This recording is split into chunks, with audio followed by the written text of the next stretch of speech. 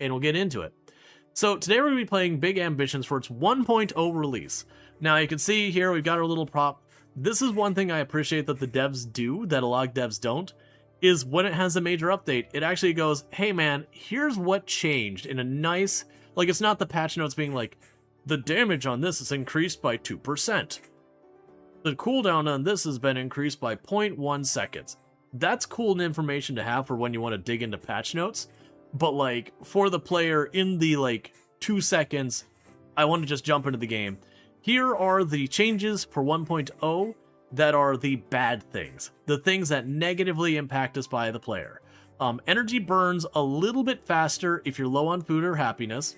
That was already a mechanic. It just sounds like they tweaked it to be a little bit meaner so that if you starve or whatever, you will pass out sooner. Which is fine. It was pretty ignorable before. Happiness events no longer stack infinitely, which does make sense, because it used to be a thing that what you'd do is once you got to the mid-game, you would set up your next business, and then you'd go home and you make your character play like 8 hours of video games, then 8 hours of television, then pass out, and then the next hour you do like 8 hours of working out and 8 hours of video games, and pass out. And so you'd get these stacks of like, oh, you know, I have now 200 days of happiness from playing video games, because weirdly, like, I preloaded my gaming thing. I think that'll be better to have it be shorter. So instead of rewarding you for, like, doing that binge cycle, where you just fast forward it all, you'll probably just go to bed and move on. But it'll give you a little something to do here and there in little bite-sized amounts, as opposed to just front-loading it. Loans have a higher daily payments, which makes sense because the payments were laughable before. It's like, for those everyone coming from Farm Sim, it was like the loans in Farm Sim, where you borrow millions of dollars and they ask you to throw pennies across the desk. You're like, okay, why would I not borrow the money? And now for the positive things is they've added a new neighborhood, the Hamptons. You can now get a private driver to drive you everywhere. I have no idea what the pricing manager employee does, but I assume that means they will change the pricing to compete with my competitors automatically versus manually, which I can get on board with. They basically have like an Uber Eats, so you can have people deliver you money directly, as well as I guess you can work that job as well. There's a banking update. No idea what that means, and more mini games. We are going to tell it to upgrade our saves, even though I'm not going to load them because whatever. But glad to see you trying this game. You've been eyeing it today. The negative comments you've seen on it: early game is good, but end game doesn't feel great. Need to see early game, I suppose. Yeah, so, like, I can't speak for 1.0, but historically with Big Ambitions, for those who don't know what this game is, it's kind of a serial entrepreneur tycoon, where you start out, you're an 18-year-old, you're in New York City on Manhattan Island, and you've got a bit of money, you've got your Uncle Fred, who is kind of like mentoring you or whatever. And so you work a job for a couple of days, and then you open a gift shop, and you use that to bootstrap opening your next business, which used to bootstrap to open your next business. It's not that you run one bigger like business and get bigger and bigger. You kind of make this like conglomerate, this corporate empire where you're taking over blocks of the city and all that. And I would agree that the early game is kind of the best part of it, where you're running around doing a whole bunch of stuff. It can get a little spreadsheety in the later part of the game, just in the sense, and this is again from past versions, I don't think it will have changed with 1.0, but maybe. Because you eventually get to the point where you're making enough money, instead of, oh, I'm going to open a grocery store and running over and putting down the shelves and building it out, you just grab a blueprint and you say, open the store, hire the people, I don't want to deal with it, and just make all of your managers sort it all out for you. So you can get to the point where you kind of literally just lock yourself in your apartment and just spin up businesses everywhere. But that's also a thing you do to yourself. That is the optimizing the fun out of the game kind of thing. So with that said, let's pop in real fast, because I didn't check my options. And that's making sure our audio is set up right. And I'm just checking to see if there's anything obvious that's changed. Okay, so that's actually cool. I don't think they had this before, where you can choose your number formatting to be whether it's like, so for there's a lot of countries they'll use commas on this area and a decimal as your separator, and then sometimes they'll use the decimal as your, like, your magnitudes, and then the comma as your separator. So they do support both of those. But otherwise, not a whole lot of different stuff going on there. You change the time between autosave. Oh, that's pretty straightforward. Let's go ahead and start a brand new game. Now, you have your two different modes. You've got your sandbox mode where you can change all your stuff, like aging speed, all that kind of stuff. You can turn mechanics off if you don't want them. Or you can go to story mode. Now, one of the key aspects is... Oh, actually, it doesn't mention it here now. I believe it used to specifically label down here that this disabled achievements. But it no longer appears to be mentioning that. I'd actually be okay if they made it so that didn't disable achievements, because it is a sandbox single player game. Well, actually, I believe, did they? I thought they were going to make this multiplayer. Either way, so I'm going to go in here. So with this, you've got your different stuff going on. You've got easy, medium, hard. Basically, how much money do you start with? How aggressive are the public pricings? Salary, loan interest, and then rival attacks. I am going to leave it on normal, because while certainly I'm going to leave it on normal, because while certainly I enjoy the challenge of playing a harder game up front, it will slow down the gameplay, will be the primary thing. That is true of most Tycoon games when you're going between easy, medium, hard, or whatever, is quite often it's just the speed the game plays, that you have to be a little bit more focused on being profit-driven on the harder modes. You always want to see how this game is? Yeah, this is not our first time playing. So we're going to go in on normal. So we get our character creator. So you can choose, vaguely, feminine or masculine presenting. Not a whole lot to say. You can, randomize a bunch of it. You get your name.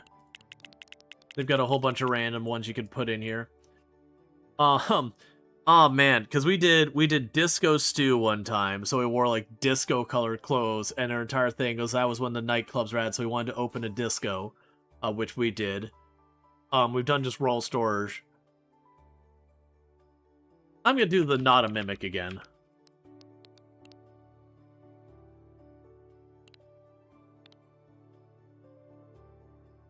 Yeah, so we're not a mimic, and you can choose how buff you are. You choose how much weight you've got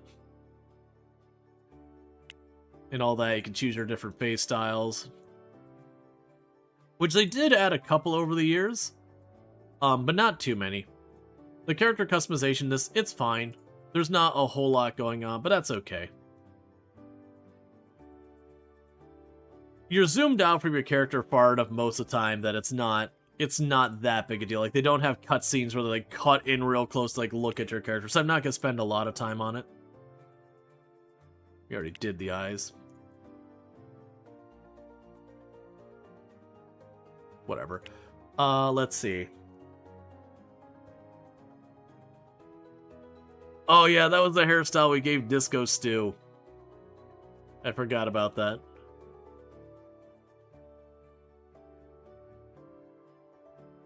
Sure. We'll go with the teal. Why not?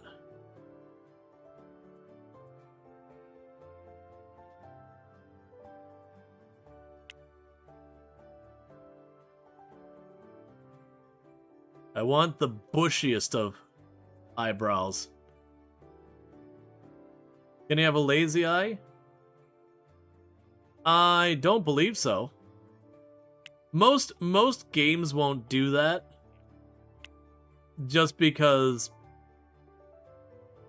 that tends to be something that people use specifically to kind of use as a negative, so it can very quickly turn into not so great of a thing. So you can do the hoodie. Do a teal hoodie. Love our color theming. Oh yeah! The weirdly almost leather chrome pants or whatever.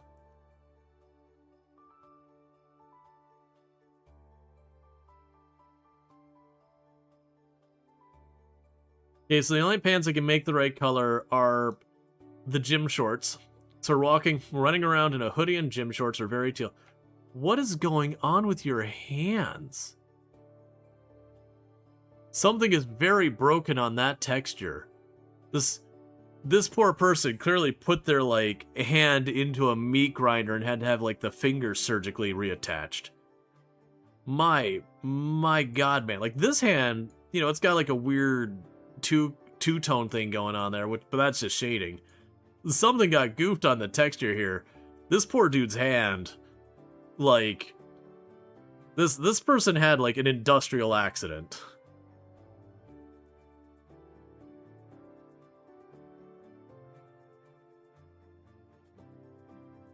Yeah, so you can go full-on boots, or that. We'll go with the tennis shoes. Yeah, and there's no adjusting it either. Something's just messed up with that texture. Alright, cool. So we got not a mimic. That's fine. Let's go ahead and get into it. Well, it's your first day in the Big Apple. New York City, I'm hungry for success. I want to be an entrepreneur, but I don't know where to start. I asked my family's big shot, business genius, Uncle Fred for some guidance. But he's probably too busy. I guess it's time to figure out how to survive in this time. It can't be that hard. Right? And thank you for the follow, welcome to stream.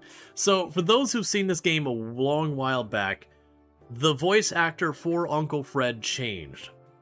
And you probably noticed with this text, so has the backstory.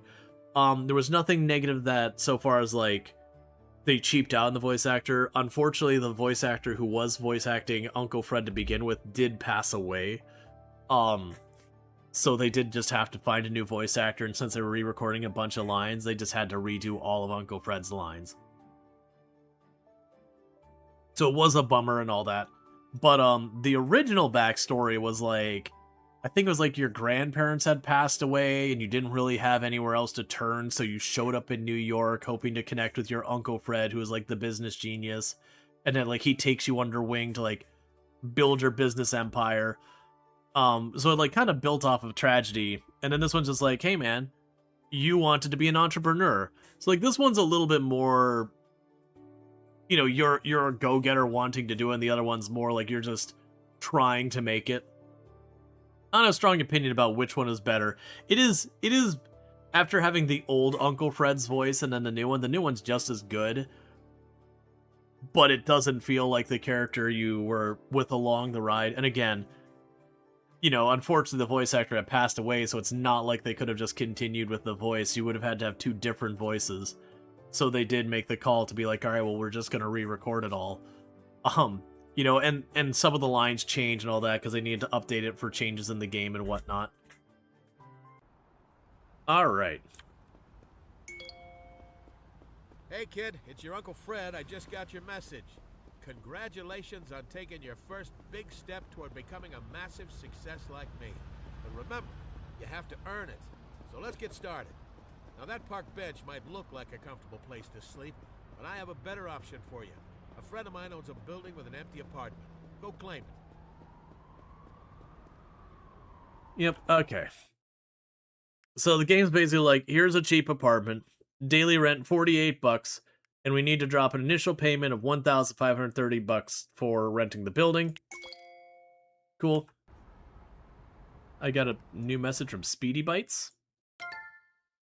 Welcome to Speedy Bites. Call us anytime to get food delivered to your address. So that's a nice touch. One of the things you used to have to do no matter how far you got in the game was like once a week or so you'd need to run to the grocery store and just do it, which was fine, but not particularly exciting. Very nice, you found the apartment. But it's looking really empty in here. Let's get you a few essentials to fill up the place. We'll start with some food. You can't conquer the world on an empty stomach. Alright, so it's going to teach you, like, the basic survival mechanics of the game. The only stats you have is you have sleep and you have hunger. I mean, you also have happiness, but that's not strictly for survival. One of the things the game doesn't really tell you at the beginning that comes along is you can die of old age in this game. That you start at 18, and, you know, as years pass, you do age up. So one of the low-key things you do in this game as a progression thing is that you can actually reverse aging if you have enough money. Okay, so we bought our groceries.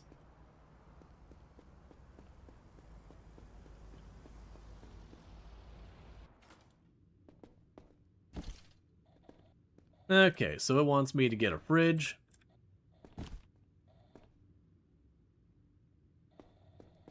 So I'll need to go over here and buy the fridge.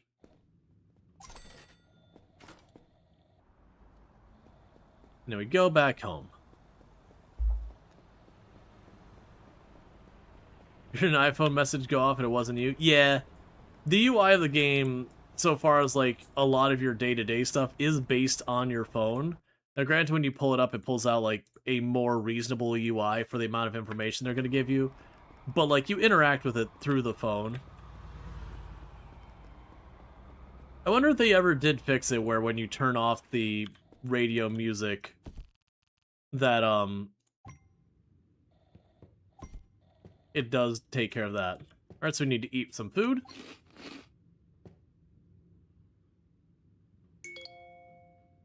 Okay, now let's find you a bed.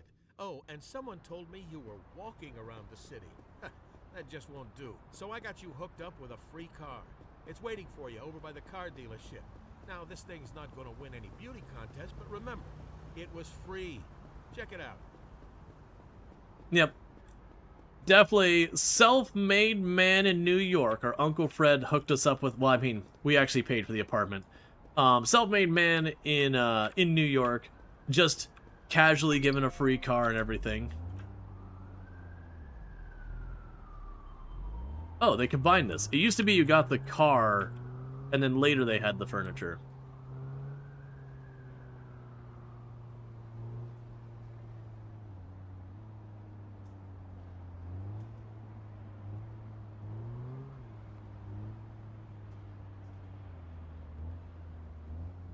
And there is vehicle damage. They're gonna go to Ikabuga or whatever it is. It's their IKEA. It's very, very IKEA. Alright, so where is the beds? We got standard beds, king-size bed. Well, clearly the responsible thing to do at this point would be to buy the bigger, fancier bed and disregard any considerations to our own thing. You know, we don't actually have a job or anything yet. But, like, we're gonna go ahead and get the nicest bed we can.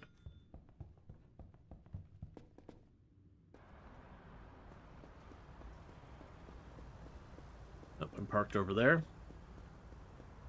It does look like they added, at some point where your car gets dirty and all that. Because the game used to have it where all the cars always looked pristine.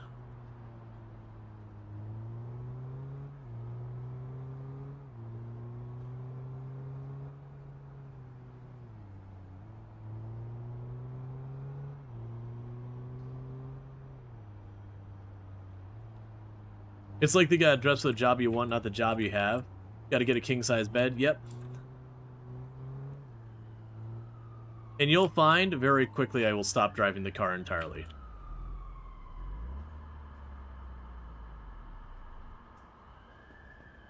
So now I go to the back, manage storage, grab that.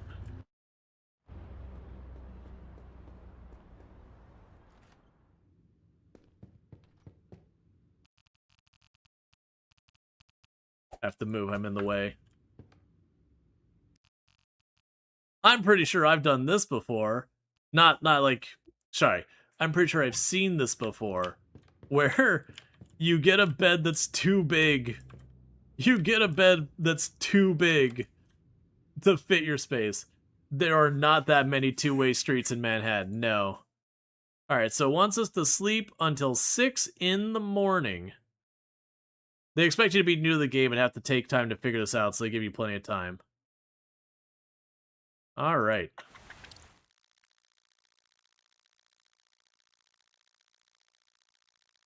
He's sleeping on a twin. Hubby sleeps on a twin XL. Had a twin for the longest time. Rise and shine, kiddo. You survived your first night in New York City. Congratulations. I'm sure it helped that I paid yesterday's rent, too. But from here on out, no more handouts. Today, you need to find a job and start to earn your own money. Okay, so we have another new contact. Oh, anytime we want to tow. So one of the changes they made of the game is it used to be you had to take a job at the local grocery store. That was your only option for work at the beginning of the game. Oh, I need to, Yep. So you can now do food delivery, delivery driver, or customer service. I'm going to take the customer service off. So it is interesting that we now have new options. Because we did the delivery driver the last time I played. What I could do here is apparently just up the road, I could set my destination here.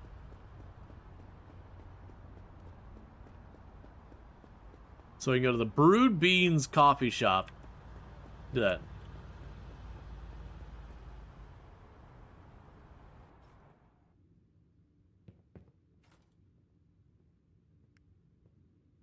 Accept food delivery. Deliver this food to whatever, and you'll earn $40 if you deliver it. Fast deliveries get a tip.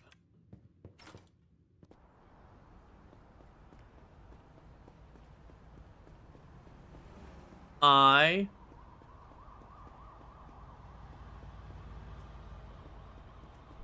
should have my car staged.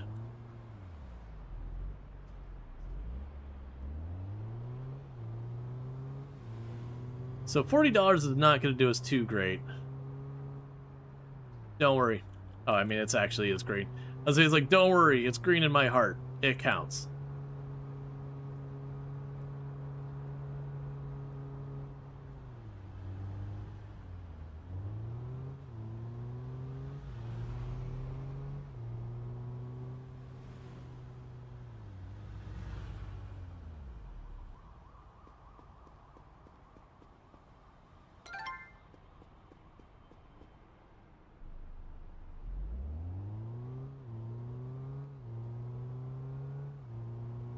Alright, so I am noticing the coffee delivery, not the best money.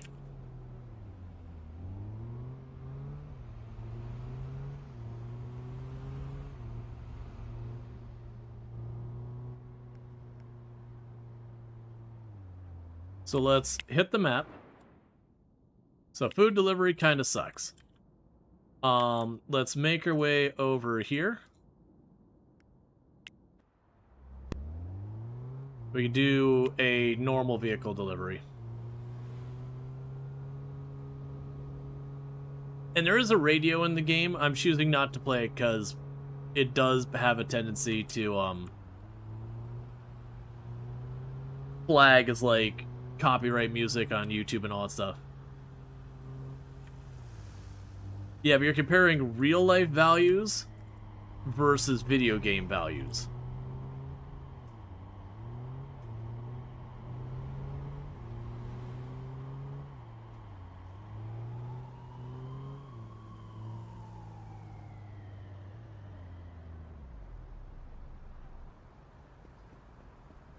Let's jump in the delivery van.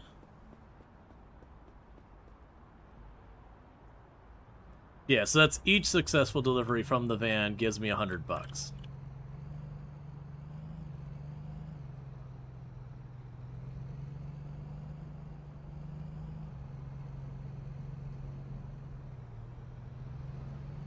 All right.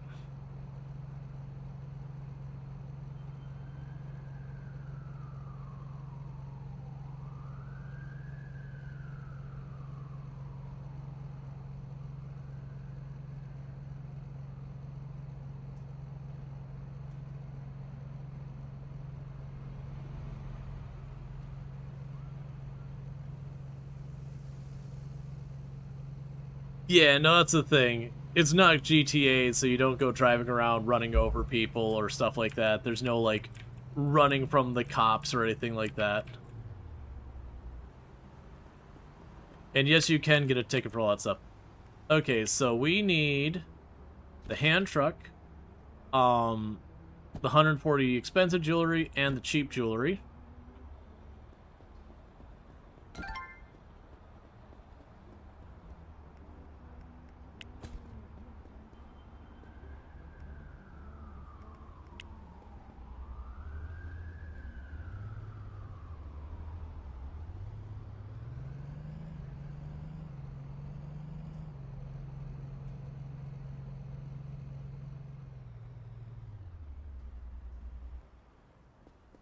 can go here. Get the hand truck, and I need the 410 energy drinks.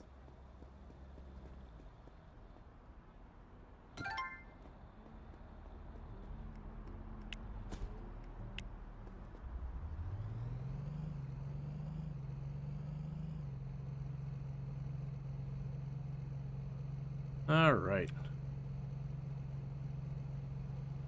Almost ethical parking. Yep.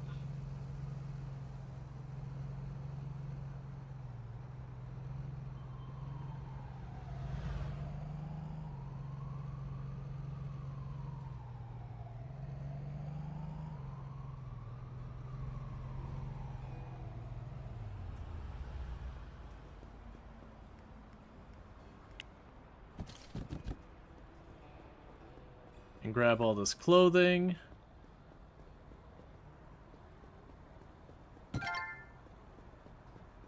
And we have finished our deliveries. Now I just gotta return the van.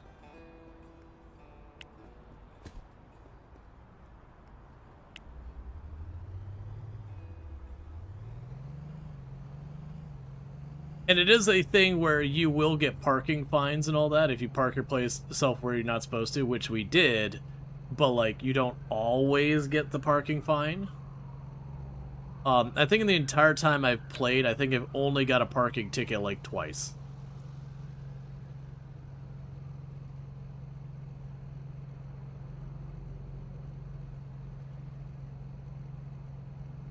But we won't be doing delivery contracts for super long.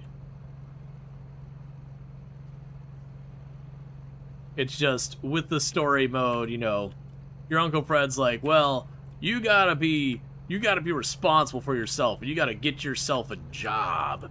Go work a job. Before immediately being like, never mind.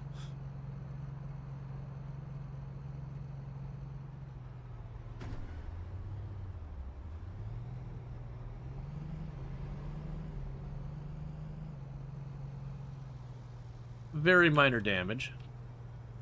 I'll take a tiny little cut of my pay.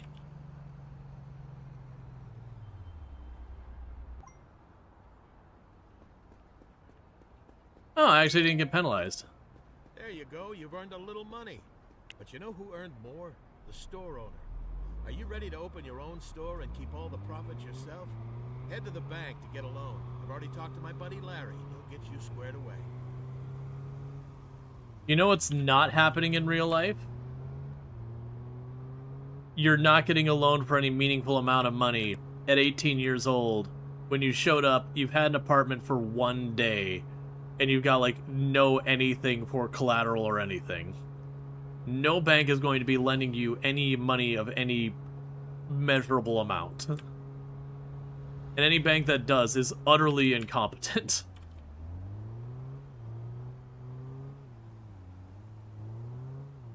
I see this game needs a fantasy tag.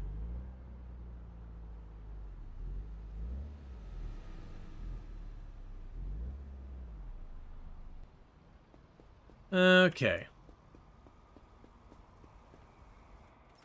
But we're too early to really know about the update. We just started. Alright, so I need a new loan, and it wants me to take a loan for $15,000. Okay, so I'm required to rent a A1 or A2 retail building. So we can go here, let's turn off our delivery jobs. We get our retail spaces. So if you look at this, there's a bunch of different information here, but this is the A1, A2 is how big the floor plan is. And then you have, like, the foot traffic here. And generally, the better the foot traffic, the more money you're going to ultimately make. Realistically, I'm not going to be able to do much. Yeah, all these are, like, at 15 foot traffic. Yep, so we can go ahead and we will, set up to open business right next to our home.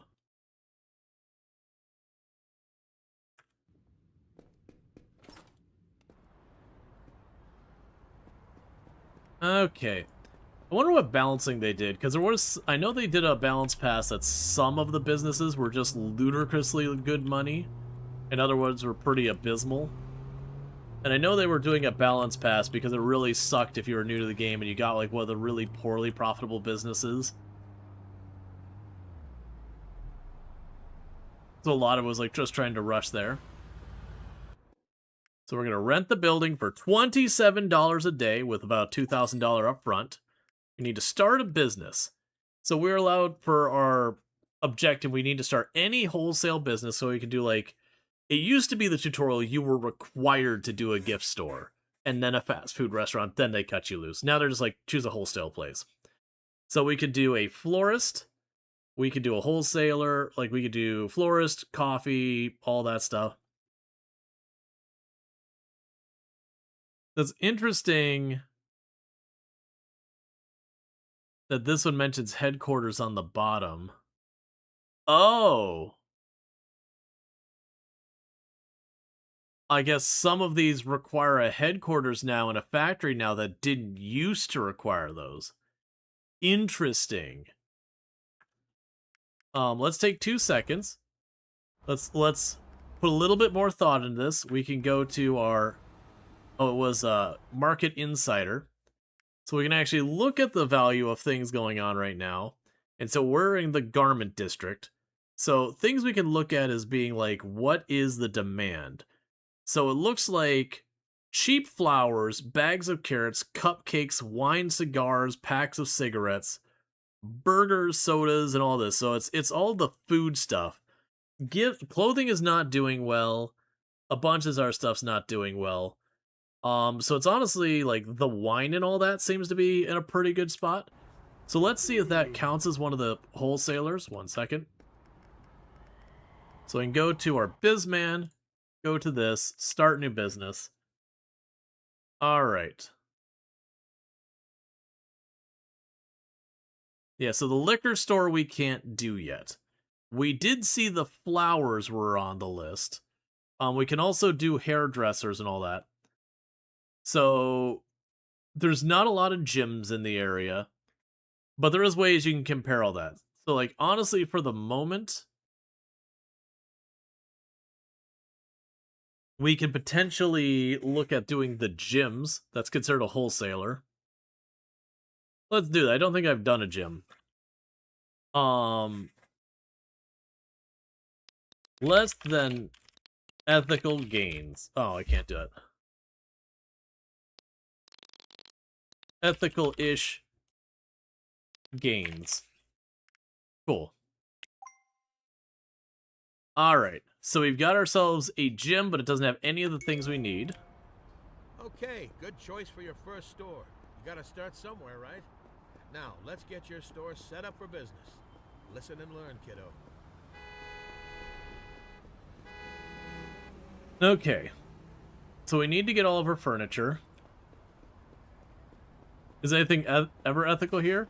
Not if we can help it. So... Oh, we can go here to the listing of places where we can get the wholesaler store, the school, the recruitment agency, private driver service, okay. Office supply store, moving service, interesting. Yes, it's gonna be these ones that we're looking at.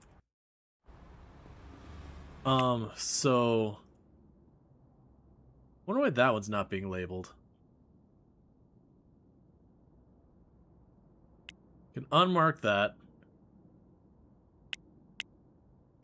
Yeah, so is the appliance stores and furniture store. Okay. So let's go over here, get hit by a car and immediately die. Essentials appliance? Oh, is it on the other side of the block? Oh, did it just mark it automatically for me? That's funny. Because I was about to be like, I didn't see it. It's fine. So we need to go over here. You'll notice I didn't even bother with my car. And that's because very rapidly... Did I choose a different... Where am I going?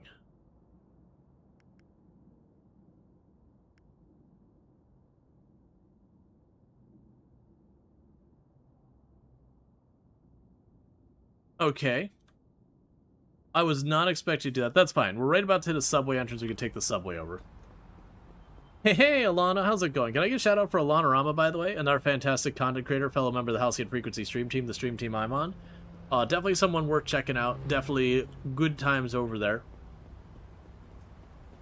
Yeah, so where's that subway entrance? I'm, like, autopiloting. I've walked past it. There you are. But, I generally find the driving to not be that useful in the game. The subway gets you most places relatively quickly. On the cheap. You don't have to worry about damage to your car or gas use or anything like that. If not, I'll just take the taxis. Because it's not actually that much more expensive, and it's faster. Because when you drive, you actually have to, you know, go through and maneuver around everything and take your time, whereas the taxi just kind of magically goes over there rapidly. Now, it is different when you're doing deliveries of, like, grabbing a ton of boxes. Then there's an argument to be made there. No bike? I think you can get, like, motor scooters and all that. But even then, it's got kind of the same problem.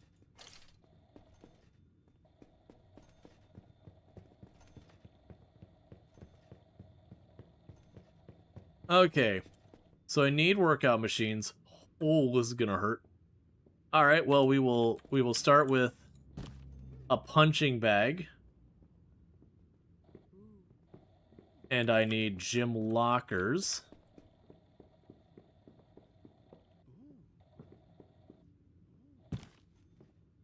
Public shower, apparently. A fitness planning board.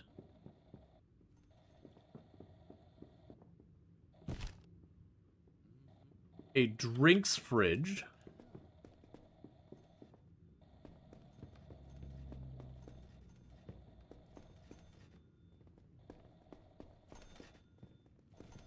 Do they sell that here? Oh, it's right there. So that takes care of all that. So right now we're looking at about $6,000 in there. I feel like it should have more than just a single punching bag for my gym. So I will get a treadmill.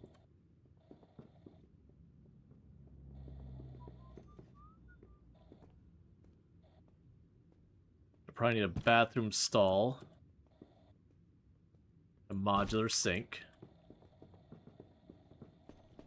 And do we have the cleaning booth for cleaning the floors? There we go. Oh, my thing is full. Well, no cleaning for us.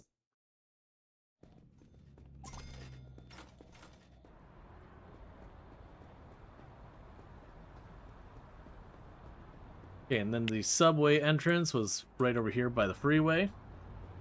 So, like all responsible people, we definitely take public transportation with an entire pallet cart full of boxes. Certainly would not delay the subway, as I would have to unload the entire pallet cart to get all the boxes onto the subway, to then, like, finagle the pallet cart through the door since it wouldn't fit, to then go to the other side to do it in reverse.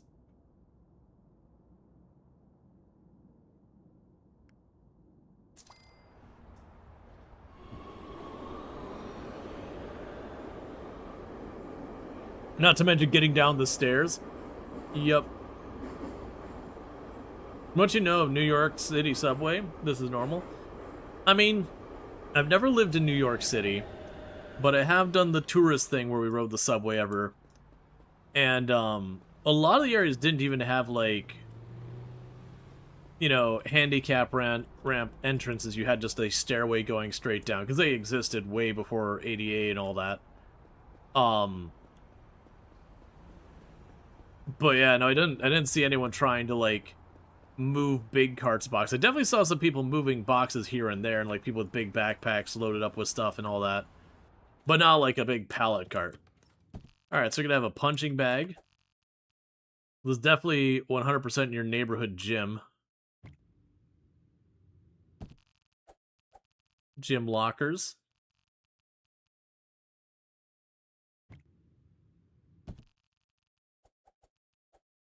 Public shower. Fitness planning board.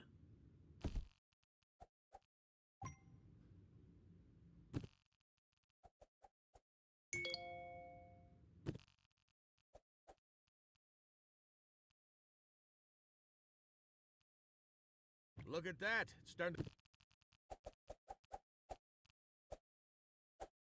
Interesting that the arrow faces that way. It looked like a real store in here. But something's missing. Oh yeah, you need something to sell. Let's head over to the wholesaler and pick up some inventory.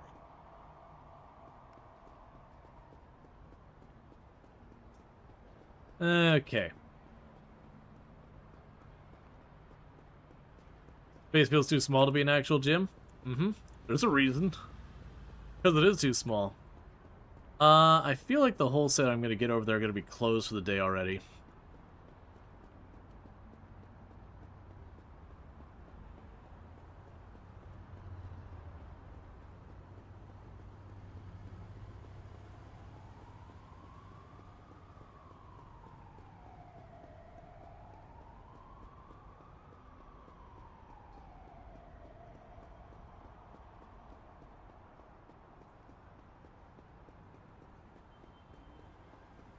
Yeah, so we can rent these scooters. The thing with the scooters is, like, the subway costs $3 to take it. The scooters, on the other hand, cost $20. Okay, so they're not open anymore. That's kind of what I was afraid of. Alright, so we make our way back home, and then first thing in the morning we're going to need to,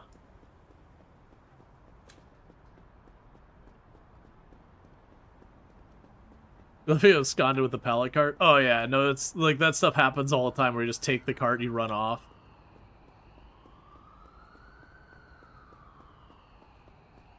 Yeah, so the next day we're going to need to go over there, get some energy drinks. Put on our store shelf. It is curious to me because normally what happens is the people have to get a basket, walk over, grab the item, then walk to a register and buy it. But it didn't have me buy a register, it didn't have me buy the baskets or anything. And I get it's a gym, so the idea is they're just going to drink it while they're there. But, like, all that's different than I'm used to. But that's part of why I chose the gym, is, like, the last time I played, I never bothered making a gym.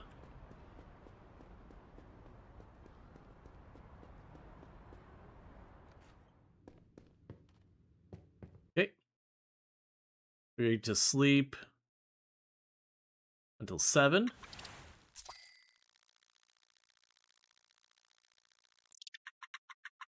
Huh?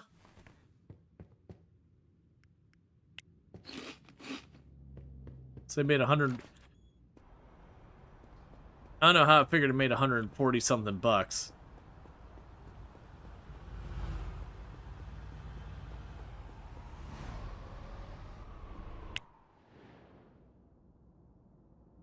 Okay, so I need to be up here.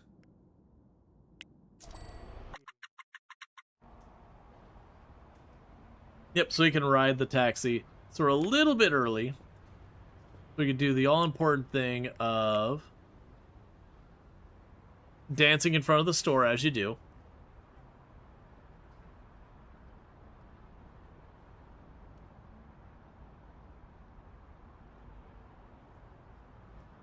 So we're just going to wait out in front of the store for, you know, 20, 30 seconds of our time, but in theory, 20-something minutes of their time.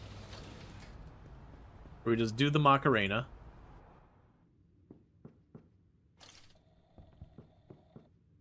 Okay, so energy drinks. Oh, there they are.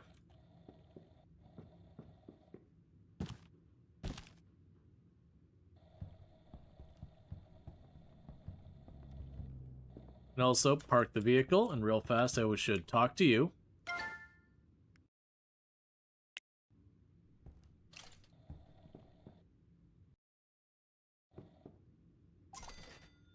Because it's one of the things you do in the game is a lot of the different stuff, once you sit down with a manager, you can start a contract, stuff like that. So like with recruitment agencies, as long as you go by at some point and talk to someone there to get them added to your contacts, when you go to use the recruitment agency later, it's just available. So now we want to get back here, and we want to open our store.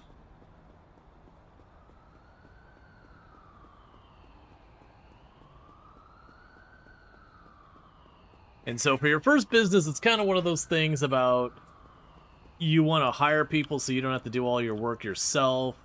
You also want to go through and, like, build out whatever's necessary to the business to handle the full capacity of customers that could potentially come by the area. Because you can kind of get a store to be finished in that you can't really optimize it farther. And then you want to make sure you, like, move on to the next store and all that.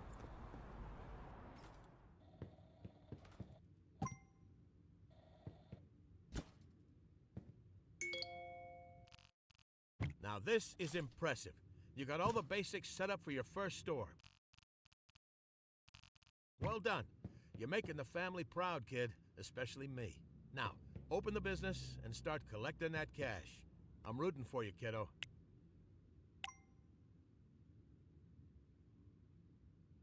Okay.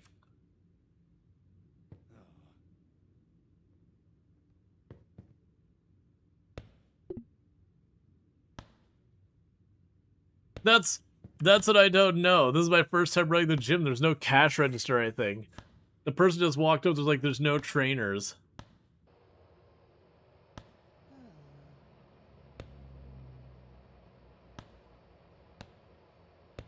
And this also means I don't have a fast forward. Like, if I just walk out, does this place run okay?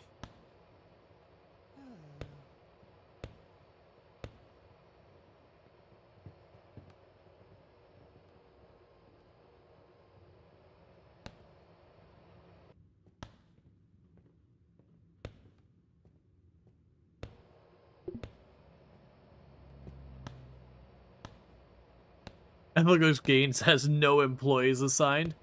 I'm not sure what we do here. Like, all our gyms, you get them hooked to the monthly subscription, then their auto-charge or credit card can't be canceled. Yep. So normally you'd stand at the register and you'd fast forward through the day, and it's like, So if I walk outside...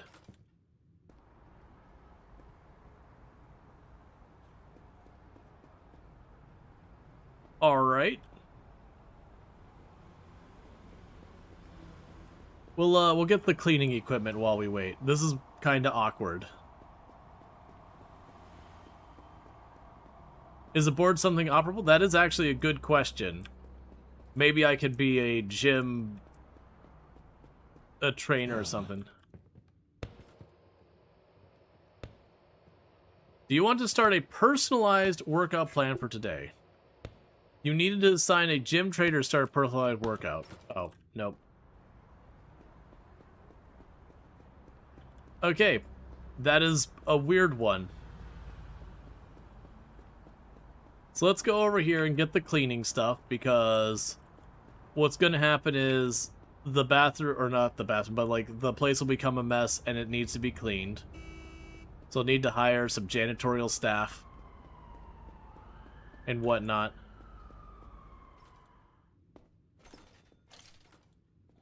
So there's the cleaning thing. If we had the money, I would get the storage shelf, but we do not have the money.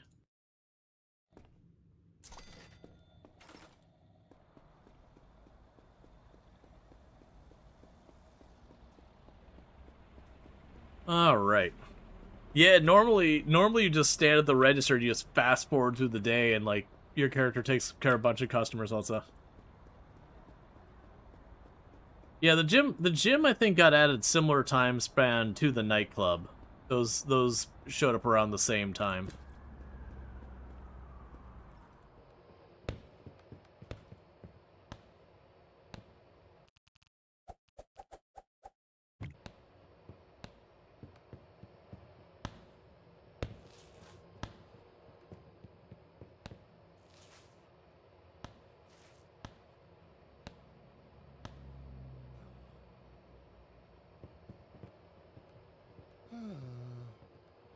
Alright. So we also have like $200 more. we can go to the IKEA furniture place because they're complaining about the lack of music, so we can grab a speaker. And now we'll see after all these years if they've made it so that even though you turn the radio volume to nothing, if it still makes it blast music the moment you place it down, so you always hate putting down the speakers, but people complain if you don't have them.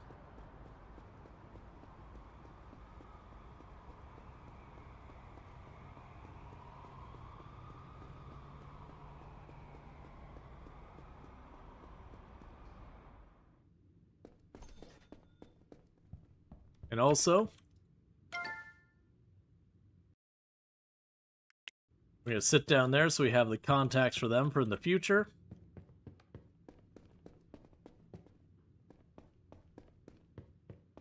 Alright. So somewhere in here they've got speakers we can set up.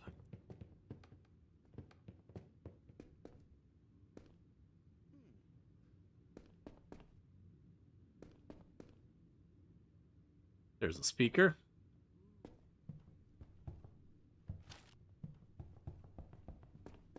It is not in my budget. I need a crappier speaker.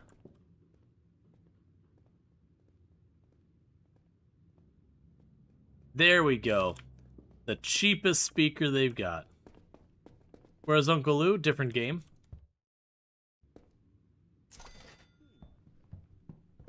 We got Uncle Fred, and along the way, he'll tell us how to do things.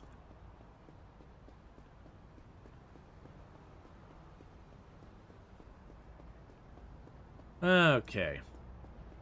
So put the speaker down so we can actually get a little bit of music going on so they don't whine about the music. That's kind of your first business where it's like, oh, you've got to clean the floors. Oh, you got to set up music. Oh, you got to make it so the floor is more than just scuffed up, ruined floor and unpainted walls and yada yada. And then, like I said, eventually you get to the point where you'll have the staff will be doing all the work. You'll have all the stuff delivered and all that.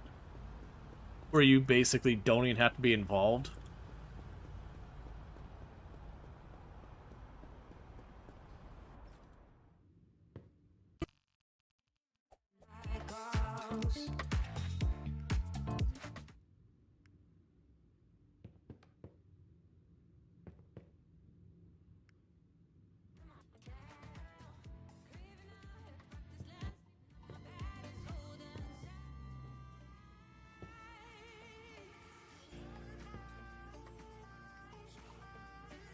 That's like no volume there.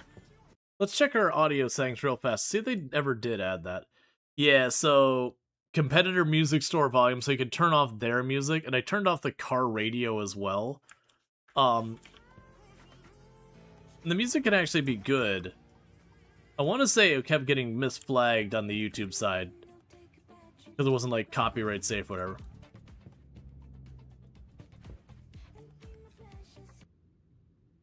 Yeah, it's also area based. I want to say isn't there a music player on here? Oh, I think it's just when you're in the car. Okay, so we got that. And they want me to collect my earnings at midnight. So what you could do now is let's actually go into Bizman. So we've got the Ethicalish Gym, or Ethicalish Gains. So the thing we should figure out is I'm going to need more workout capacity.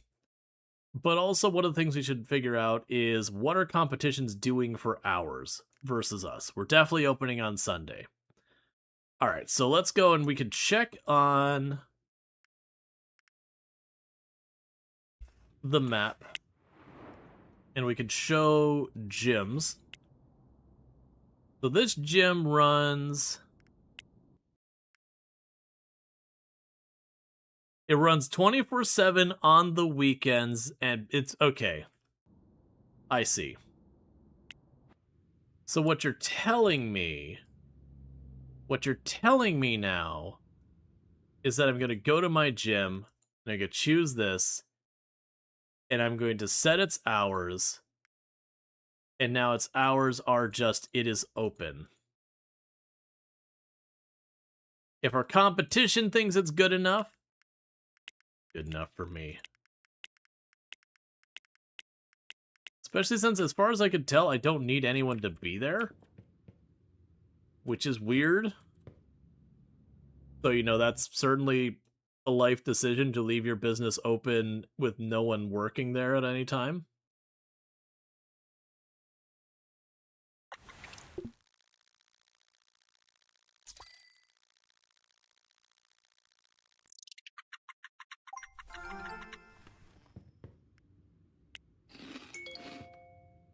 Congratulations, you're finally earning your own money. Feels good, doesn't it? You built a store and the customers showed up. And then they all started trashing the place. Let's clean it up before your next shift.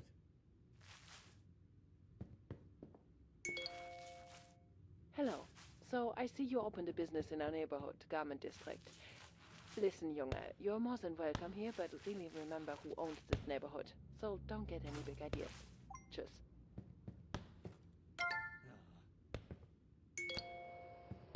Ha ha ha, look at this.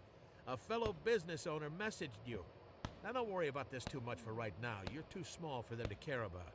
But you keep growing, and you might find yourself locked in a bitter rivalry. Okay. Oh, pop the champagne because you got your first business up and running. Now look, I'm headed to a golf tournament now, but if you keep things stocked and cleaned, you'll be fine. I believe in you. Call me when you think you can afford to start hiring employees. Alright, so let's check our rivals. So yeah, so you've got all your rivals here, and Ingrid is the one who reached out. So you can actually look at the businesses that they've got, and so you can see, like, right now the electronic stores are, like, big money maker, where she has, like, graphic design is not doing that. So it is one of the things that's kind of like an objective of the game to take these top 4 that are all voice acted and everything. Actually, is she last voice acted? Maybe I just don't remember her as well. Yeah, no, she is.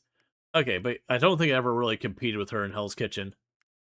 But yeah, so these, like, are the main rivals. They're all voice acted, and these ones are just randomly generated characters. You can tell by the fact that they're not staged the same way.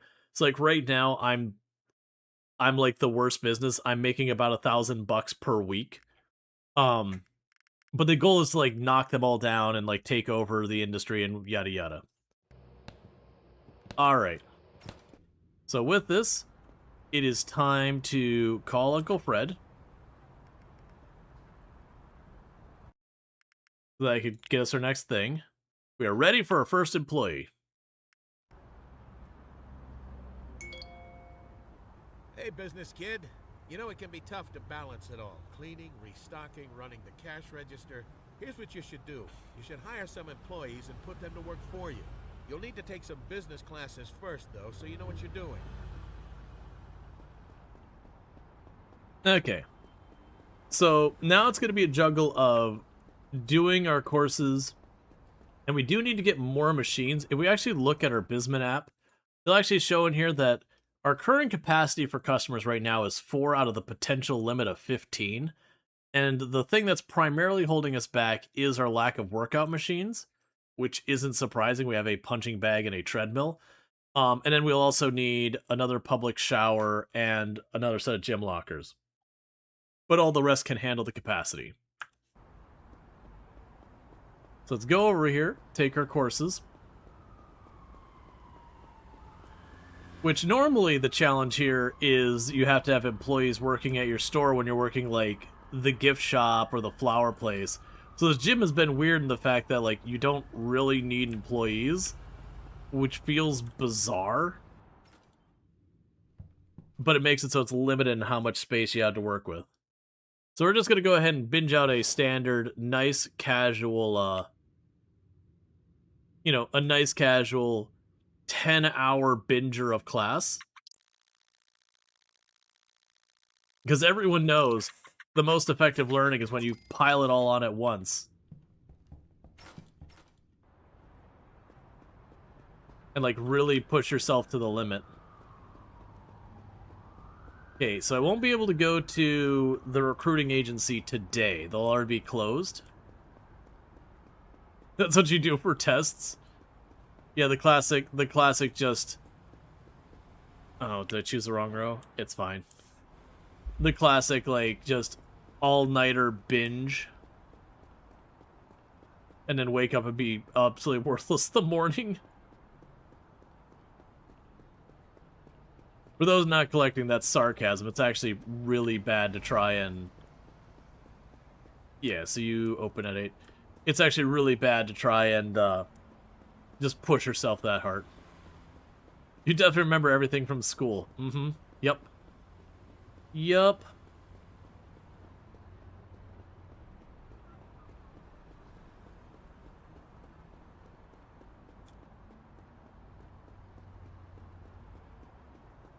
We're getting alerts that our store is dirty.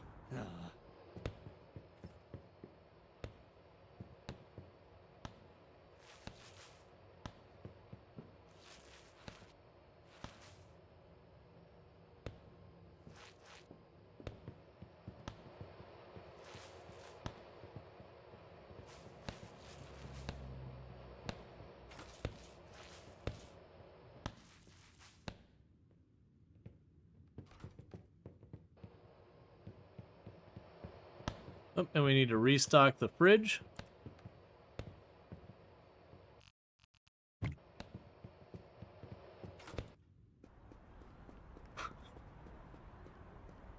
Man, running a gym like that is begging for a liability suit of some kind. The idea of just like you have all this gym equipment set up and are making people pay a membership and then nobody's present the entire day. So like if someone got seriously injured, they could potentially just stay there the whole night with no one there to help. It's like, yeah, this is definitely not what you want for a gym.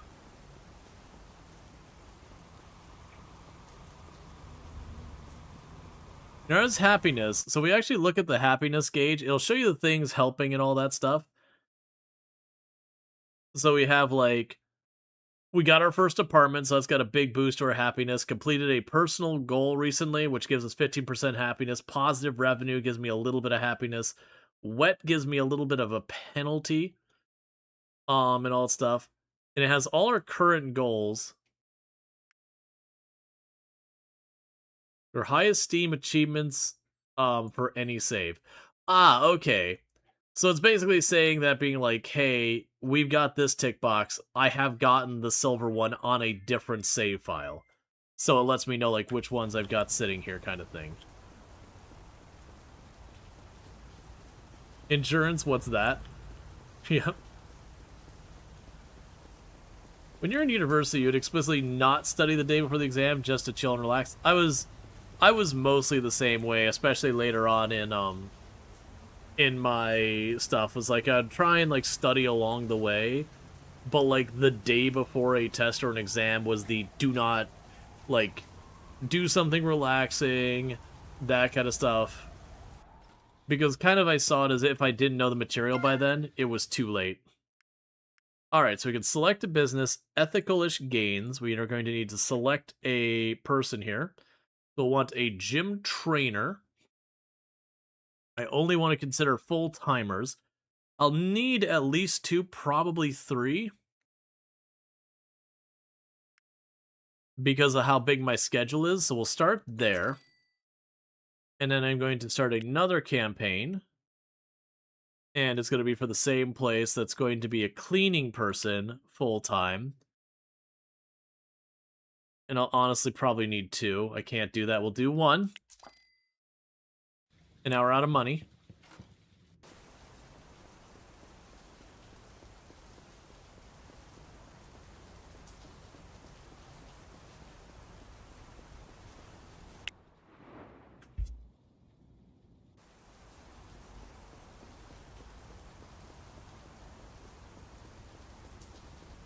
Let's see, it's not usual for Denmark to have sometimes unmanned gyms. Having bonus player law helps a lot. Yeah, so like you'll have unmanned gyms here in the US as well. Like in the sense like if you go to a hotel, they'll have a gym there. And it's not like they'll have staff there at all hours. But having a place that like the gym is like its core function as a business, it's pretty rare you'll have no one there. just because, again, you're leaving the whole thing unattended. People could come in, like, mess with your machines and damage them, and nobody's there to kind of watch. You'll have people do stupid stuff. So it's not even necessarily purely from a legal standpoint, it's just keeping an eye on things.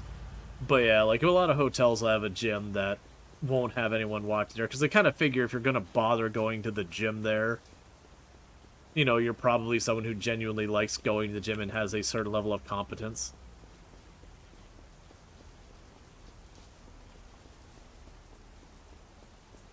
Gyms there are 24/7, only staffed 9 to 5. Interesting.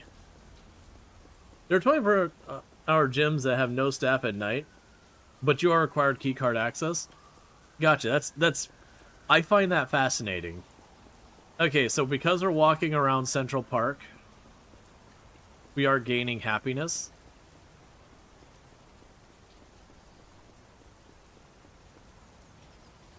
They have cameras everywhere too. Yeah, no, it's an interesting thing. Yeah, McFit here in Germany is the same. Gotcha. You have some gyms like that too. 24/7 keyboard and staff during normal hours. Yeah, no, that's the thing. Like, I was never the person who you know, went to the gym at 2 in the morning or anything like that.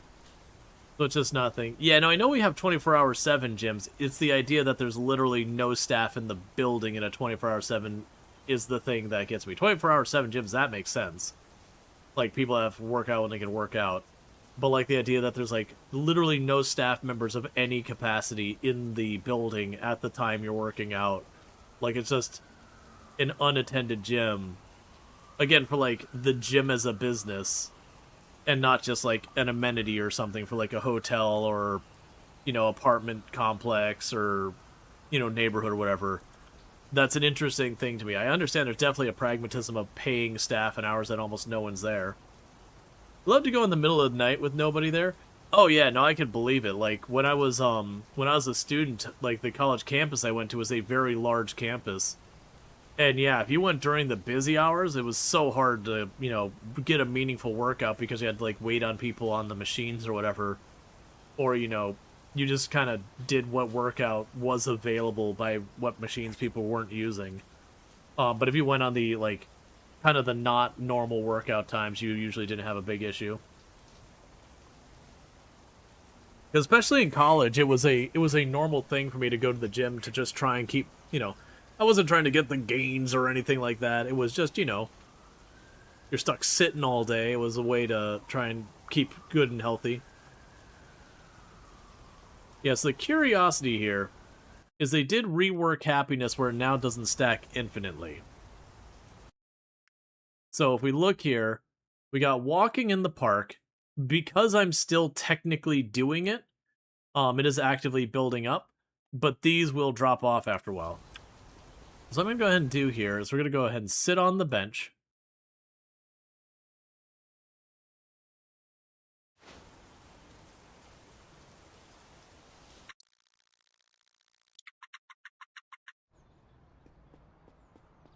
That counts as walking in the park. So we've been walking in the park for the better part of the day. In fact, I'm going to do that again, and then we'll head over to the gym and clean it up.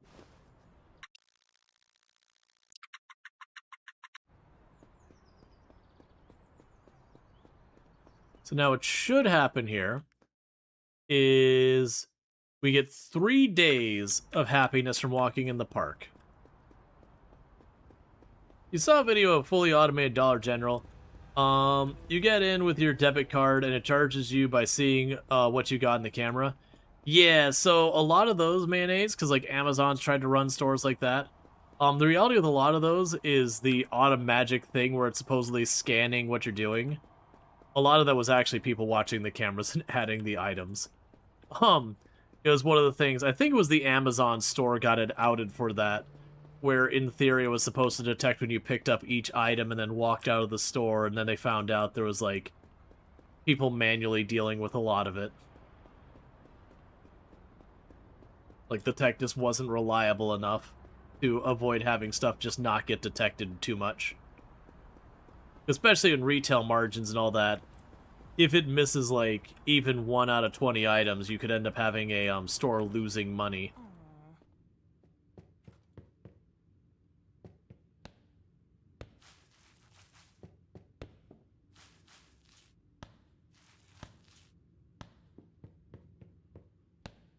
Is Taiwan the Smoky Mountains or Appalachian Mountains? Yeah, no, all the stores that have tried like the fully automatic thing, they've all been fairly small locations.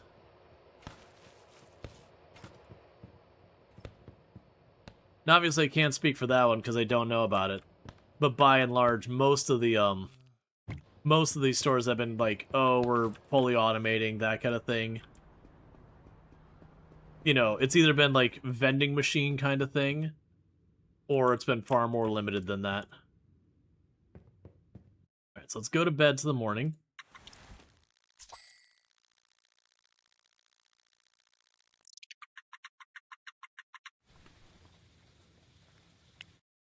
So I can see your detail views. So my ongoing expenses, I'm spending 160. So while they did increase the loan payment's still nothing. For $15,000, paying only $160. With that is a whole thing. That's interesting. They actually do have where you can have your taxes and all that.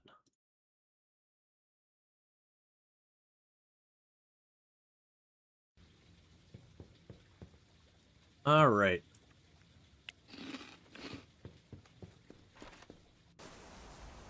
Like Musk's robots at the party. Yeah, no, there's been a lot of that kind of stuff where you've had things presented as like it's fully automated, and you realize again they just have someone kind of behind the scenes controlling it or doing the tallies. There's a lot of technology that's presented as being far, far, far more along than it really is, because there's investor money to be made. You can get the investors to throw money at you. Doesn't really matter if it's all smoke and mirrors if you can manage to get a bunch of money out of it before that all comes apart. It's actually one of the things that happens with buzzwords and startups. You'll have like whatever the buzzword of the week. You have a bunch of new startups pop up that, you know, they're trying to make it work and all that, but even if they don't, who cares? You're still getting all your money out of this in salaries and all that. Or if it doesn't happen, Yeah, no, it definitely borders heavily on fraud.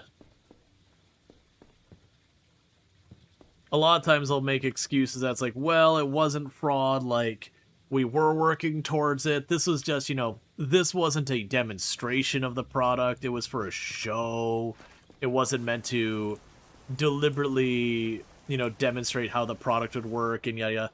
There's definitely a lot of that, like, wiggle that happens there. It's like, alright. But it's definitely misrepresenting the product. Which, for generative AI, is 100% a thing going on.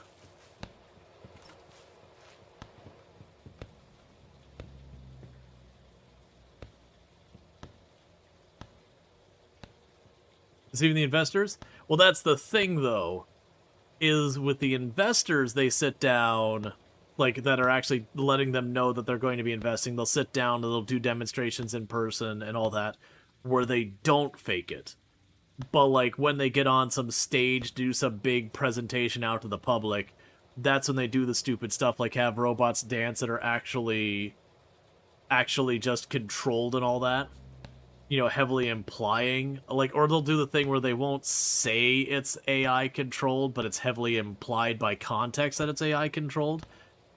It's kind of one of those things that they really skirt that gray area where if it got to a courtroom, they'd probably be okay.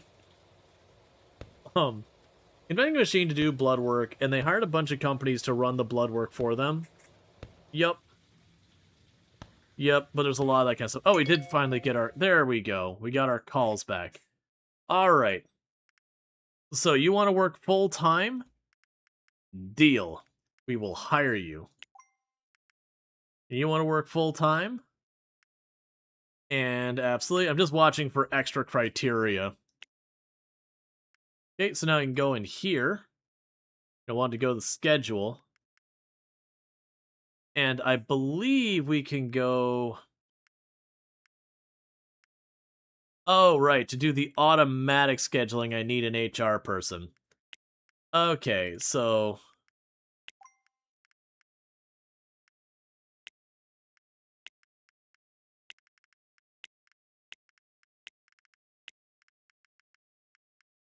let's keep adding Christy onto the schedule until it yells at me. Okay, so officially we've gone too far with Christy.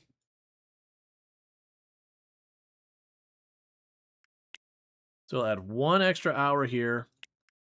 Now, you know what? That's fine. So we got Christy here, working all those days. So I'm going to go here. And there's Heather.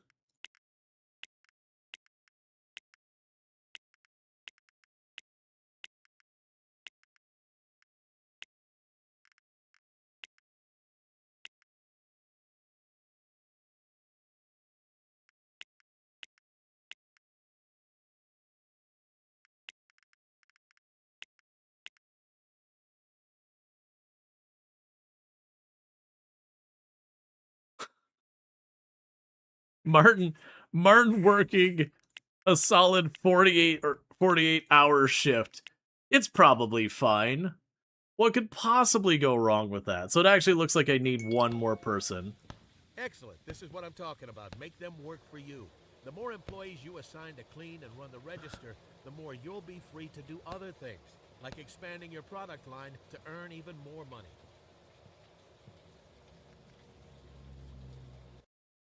Okay. I'm going to call you again. Oh, that's outside of hours. Oh, it's the weekend. This is 100% accurate in how CEOs get rich. 48-hour shifts. For someone else's profit. Don't forget, you're here forever. Yep. You get to work, Martin. We do not recognize union-mandated breaks. No paid naps either. So basically, I need 1 more person so that I can go here. Also, Martin, we need to go into here 1 second. Because I have to go into... Where was this even located in here? Right. Uniform locker required to manage uniforms. Well, never mind then. So, in theory, Martin should be here working. Yeah, so Martin is here, but I have no idea which one's Martin. I think Martin's the one in the hoodie over there as well who just clapped for that person. Good job, Martin. We value self-driven people. Translation, expected 50-hour work week. Right, the difference is we have a 50-hour work week in 50 hours worth of days. And when things get stressful, offshore everything. Yep. So we should have popping in here. Oh, what do you want? Purchase furniture required to sell the product. Recommended drink fridge. Purchase inventory, sell that. Place new furniture in your store. But I already have a drinks fridge.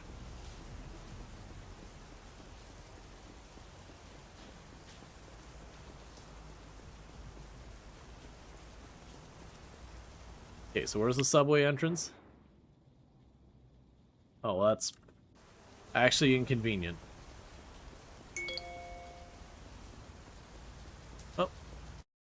And we can hire a brand new janitor. So let's see here.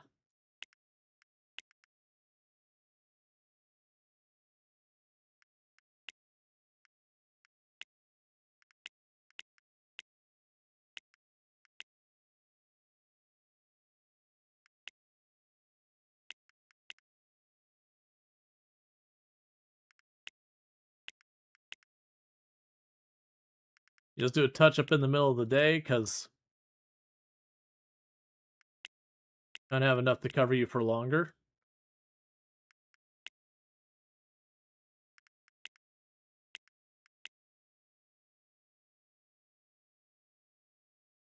Okay, how far can I go before you whine about it?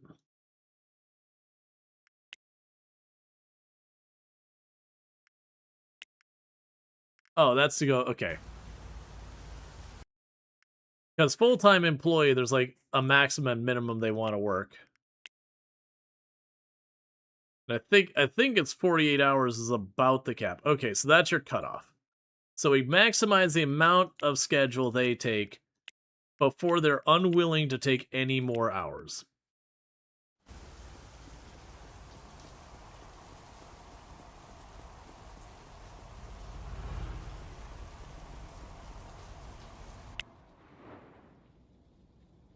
Okay, so the subway is just up ahead on the right.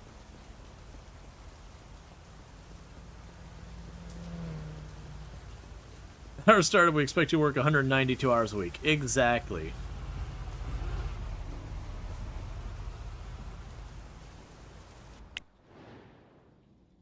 So you want me to go down here.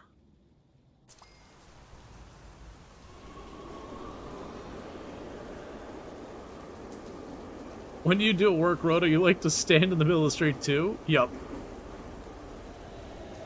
The pressure of the horns honking at me makes me like stop considering all the little nuanced things that my employees ask and just get it done. And then when they complain, tell them to toughen up. It's fine. It's not my problem. You know, they can always find a different job. Definitely a positive work environment kind of situation.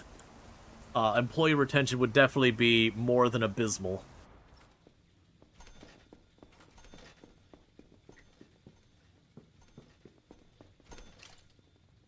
Okay, so you want me to get another drinks fridge.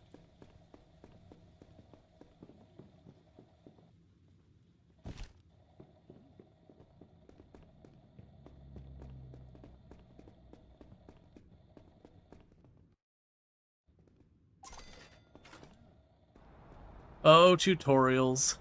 They get you sometimes.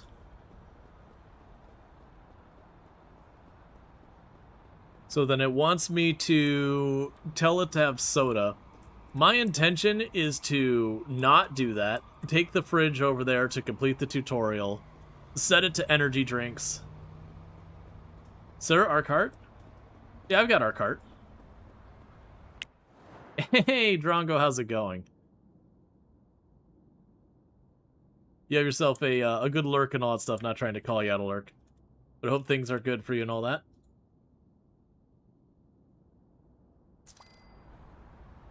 Thank you so much for the 5 stream streak and all that good stuff. Let me go ahead and do this, actually. We're going to go boom, shout out, Bloody Drongo. Those who don't know, Bloody Drongo, film member of the Halcyon Frequency stream team. The stream team that I am on did an absolutely fantastic Batman cosplay the other day. Playing, I believe it was Arkham. It was one of the Batman games. I believe it was Arkham. I don't know the Batman games very well. And all that stuff. So we're getting our fridge over here. And thank you, Klaus, for the 75 stream streak. Do you appreciate it?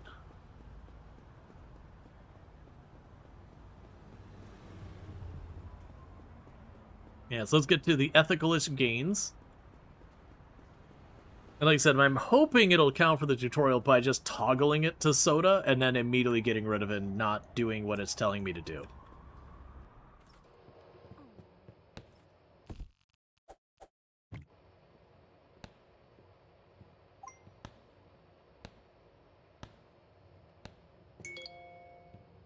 Boy, you should see the customers flooding in now.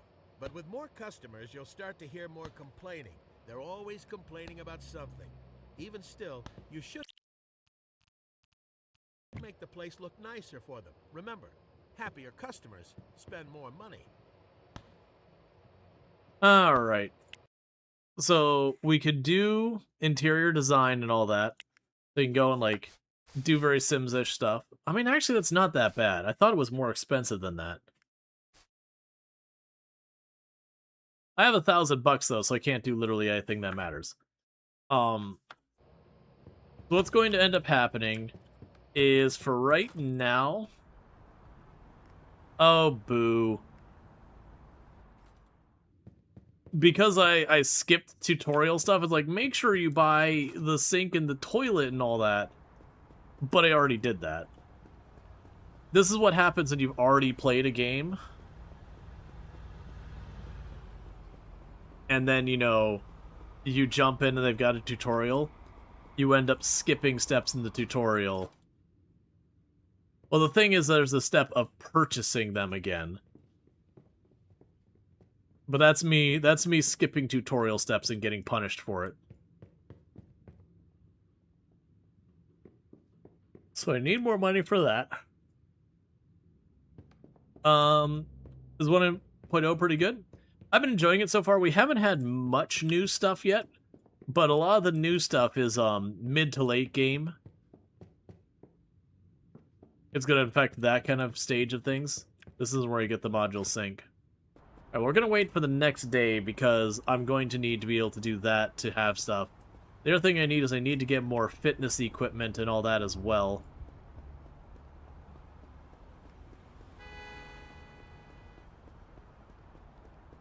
So what we can do here is go ahead and fast forward to the next day. Actually, let's go get our groceries before we spend a bunch of money. Yeah, so the next step of things we need to do is I need to increase the amount of customers I can support. So that's going to be a matter of, like, getting more fitness equipment variety in there and whatnot. And then we also need to make the store look nicer.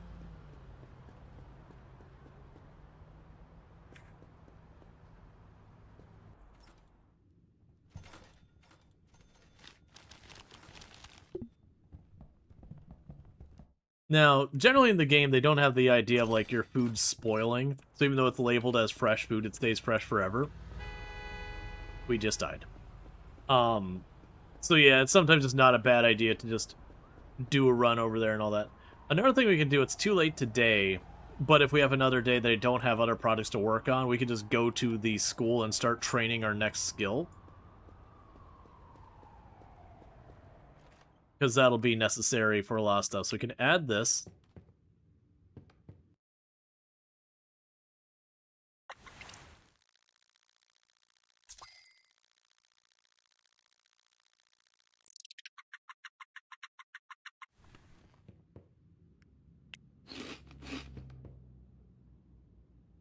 It is funny that it's telling me the tutorial-wise, like, you need to do your interior design, but, like, here. I'll take my car over to the furniture store, because that's down here.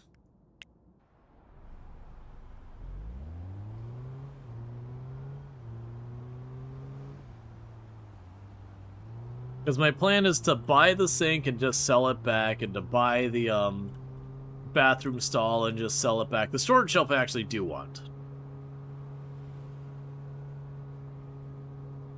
Will it auto-drive to the destination? No. Later in the game, you can get a personal driver who will drive you to where you're trying to go. But it's like the taxi where what it actually does is, like, pans out the camera, so you don't see, like, your car maneuvering through traffic.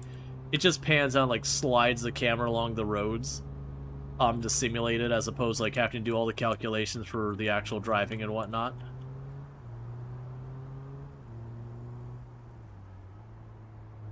It's a Hansa Mimic.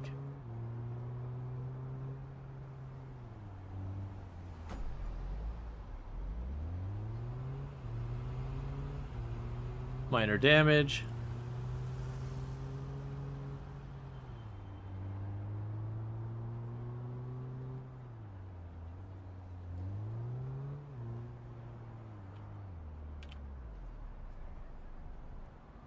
All right. So I have to wait just a minute here to have it open. So we got dance. That's just what you gotta do. I'll make the rules.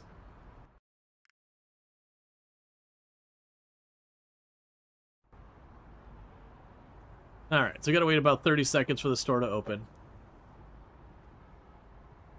But we need to buy a bathroom stall, a modular sink, and a storage shelf.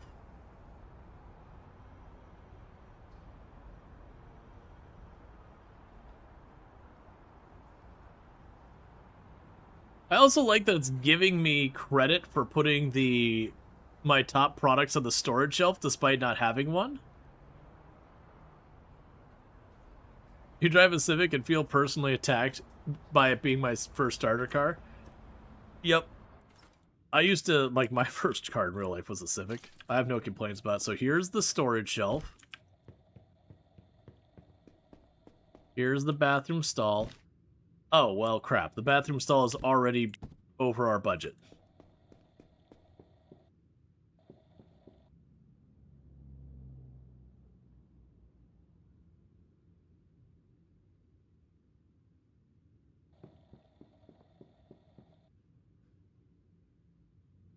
So a loaded barbell, a decorative barbell,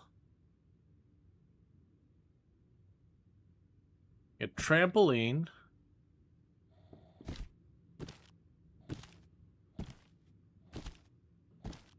and a full set of kettlebells, and a yoga ball.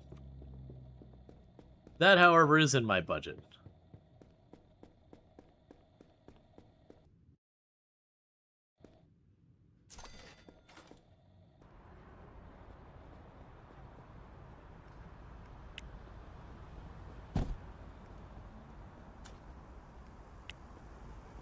So we're gonna need almost like 5,000 bucks to buy all those things.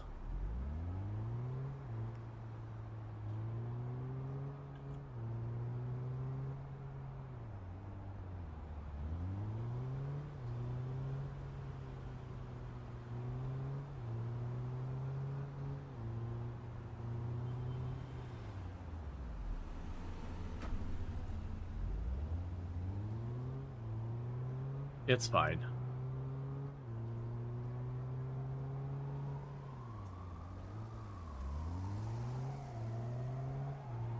Okay.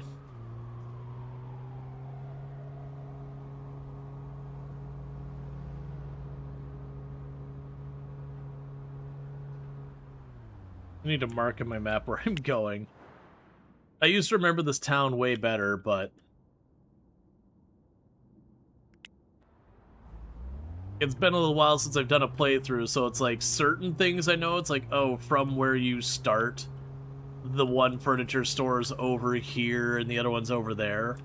But like from like especially the places out in the outskirts or some of the new furniture stores for like different new businesses you could do and all that. It's like, man, I don't remember. Is it this row or the next row? Okay, it's this row upcoming. Alright.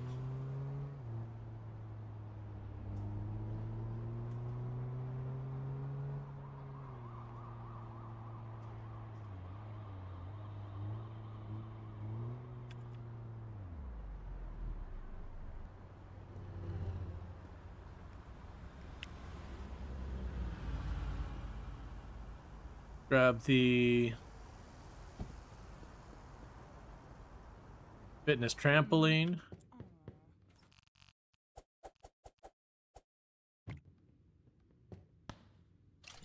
Grab the hand cart.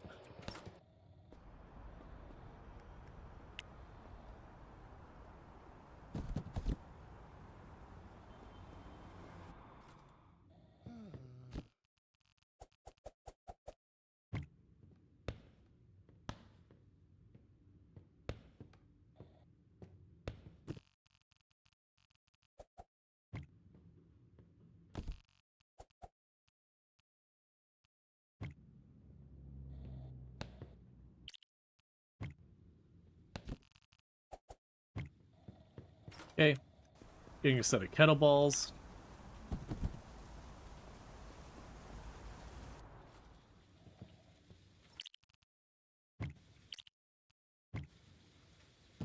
There's the 2 kilogram one, 5 kilogram one,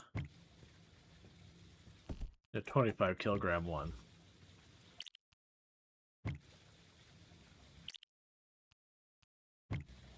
Okay, so I've got all those.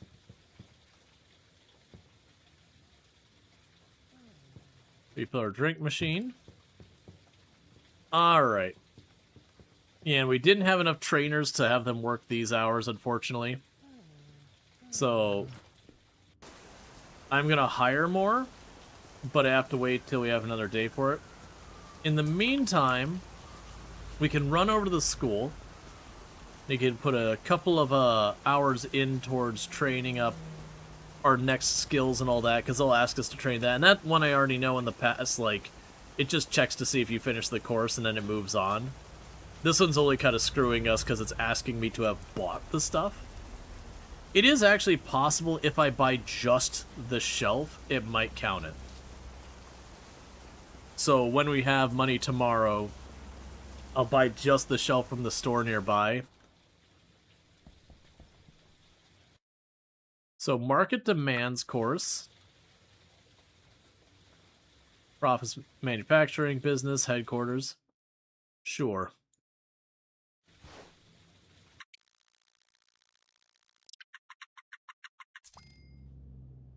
Alright, the school closed.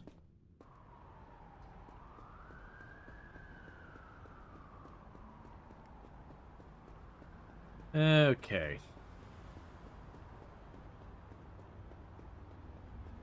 So run over here. But yeah, no, normally this beginning of the game works entirely different when you're having to, like, work in your retail store the whole time at the beginning because you're trying to get your staff and you're running around with inventory and all that. But the gym not really having much in the way of goods to sell makes it a really weird flow for playing. Like, I'm fine with it. It's just odd. Alright, making more money.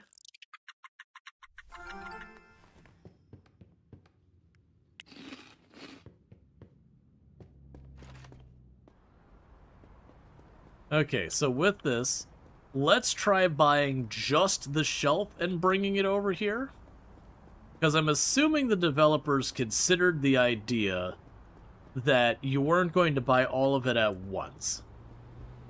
Because if they didn't consider the idea, that's a big problem. So I'm hoping it will just run a check for us putting it in the store. And I don't have to worry past that.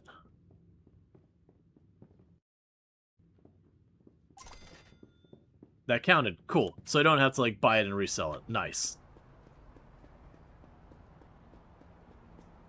So we can get this in here, and then we gotta make our walls look nicer and all that. So you'll probably notice that once we get this set up, it's going to be a thing that the store is just going to make us X amount of money each day on average. And that'll be just that. And I don't have to put a lot more consideration into it.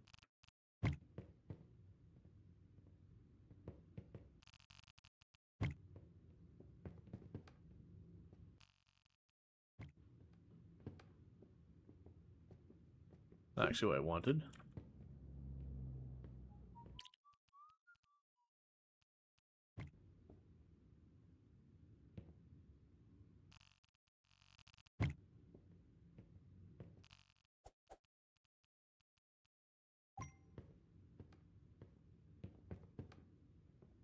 Alright.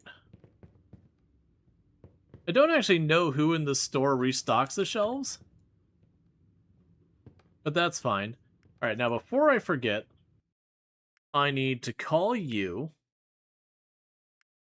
Because I need another gym trainer that's full-time, just one. And I need probably another janitor that's full-time, just one. And then in the meantime, it's complaining about the fact that our building is just kind of a dump. Really underwhelming. Did they ever change these to have different ratings? I actually don't see the scores on them. It used to be that there was, like, different ratings for your different style walls and all that. So it kind of pressured you into just getting nothing but, like, you know, the quote-unquote higher value walls or whatever. Which is a problem that, like, so many games have. You know what? The brick will be good.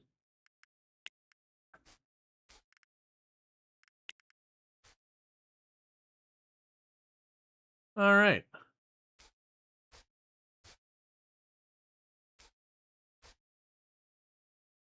And that means they're broke.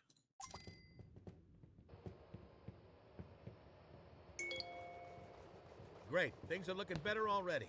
But there's always more we can upgrade. Say, let's improve your employees as well. I mean, after all, they leave a lasting impression on your customers. So let's make sure it's a good one. This looks cool. Looks like some better looking textures were added. Yeah. So we can train people. The plan I have here is we got our new employee coming in. We'll start training our new employee in the morning because I have no money to train them anyways. We'll end up needing you to get a uniform locker as well. Meanwhile,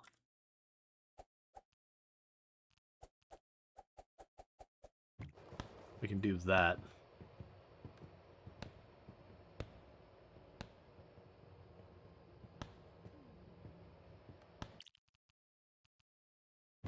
I'll probably put the other lockers in here.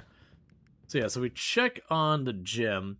So far as capacity goes, I would need another public shower and another set of lockers to accommodate things. So I could probably do something where we like shift the sinks over here.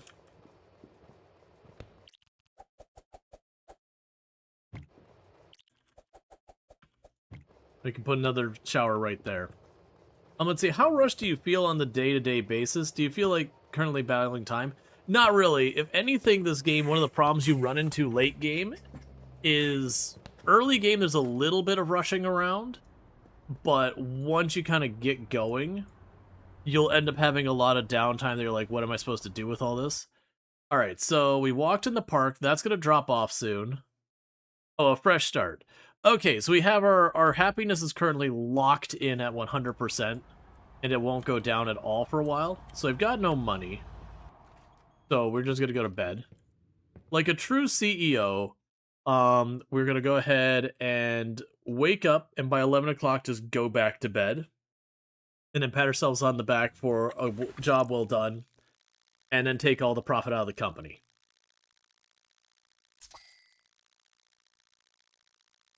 Okay, we're making up to almost $3,000 in a day.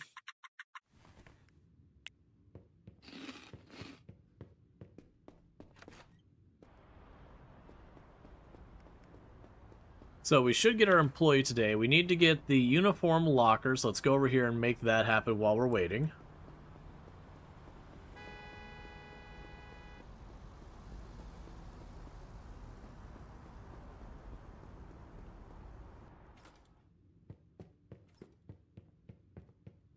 Alright, uniform locker, where would you be? Probably back here.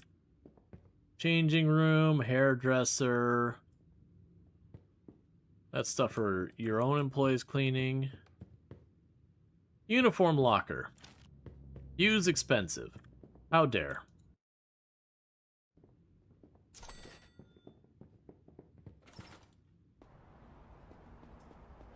Okay.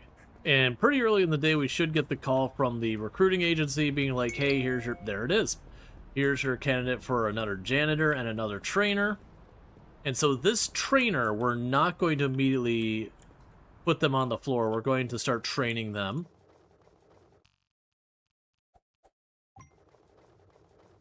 Okay, so let's go ahead and candidates, gym trainer. We are going to hire them. But I'm going to immediately go to them. I'm going to unassign them. We're going to train their skill. So $280, we will train them up. It'll let them work on that. And then while we wait for the other one, people are constantly complaining about our lack of uniform, which is a mechanic that I actually kind of find annoying. So we're going to configure our uniform preset, so we need to decide what our uniforms are going to look like. So definitely, for our gym trainers, we want something entirely reasonable for them to wear.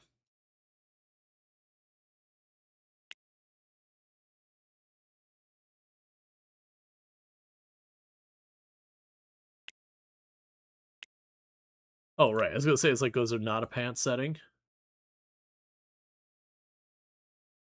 That's definitely showing, like, there we go. No, you know what? I've already changed my mind.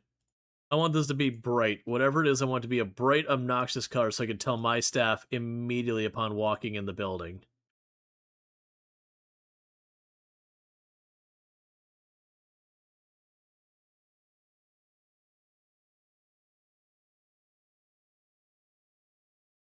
There we go.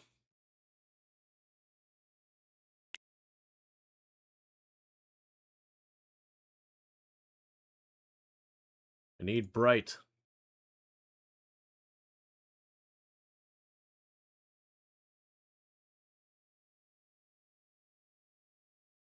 That's certainly a decision of some kind.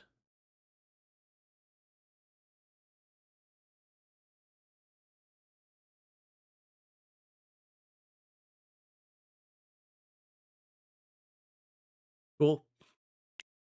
And then we have the hat.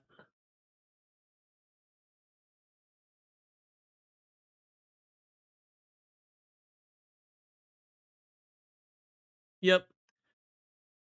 So that'll be the men's outfit. And then for the women's, same idea. I want it to be screaming obnoxiously bright.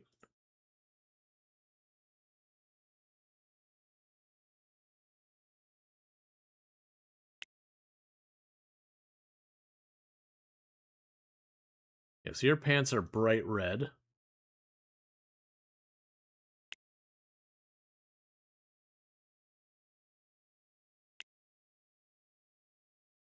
All right.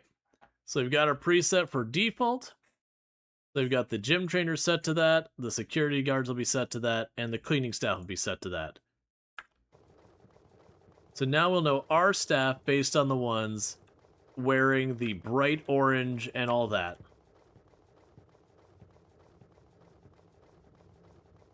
Ma'am, you were out of uniform. Let's double check, make sure I'm not a liar, but I'm pretty sure I went into your uniform and I said you had to wear a hat. Hey, Randall Thor, thank you so much for the 5 Gifty subs. I do really appreciate that. Yeah, no, I'm sorry. I'm sorry. Christy, you're out of uniform. You don't have the required number piece of flair, including your hat. You are sans your hat, which is distinctly part of the uniform. And I do not appreciate that you're out of uniform, Missy. Okay, so what we could do in the meantime is grab you, drop you in here, and right there, and then we're broke.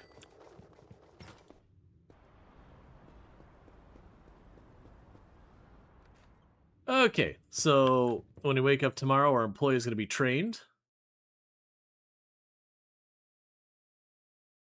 So now that I think about it, what's going to end up happening? And I would do the class by amount of money. Because I'm spending every dime I have. Okay, there's the cleaning person. We'll bring them on for another shift.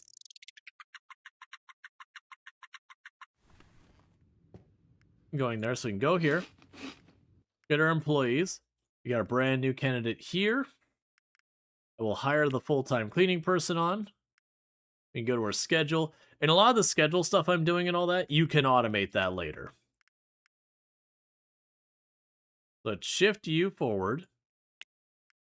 Go here. That's not the one I'm looking for. Go here. Same basic idea.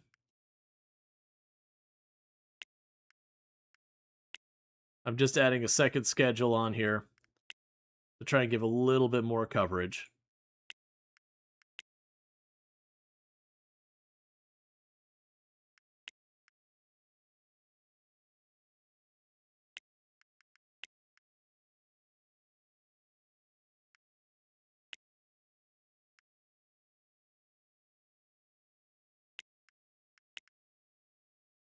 All right.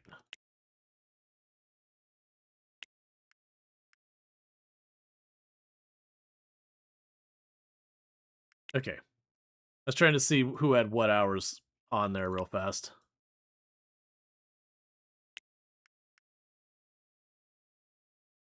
All right. So we got you. Cool. So we got all that covered. We're waiting for our other employee to come in. So I got a bunch more money.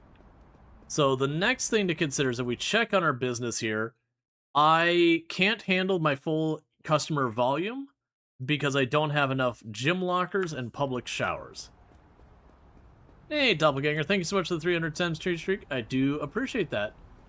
So let's go ahead and... But if I missed wrong, or if I missed your 95 stream streak, I apologize. But thank you so much for that as well. Oh, here's a taxi. We'll just take the taxi over. So we're going to go to the furniture store back down here again.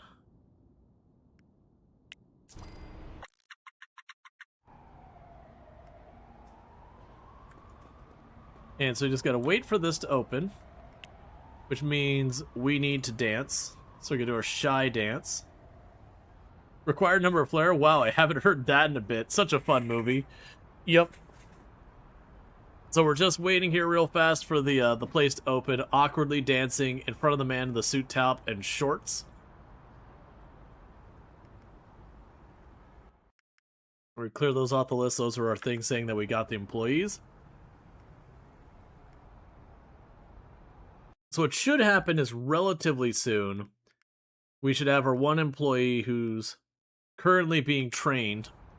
When they finish their training, we can assign them, and that'll complete this task. Because basically what the game is doing is it's walking you through being like, here's how you open a store. Here's how you hire an employee. Here's how you train an employee. Here's how you do the next thing, that kind of stuff. And then it'll teach you that stuff. It's like, here's how you get an HR person and make them do all of that crap so you don't have to. And you'll have the progression there. Then they'll show you how to set up, like, logistics. So instead of, like, in our sense, because I opened the gym first as opposed to, like, a gift shop or a florist or one of these other things that, you know, your goods are your main business, it is giving a very different flow than you normally get. Normally the flow is I would be running back and forth doing deliveries of stuff to my store here and there. Okay, so we need a set of gym lockers. A public shower. Well, I can't get both. So I'm actually going to grab the public shower for now, because that's the more expensive. Take that back. I'm going to grab the lockers first, because then what I could do is my extra money, I could use that for training my next thing at the school.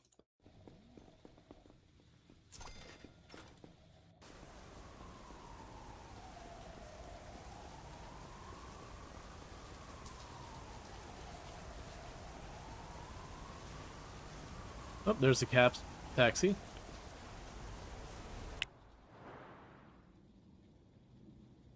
Okay, so taking me directly to work.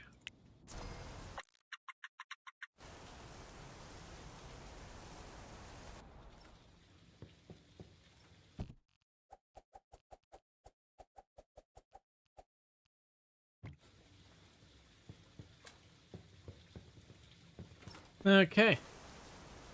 And then from there, we can run over here. But yeah, so what should happen is tomorrow, when we get the other public shower to go in there, that should be enough that we've maxed out what that store can handle so far as number of people or whatever. And that does mean what we'll end up needing to do is doing, like, marketing, that kind of stuff. To try and, like, bump the amount of attention the store gets up to whatever its capacity is. Because obviously marketing to the point that we get more customers than we can actually handle doesn't do us any good. Not enough money.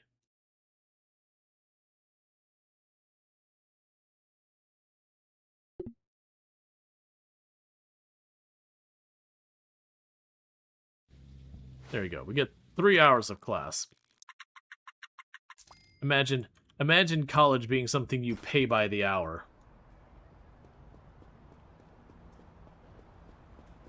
Now, another thing I could do if we wanted to at this stage, I could also just drive the delivery truck around to get a little extra income.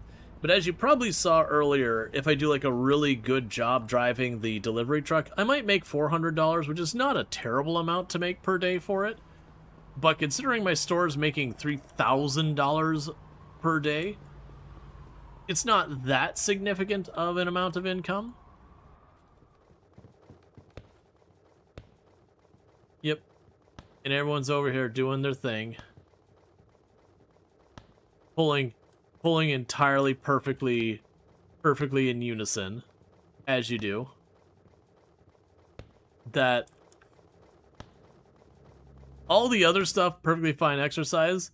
The fitness trampoline where they're all hunched over and they're like hopping like that looks like the possibly most embarrassing looking exercise I could think of. Okay, so pretty soon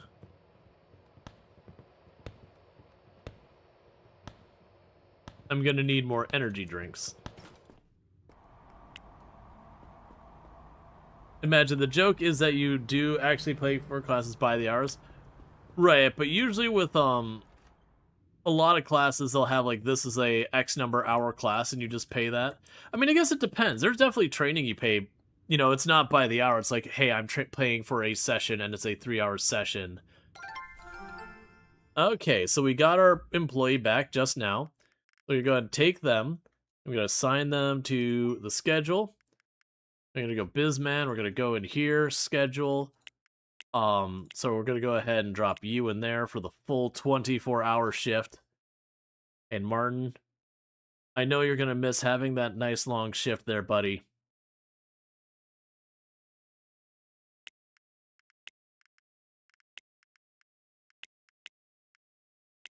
So instead of the 12-hour like split shift like that, the later day they pull a 24-hour shift. Actually, it's a 36-hour shift, and then the other one pulls a 36-hour shift. That's definitely reasonable. Hey, kid, are you getting tired of resupplying your inventory yourself? That's a dumb question. I know you are. And that's what wholesale deliveries are for. Head on down to the nearest wholesaler and talk to the manager so you can set up automatic deliveries. Okay.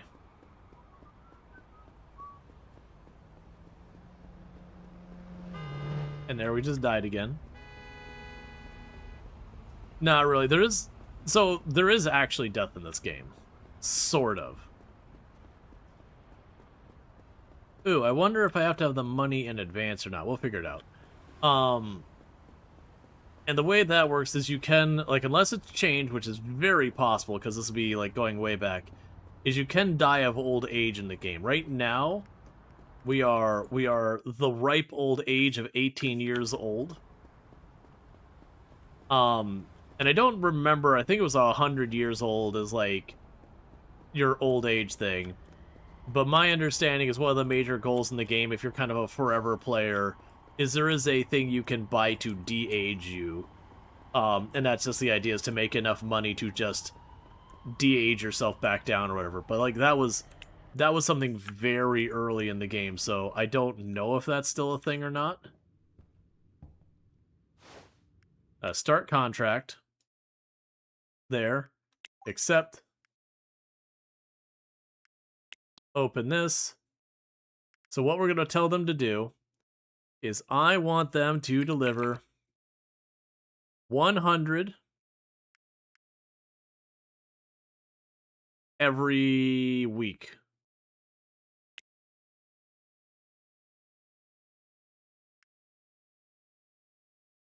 And we can adjust it later.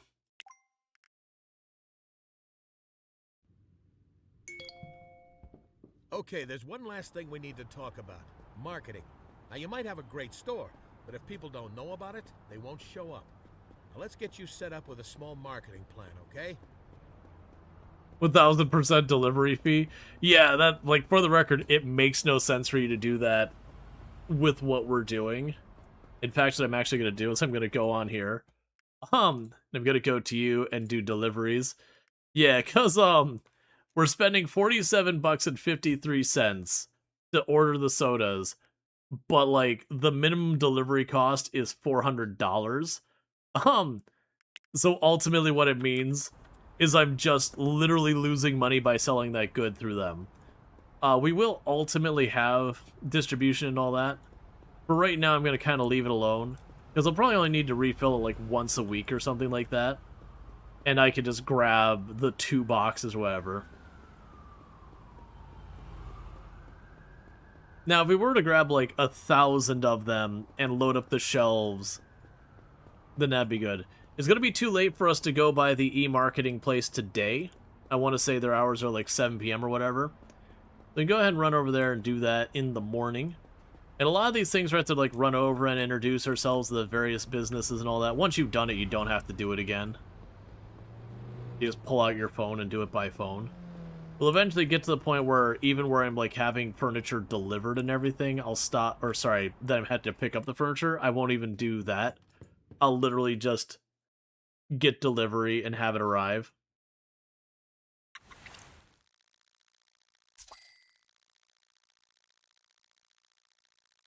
I received a message from Robert Westbrook. Is that one of my employees?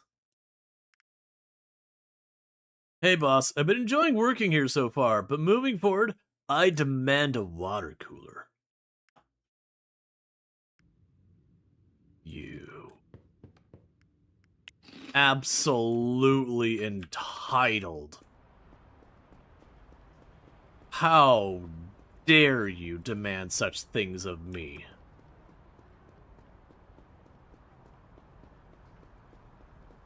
Do you know who I am? I am a nobody who opened a tiny, sad, pathetic little gym in the middle of nowhere Manhattan, which is not really the middle of nowhere. Manhattan's kind of a big city. But in the middle of nowhere Manhattan, who hiring people at kind of the lowest I can get away with legally paying you. In other words, I'm really not anybody worth considering at all. But how dare you? How dare you, gym trainer who is running around, moving around the whole time, probably getting all sweaty and gross, and needing of basic hydration, wanting a little bit of water.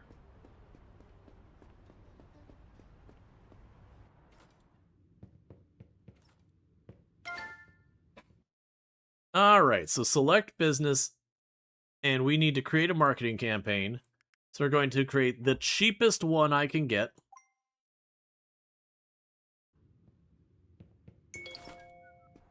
All right, look at you go. Your store's nearly running itself now. Now you just take care of customer complaints and adjust your weekly delivery amounts as needed. Also, give it a week and see how much that marketing boost is helping. Some stores need more, some might not even need marketing. You be the judge of that. Call me when things calm down and you're ready to grow. Alright. So, I'm going to call him immediately, just to get the next thing on the list. So Uncle Fred. All ready to start another business? Yes. I'm not, but we're doing it anyways. I just know that Snake Richard is cheating at golf. There's no way I lost that badly. But hey, enough about me. I hear you're ready to expand your empire and become a serial entrepreneur. Alright. So while he's talking to me about whatever it is that he does, That certainly brightens we're going to pop down here. But first, you're going to need to take some more business classes. Because I need a public shower.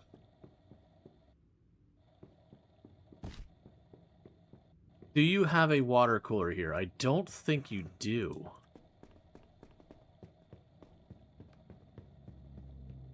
I'd actually planned to pick up both while I was here, but...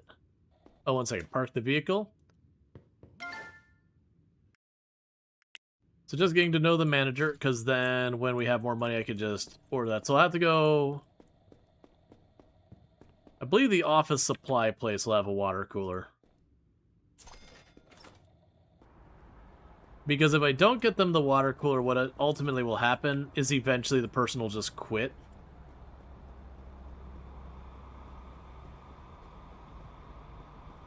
It's just interesting because, like, I haven't done the gym before, so I've not had the water cooler request. I'm going to deliberately avoid the taxi on this one because I'm a little low on funds. I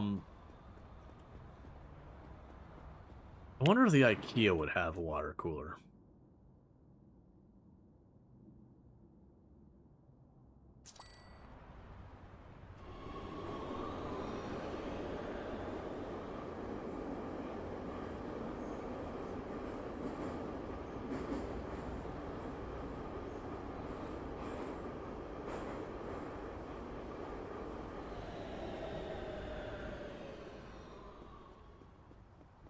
But this means our store will be able to handle maximum capacity.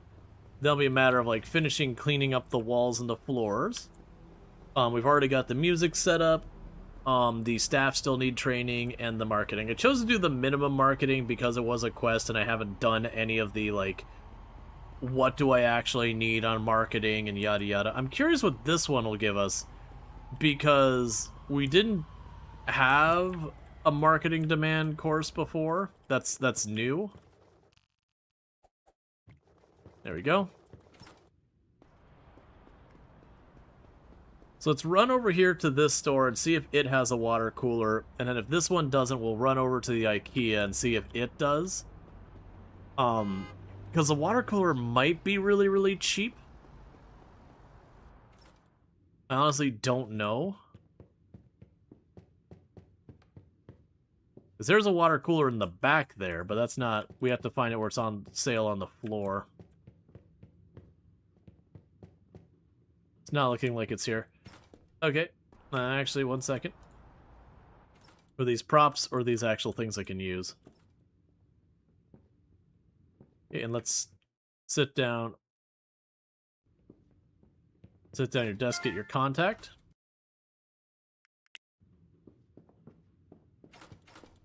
Okay, so it's not here. So the IKEA is right over here. We'll try that. Tell them to drink out of the sink for now? Exactly. That's about the level of operation we're running here. But then the good news is because I've got everything else upgraded for the stores in that regard, I can go in and just immediately do the training and all that stuff. Because it'll probably show us that we can do like the Business Insider or whatever application to kind of get an idea for stuff. I'm pretty sure I already sat down at your desk. Yes.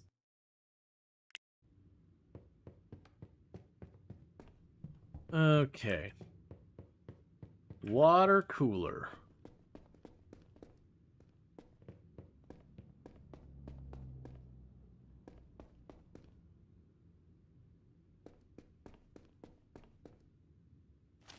$130. We could afford it.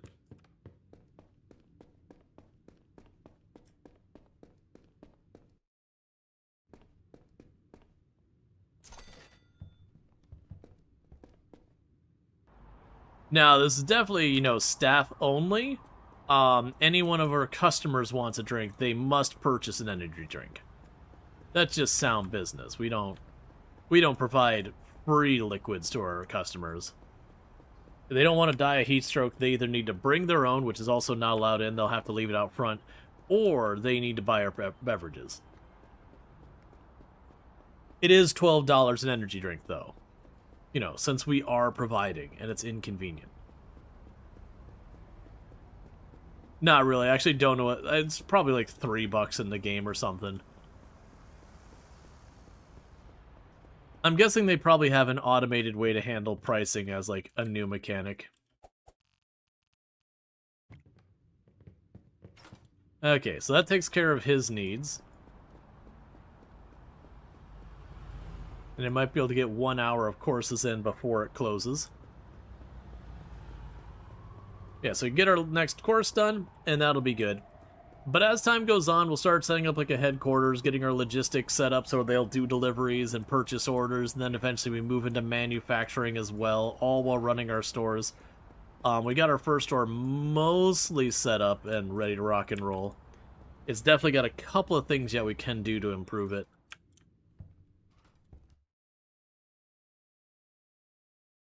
Okay, so I can do about an hour's worth.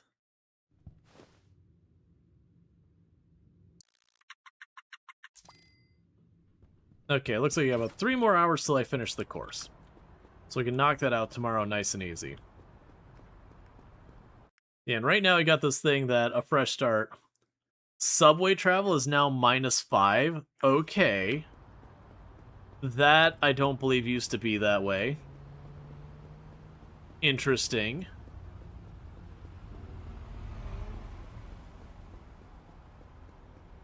I didn't know when they made it so, you know, subway travel gave you a small happiness penalty.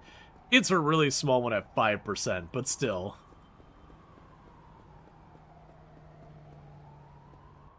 Alright. So I can go here.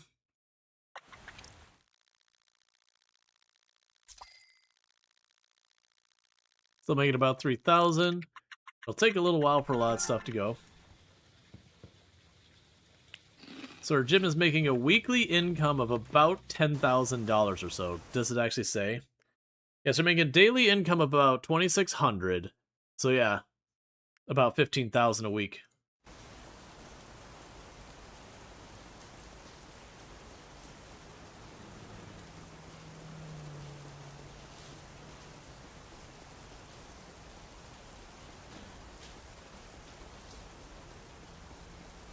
So let's go over here and finish our marketing course to continue the tutorial.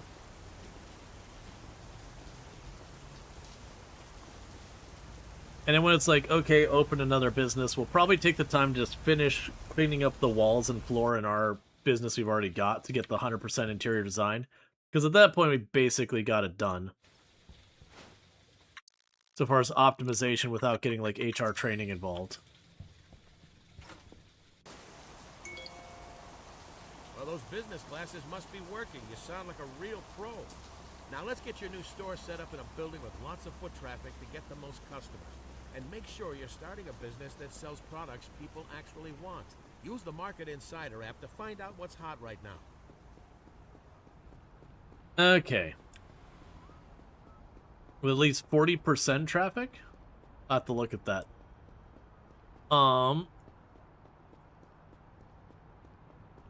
It's fine. So let's take her car. So what I need to do is we're running low on energy drinks.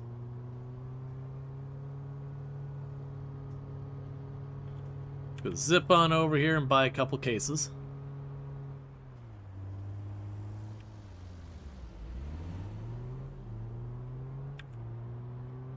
All right.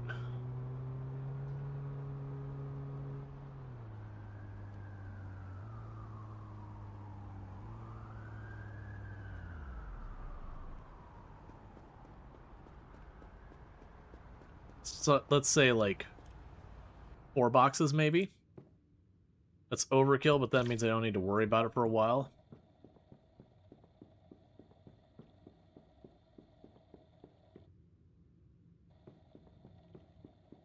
There we go. Okay. So I'll take care of the energy drinks for a hot minute. Yeah, we already sat down with you because I had where I could put in the purchase order. Okay. Then we can drop everything in storage. Oh, that's funny.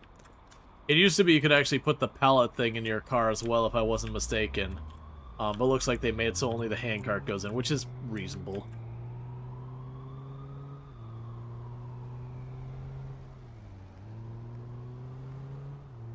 Alright. So drop off the energy drinks at the business. Continue painting up our floors and walls so we can get our interior design maxed out.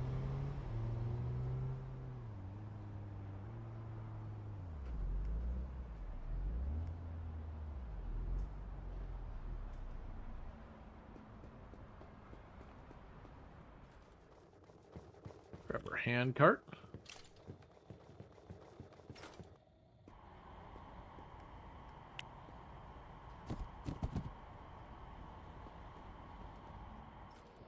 And we chuck that on the shelves, actually. There we go. Alright, so what we could do now is I still need to finish doing the walls. Let's go interior design. Grab you. That's 1,400. Okay, that's all my money there. Our interior score is up to 37%. It's slowly climbing. Because our floors still suck, but we're working on it. So we'll walk into this place, and then we'll start working on the investigating the next things. Alright, so rent a building office with 40% traffic. Open a wholesale retail business whose primary product is at least 80% in demand. Alright, so we need to go to Google Maps. We're going to hide the other gyms and all that. And we can go ahead and leave those up there. But we want to find a retail space.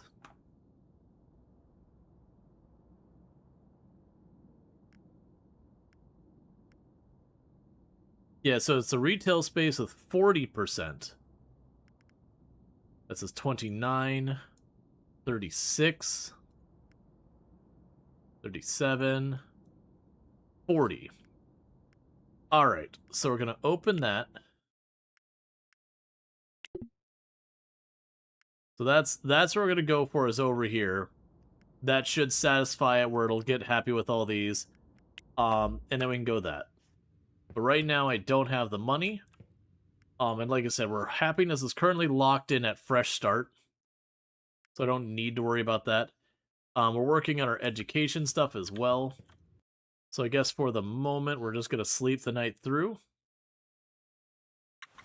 Because that's our new lifestyle, is just sleep through everything. Martin Butler called in sick. How dare you, sir? All my entitled employees like, I need a sick day. I'm dying.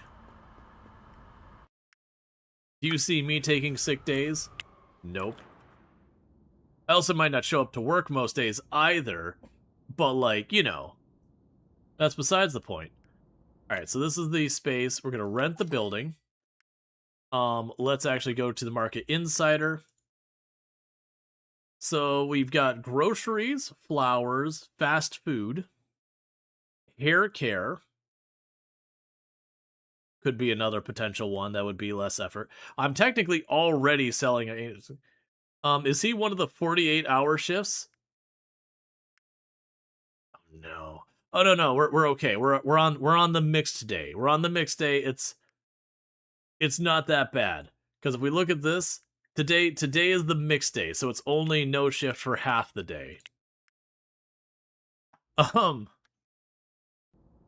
That's fine.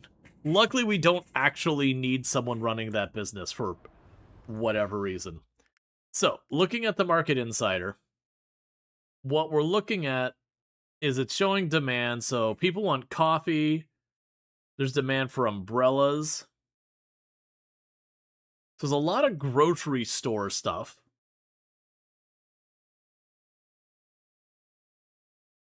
Yeah, so there's a lot of stuff that's the grocery store, like the bag of lettuce and carrots and that.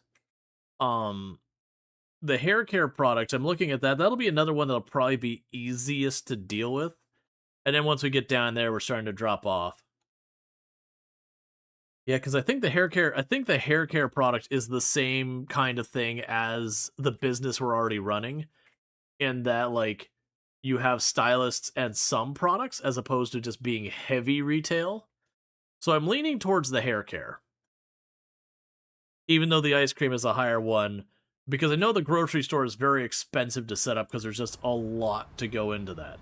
So let's go over here and go to you, and you're going to be a new business, and you are going to do hair care, and ethical-ish cuts.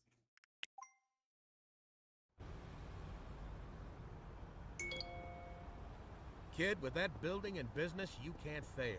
You know, I think you're starting to get the hang of things. So let's see how well you can set up this second store on your own. You know what to do. It's just like your first one, but of course, with the proper items for this new store. Go get them, Tiger. I'm here if you need me. Okay, and meanwhile, we're going to ignore all of that. The 8 of them all simultaneously doing the kettlebells at the exact same speed is mildly concerning. It's fine, but like all of them perfectly paced. You're like, eee. I don't know what I've stepped into, but I feel like I should leave. Alright, so we need floors. A marble floor. A marble floor freaking gym. So that way you get a little bit sweaty and you slide and fall on your back.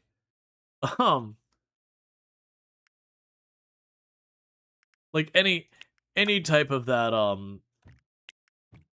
yeah, we can make this work.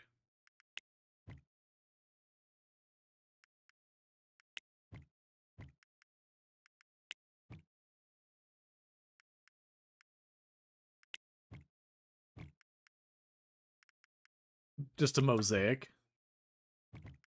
But just the idea of just like a straight up marble floor. Wool carpet, there is some like vague carpet and that kind of stuff. Actually, most of the, yeah, like there's like the star pattern carpet or whatever. Probably go like, I'm not sure. I think that's supposed to be a wood floor. Okay, so we're gonna go 1, 2, 3, 4, and budget's gone. So what is the interior on the place up to now? So if we look at the location, it says interior 100%. Really? Wait, what? It says interior score 45%. That's fine. All right.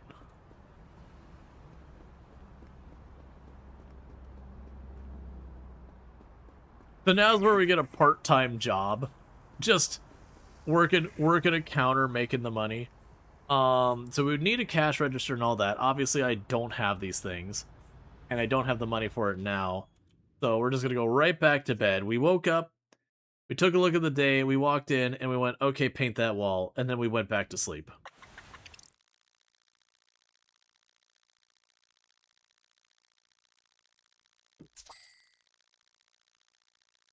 Because we're now making 4,400 bucks a day.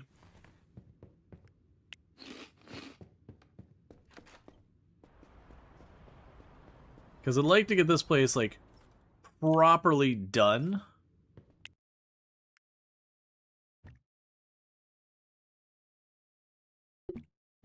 We are so close to being able to do that whole room. And just the one tile in the corner there I can't afford. Well, and we go again. It's okay, because it's also the weekend. And so on the weekend, I wouldn't be able to hire people in anyways.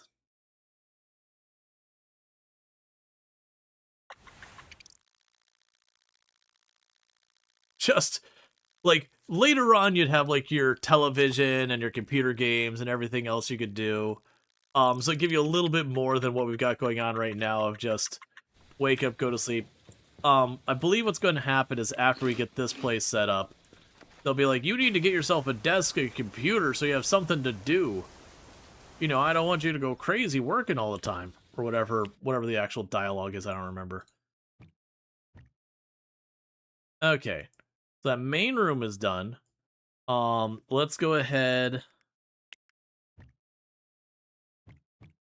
and we'll marble floor the bathroom. Go to our walls.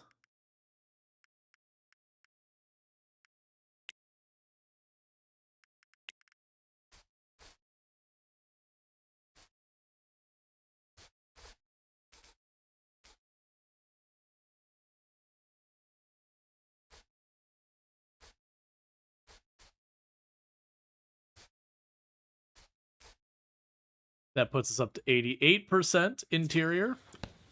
And I'm basically broke again. And what we'll do is we'll go hit up a course. Join now, brand new, very small amount of floor. Yep. Yeah, so you get the idea is I'm trying to go ahead and get the existing business maxed out. So that's just good. And then once we've got that going, we can work on the next one. And each one of those will give me a little bit more profit, which means spinning up the next business goes a bit faster.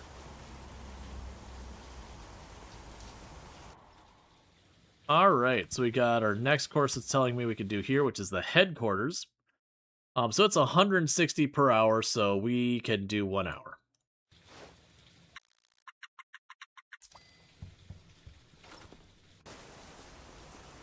And while we're in the neighborhood, let's... I'm all turned around.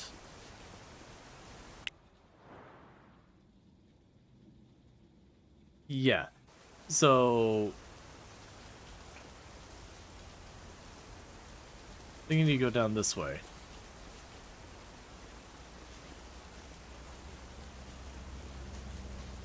We can go get ourselves some more groceries for at home. And keep that moving.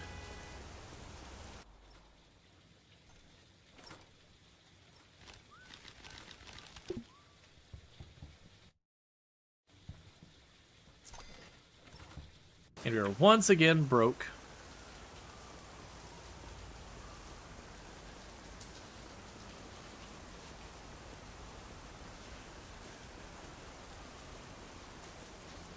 But yeah, so once we got like the first store maxed out, I could literally just leave it alone. And it's just effectively an income after that. And then after that, we go ahead and set up our second store. Same idea. And what will happen over time is we'll start switching from that kind of a approach to scaling things up, where we start going, okay, well, if I buy the goods from this place, they're charging me X amount of money. Well, if I manufacture, I can bring that price way down so that my profit per business goes up and yada yada.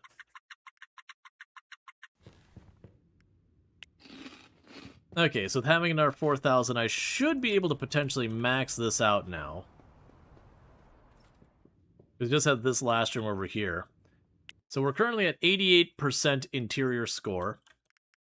So let's go to the back room over there. There's also product things. You can adjust where queues are.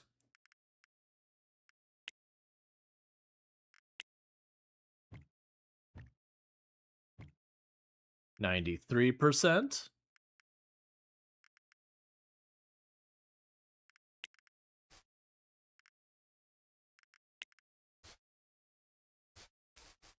$94, $96, $98, and 100%. Apply, apply, and we're broke. But with that, if we look at Bizman on this, so we've got our interior score is maxed out. The cleanliness, that gets handled. Pricing is fine.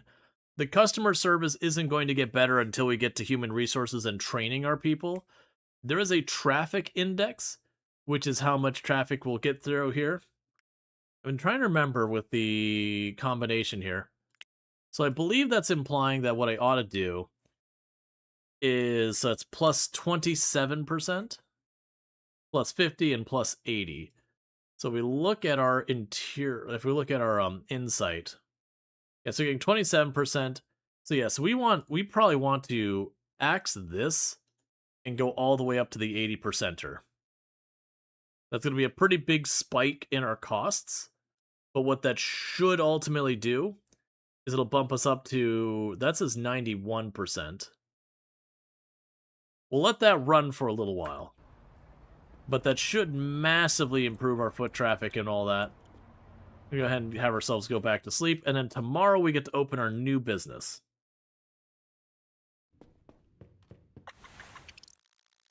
Actually, it's probably not true. Tomorrow we get to set up our new business and call to hire someone to work on it.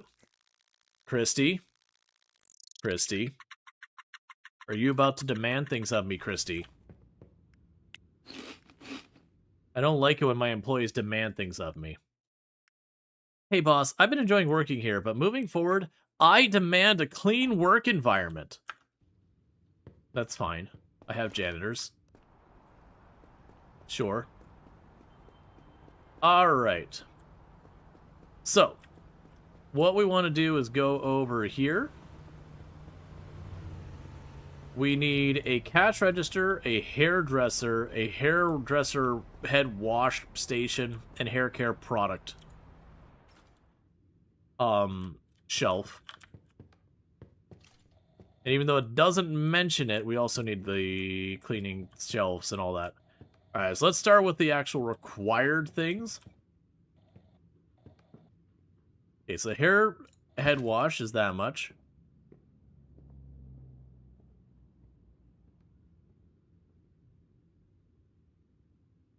Why would I get the modern one? Okay, so I can't quite afford both of those, which is a bummer. Let's cancel those two. Let's grab the cleaning station as something I need. I need the cash register. I'll need the shelf I could put the cash register on.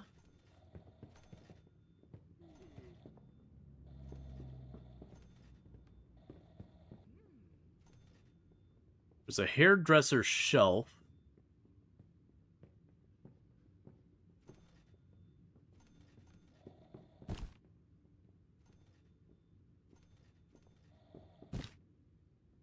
Oh, can't quite make that happen.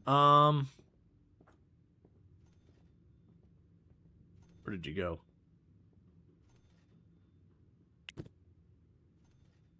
And the rest of that's mostly cosmetic.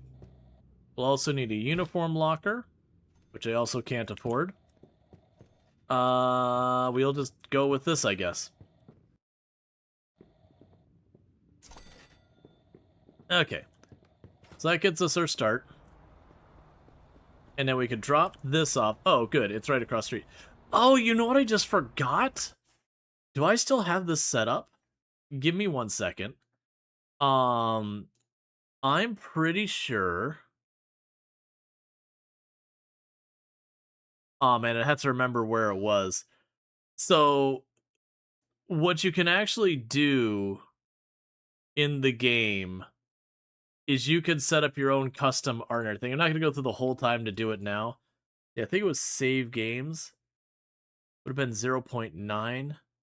Oh man, I don't remember the directories. Yeah, there was some of these ones I set up custom things. I just want to see if I can't find one example. The thing with the 1.9, I didn't customize them on that one. Which one was it? It's not you. Where was that? I'm just trying to peek at one thing real fast. I won't get too bogged down in this. Okay, so it wasn't that one. Is it just Big Ambitions folder to begin with?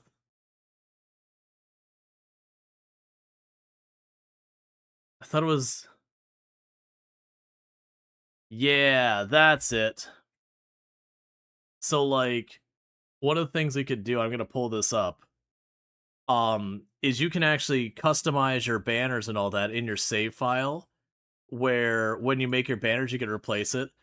So we set a bunch of these up around town, so that, like, when you went to your individual businesses, it said, like, shop here or else.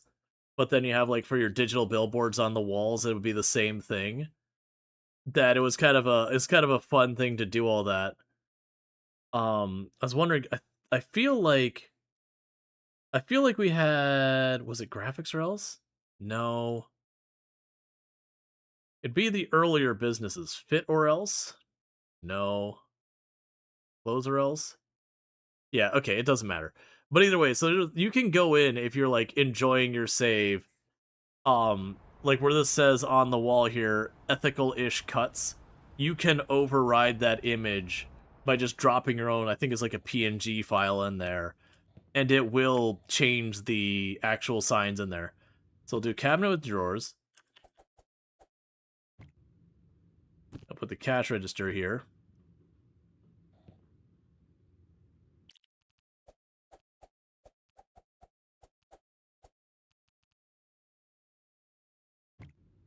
So it's kind of a fun thing you can do. They got the hairdresser shelves. Yeah, which is where we're gonna have the product. Yeah, the cleaning station, we'll want that back here.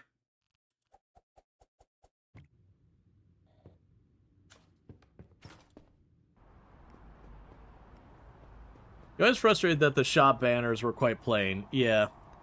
Like, and you can customize them a little bit. So you can go in here, for example, and you can change a bunch of these kind of things. But it is fairly limited unless you go and replace the files. One thing that is in the game now is they do actually have pretty decent mod support in the game at this point. I can untag that. So with the better mod support they've got in the game now, you can actually go through and get that all kind of set up where there's stuff like, for example, I can't speak for 1.0, but in the past you could buy buildings. I mean, you still can buy buildings and then rent them out to other people. But, like, the amount that rent was like, next to nothing compared to the, like, cost of, you know, the cost of the initial purchase of the building. It just take all eternity to pay itself off. So people did make mods to, like, adjust the prices and all that to be a bit more realistic. And that's both what you would pay and the other way around, too. Okay, so you can't do the full time. There we go.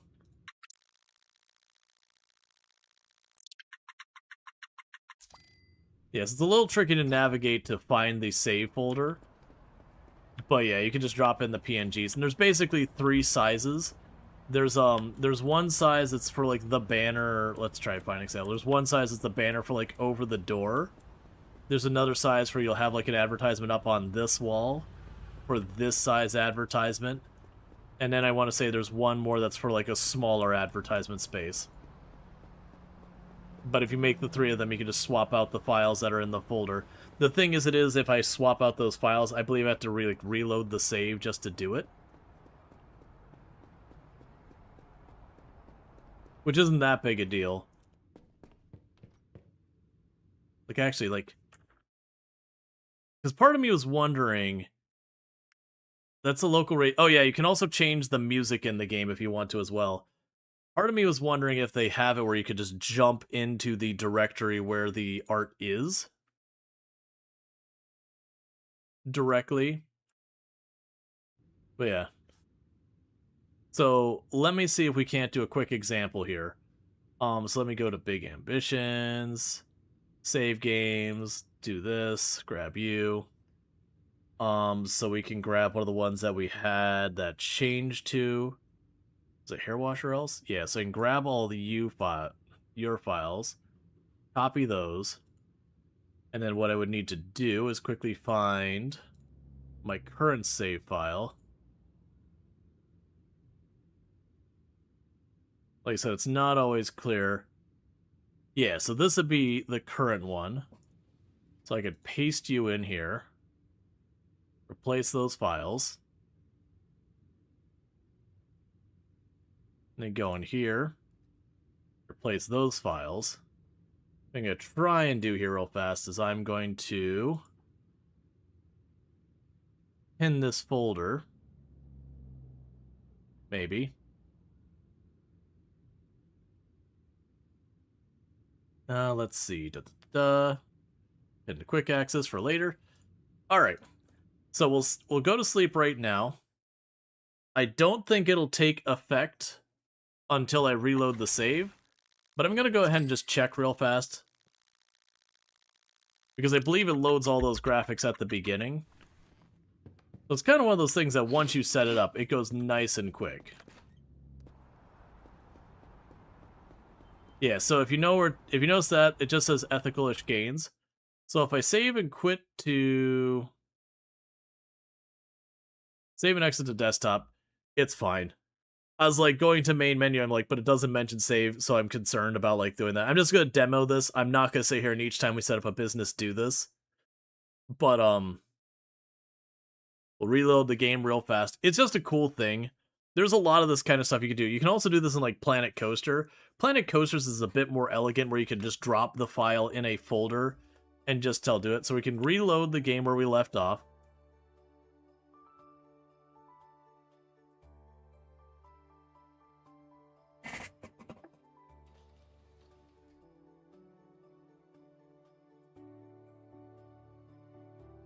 No, we can afford the scooters. They're only like 20 bucks. I just usually don't bother. I think you can't like carry a lot of boxes with the scooters or anything like that, so I just don't even worry about it. Usually not hurting on time that much, because like you can just keep advancing forward and all that stuff. Yeah, so now if I look at it, now instead of... Kid, with that... Yeah. So now it says shop here or else with one of our channel emotes on our gym. Obviously, I didn't take the time to, like, customize something I just grabbed one I previously made and just chucked it in here. But it can be fun to, like, have your own businesses and see the advertisements showing up here and there. Alright, so let's go ahead and we're going to run over here, because we're missing that. But yeah, like I said, the only hard part is just, when it comes to, like, finding your save folder, it'll be, like, you know, big ambitions, save games. It'll be, like, a random string of characters, and it's figuring out which random string of characters is your save file. But because each, like, the way the folder is structured is you have, like, your save file, and it'll be, like, the names of your business, and then each one of those folders will have the 3 images in it. You just look for the one that has the right name businesses, and you're good. Okay, so I couldn't afford the washing station or the chair last time. It'll have the hair care product and all that. So this is already most of my money.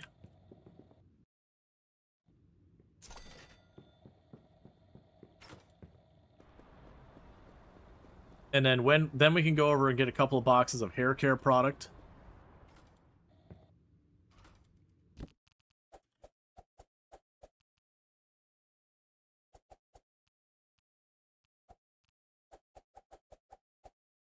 Right now I'll put you there.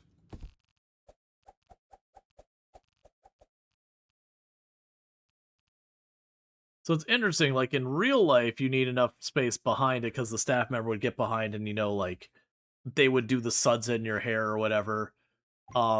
This one, it's not saying it's not indicating I need that. So yeah, so we need paper bags and hair care products.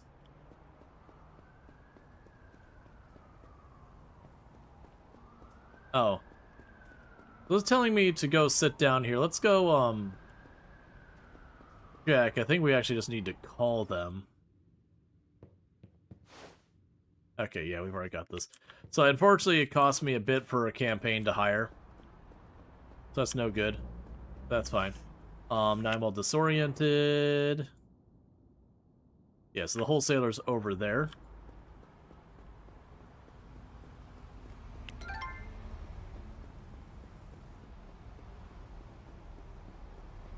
So you need to get hair care product and paper bags. You're gonna make all your own banners? Yeah, no, and that's one of the things, like, I've wanted to kind of binge this game and, like, really get into the late game and all that. Not necessarily on stream, but at least on my own time. And so, partially with that, it was kind of one of those things, being like, alright, well, I don't want to mess with that until it's not early access. Just in case, you know, like, save files get scrubbed and all that. Games, especially ones that it's like clearly they're intending to be like a long playthrough style of game, like this one is, because for those who didn't catch, so let me uncheck some of these. Let's take this down. Yeah. So when we look at this, well, maybe not the resident. When you look at this, all the highlighted buildings are buildings that you can open businesses in. And so there is a lot of places, and actually that's not true. Because these are just the ones available for rent. So realistically, it would be, let's go ahead and get the other ones. It would be,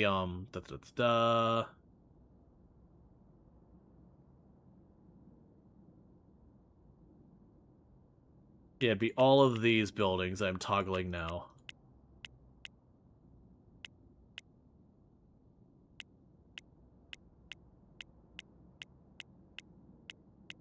Yeah, so every single one of these buildings with a symbol is a building you can end up taking over and all that. So you'll see, like, blocks here that's, like, residential you can't take over. And then there'll be occasional individual building, like, that's the IRS, you can never take that over. You know, and some of the support buildings, like these warehouses, are suppliers, so they're kind of whatever. But all the rest of this you can take over, that they'll open and close depending on what you're doing to the economy and all that. So you can really jack this place up. Like, really, really jack this place up. And what about buildings for sale? You can do those. That's a little different, though, because you kind of just buy the building. You don't really do stuff with it a lot of times. You just rent it out. So hair product. Hair care product. Oh, hair care product is expensive. Okay. We'll be back tomorrow. Hair care products is like $3,100. Okay, I got 300 bucks. That's not enough for some hair care product. All right, instead we're going back to class.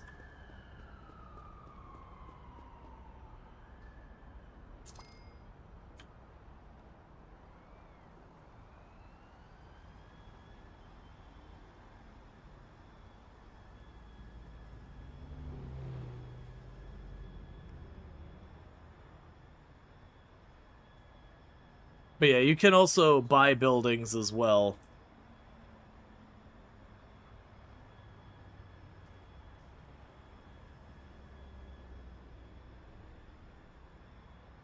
Okay. You can also get a bunch of different cars. That's actually one of the things you can do for happiness in the game, is when you buy nicer, fancier cars, you get a happiness for a period of time.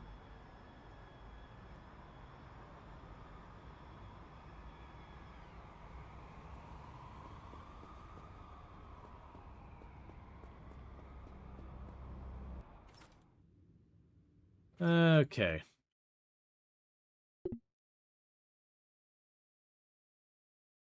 So how much are you? So 160 per hour, so you can do about 2 hours.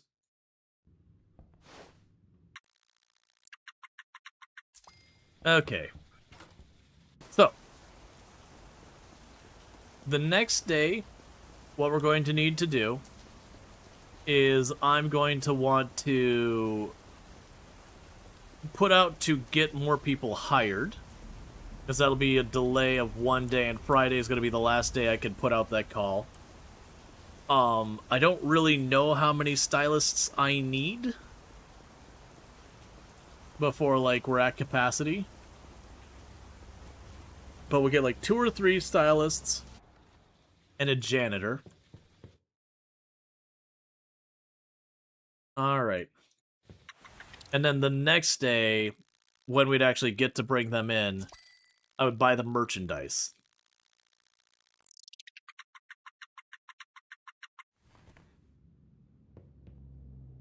Only the business could if only the business could be open 24/7 without a stylist. Sadly, I don't think we'll be able to get away with that.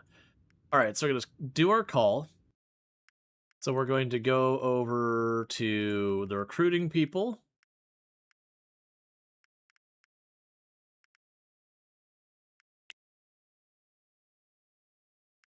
So we're going to go to ethical-ish cuts, hairstylists, full-timers. Let's say 3.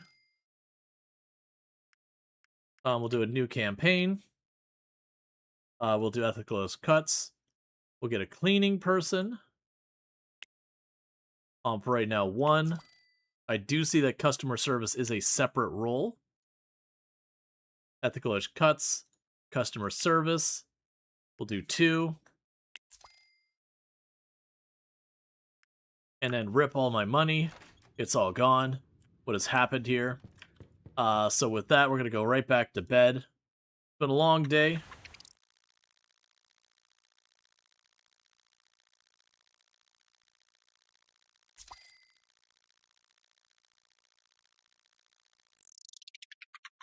Okay, both Robert and Westbrook called in sick.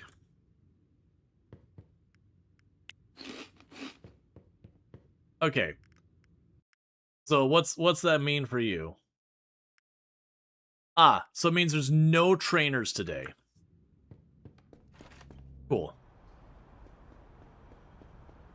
You like that we can just sleep for 24 hours? Yeah, like, the dream of being able to just go to bed and get to sleep and just sleep for however long you want to a precise down-to-the-minute amount.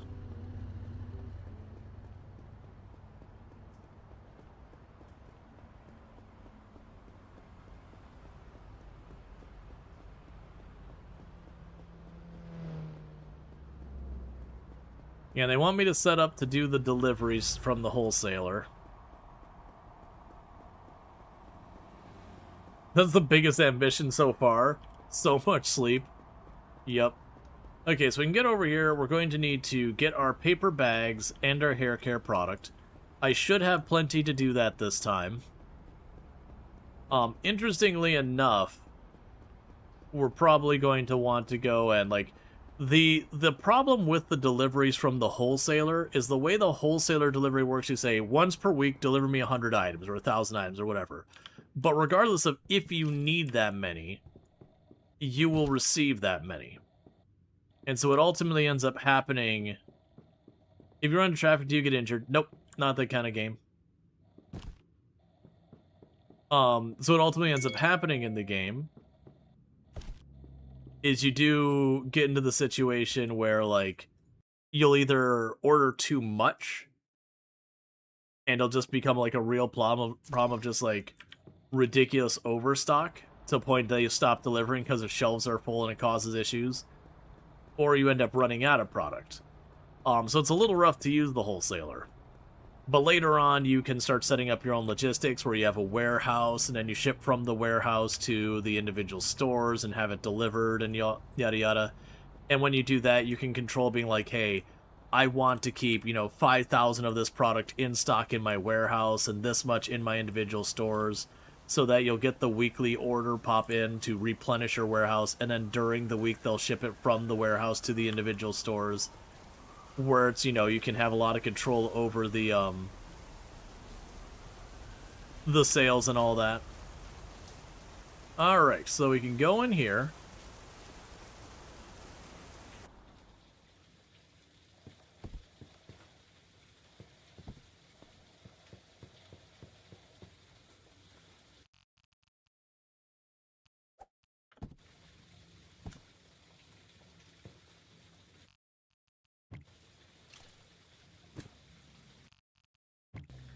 So chuck the bags on the floor. Alright, so we got our candidates. So we got one stylist and one customer service. No weekends.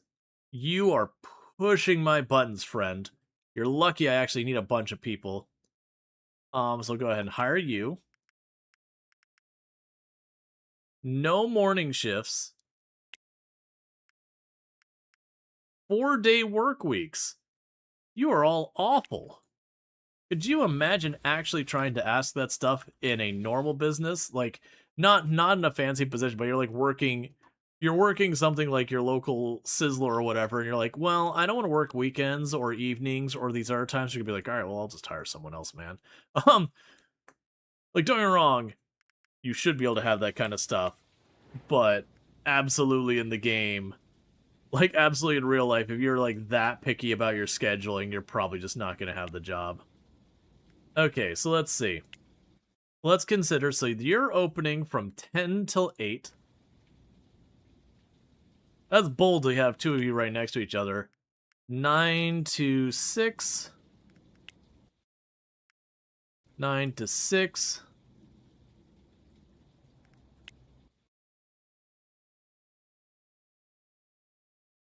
In America, it says your employer don't want to work. They're just not willing to work much.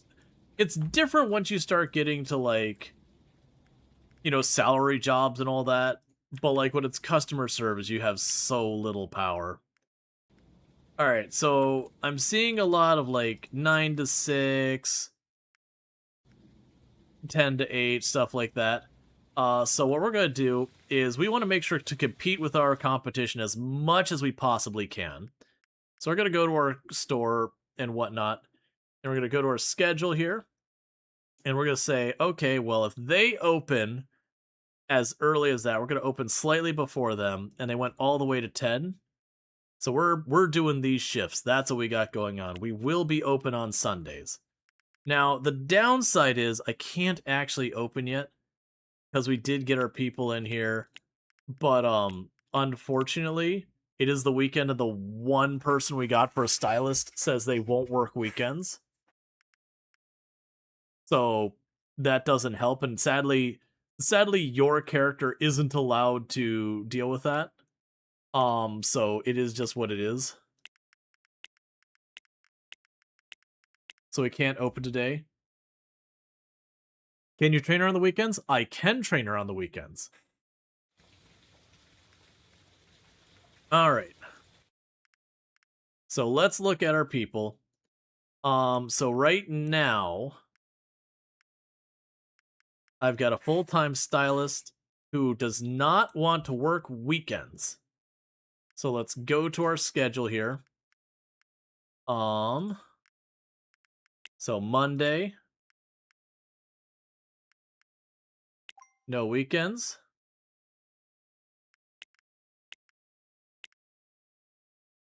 Tuesday, no weekends.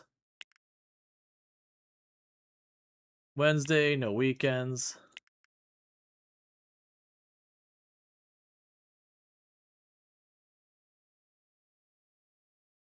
And there's the cutoff before you get mad. All right, so now let's go here. So Monday.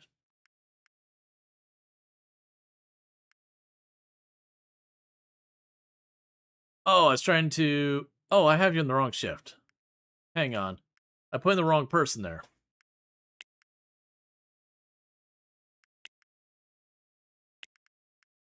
So I'll get you 4-day work week.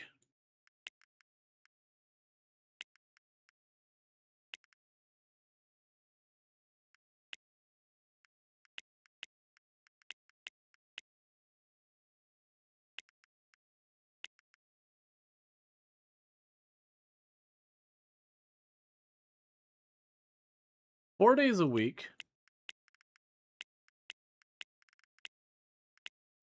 Oh, I switched people partway through.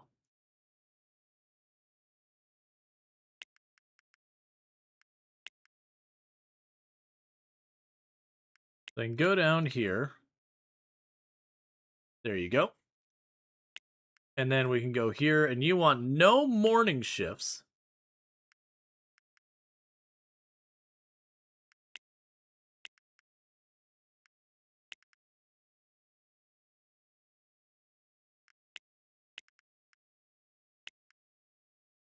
Let's see what we can do to arrange this. Yeah, so it's no morning shifts. So what do you consider morning for purposes of video game?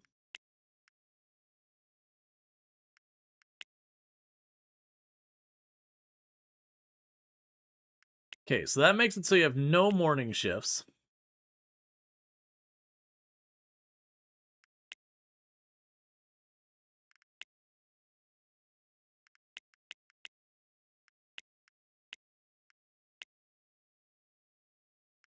Okay, so 10 a.m. is fine. 9 a.m.? 9 a.m. is too much. So you can go to 10 a.m., but anything earlier than that, and they whine about it. So the challenge we're going to run into there is I probably will want one more customer service person. We can extend our hours a little bit to shuffle it around to make it work.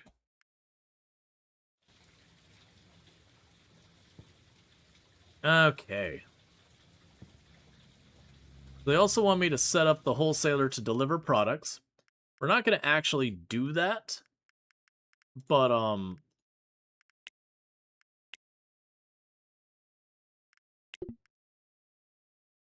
I don't have a storage shelf.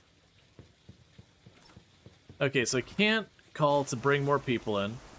So let's go ahead and run over here, get your shelves, so we can have stuff delivered.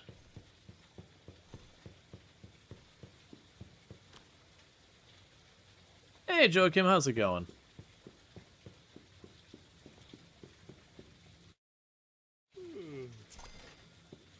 How's the game? I've been enjoying it. This is not my first time playing. It's been a weird start on this one, just because I've managed to choose businesses that are not very heavy retail side of things compared to what I've done in the past, which is fine, but it has made things a little weird with how the progression's gone. Alright, so let's go ahead and try contacting our wholesaler to do the tutorial thing. Start a new contract, do this, cuts, accept, open BizMan. And we're going to go ahead and say, hey, I need 100 of this and 100 of that. Repeating order, okay. And now that's satisfied that. And now I'm going to go in here to BizMan and go, hey, you know that thing I just told you to do? Don't do it. And I still get credit for it. Excellent. And so we're basically... Would you say it's a difficult game? No, I wouldn't necessarily call it a difficult game. Like, if we're talking difficulty as, like, win-lose, it's definitely not a difficult game. If you're talking difficult as in, like, to learn, it's definitely not that bad. The game does kind of walk you through it step by step, which is one of the things we're running into with some of the tutorial land kind of stuff. But it's not the kind of game where it's, like, just avoiding losing is, like... The game is set up so it's pretty hard to get yourself into a place you couldn't recover.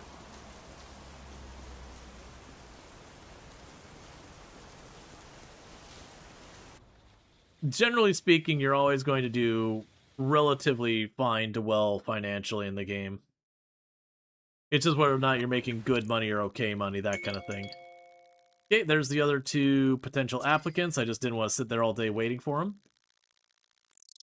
Alright. Let's go eat some food. And see what we got for applicants.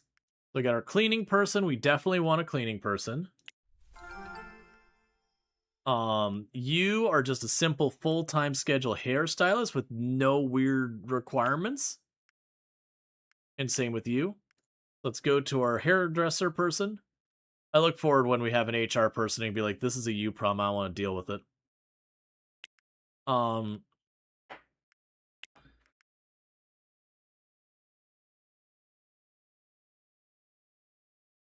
I believe if I set you for 6 hours a day, mid-shift,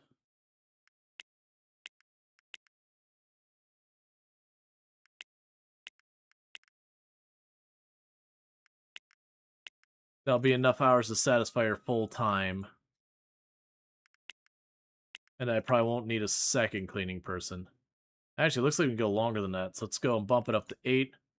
And just see how far we can go till they complain.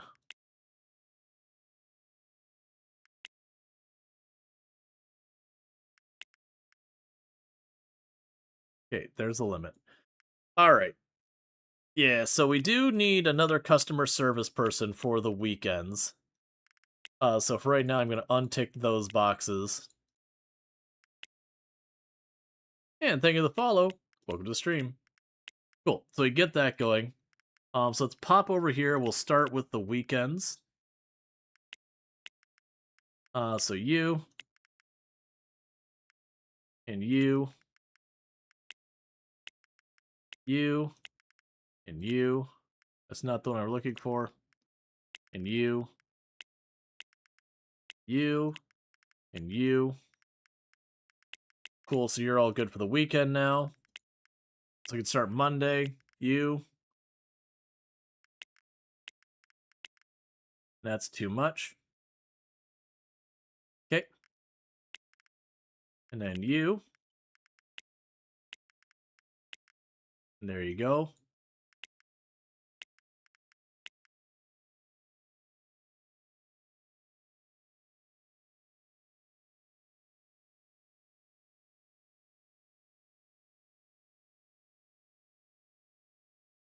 Alright, we'll just shove that in that spot. Okay. Oh, you're upset because you want full time. And I gave you too many hours. Alright, so we still got some scheduling stuff to fit in. Let's see. Do you recommend this game? You're thinking about buying it. I have enjoyed it. I have played this a lot over the years in its early access and all that, so I've definitely enjoyed it. As far as like recommending to any individual, it's like, should I buy this game or that? I don't know your personal tastes or like what money means to you and all stuff like that, so it's hard to give an answer. But with that, I can open my hair cuttery. You're knocking it out of the park, kid. You keep this up and I'll have to start charging for my advice. I bet you noticed that each new store is getting easier to set up, but you still have to make sure both businesses are profiting. Okay, so right now, it's kind of a dump.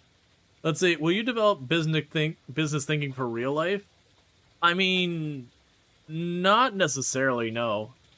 There's a very different thing between, like, actual business, what you deal with, and a video game simulating business. They're definitely not the same animal. So like to give you an idea, in real life you have to deal with like employee complaints, customer complaints, refunds, damaged products, all these kind of different things. You have to be a lot more mindful of like competition, like your different local regulation, code enforcement, like all these different processes that go into real life, none of which is here. Like you do have like customers complain, but it doesn't matter. Like they'll just reduce the amount of customers you get. Another thing that like this game does that is not true of real life is if you open a store, people just show up. In real life, when you open a store, you very genuinely run into the problem where you've got to heavily market just to get people in the door. Are you gonna build a restroom? Oh, you don't open on Sundays. Yes, we will be adding a restroom to the place. I can't actually do it right now because the place I would buy the stuff is not open. So what we're going to do is we're going to sleep through the... Well, actually, I'm not going to sleep through the day. Let's use this money and get our training done. So when it asks us for headquarters stuff, we just already have the training. But what we're going to want to do is go to that store. When Monday comes, we're going to call the recruiter. I'm going to need more stylists, and I'm going to need one more customer service person. Because then we can extend her hours back to what I want them to be. And then as we add more of like the stylist chairs and all that to accommodate the maximum number of customers we can handle in the location, we'll go there. But yeah, so the idea is that it hits a lot of concepts that you run into with real life with business, but like it's like Game Dev Tycoon, that there's a lot of ideas and concepts that are realistic to actual game dev, but at the same time you also don't really run into a lot of the things that you have to deal with in real life game dev. Again, in real life you have to do tons and tons of marketing for your products and all that in advance before you're going to get yourself a single sale. Like, it's one of the things that gets a lot of restaurants, like, one of the most commonly open businesses in real life are restaurants, because everyone can get behind the idea of food.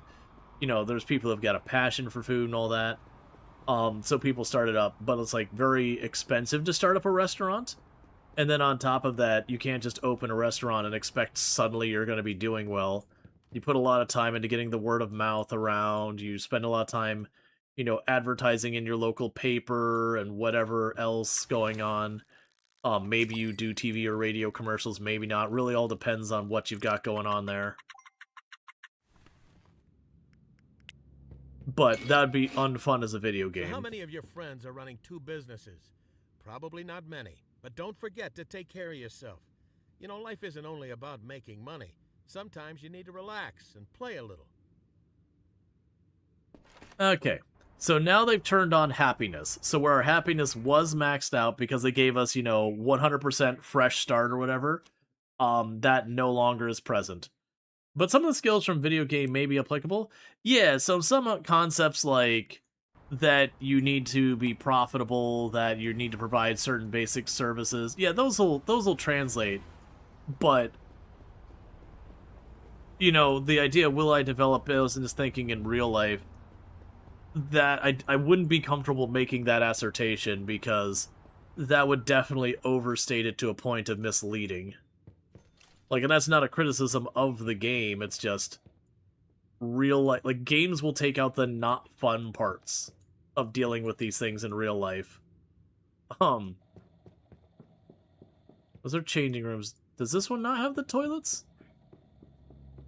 Oh, I might have to go to a different location. I thought this one also had the toilets and the modular sinks. It doesn't look like it does. Alright, so I'll put that down. But yeah, so there's like, it's not like nothing translates over. But there's not a video game out there that really will properly prepare you. Yeah, no, a lot of real life business is honestly staring at spreadsheets. Like, for better or worse, a lot of real life business is staring at spreadsheets all day. Honestly, the game I would say prepares you the most for real life business is play EVE Online and stick to, like, the manufacturing side of things. And you will you will learn a lot about, like, and even more so if you run a corporation in the game, even though it's fundamentally different in how all that works. The juggling people who you have no control over, and then have to deal with, like, markets that you don't have control over. Wait, did I not? Oh, right, I was getting in a taxi, not a subway. I was sitting there staring, it's like, why can't I choose a subway exit?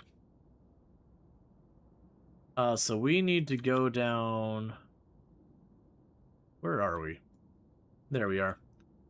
That's where I need to go. But yeah, it's like getting into, like, dealing where you could be undercut in pricing and figuring out how to get people to actually buy stuff. You deal with a lot of that in EVE Online. But you can also choose just to fight pirates and make what money you want and just sell stuff to whoever's buying. Most likely getting ripped off on the prices you're paying. But at the same time, you know, you thought I'd take a break, but you played almost nonstop since 2011. I played until the mothership started to become common. Like, as in that, you know, seeing one wasn't a huge novelty. Once it got to that point, I was kind of done. So there's the bathroom stall. There's the modular sink. So we want those. I already sat in this desk, right? Yep. Now I can order furniture later when I need to.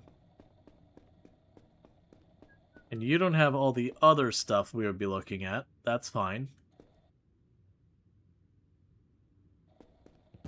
And grab the speakers so that people don't whine about the lack of music.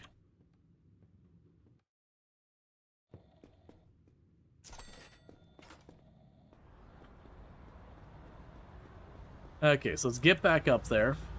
I'm going to need to put in the call for more staff. Let's go ahead and do that now before I forget. So, things we need is I'm going to need more hairdressers. So let's go here. Hairstylist. Let's say 2. Oh, sorry, new campaign. You. Customer service. 1 person. Put in a campaign. Or like, for example, there. Where, like, in the video game, you could be like, hey, I want to hire someone. You know, put out a campaign, 1 day later you've got a candidate, or however many candidates you want. Like, in real life, you'd be like, hey, I'm looking for someone to do this job. And you might put up a job listing, and you might get 100 responses, you might get 2 responses. You might get no responses. Like, there's very, very little control on that end. You like the game, but you feel like you'd like to play a single-player game more. Yeah, that's kind of a big thing. Like, not so much with the EVE Online. I actually did that before I stopped really playing nearly as much multiplayer games. But I used to play, like, lots of multiplayer competitive games over the years. And there was a bunch of them I was playing at the same time that I kind of all quit, like, right around the same time frame. Like, one, the community started getting, like, super toxic. So I was just like, alright, I just don't want to be involved in this anymore. Another one, we had the problem where, like, the cheating had gone so incredibly rampant that you'd go in the course of a night. And it wasn't like the, like, that's suspicious, I think this person might be cheating. We're talking about the person, like, running around the map at, like, Mach 5, headshotting everyone, like, instantly from massive distance with inaccurate weapons.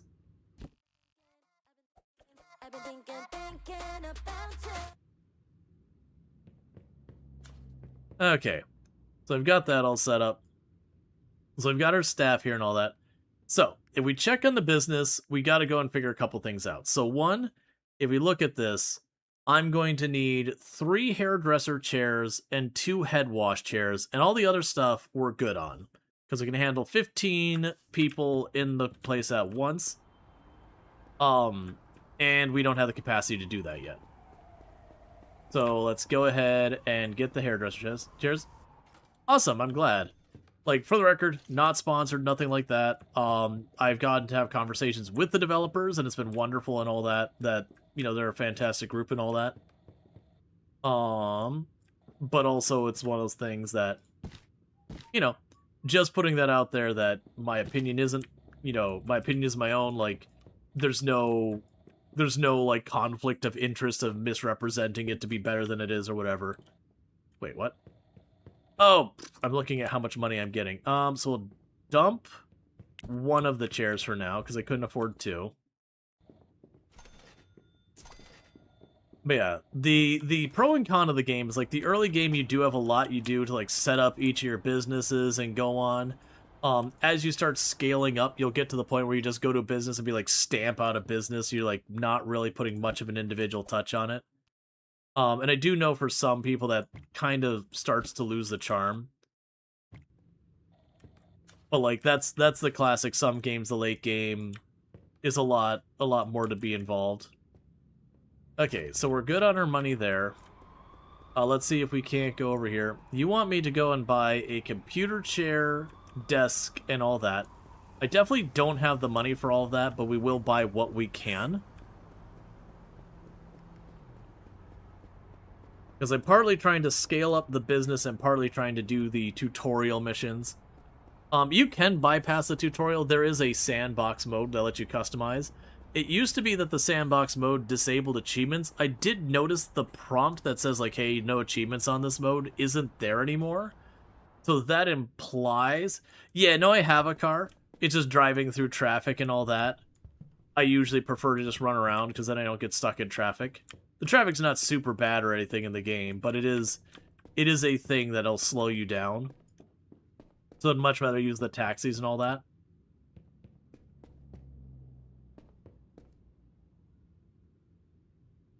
Okay, the executive desk is out of our budget. The regular desk is out of our budget. The gaming chair is out of our budget. The office chair is out of our budget. The really nice chair is out of budget. You know what? I guess we're just not bothering with this right now.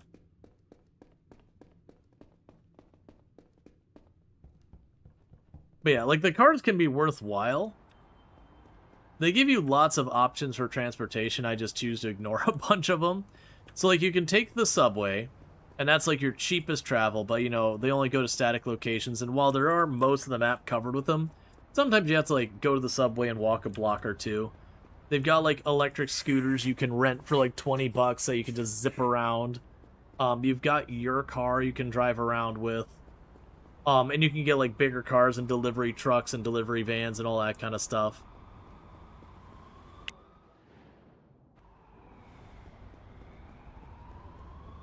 So there is a lot of that. Let's see if we can't get to school. A lot of times, I'm not noticing as many this time. A lot of times I just take the taxis everywhere. Because almost everywhere in the city will cost you like $100 to get there. Or less. Actually, I mean, that's only 25 bucks. But they kind of instantly travel you there. Okay, so you're 185 an hour, so you can afford maybe 2 hours. A business class. And the business class, there's, like, progression things locked behind finishing your courses. So, like, you can get into manufacturing, but you're not allowed to until you take a business class on manufacturing. You can get into running your own headquarters where you can have HR people to, like, deal with people's salaries and insurance and all that. But, you can't do that until you take the appropriate course or whatever. Okay. So I'll need to deal with happiness. I remember there was some penalty to poor happiness in this game. I don't remember what it was, though. Alright, so we're up to $6,700 a day.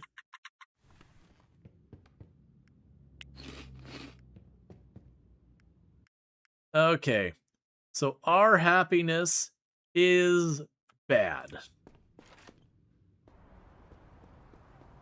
There's really no other way to put it. Yeah, so here's my car right there. Genuinely, most of the times I play this, I end up selling my car right away at the beginning.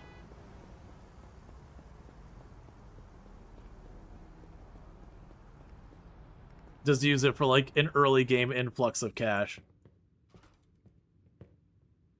Yeah, one of the things they did change is it used to be your happiness stuff could infinitely stack, so you could sit there and just play games for, like, 2 or 3 weeks and be like maxed out on happiness from the games for the next year or whatever. They did make it so there is a cap. I don't know what the cap is. I don't think it was a bad idea because it would just train you to like max everything out. Okay, so I just need the hairdresser chair. I need 1 more of those.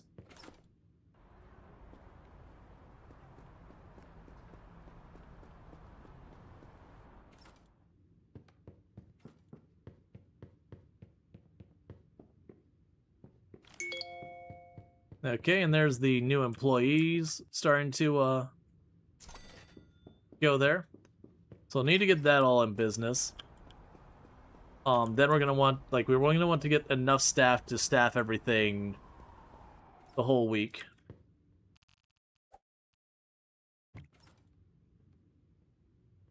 Alright. So that'll manage itself right now. So you mentioned the going to the park. Well, actually, so I got a new employee here. Let's go here. Customer service. You're not picky. Done. Hired. So let's go to you, schedule. Yeah, so as you can see, lots and lots of spaces available.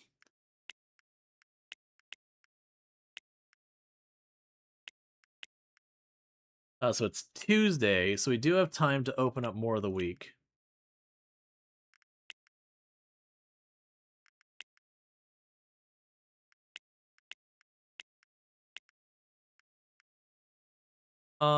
Let's see.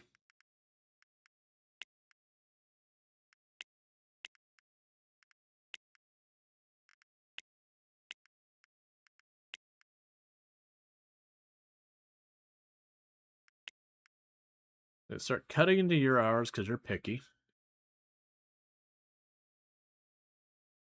Okay, so you need that much. So we can't cut Terrace's hours more. And you want a 4-day work week, so we're going to cut you back some.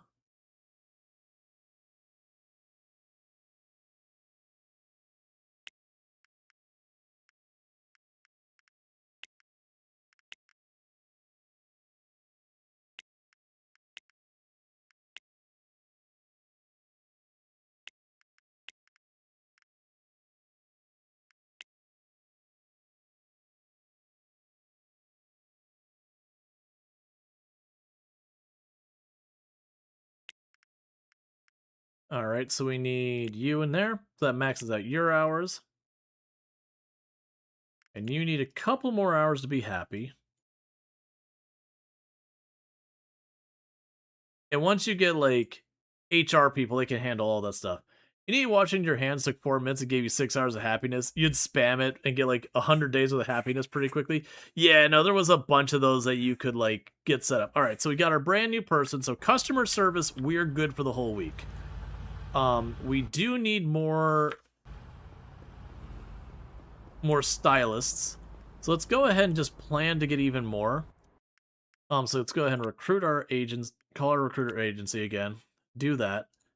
Cuts, hairstylist, no part-timers, 2 more, confirm. And let's get to the IKEA and get ourselves, at least try to get ourselves a desk, chair, and computer.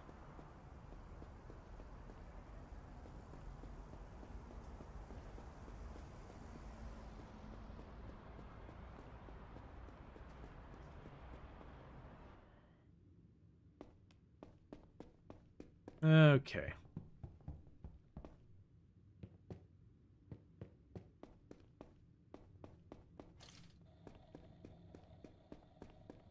So.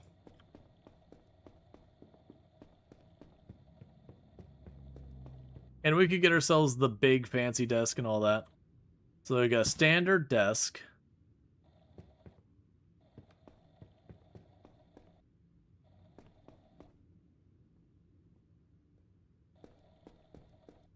We've got the gamer chair, because it's cheap.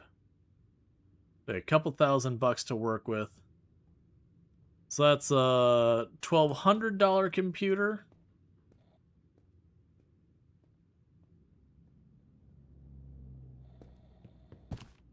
And there we go. And there's a computer.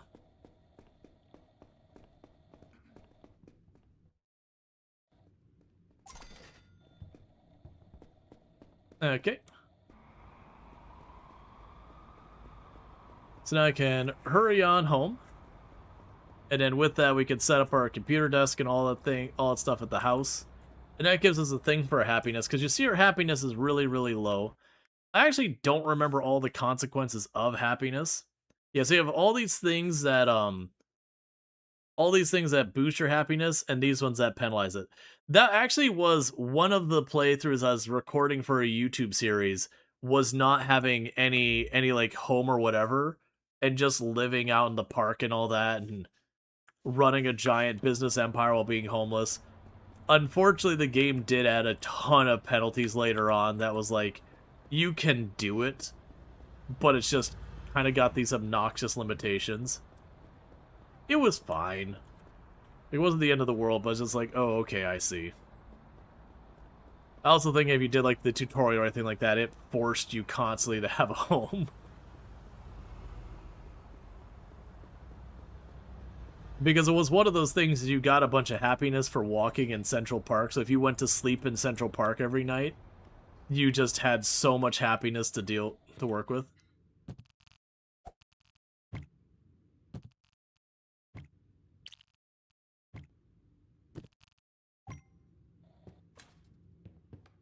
Alright. Play video games.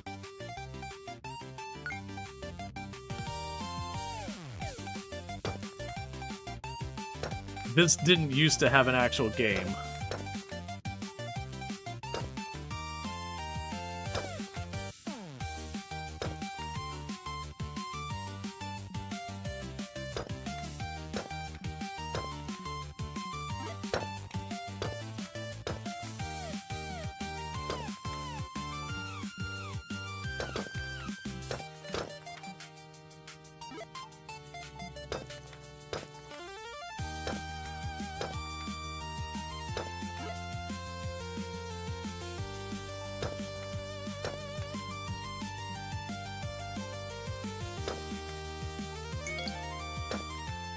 Is there a way to skip it? I don't know. I was not expecting this.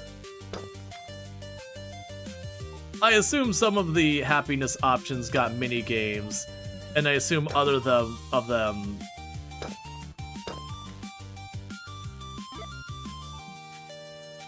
I assume other of them don't.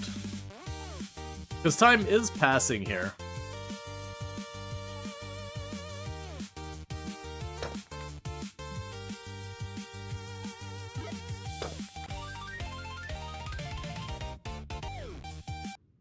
Oh, and you can turn off the music. And you can also sit here and just not do that. Music copyright? I don't think so. I'm assuming that's their own thing. We can leave that. There's an old saying, kid. Money might not buy happiness, but it buys everything else. Let's make sure your finances are settled. Pay off that loan and start saving up some money. The next thing I want to show you is a bit expensive. Yeah, so the other thing is I'm imagining you could probably choose to pass time. Yeah. So you can choose to play the video game, or you can choose to have your character just pass time as if they played the video game. So these do the same thing, but one you get to play a mini game while you're doing it, the other one it just fast forwards. So you can do it either way. That's good. That's what I'm actually saying. Is like, I don't know if I want to sit here and like each time I want to get the video game happiness. All right. So you just want full time? That's great. You just want full time? That's great. Let's go to the schedule. Today is Tuesday, so we can go ahead and go under schedule. We'll start with Wednesday. Full time. Full time. Do all that. Thursday, full time. Full time. Do that. Friday, full time. Full time. There you go. Saturday, full time.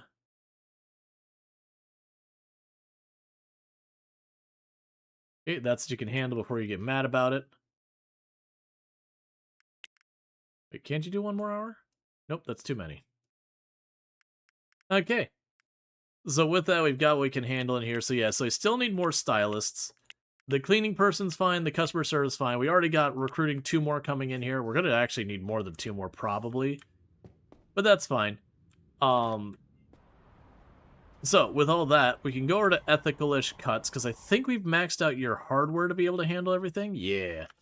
Okay, so let's go to ethical-ish cuts.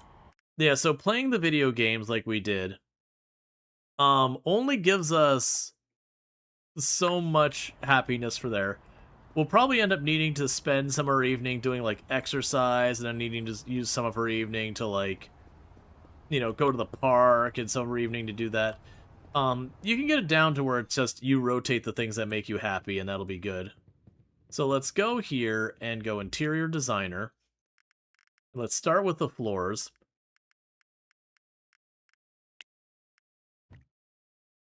That's 8,000 bucks.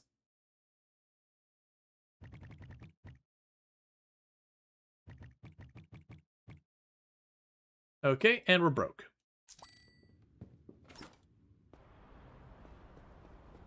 Alright. So little by little, we're going to get that all sorted. While we're on that ad break real fast, I need to grab myself a new drink and stretch my legs. So I'm going to quickly get up and do that, and I'll be back in just a minute. And thank you again for tuning in, and I'll be right back.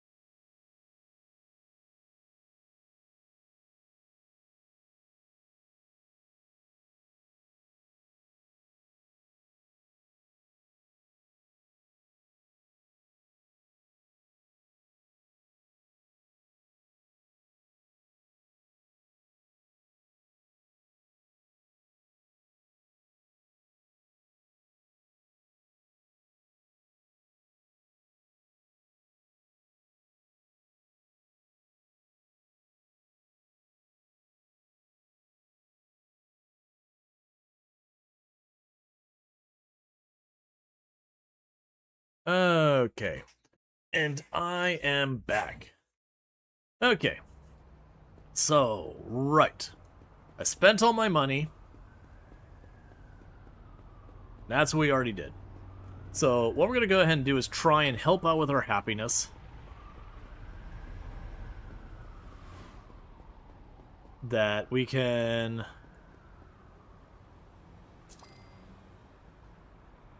take our little electric scooter. We're going to go to the park. We're going to wait in the park for a little while to get credit for walking in the park. Then we're going to go home.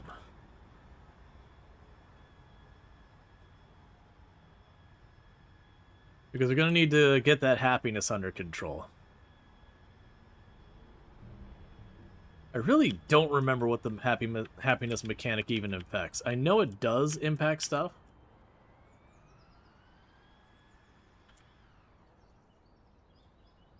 So you can leave the vehicle here. And you go here and we can wait on the park bench.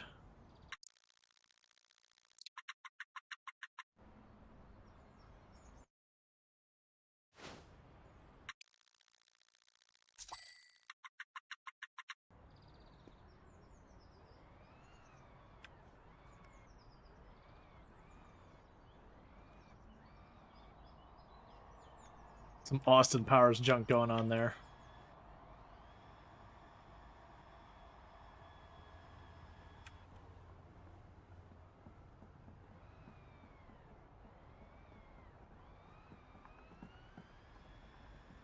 So yeah, I wanted to check. Slept on a bench. I didn't sleep on the bench. I sat on the bench and passed time. Didn't realize it was going to count as sleeping on it. The good news is we got 3 days of walked in the park. We got positive revenue. So I can go home and go to bed.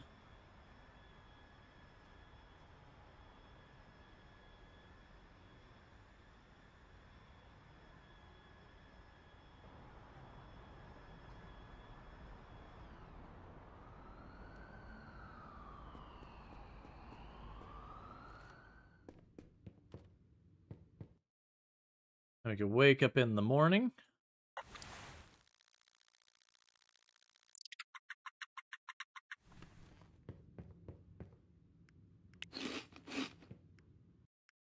Yep, so that's going to drop off later today. So we got to watch that. You can't just pass the time in the park like you used to.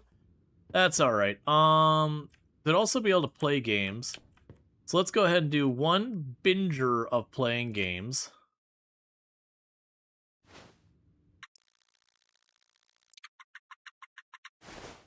So a solid 4-hour session of playing games. We'll check that out. We've got a new hairstylist who wants no evening shifts, which will be annoying to accommodate, but here we go. So schedule.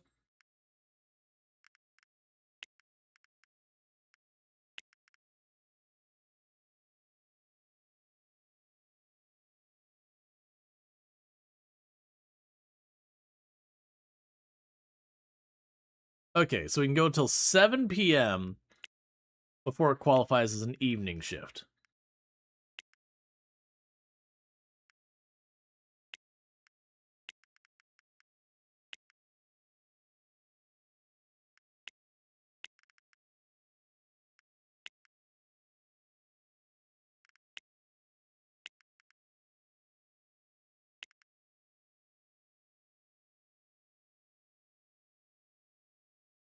Okay, so we got a lot of stuff to fix the schedule still. Alright, so we got a bunch of that sorted. The next thing it wants us to do is pay off our loan, which is going to be a big thing. I think that happens here. Yeah, so we paid some of our loan down. So we can't pay it off completely. So we'll do an additional payment. Let's go ahead and we can contact the recruitment agency. New campaign. We'll say 2 more stylists. And then between the other one we have coming in today and the next day, we should be good. So let's go ahead and get our loan paid off that they made us take at the beginning. So we'll start by just dropping a $6,000 payment on it to knock it down. Meanwhile, for the happiness options, so we played video games. That's that one session of that gives us a full day. And then the positive revenue happens for today. So we're going to go here. We're going to pass time. We're going to do another big binger session of video games. We got our next employee. No morning shifts. You all suck. All right, schedule. So no morning shifts on you. So I can go in here. And I believe 10 was the cutoff for what they considered morning.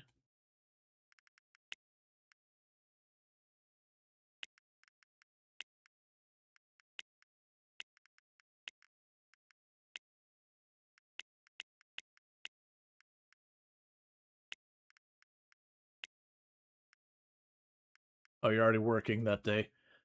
All right.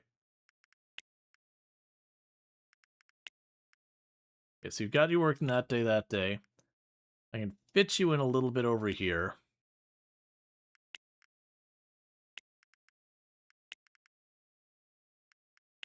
being dragged in for 2-hour shift at the end of the day.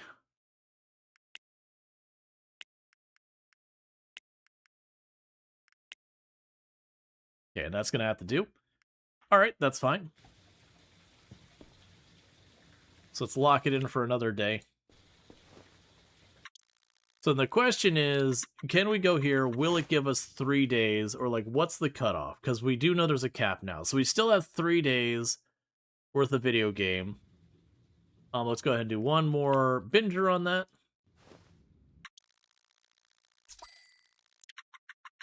Cool, and that's another $7,000. So if we check now, it looks like 3 days is the cap. So that's our information going forward, that we can't just do that huge binger where you used to sit there for like a week, just play video games and lock it in for like 20 days or something like that. Yeah, so now if we go here, it still says 3 days because it's going to drop off. But yeah, so we're going to need more sources of happiness, recreation, whatever you want to go with.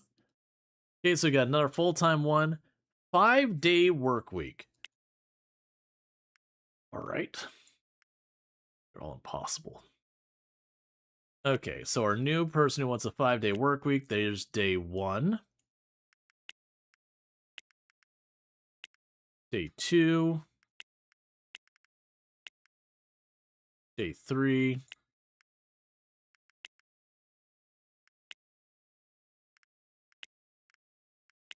You should have been so picky, my man. You're not going to get very good shifts, I'm going to tell you this much.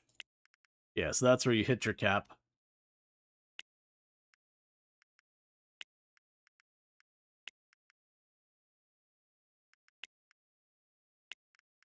And technically complied with a 5-day work week. With your nice, solid 2-hour end of day shift.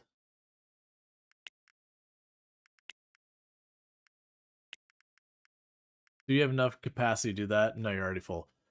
All right, so we got another shift full. We're getting pretty close to having that fully staffed. So we look at our happiness now. Oh, at first we can probably go to the bank and pay off the last of our loan, so we don't have to worry about loans anymore. Make payment, and paid in full. Okay, so for happiness, we got a bunch of different things that can give us happiness.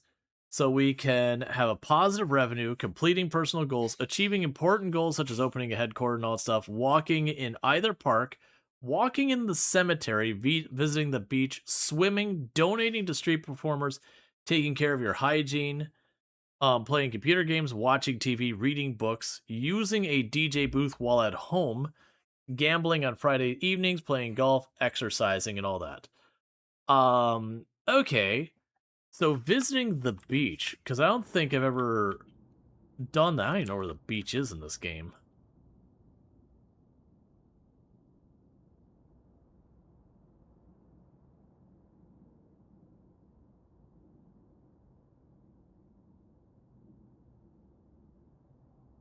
There's an airport down here. Oh, the beach. The beach is forever away. The beach is forever away. Okay, well, I'm curious what happiness we get for the beach. Because for that to be justified for how on the other side of the planet it might as well be, let's run over there. Actually, take that back. We're going to go to class. We're going to burn all of our money on class. And then we're going to go to the beach. And we're going to use the subway to get down there because driving down there, I'll spend the whole day in commute.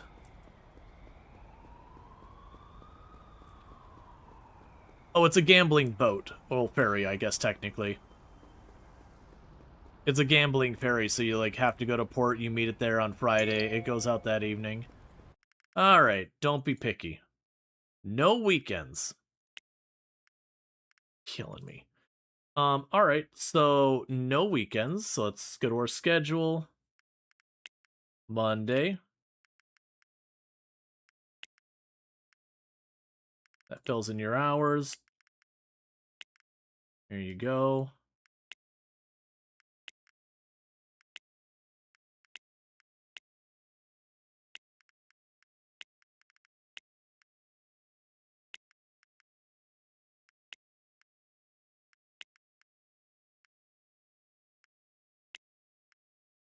Yeah, so they won't work weekends. So you want no morning shifts. I've already got you on this day. Yeah, so you two want no weekends. So Ellen here is going to be more willing to cooperate.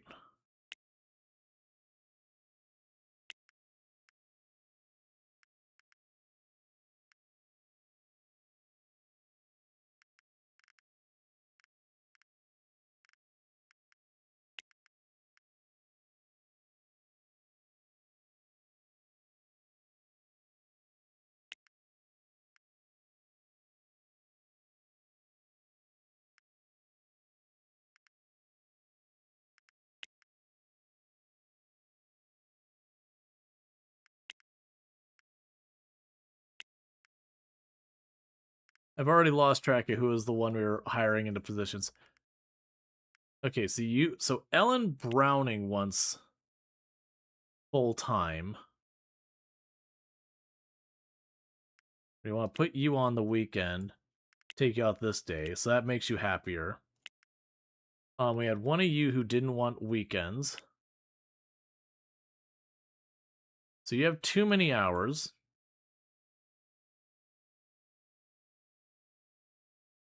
You've got way too many hours. So let's try. Oh, I think I might already have that other person shifted this day. Cynthia?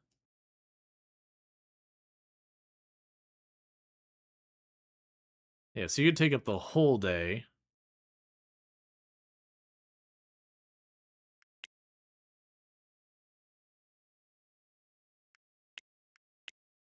All right. All right, so I still need more candidates, unfortunately. Did I already? So let's see, day 25. Yeah, so I haven't called in more candidates today.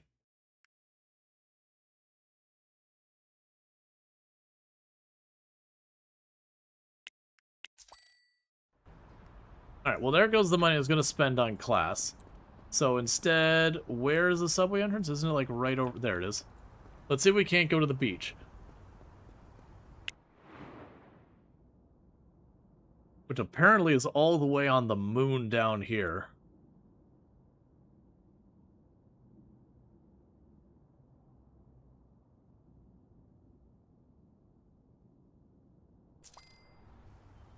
The beach is in the Hamptons.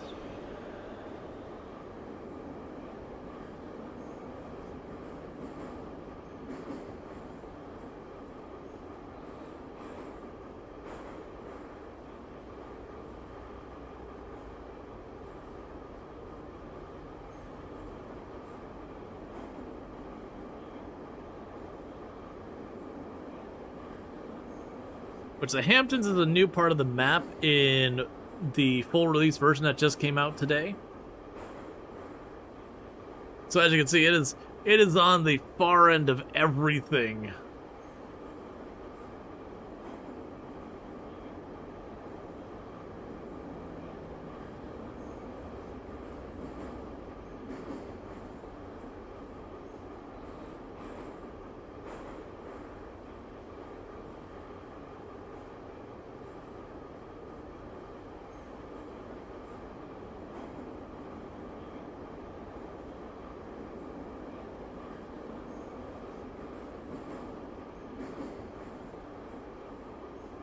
Okay.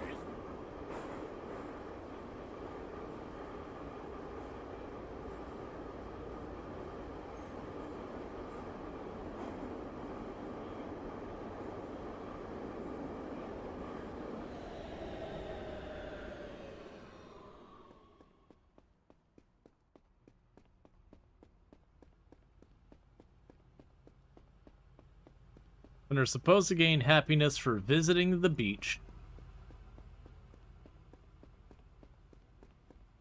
And also gain happiness for swimming.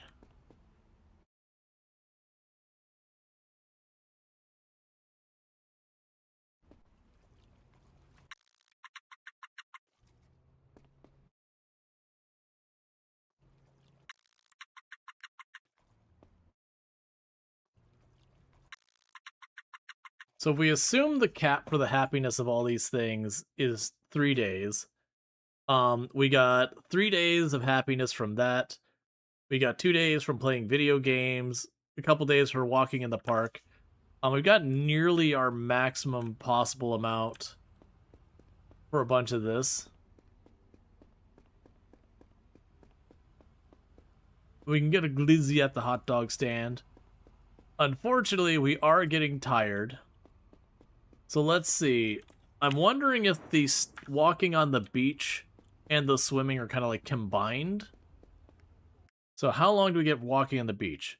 6 hours left. Okay, so swimming on the beach and being on the beach are separate mechanics. So it is one of those things that you would want enough time. I'm imagining that's probably not worth your time unless you already are living in the Hamptons. Because then you just walk outside and it's right there. Which is really indicative of real life problems of where all those kind of amenities, you know, tennis courts and all that kind of stuff quite often are located where money's located. So unfortunately, it's a very haves and haves not situation way too often where, you know, you just don't have access to a lot of the recreational stuff that's, you know, arguably free or inexpensive or whatever because you have to be in an area that's already got money. That's a very big problem we have here in Central Florida where we used to have lots and lots of, like, public tennis courts and all that over the years. But as time has gone on, there being more and more, like, kind of tennis courts being built in HOAs and then people not supporting any of the public stuff, so the public stuff gradually goes away. And then if you want to use a tennis court, you have to be a member of the HOA, or, like, sometimes they'll sell membership out to outside people, sometimes they won't. And it's a mess. I might pass out on this train.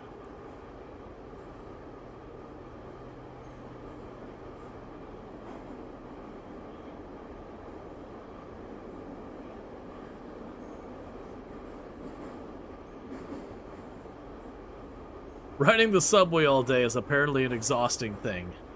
To be fair, our character did supposedly swim for 3 straight hours.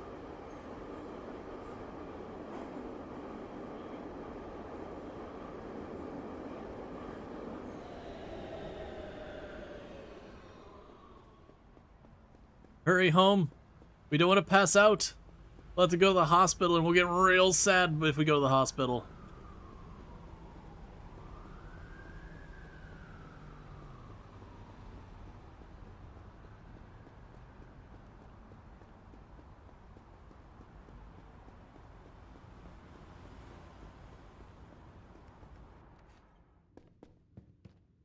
Go straight to sleep, man.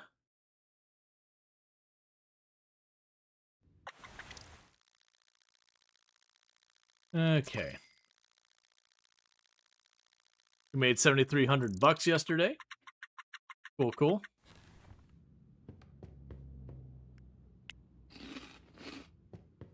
All right. So like I said, the good news is that's leaving us with some pretty good happiness. We're definitely gonna need to find better ways to manage that happiness, like just from a practical standpoint. I don't feel a need. Oh, I remember what happiness, why it was a big thing, is some of your some of your employees. What was it they had? It wasn't clean. I think it was safe workplace is the way it was put at it. Of which defined a safe workplace you had to have is like more than 40 or 60% or something like that happiness. That the idea is if like you as the boss are like, you know, really upset or whatever, that, you know, you make for a unpleasant workplace or whatever. All right, so just gonna slam out a nice solid 11-hour study sesh.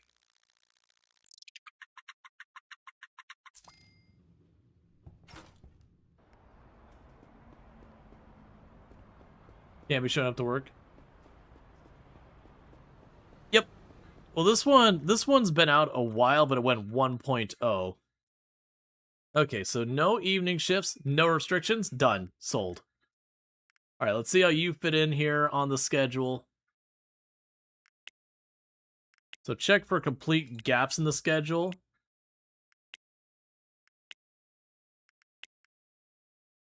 Okay. So full-time. Full-time.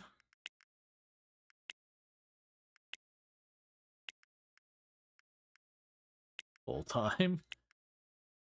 We're going to have to move some people's schedules around to accommodate this.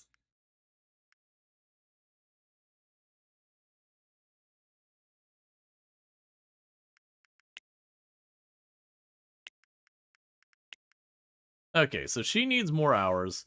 So if we look at Richard, Richard's willing to work weekends, so you can grab Richard there. Got this hour here, put him there.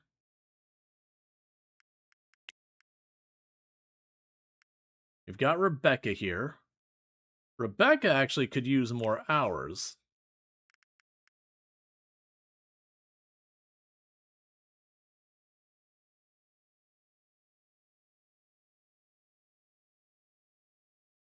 So we can cut back heavily on Ellen here.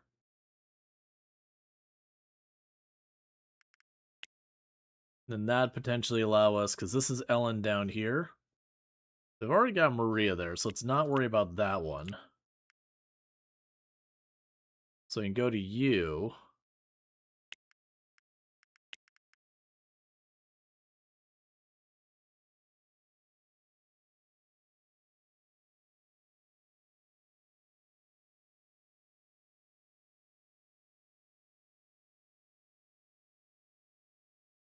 Cool. Is everyone happy? Are we good? Because I'm not going to fight here trying to get every last minute of every last thing filled. I'd love to. I don't have that patience.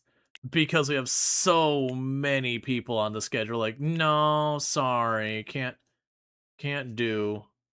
Not happening. Yeah, no morning.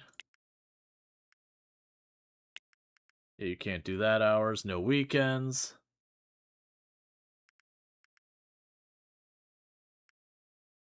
Yeah, no weekends. Yeah, it's fine. We've got the schedule basically full.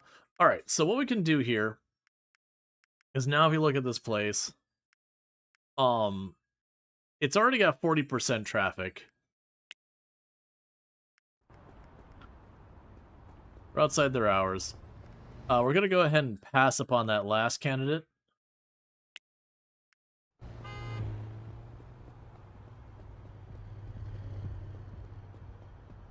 And I'm once again pushing my luck of passing out.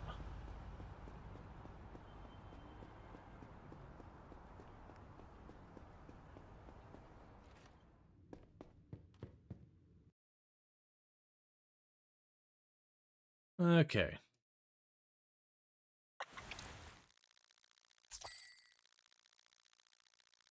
Okay, so we had 2 separate people called in sick.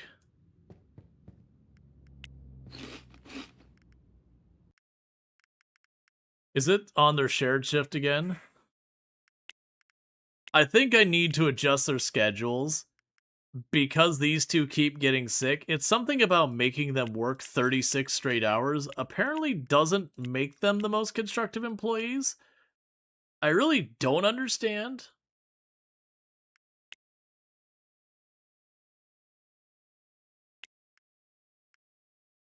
Put Martin on that side. There. So we're having them split their shifts just like the other 2 are splitting their shifts. So maybe they'll be a bit more reliable. Alright, meanwhile, I am gathering money towards whatever this $100,000 objective is. And so what we're going to go to do is I'm going to try and finish getting this building done, because I just got to decorate it now. If we decorate the building, that should boost the customers. We'll also want to get a marketing campaign going on. but that should get us all sorted away.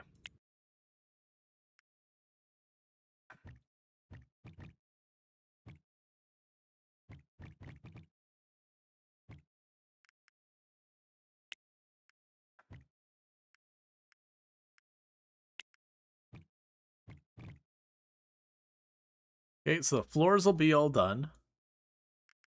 Meanwhile, I need to get to the walls.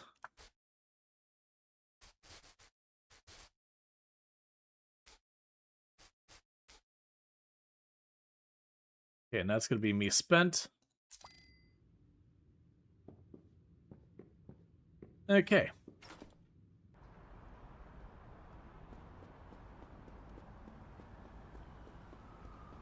We can make our way over to the park.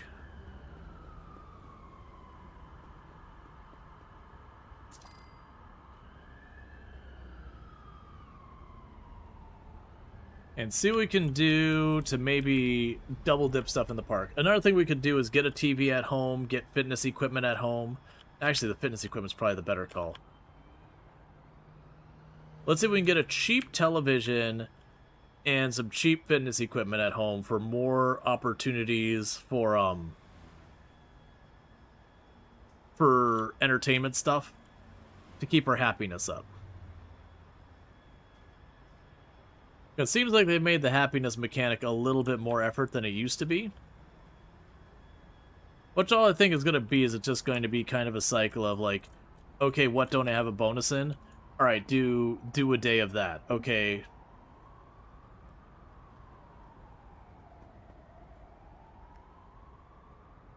Oh, we're too early. It opens here in just a couple seconds. Let's get a couple seconds of dancing. It's just what you gotta do.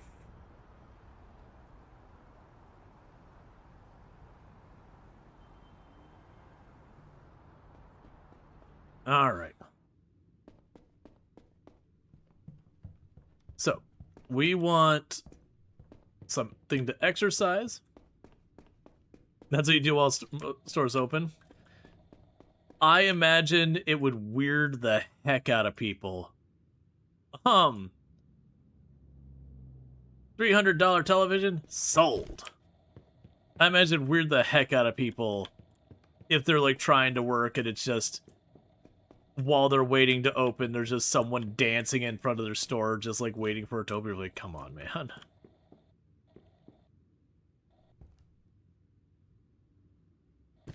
Alright, we're gonna grab the heaviest kettlebell because of course we're a manly man. And so we can't, you know, consider working our way up to low weights, and instead we're just gonna seriously injure our back and all that kind of stuff. You know, trying to jump up to a heavy weight and then binging out a whole day.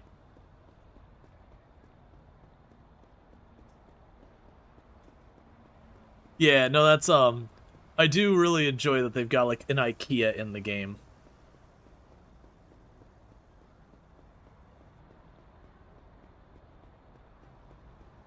It's just like, plus the heavy one is teal. Right. That's, I mean, I didn't think about it till just now because you mentioned it.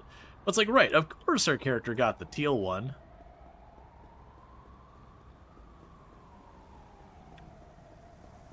Would you expect anything less?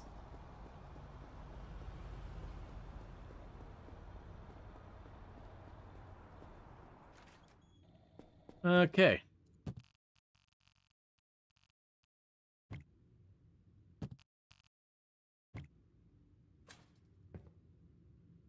All right.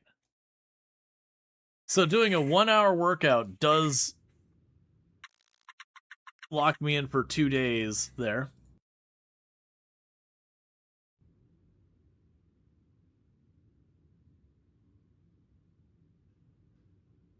I wonder where they got the images here.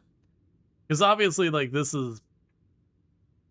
could be a lot of things. This could be like a bachelorette kind of thing. This could be just, you know, your Hallmark original, like, Christmas special.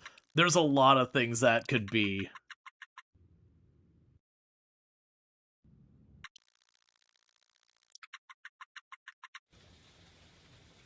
Alright. So we knocked out a whole bunch of that today. Now I gotta go sleep.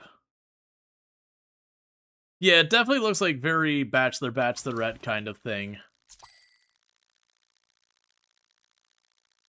Got almost $10,000 the day before.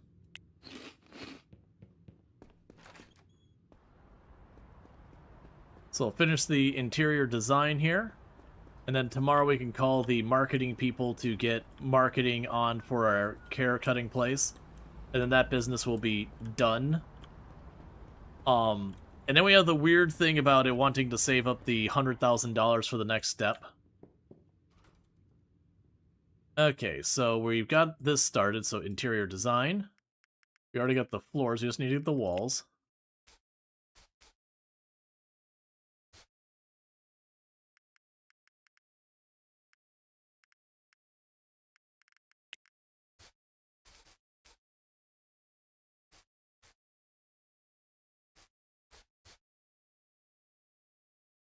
Apparently that's considered 100%. I didn't do the bathroom walls, but good enough. If it's happy, I'm happy. Alright, so with that, we can unpin you. And then we can check our contacts here, what's going on. It's a recruitment agency just saying they already sent me all the recruits. So I've got all that set. So I still have $5,000 to my name. Well, $6,000. We are at max happiness now between all that. So the idea would be like, okay, we need to exercise, we need to watch some television. You get the idea. Oh, and what else wasn't the beach on there? Oh no, positive revenue we don't care about. The went swimming is gonna drop off. So the went swimming is 25% as opposed to other stuff. I don't think I want to go out of my way to do that because that trip all the way down there is pretty long. But we're definitely gonna find some of these things and going, okay, what are the things we can do that are fairly repeatable that can keep our happiness up.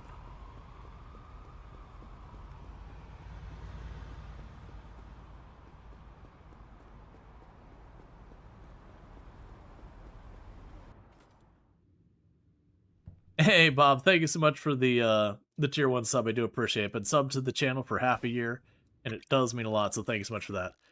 And with this, another course done. And so the next one is product manufacturing. So we'll knock it a 5-hour college sesh. Okay. So the pro and con we have is I actually am going to run out of hair care product, and we won't be able to deal with it until tomorrow. So it does look like I'm going to probably need to get a shipment of hair care product a week.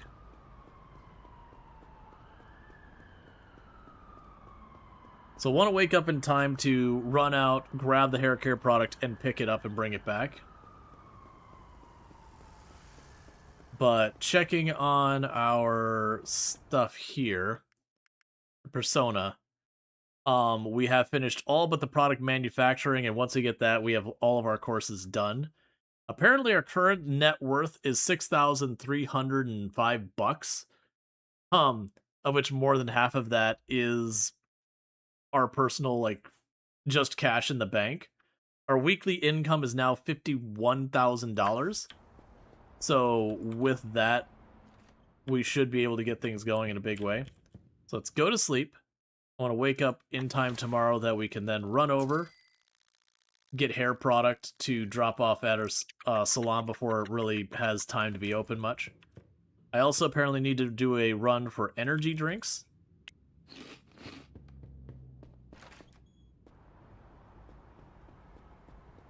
Okay.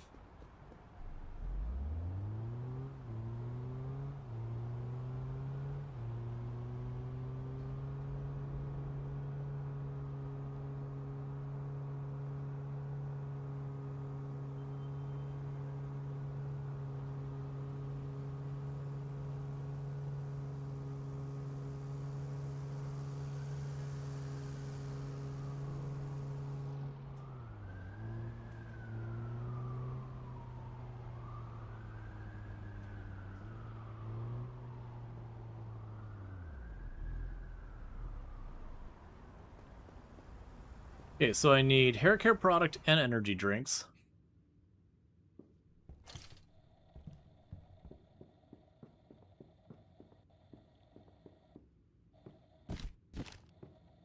There's the energy drinks.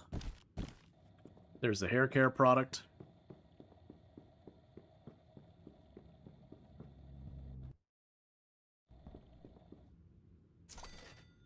And then we also need to call the marketing people to get the hair salon to have a marketing campaign going on.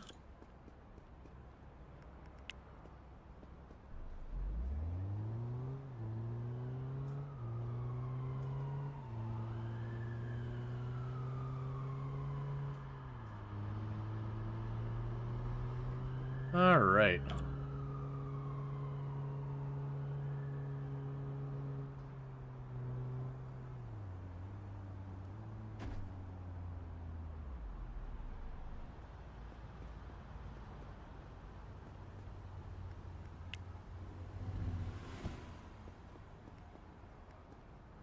We can go over here. Top that off. Drop that on the shelf.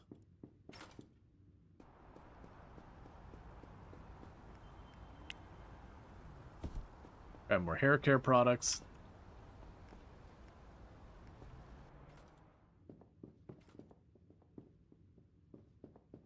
Okay.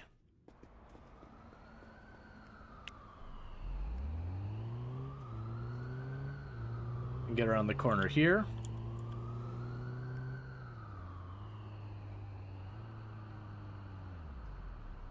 And then block in the ambulance. Certainly legal to be parallel parked facing the wrong direction while also simultaneously blocking an ambulance into its spot. Definitely not a thing that gets you in serious trouble. Alright, so we got all that squared away. So, next thing to do is call the marketing people. And we want to go for the cuts place. We can tell it for the small campaign because you don't have to go through a whole big hassle. Once we've got that set up, we can go to the cuts place. So we actually have 40% traffic here. So what I'm going to actually need is the medium campaign. So now if we look at this, that puts that up to 88%. We need our customer service to be improved as well. So we've got everything squared away there. All right. So the big next thing it wants me to do is save up money to get that. And I don't remember what that's for, because this is always the challenge of going, okay, but do I listen to it and I save up my money, or do I just open the next business and deal with that? And I think the answer is we're going to save up our money. So that's going to be a little bit of nonsense going on here. So I also want to complete the course. We'll worry about that later.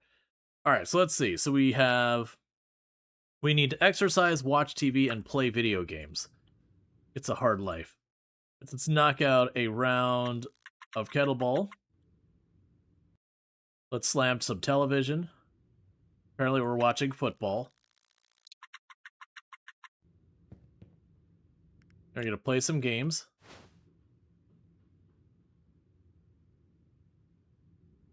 And we are playing what? I don't know. It's an isometric game, whatever it is. Like a tycoon-style game, maybe. And now we're going to go collapse into our bed right before we pass out.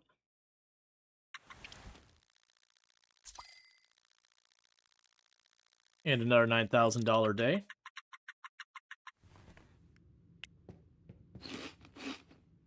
Alright, we can check our happiness again. So, TV, video games, and exercise. We do it again.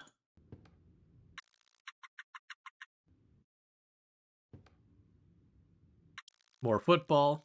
I like how you didn't even have a couch on TV. You literally stand there watching. Yep, that's not what I wanted to do. That's fine. Pass the time.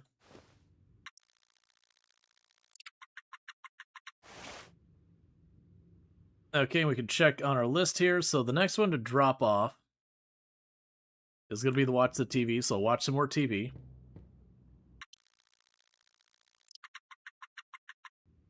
We're definitely going to need more sources of happiness. Because this is a bit rough to sustain right now.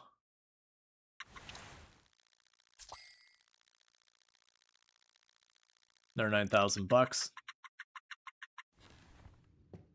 But I'm not sure you're intended to keep your happiness this maxed out as thing. Yeah, so definitely like the watching the TV and the video games, the happiness doesn't stick as long.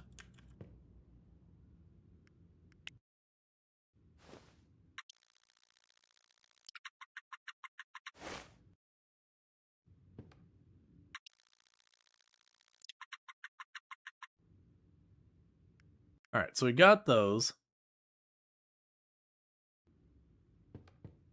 It's taking almost like two sessions of one or the other.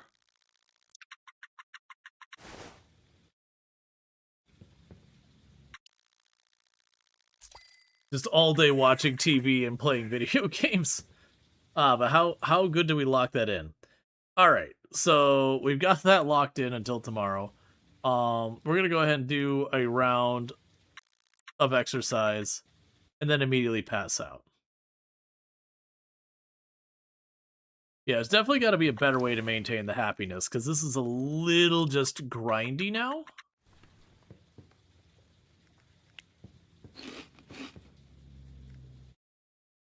Yeah, it's like those are all locked in where I don't have to worry about them for a full day now. But yeah. I'm imagining there's more types of happiness that are sticky or bigger amounts. But on the good side, we're already at 31,000. Well, 32,000, right on that fence. Let's go to the park.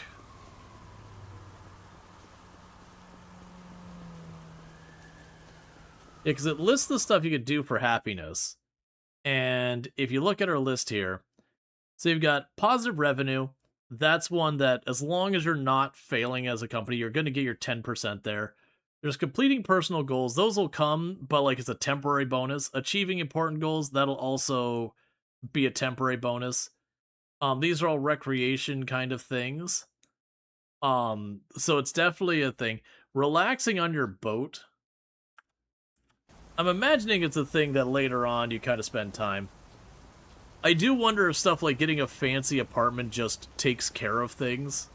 Like, do you get a stickier happiness bonus? Like, if you have like a really bougie apartment, do you just get like 10 or 15% happiness just stays? Or is it just you get like a week or two and then it drops off?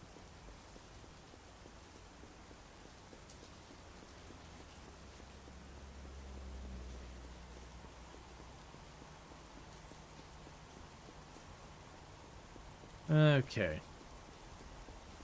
You can also give money to street performers.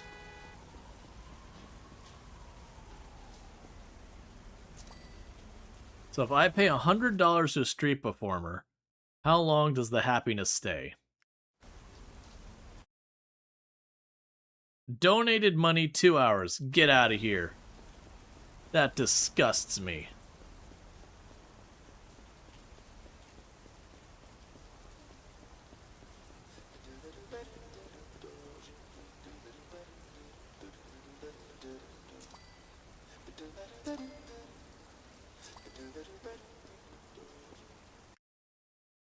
Yeah, so I walk to the park. Yeah, so the street performer one, you could just pay to do it, but it feels like it's going to be obnoxious and slow. And then the problem with the park is you have to actually like walk around.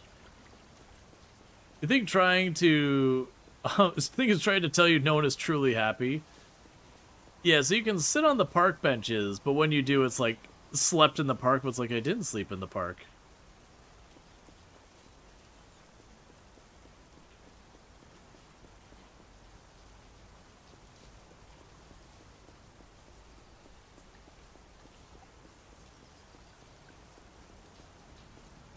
So if I tell you to rest for 4 hours, will it consider that sleep for just doing it one?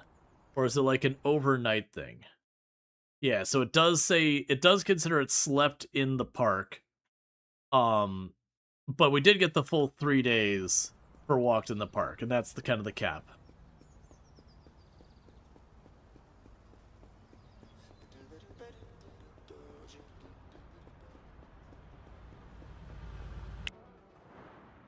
Alright, and where's home?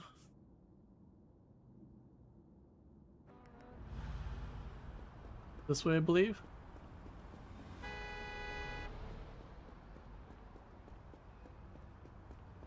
I'm disoriented. Yeah, that's right. Okay. Yeah, so definitely feels like I'm hoping there are more expensive sources of happiness that are stickier. So like maybe you could go see a movie or a play or whatever and it costs you more money, but then like it sticks around for a couple of days for one go of it. Because I am curious about that. I do think it is good that the idea behind it where you can't just preload literal years of happiness and then just fast forward through the entire game past that is gone. I think it's good. I do feel like you should get a bit more time of happiness per instance of doing things, where it doesn't feel like you're running around just trying to keep the happiness up. Because I imagine that would probably get tedious. But again, I don't know when we start hitting our goals, like what sticks for how long. Alright, so played video games is going to drop off first. So go ahead and play some video games.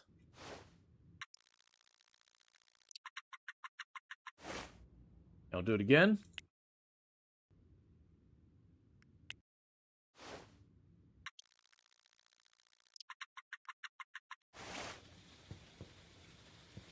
Okay.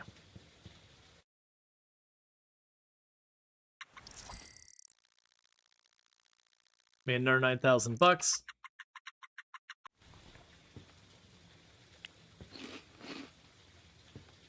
Alright. So watch TVs next. So doing a round of watching television. I don't want to spend the whole day doing happiness. Let's go out here. And let's keep taking our manufacturing courses because we can.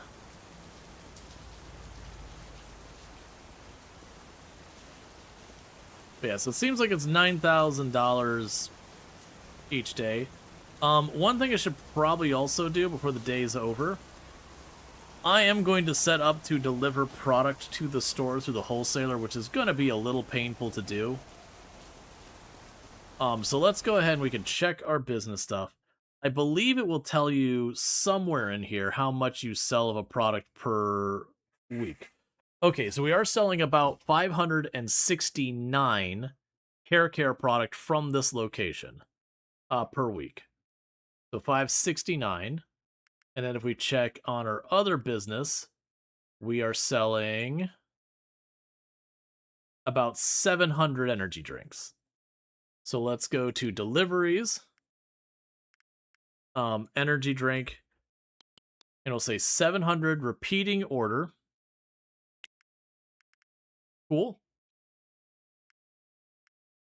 Let's go here. And you were 570. We'll say 600. Deliveries. 600 of you. 600 of you. Order. Okay. So the hope is that that'll continue to do its thing, and those are weekly, right? And we won't have to worry about that. Yeah, so the next delivery is in 3 days. Yep.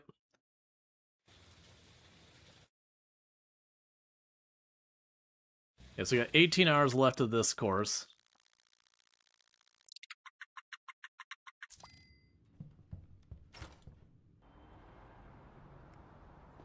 Alright. So we're getting that done. We're working on getting the revenue they want. I don't think this is setting up the headquarters or the office space. That's what I'm trying to remember.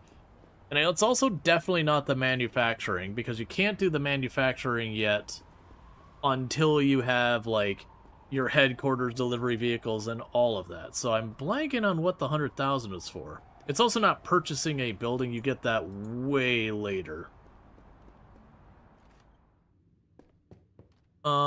Maybe it's getting stock. So the next thing to drop off is exercise. So let's slam out around to exercise. So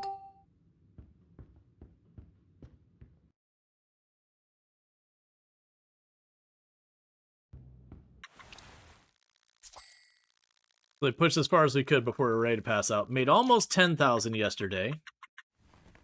So love to see it. And then after that, video games and all that are going to be the next to drop off. So I'll go here, do a round of video games. So we wake up, slam out 4 straight hours of video games, run over to class, do a bunch of class, then we watch 4 hours of television, and this is the life we're living right now. To be fair, we only have to do like 1 or 2 days and we'll finish all our courses, then there'll be literally no more school for us for the entire rest of the game, which is good. So we won't have to worry about, you know, Uncle Fred telling us to do that. As far as being able to make more money than we're doing, I could do the delivery thing, but it only gives me like 400 bucks if I do things like nearly flawlessly. So that's not going to get us very far. But how much... Oh, it's trying to see how much more we have left. We're probably right at the end of that class, maybe 1 or 2 more in-game hours. Let's stop by the grocery store and get ourselves some groceries.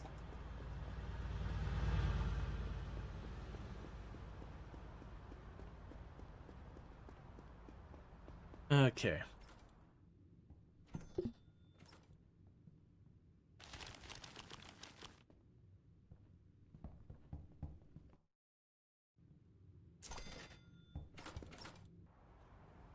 I wonder if when you get the, get your private driver and all that sort of stuff and your yacht and whatnot, I wonder if all that is, like, permanent happiness bonuses.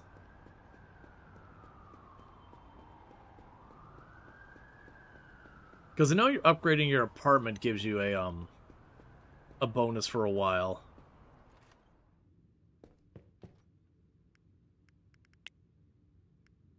Okay, so next to fall off is watch TV.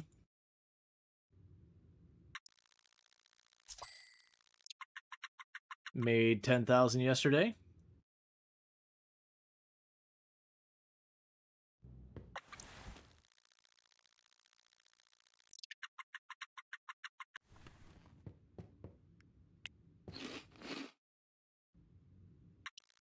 And let's go ahead and finish up our classes.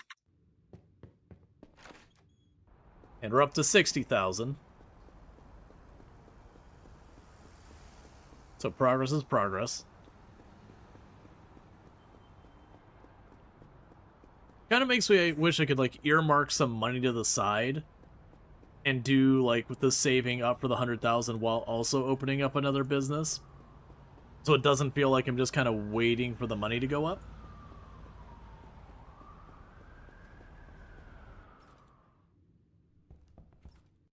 Alright, so I've got 4 hours left, and then we finished all the education. And with that, there is no more education left me. I've learned everything. I have achieved all human knowledge.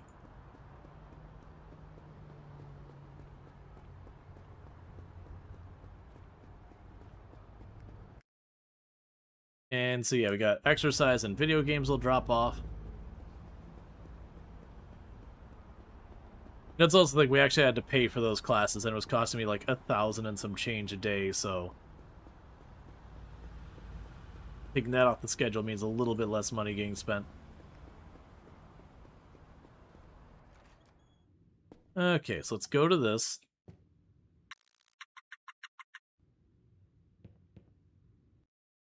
Deniers held massive amounts of student debt.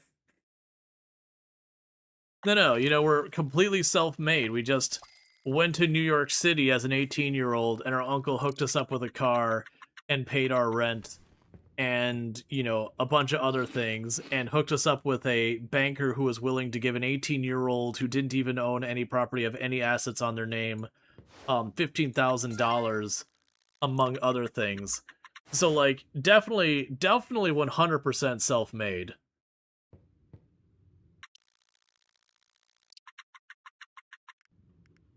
Okay, so This, and then 2 rounds of video games will get us caught up.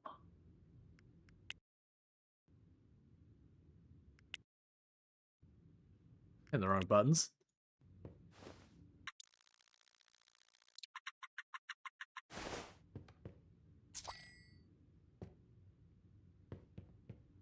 Alright, we're at 75-ish thousand.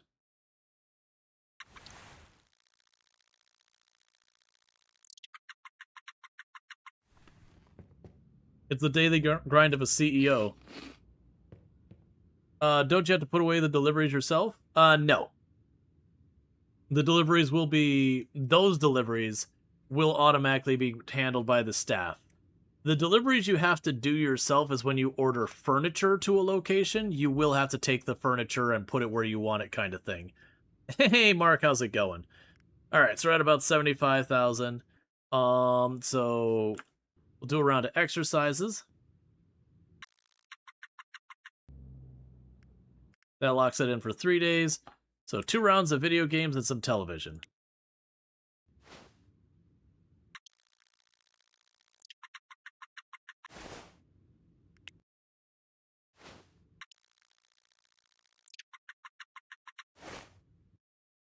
Okay. That's just the life we live. So with that, we're locked in... Actually, we do one more session of television.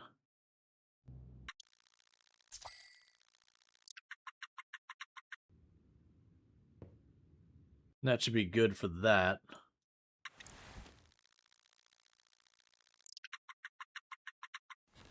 What is the 100,000 for? Alright, we're at 80,000. We're making close to 10,000 a day.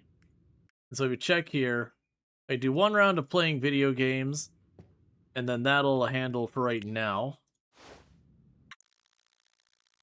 We can look for another source of happiness. So, as sources of happiness, because the park we can't fast forward without taking a penalty. So we've got that. We can read books at home. We can gamble on Fridays. We can play golf or tennis. We can relax in our boat, which I don't own. We can take care of our hygiene. Here's a random thought. Hey, workplace? That's not... You know what, actually, hold up.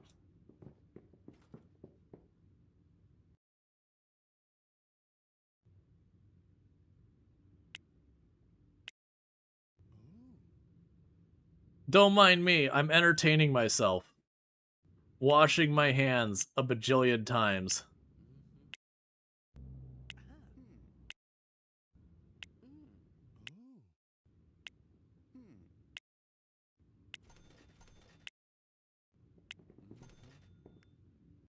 Okay, and we're locked in from hygiene for 24 hours.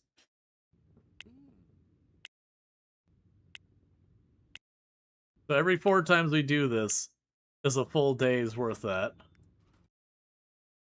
Okay, so the hygiene cap's at 24 hours. So we've learned something here. And the thing that we've learned is some activities have a cap that's lower than others. So the idea of using, like, going to the sink and locking in, 3 days worth of bonuses, sadly is not a thing.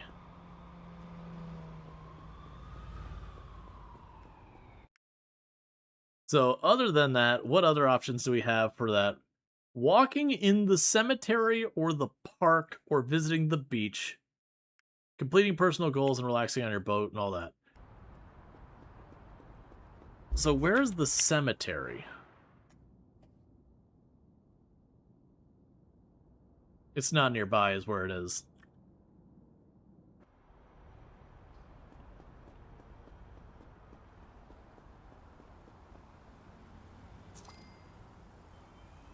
Now, some of the other things you could do is, if you look here, you can see what your personal goals are.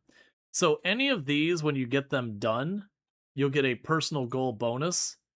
And it gives a temporary happiness boost. And that's kind of the big bummer about a lot of this. Is because it's temporary, like, once you do the thing, it's like, okay. And there are all sorts of wild things. Like if we pop in here, actually, let me show you some examples. So we've got running multiple businesses successfully. Straightforward. Reach 75% in any skill on one employee. That's like a lot of those are just going to happen from regularly playing the game. One of the things you get is like, where are you at? There's ones that are like riding enough taxis. Well, actually, it looks like they might have changed it. Or maybe those aren't personal goals. Oh yeah, here we go. Complete ride enough taxi rides. So like if you use the subway enough or use the taxi enough, all those are personal goals.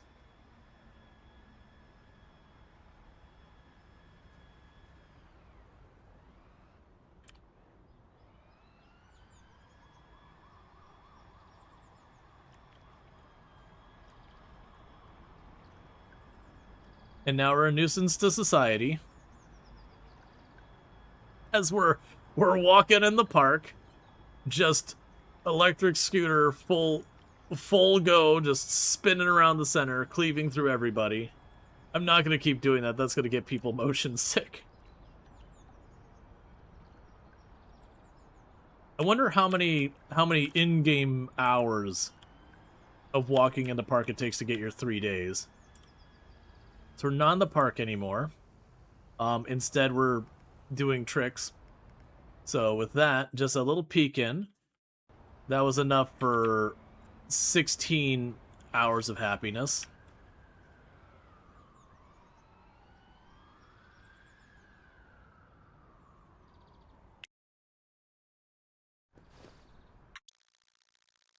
Yeah, so doing this, we get happiness and a penalty. Which, the happiness is more than the penalty. So it's still a net gain. I wonder how long when you achieve a personal objective, like how long the happiness sticks now.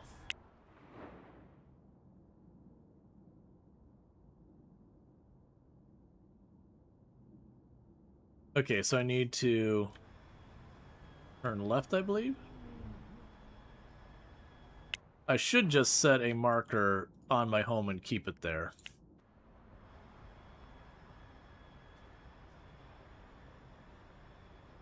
There's got to be ways to get more happiness, like maybe dancing. I don't think it's an exhaustive list, because I think they've added things over the years, so maybe like going to the bar and dancing or whatever also adds happiness.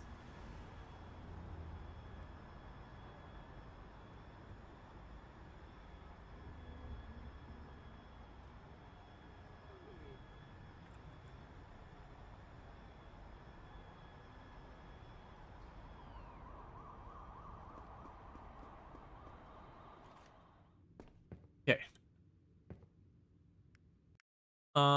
So we can watch some TV.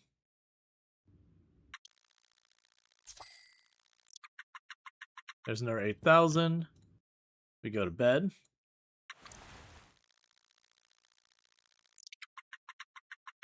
I wonder if like stuff like every time you open a new business and it's profitable, that adds on to it. Oh, that's not what I wanted. That's still not what I wanted. Okay, so exercise, played video games. And we're really close to having the 100,000. So like one more day should do it.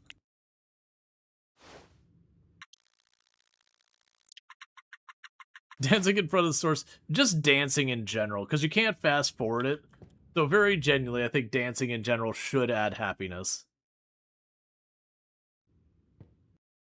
TV.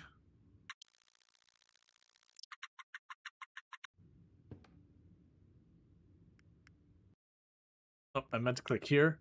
So it's doing like this. Just that should be giving us like a little bit of happiness.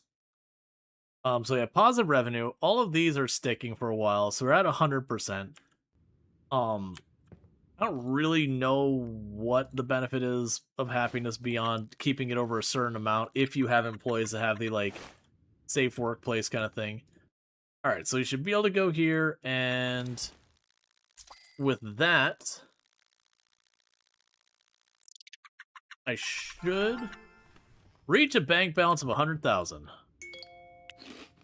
All right, kid, you're doing fantastic. Let me show you another cool trick to make things even easier, but this one is expensive, so you might want to start with a small building.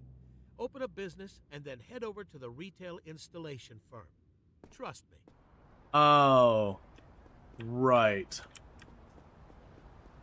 Right. So this is showing where you don't have to set up your business manually. You can, like, just buy a location and be like, build it out for me.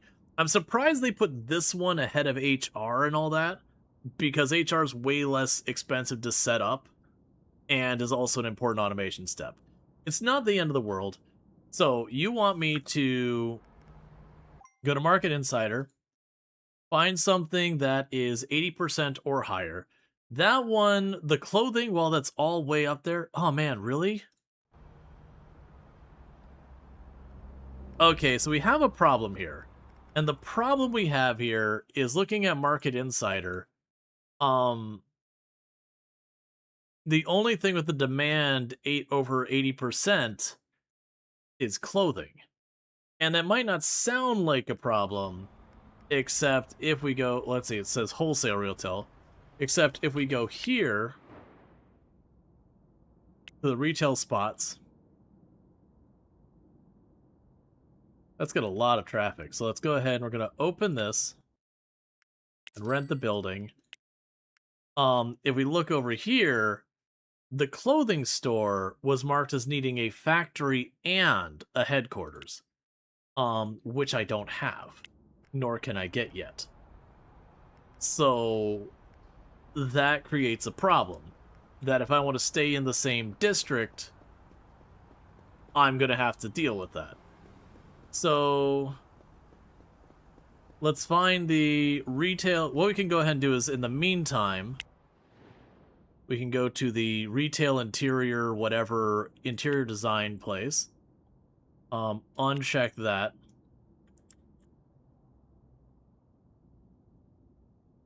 Yeah, so get you down there, you two over here. Let's get all three of those marks, because if I go to each of those and I sit in the chair, then we're good. But yeah, so basically the problem I have right now is that I don't have a good, Did you unmark it? It does unmark it. That's information. Okay, so the one was down here. You like watch this game? It's fun.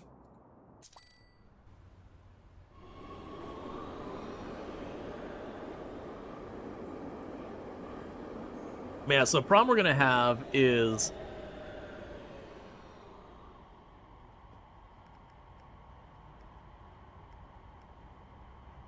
yeah, so you have to find one that's over 80%. Do they change over time? Yes. The market does shift. It just so happens we got unlucky at this one moment. Because I think it was, it's a fairly new thing that the clothing store got locked behind the factory. You used to not have that requirement, which did make it a little bit rougher to deal with because there's a lot of different products and they weren't very cheap. It's kind of the same thing that happened with like the it seems like a lot of the retailers, the wholesalers, they did put them behind that. So that's the office supplies. But while we're standing here at the office supplies, just the same as we want to sit in this desk. That we have them as a contact so we can order furniture delivered directly. We have the recruitment agency for office workers. And we've got them set up. Expanding our contacts. And then we've got the place for doing office design.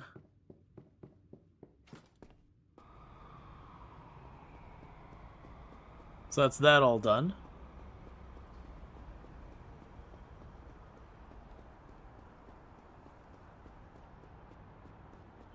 Yeah, no, I do feel like it was probably a mistake to have the building out the business come before the headquarters.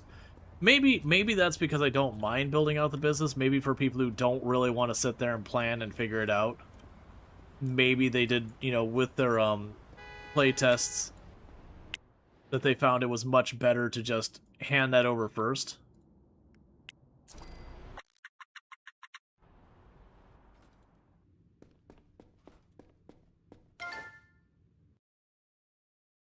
Yeah, so that's to build out the apartment.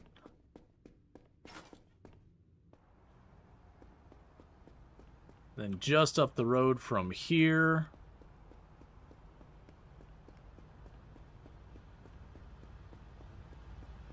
Let's also mark...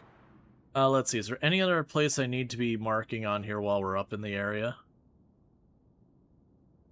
Probably not.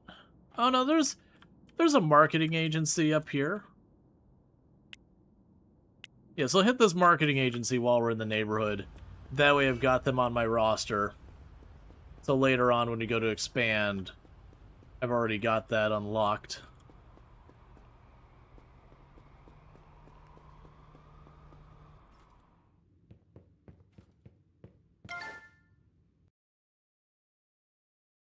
Yeah, so with this, I'd be able to go into, like, the haircut place, and you could install it, and you could choose a bunch of these, and it'll tell you what the price is and just build it out. So with this one, I'd need to choose, like, all this kind of stuff. And I actually don't remember where half of these came from, but you get the idea. Is you could sit there and be like, hair salon, that, clothing, that, and it'll do the entire setup for you. Preview terminal, retail, A1, bookstore, classic, preview design. Well, that's cool. Yeah, so what we could do here is let's say for that space, what size was that space? You are an A2. So we would go here, retail, A2, clothing store, and we could choose expensive clothing store. And so, like, this would be the design it would give us, and these would all have clothing hung up on it. But just the same thing, we go retail, A2, clothing store, and choose, like, competitive. I don't know what half of those mean, but that's also a thing that you can go in here and go blueprints, and this is like their actual store here, so I could go in here and say, okay, I want A2, retail, and I'm looking for a clothing store. Then these are all designs people have made. And yeah, it's the whole thing. I don't know what the exclamation mark is for here, but then you could be like, oh hey, people liked this one. I could just go grab their design, add it to my library, and it's a way if you don't enjoy like the customization aspect of the game, you could just be like, A2 clothing store, stamp. And like a day later, they build out the entire store for you. And you'll end up doing that later in the game. They've got the money for it. I just need the market to open up. So let's just run over. It's one block over here for the recruitment agency. Or no, it was a marketing company. We already had the recruitment agency. So it's right here. Yeah, so it's right across the road and the next shop over.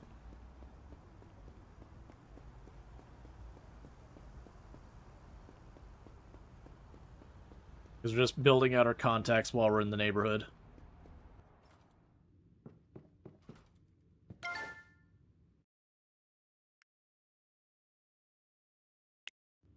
Alright.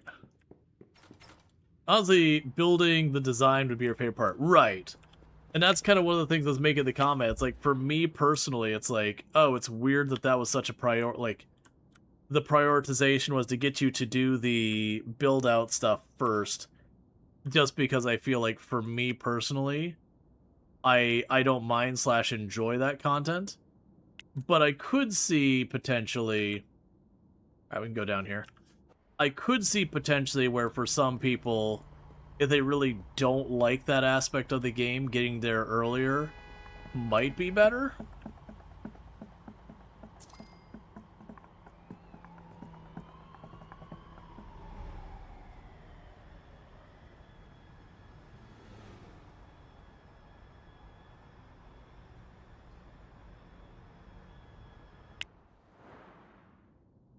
Okay, so it's the other side of this parking lot ahead of us.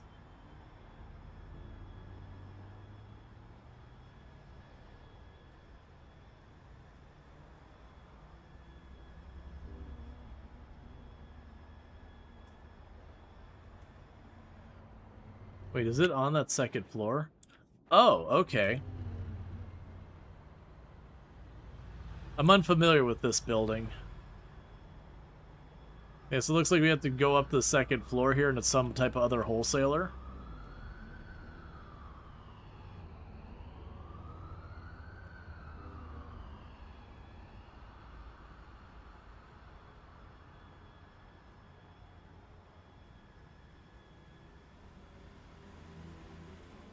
Alright. But yeah, no, it's definitely one of those things that, like, I enjoy the building design. It is a thing later on when you're making so much money. Taking the time to build out a building might not be where you want. Like, from the pressure of the min-max, you don't tend to want to do it.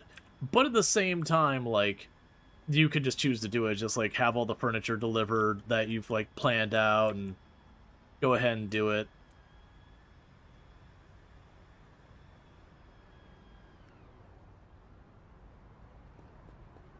Stock Co.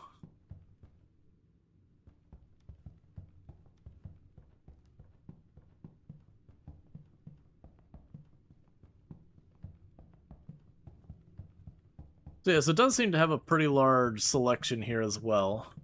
We'll go and sit in the chair. Just in case we end up wanting this place later.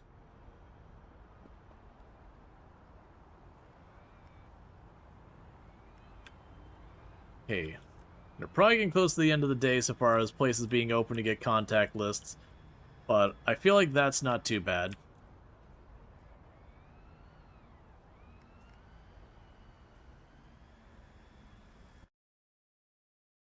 And I don't know how often it updates. Like I said, what we're going to need to do is wait for something that isn't clothing to be at 80% demand. Now, to be clear, the other thing I could have done, and I still can do if it comes down to it, is I could switch what area I'm checking. So I could check Hell's Kitchen, where apparently they're looking for cheese platters and all that. We can check the Industry City, which it looks like it's looking for electronics and clothing, which doesn't help us much. We go to Lower Manhattan, where apparently it's not helping. Well, actually, hot dogs are on a different price. So we can do a bunch of these different ones. And I probably should. Apparently, I can open up a fast food joint in the Hamptons. And that would be potentially a good move. But yeah, I was mostly trying to stick with the district I'm in before trying to expand into, like, the entire map kind of deal. Let's go ahead and mark our home. Because it kind of, for me, I've always enjoyed the game, like, taking over some turf and starting to, like, really take a go at my rival. And not bother to spread out to the next area until I just really don't have a play against the rival in that moment. You know, where I just need to let it kind of what plays I've made, I need to let them kind of attrition a little bit.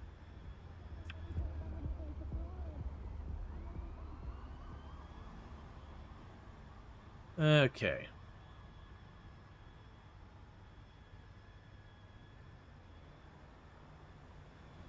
But the good news, we'll get this all set up. And once you get, like, another business going, that'll be good. Okay, so hopefully the next in-game day, if it looks like it's going to be a couple in-game days before we have that, I'll just accept we're going to go set up someplace else. By that, I mean it's actually going to have to be Monday in-game, because that's when the next things are going to come up. Alright, so the taxi gives me a tiny bit of happiness. I completed a personal goal, which gave us some happiness.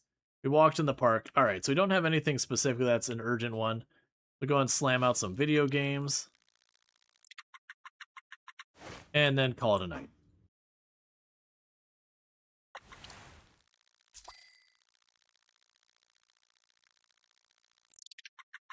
All right. So Business Insider. Looks like it didn't update today. We'll get till Monday because, like I said, I can't do this on the weekend. So I'll do a little bit of our happiness stuff really fast.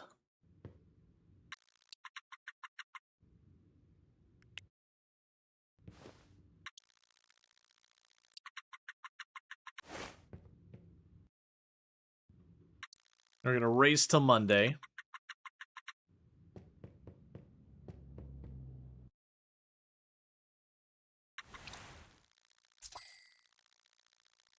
Made $11,000.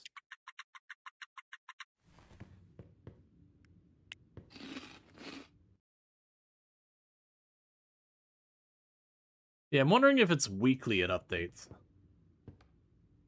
It would make sense if it was a weekly update thing. Alright. Now, in reality, if I wasn't streaming this and trying to like push forward with the objectives, I probably just would have opened another business and completely disregarded the tutorial for a minute. But at the same time, I know that's going to be like blocking the manufacturing and all that kind of stuff, which is cool stuff. Alright, so this will take us into Monday so that we can get the people to come out and do the installation. So let's eat our food, assess that things have changed. Okay, so the percentages did change, and they're worse now. So what I'm going to actually do is I'm going to go here to the empty retail spot, and I'm going to terminate the contract in this one. I received money for the furniture? What? I terminated it. That was weird. It said I got a little bit of money for the furniture back. It's like, excuse me? It wasn't a lot. Oh, you know what? I maybe just got my, like, down payment back. And just it was mislabeled. So, we need something with 80% demand or more. That is a wholesale item. So, there is nothing in Garment District. For looking at Hell's Kitchen, I don't know what what business does slushies, but it's honestly not looking very encouraging, because most of these are ones come from, like, the movie theater and all that. Industry City. So if we start at here, we got hot dog, and otherwise it's all smartphones and clothing, which we can't do. If we check on Lower Manhattan, we've got gift store. We got the gift store, we got hot dogs. We've got cigars and liquor and motivational books. Okay, oh wait, we got books. Let's see if the bookstore is one that... Well, actually, I can't check it. Let's get a property. Okay, so it was Lower Manhattan? Yeah, Lower Manhattan, it looks like bookstores would work. If we go Midtown... Midtown might as well be a stick in the eye. Murray Hill's not good for us. And then the Hamptons, I think we're doing fast food in the Hamptons. I don't want to because it's on the other side of the universe. So delivering our goods there is going to suck. I think, okay. So Lower Manhattan. And in Lower Manhattan, I think we're going to go for books. Because at least Lower Manhattan, I got options. Okay, so let's pull up our map. So we can go here and say, alright, we want to see the district of Lower Manhattan. So Lower Manhattan is going to be highlighted blue. Oh, is Lower Manhattan the industrial area? Oh no, okay, cool. I wanted to make sure Lower Manhattan wasn't across the way down there. But you can stop by the beach every time you deliver food, right? I could, but I still have to go there. Which I would not be looking forward to. So, with that, we've got Lower Manhattan down here. And we need a retail space.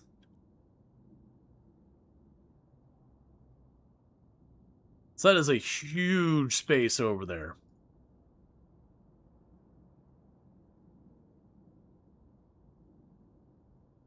M1, all that. Okay, what the heck is M1? Like, those are gargantuan spaces, the M1 spaces. That is a mammothly large space.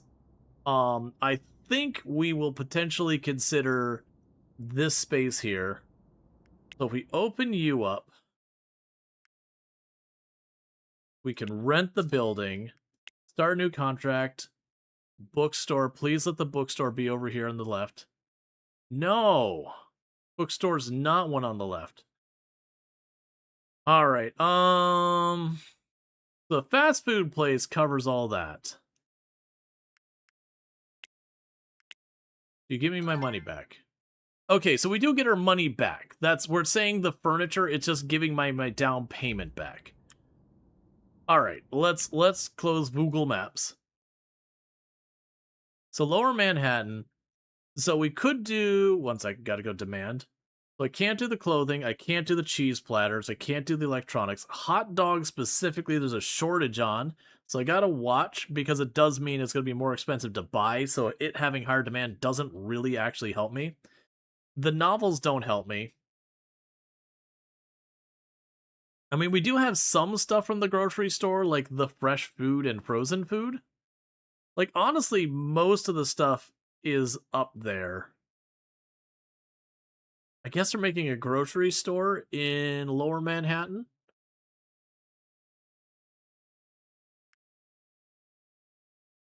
Alright. I'm probably going to regret this. That's what I'm looking for, so Google Maps.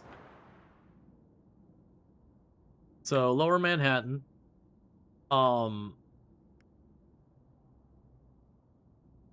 What is the cost of doing an M1 grocery store? Let's go ahead, we can do it this way. So, if we were to make a grocery store... Oh, what is... That's a fruits and vegetable store. What do they have? Oh, supermarket. Yeah, so we're to do a supermarket of size M1.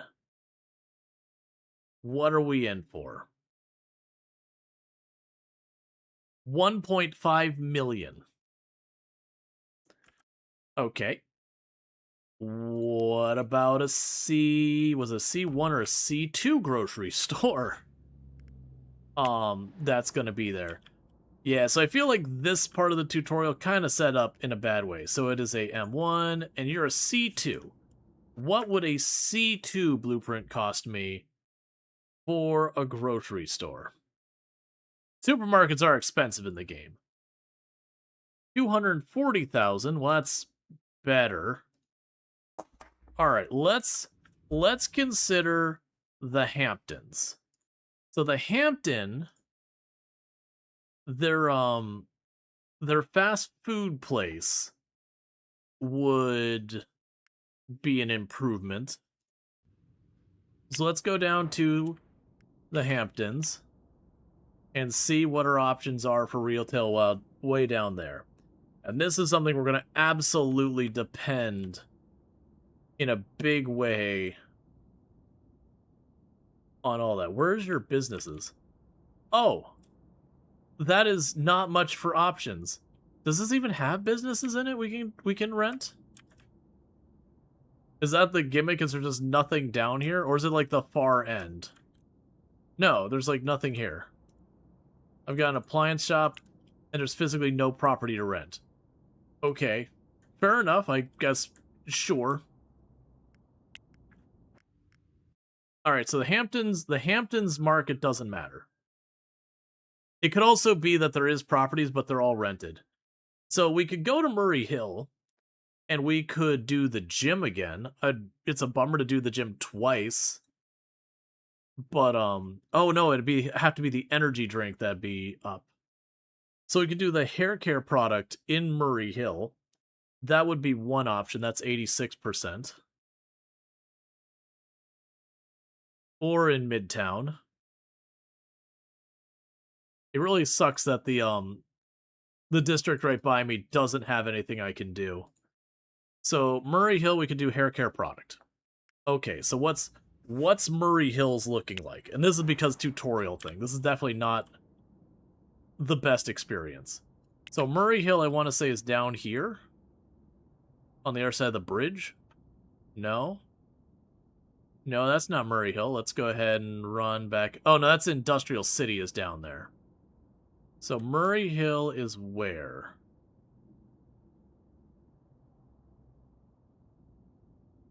Okay, Murray Hill is right next to us. That's not too bad.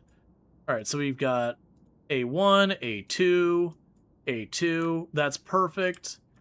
So let's go ahead and 44, 37, 14. Yeah, we'll go ahead and get this one. It's a small location, lots of traffic. So we will open biz thing, rent the property, start new business. And the hair salon, there's only one in the neighborhood. Let's see. Ethical-ish dues. Ethical-ish hair. That's fine.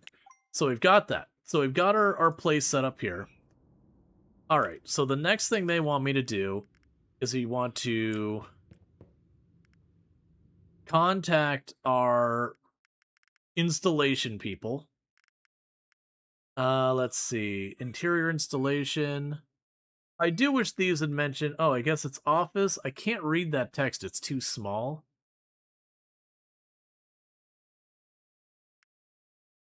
We'll try calling them. Okay. Ethical-ish hair. Select installation day. So we can do competitive, lemon, rustic, or small hairdressers. Rustic is 92,000, lemon is 92,000, and competitive is 92,000. I don't know what any of this means. And if we go to the workshop and we were to go to A2 hairdresser, yeah, you could go in here. Like, these all have an exclamation mark, so who knows? Yeah, so that has 123,000, but it's like all decked out to look nice. We'll just try one of their existing blueprints and see how it goes. I'm going to choose competitive. I'm just going to assume competitive means in the game they've got it set up properly. And if not, then we will adjust accordingly. So for 92,000, we're having them do the installation on the property. Yes. Okay. So that means tomorrow they'll be working on it to be available. And they're going to take a whole lot of money from me to do that. We will need to go in and go contacts. Let's go to a recruiter. Recruiting. It'll be for the hair place. Hairstylist, full-time. We'll say... I'm going to tell them to grab 10. We're not actually going to hire that many, I don't think. New campaign. Hair. Customer service. We'll say 4. And then we'll do a new campaign. Hair. Cleaning person. 2. New campaign. All right. So that's kind of one of those things that you can see, like, I could do that all from here. That's not something, like, later on you'll have HR to help with that. Like I said, I think for me personally, the call to have us do it this way before you set up your office stuff, I don't necessarily agree with. But it's okay. They've got more data than I do. They probably got a feel of what works better. So I've got all that stuff maxed.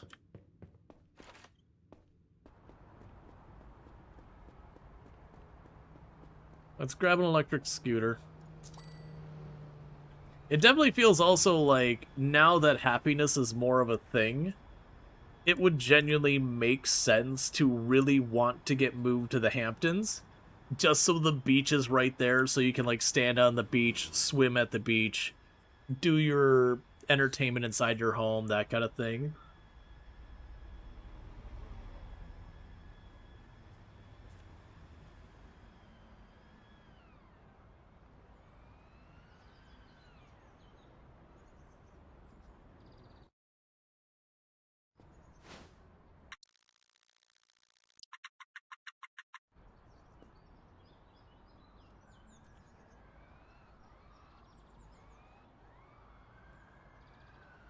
Okay.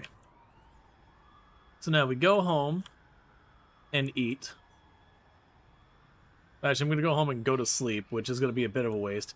Because, yeah, resting on the park bench gives you energy. I mostly just want it for the fast-forwarding of time. Unless something changed, I'm not sure you could just stand out in the open and fast-forward time. I should probably check that. There might be a control for it. But since I'm punished for sleeping, quote-unquote, in the park, it'd be good to figure that out so we can get the bonus for walking in the park. Yeah, so it's not like tea or whatever. Alright, so we can go to bed real fast. Okay, so we've got the message from the interior design people. Huh? So what did I tell you? Simple, right? Expensive, but simple. Now, open up that new store and start earning back your money. And remember, it's great to expand, kid, but don't rush things and start losing money.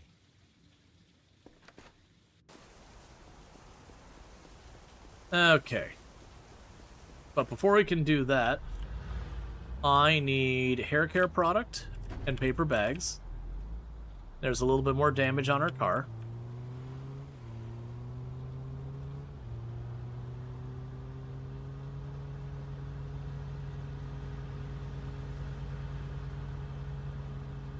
We're also waiting for all the applications we put in for employees to come in to deal with that. We'll change our marker over to ethical-ish hair.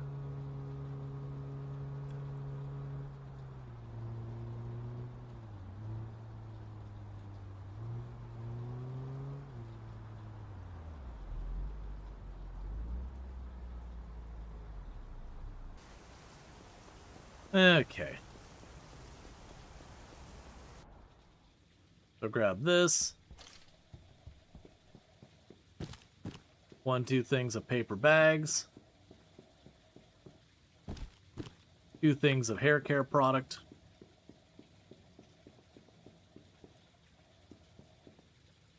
And in hindsight, I should probably grab the dolly.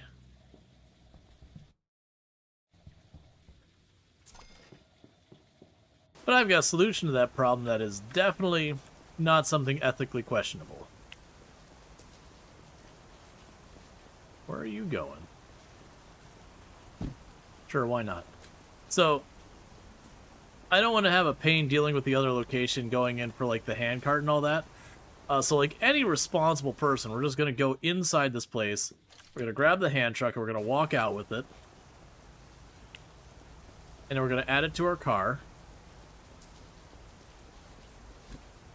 And then we're going to enter our car and leave.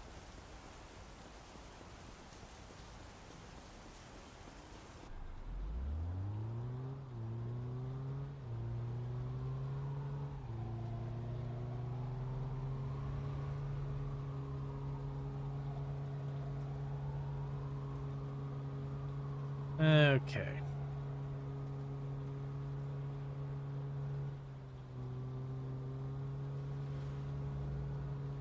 Let's get to our hairstylist person here.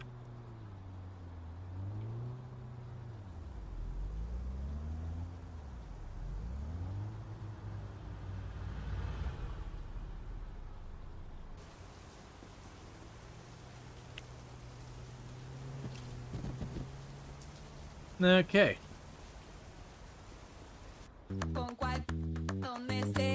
Where's the speaker? Where's the speaker? Okay. I despise the way it works that way. It is one thing I would love to see them change about the game. is I would love to see it where that used your radio volume, so it would not play audio unless you specifically did that. All right, and thank you, Stoka, for the 235 stream streak. I do appreciate that. Okay, so let's see here. So it's just telling us, all right, you sold the items left behind there for 112, and you got that. So this is the whole designed out area. So let's check to see what it's saying about this location using there. So it has enough to handle all of this. We don't have any information about how nice or whatever it is. If we check the interior design, it does say 100%. So that's good. So I'm willing to bet with this design, the way we got it from the competitive... No, actually, it even has a security camera up here. All right. Okay, I mean, sure, good enough. Job board.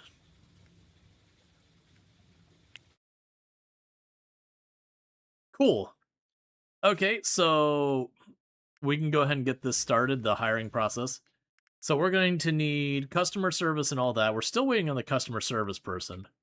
Let's just wait till the customer service person thing comes in. Because otherwise, once they get customer service in there, we can actually open.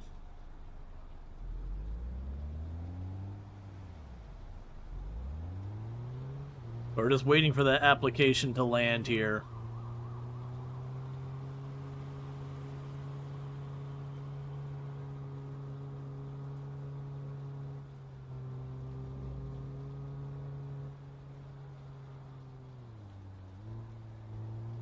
We can head over here real fast.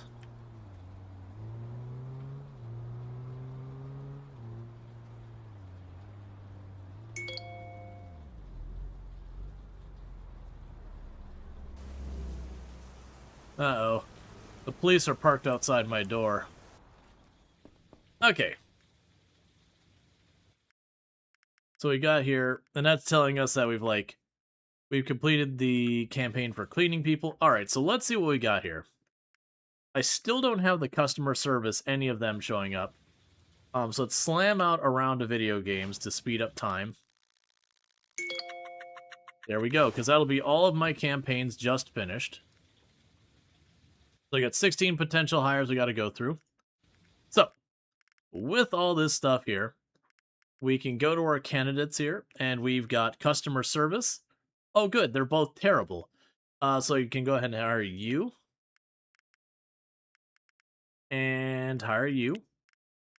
We go to our calendar in here. So to check on, not you, check on the cuts place, the schedule I'm running is 7 to 8. So I can go here and schedule. We'll do the same thing.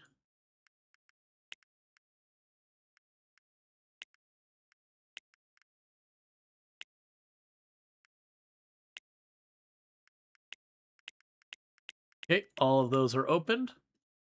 All right, so now we can go into here and we have our cash register.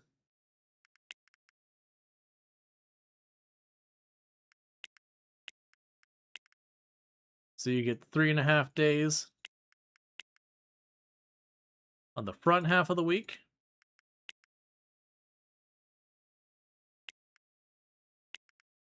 And you get the back half of the week.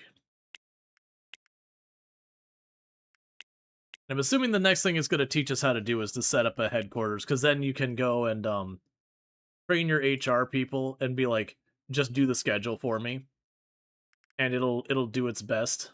Because you see here, it's like assign HR to cover your schedule. Okay, so that gives me that. So let's grab a cleaning person next. We can go to my employees, candidates, cleaning. All right, we'll go ahead and take you. And go to our schedule here.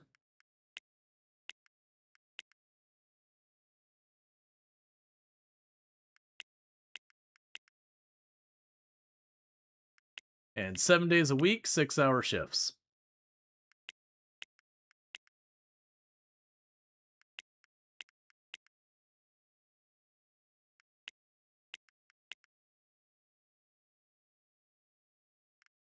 Okay. And that takes care of cleaning. All right, let's check our employees. So when it comes to the hairstylists, you aren't picky, you're hired. You aren't picky, you're hired. You aren't picky, you're hired. You aren't picky, you're hired. You aren't picky, you're hired. You aren't picky, you're hired. And let's see how we do with those ones brought in. So schedule, you, max, schedule, you, max, schedule, you, max.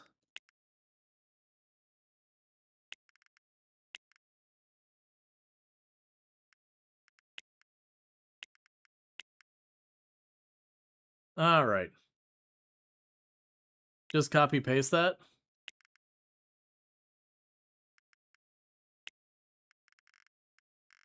So you can copy paste the entire day's schedule. I haven't seen where I could copy like this row, but like we have different people on slightly different schedules. It's fine. Like I said, it's a thing that you very quickly later on get to have HR where you just be like, do the schedule. I gave you the people, figure it out. Even later on, you can be like, hey, you deal with the hiring too. You can automate it. And now there's a purple button to click. That's where the copy paste is. The purple button. You can automate it now. There's a purple button. So there's the copy the schedule here, and then you can do this, and it pastes the schedule for all days, but it will copy this, which is going to have the problem of having people assigned to too many shifts that exceed the full time. So I've already got the whole schedule copied out outside of this. This is the actual automation up here, but you need HR to do it. But yeah, this will just take whatever I put on this day and apply it to all the days, and we don't want that. Because then these people will complain because they have over the max amount of shifts. I'm going to have to, shuffle it around a little bit. If I shortened the hours, so it was like the 6-hour days or whatever, I could just do that and be done with it. Because then it would land everyone at about 42 hours. But that's not what I want.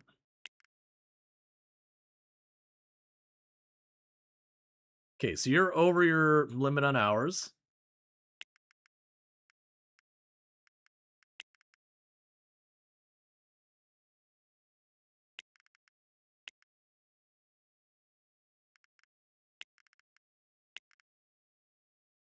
Okay, so that's everyone's hours maxed out here.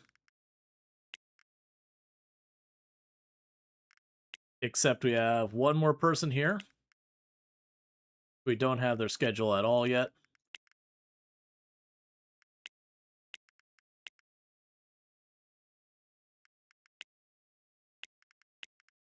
Okay. So let's go ahead. We need at least a couple more people. We'll have to shuffle people around a little bit. Let's grab 2 more. Nope, none of you will be considered. All you ones who are picky, you're out of here. Straight up, no. I'm not dealing with it.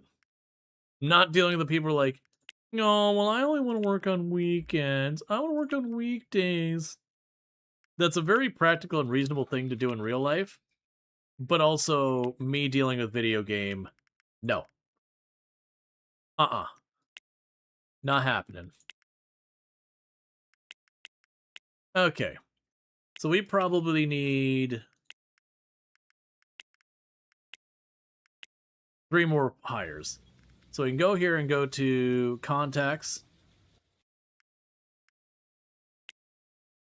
So I'll have to call them in the morning. In the meantime, that's not what I actually wanted to do. In the meantime, bam, you are opened. All right.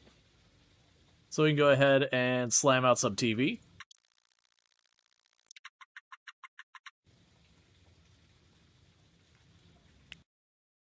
Play some video games. Yeah, you do it a different way than I would. 7 hours for each, 7 days copy paste. Yeah, no, you could definitely do that because you'd land at the 49 hours, which would be acceptable. To be honest, kid, I wasn't sure how far you'd make it, but it looks like you've mastered the wholesale arena. Color me impressed. Give me a call when you're ready to import products at a higher level and automate things with a headquarters. Yep. Bonjour, mon ami. And welcome to Murray Hill. We at TLM Enterprise always welcome new businesses. Just remember, don't get too ambitious. And we will stay good friends. Au revoir. À bientôt. Okay. So with that, we got ourselves a brand new rival. So if we look here, we can see what businesses they're using to make most of their money. And you can see that they're gradually like we look at our rivals, so actually Hongguo, Hongguo, however you pronounce that, they're actually going down in profit by a lot. Whereas the French guy's going up. The German lady she's down, but she's basically balanced. And, she's going up. But we're gonna be trying to knock him out. Right now, we're still on the bottom of the pile, but we will start knocking people out. But with that, it's super early in the morning, so we're gonna go ahead and go to sleep. And our store opens tomorrow, and another source of income starts properly coming in. We are going to do a couple of calls. One is I need to call the recruiter, because we want to fill in those last spots before the weekend comes. So let's say you, hairstylist, only full-timers. We'll say 5 candidates. I don't need that many, but that'll give us a couple of spares in case we get more people who are being picky. So with that, we're also going to turn down all of the candidates here. And we're going to call Fred about the next thing.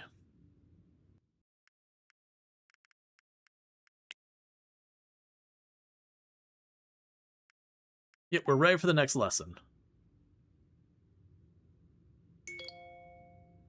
Excellent timing, kiddo. Your old Uncle Fred just poured himself a drink and was wondering when you'd be back for more. So let's build your empire a headquarters to operate from, okay? Step 1, of course, more business school. I already did it. Okay, so we can go ahead and go to Google Maps. We can hide the Murray Hill thing because I don't care about it. We can hide the retail and switch it to office spaces. So we're looking for an office headquarters. Right now, since we don't care about the foot traffic to our office headquarters. Ooh, wait. Oh, never mind. That's foot traffic. That's fine. So we're going to go ahead and we have the building directly next door to us. Can be rented, start a new business, headquarters. Excellent. Ethical-ish ops. Well, ethical-ish HQ. That's fine.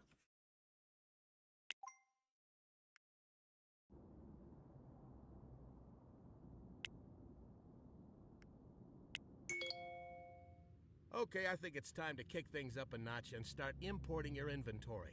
You'll need a purchasing agent to order and import a large variety of items at cheap prices. Hire and assign them to your headquarters. Alright, so I'm going to deviate heavily from the tutorial for just a minute, because I don't want to go through this whole thing. Alright, so we're going to go ahead and go to our workforce. We already met those people, so we can go ahead and choose here. HQ. So we want a purchasing agent. I will recruit 1. We're going to do a new campaign. I'm going to go to HQ. We're going to bring in a logics person. Going to bring them in. New campaign. I'm going to go ahead and choose HQ. I'm going to bring in HR person. Bring him in. New campaign. I'm going to bring in a headhunter.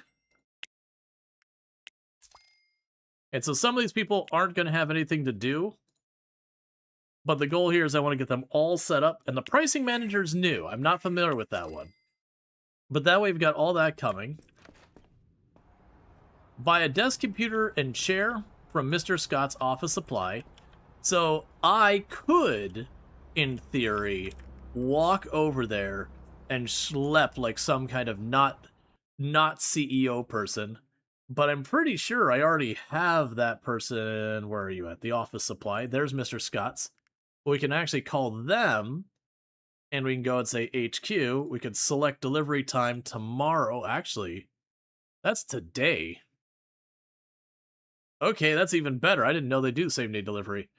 All right, so we have 5 people we're bringing in. So we'll want 5 computers. We will need 5 chairs. Bear with me, chat. I need to quickly use the restroom while this ad break's happening, so I'm going to use the restroom and I'll be right back. But thank you again so much for tuning in. I'll be back in just a minute.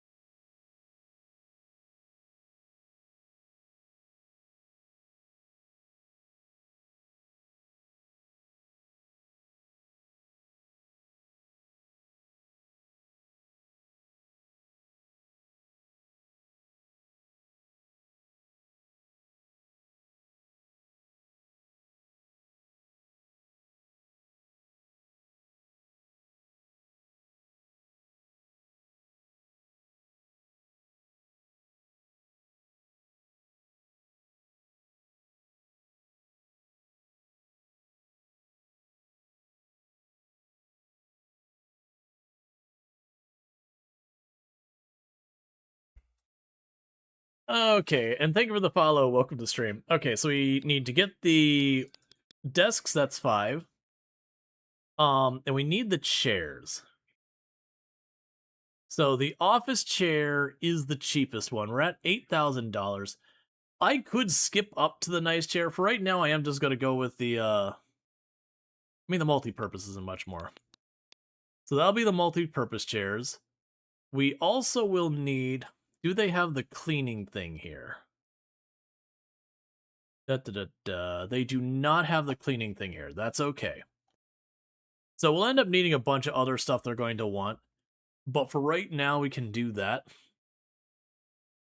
So that'll be... Later today, they'll have all that. So we go ahead and order this. And now we're not done yet. We're going to go ahead and do another call to the other recruiting agency. And we're going to choose for the HQ. And we're looking for a cleaning person, 1 full-time person. And then what I'll have to do is I'll have to run over here. And the reason I did all that stuff I just did is it's going to walk through and be like, hey, hire this person, hey, hire that person, hey, hire this person. And I really want to get the... Oh, actually, you know what? I amend my order. 1 second.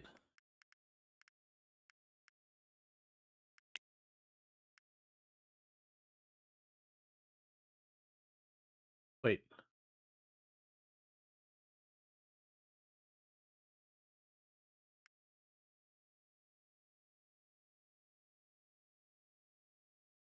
That's weird.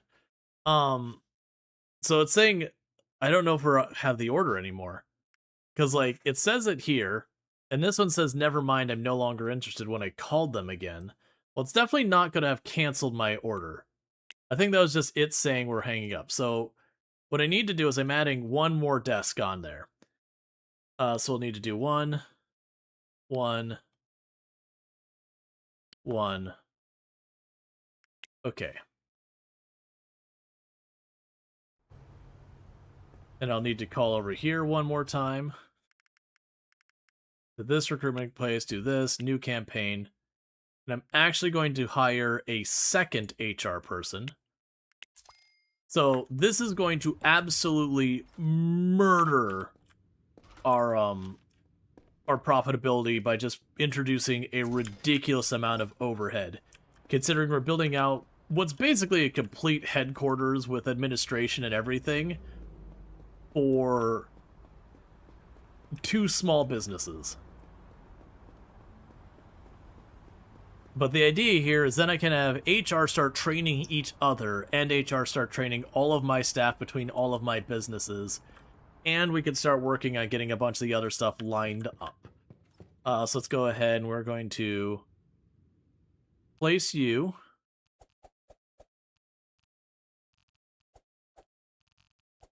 That's fine, we can just place you in the corner for right now. Okay. So it won't be too long until they do their delivery. So happiness-wise,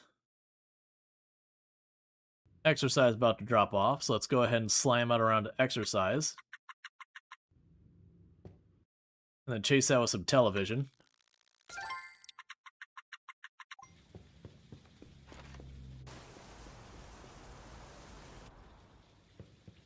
I remember when they dropped all the boxes in front of your place. Okay.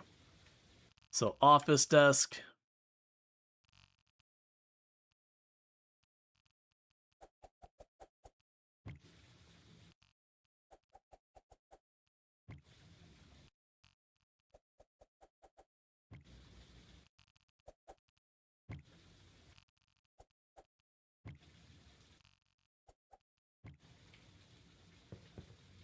It's amusing that's okay with that, but alright.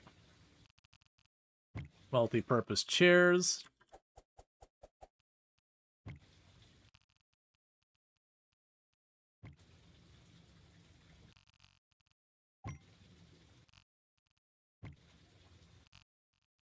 Have to move those chairs around.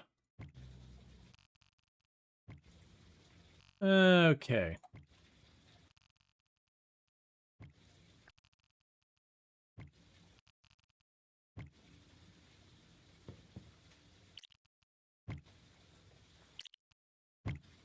Alright, just like that, we have a valid headquarters. Is it a good headquarters? No. No. No, it is not. We can drop you off of there. We can go up here and slam out some video games. Because all those employee requests we just put in, those aren't going to show up until tomorrow.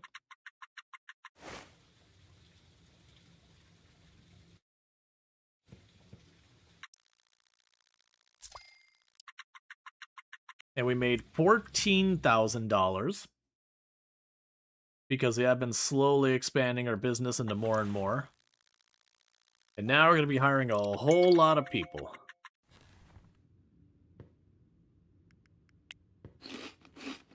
Okay, while we wait for the other applications to come in, let's get our groceries. But yeah, so we're getting a purchasing agent, two human resources, a logistics agent and all that. We're going to have to build out warehouses and a whole bunch of stuff. It's going to walk us through that. But I figured by getting all of our people early, I could set up HR to start training everybody, because that's just how it works in the game, is you basically tell HR to dedicate time for training, and it'll slowly make all your people a little bit better. The idea being that you are effectively the HR sending them off to training or whatever. But that can apply to all of our stores to get all of our employees to be better. Now, one of the caveats you run with is as your people get better and better, they will start getting more demanding about, you know, having extra working conditions, more salary, yada yada. So that just ends up being a thing. The game also... That's not the right place. The game also has the concept that your people will eventually get old enough that they'll end up retiring out of working for you anymore. Okay, so we got our first two candidates. So we've got a hairstylist who does not want to work on weekends. So we're going to wait to see our other candidates.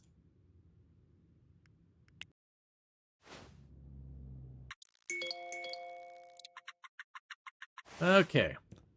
They got a bunch of candidates in here. Alright. So.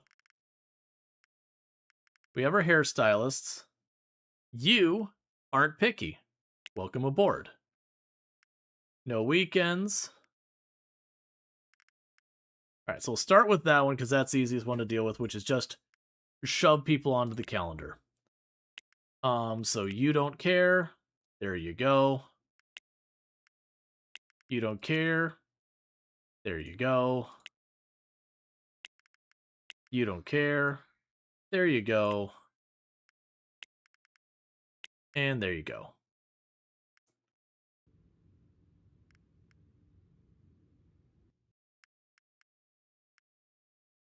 Yeah, so you got the one cleaning person. We can go to our candidates here. Let's get our cleaning person for HQ. They're hired. We are not going to be considering the one who's picky there. We got our headhunter who wants an office phone. That's fine. So we'll have to get an office phone. We'll hire them. You aren't picky, so we're going to hire you. You aren't picky, so we're going to hire you. You aren't picky, so we're going to hire you.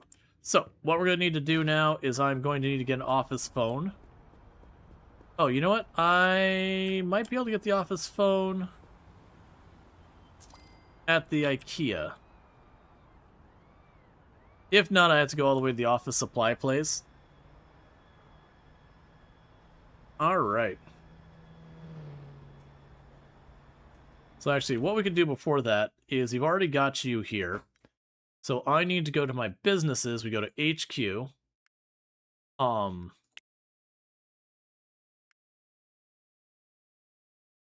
I have to actually get my people set to desks. All right, so schedule. Cleaning person. 6 hours. Well, actually, you can go for the full 8. Never mind. 8 hours. We can go to you. Don't care. Don't care. Don't care. Don't care. And with that, I can choose, interestingly enough,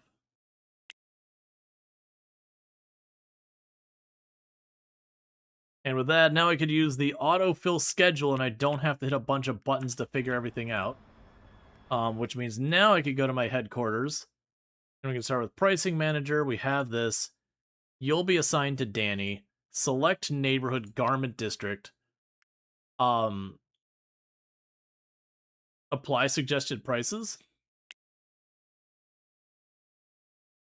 That'll be curious. Logistics manager.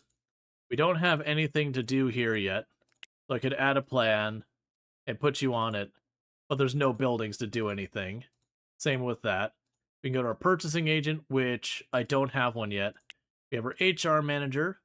So we've got one of those. We got to train our people to max amount and assign employees. And we will fill your schedule with the 20 employees for now.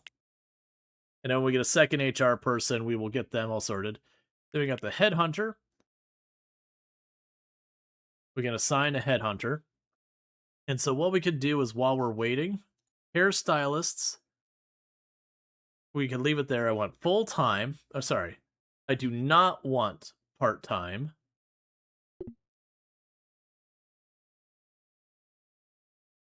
And then we don't have the skills to do a bunch of other stuff. So we can start recruiting. I'm an automatic replacement. We can't do yet. But so a lot of that stuff is automating where what we could do is have applicants continuously be brought in more and more. So that instead of having to constantly, like, you know, say, hey, get me 10 more, hey, get me 10 more, and then paying a bunch of money each time. Go there, wait. What was I? Oh, I was here for a phone. We are looking for an office phone, which is a phone that sits on the desk. More than likely, they sell them here. I just need to check.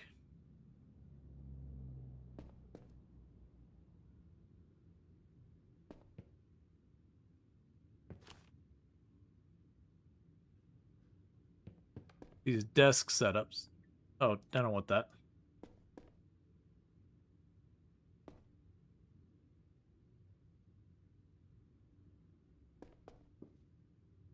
Well, that's discouraging. Okay, let's go to the office supply place.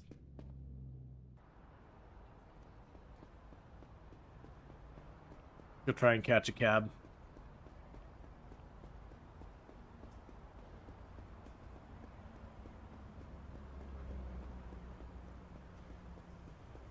Okay. So we can go all the way over here. It's one of these ones down here.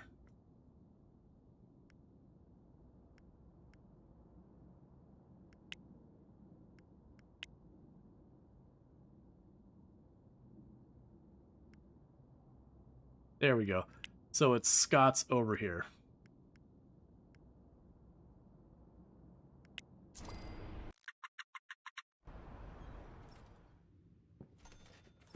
And we just need to grab an office phone. And that's because one of the people we hired was like, I need a phone. I'm not going to be happy working my job unless I have a phone. Okay, we got new recruits. Okay, so we got another HR management. We're going to hire you. We're going to immediately pop you over here. Go to HR, schedule. We are going to autofill the schedule. Cool. And you want the office phone. We'll deal with you in a minute. So now you can go to HR, add a plan, choose the other HR person, 100%. So what I need to make sure is that when we assign employees, that Ellen White, our HR manager, is under hers.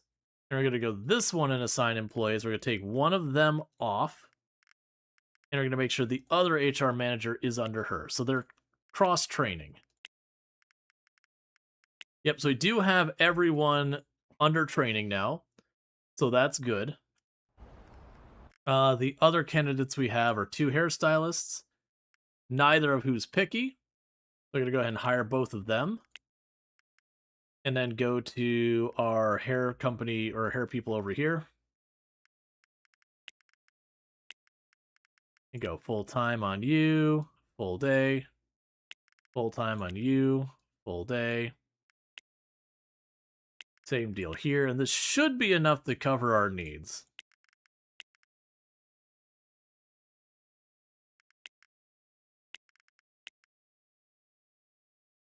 What am I doing? I can go bam. Confirm. It'll take a moment, it'll do it all for me.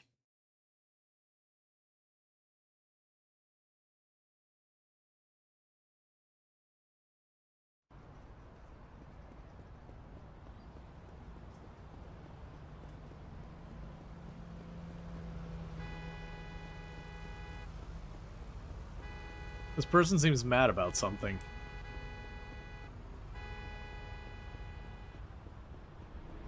Okay, we're at the point where I no longer need to really use the subway. I can just fast travel. Okay, so the schedule should be all filled.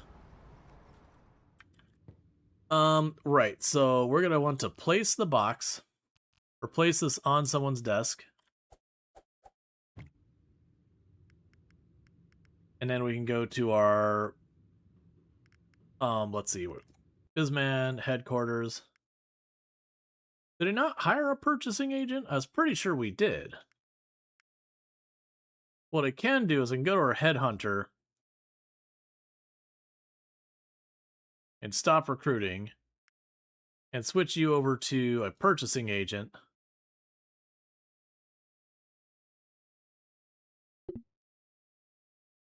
And just chuck you on the pile. That's for a reason we don't see that. I must have missed it. Okay, let's double check to make sure that worked the way we want it to. So we check on the schedule here. Okay, it's a little cursed, but I'm going to be honest. It is cursed, but passable. We probably need another cleaning person. So I'll deal with that after we get a purchasing agent.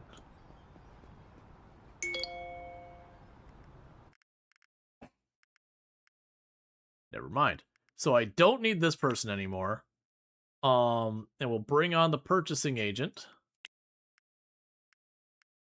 Let's go over here. Schedules, autofill, confirm, purchasing agent. I have to go to one of the importers, which it's too late to go there today. Clear out our email notifications. So let's go to this again.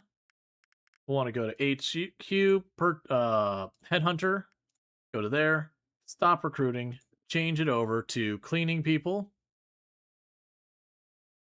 We only want full-timers, so start recruiting. All right. So all in all, that's going to be good stuff. For happiness, I've got boatloads of happiness coming in. We started at headquarters, so we got 3 days of 50% bonus. We've walked in the park and all that. We don't really need to worry about any of that. So we can pop up here. Oh, did we get a delivery set up yet for our other hair salon? You haven't been open a week yet, have you? Yeah, you haven't been open a week yet. So what we need to do is I need to get marketing set up for you. So let's call the marketing people. They're probably not open at this hour. 1 second. Go to you, marketing, call you. Yeah, so I have to wait till tomorrow, but we'll need to get them set up with marketing, as well as get them set up to be able to have delivery sent till we get our wholesaler, like, all that junk set up. Okay, perfect. But you can't order anything until you have a place to store it all. Now let's get you set up with a nice warehouse and some large pallet shelves. I love the smell of fresh inventory in the morning. Smells like profit. Or it still smells like stuff covered in dust and dirt. Sometimes gasoline. Or whatever was used to ship it. But sure, profit. Okay, we're sitting at about 14,000 now we're making off of our 3 businesses. Okay, so let's go ahead and let's get in here before I forget. We're going to go to marketing. We're going to call the marketing company. We're going to say, I missed what I actually need, so we're going to say medium. Then I'm going to go back in there. So you already have 53%, sorry, 44% plus 53. That's probably what it would have gone with was medium anyways. So that's good. Now, next thing is we need deliveries. We're going to want to contact our supplier real fast. So that's going to be you. Call you. Start a contract for you. Accept. And I'm going to put a repeating order. And we're just going to assume we're going to sell 800. I don't know if that's true or not, but we'll deal with that. Okay, so the next thing we need to do is we need to rent a warehouse.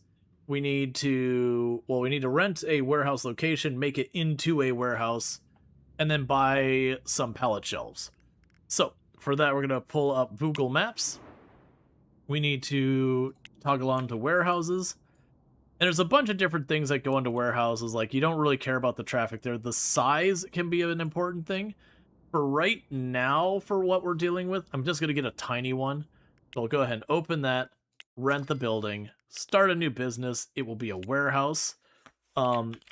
Ethical-ish storage. Cool.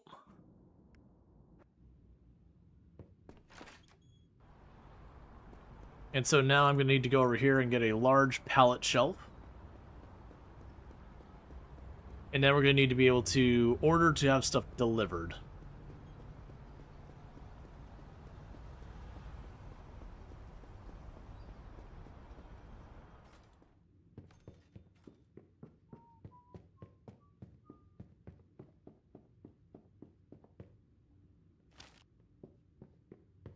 Okay.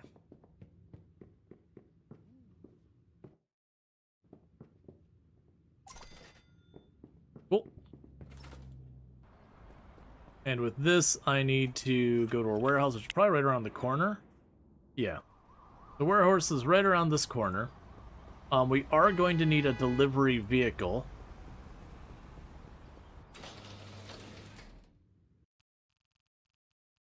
It's not quite what I meant, but okay.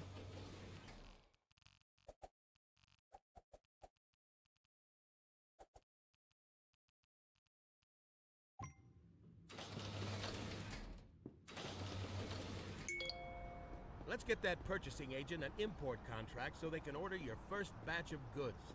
Each importer sells different items, and you'll need a different purchasing agent for each importer. I'll show you how to set up your first contract. Okay, so we need to go ahead and get that going. The thing we need to watch is the only goods we're selling right now is hair product and energy drinks. So if the importer isn't doing hair product or energy drinks, it's not someone we have anything we can do with.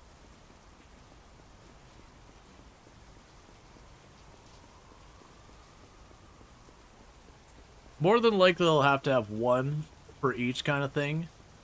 But with the amount of business we're doing with it, I'm not super worried about it right now.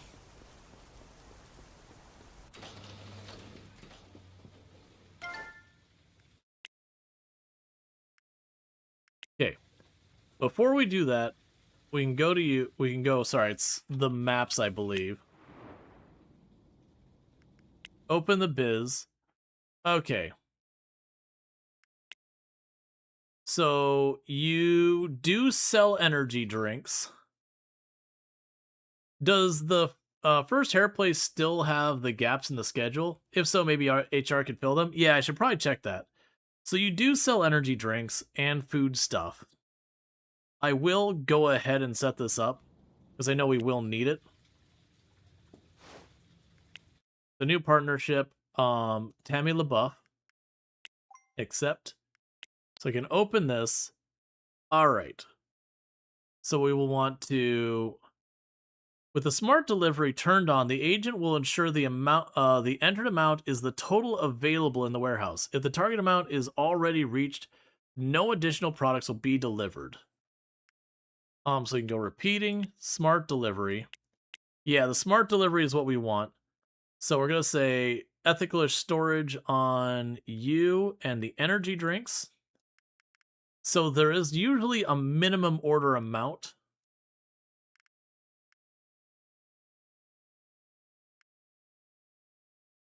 So let's say keep 4,000 in stock.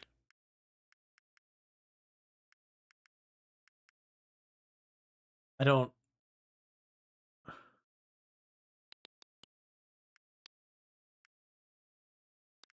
That's interesting. I'm not seeing the minimal order amount. Oh, and that's showing how many boxes they'll get. That's fair. So 4 boxes of paper bags, 8 of that. So we'll order this. Cool. Interesting. I think they might have just done away with the minimum order amounts.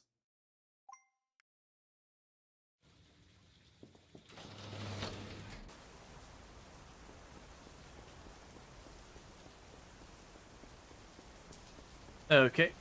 So one thing to consider is let's go here. We can go to our headhunters.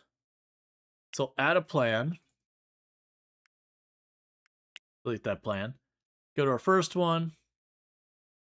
Stop recruiting.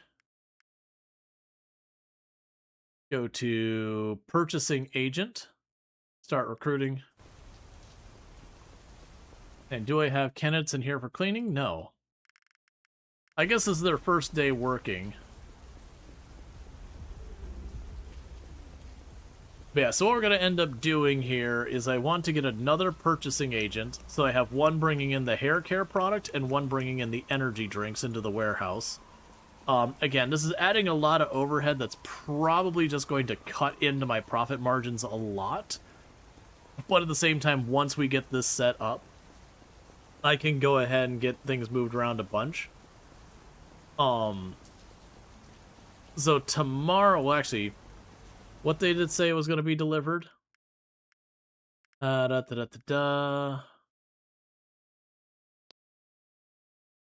the 49th, so 2 days from now, is when it'll be delivered.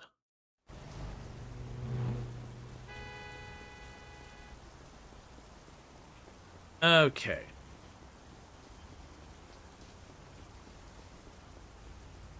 So what we can do in the meantime is we'll probably end up just pulling our car in and using that as a delivery vehicle unless the tutorial's like, you need to buy a car, which is most likely what's going to happen.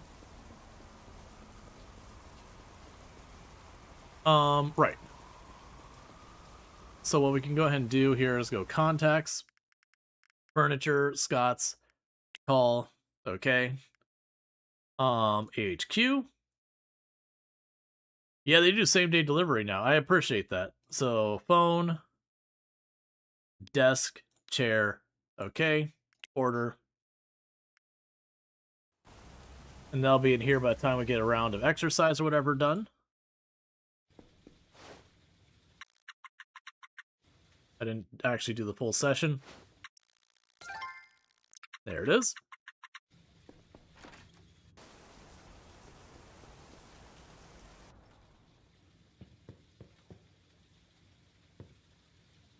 So standard desk.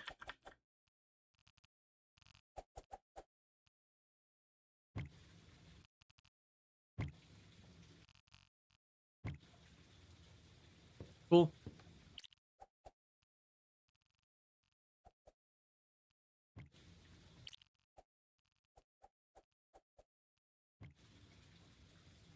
All right.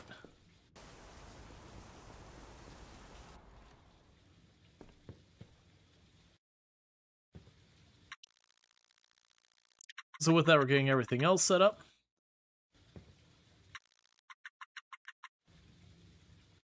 Because what I'd like to do is if we can get the second purchasing agent, I can get both the hair care product and the energy drinks going to the same warehouse, and then we can get one delivery van to drive around and restock all of our stores. And then we'll be moving on to opening up our next business. Okay, so what do we got here? Candidates.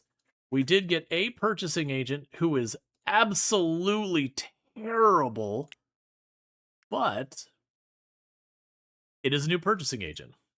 So with that, we'll go here, schedule, auto, confirm, purchasing agent. I doubt most of these places are open on the weekends. Oh no, they do open on the weekends. All right, so let's see here. You're the one who got us our food stuff, so we already have the energy drinks sorted. And you get us other food items and hair care product. That's all I needed. Okay, so what we're going to go ahead and do is Seaside Imports is our destination.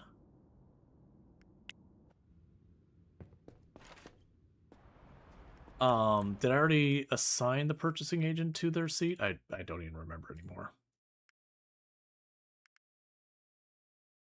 Yep, okay. And so we can also go here to our... Because you mentioned the first one had gaps in the schedule. Let's go ahead and automatically do this. Let's try and figure that disaster out. Okay, so we can get the second purchasing agent set up. We'll get both of those delivering to the same warehouse so we get our hair care products. And our energy drinks delivered and all that. Hey, 10 taxi rides. We just hit a personal goal. We gotta wait for a minute for that to open, so we can go out here and we will do smooth operator. We just gotta dance out here. Deal with what we gotta deal with. Okay, it's telling us it couldn't quite make the schedule happen. And it's actually got a lot of things wrong with it, like a lot of things wrong with it. Objectively made the schedule way worse. That's cool. So what we can go ahead and do, though, is I'm not going to care about that. Instead, I'm going to go to my HR. And I'm going to go ahead and tell them to start hiring people so I can fire a bunch of people. Because a bunch of people are like, we want to be picky about our schedules. And that is unacceptable. And I will not tolerate that ever. Alright, so we can go in here and say stop recruiting, switch to hairstylists. Where are you at? There we go. No part-timers, and start recruiting. There you go. Because then we can hire one or two, and if we have to just start firing people who have complicated schedule stuff like no weekends, 4-day weeks, 5-day weeks, that's the reason they're not being able to hit it, is like half the staff there all have like conditional schedules, and so it's just too many people with too picky of schedules to make a schedule that works. So the staff's slowly going to get pissed off when they're working hours they didn't want to work. Okay, so we got you. New partnership with Peggy Hughes. Accept. Open. Alright, so we've got the paper bags already sorted. But what we're going to want to do here is go for hair care product. And designate the storage.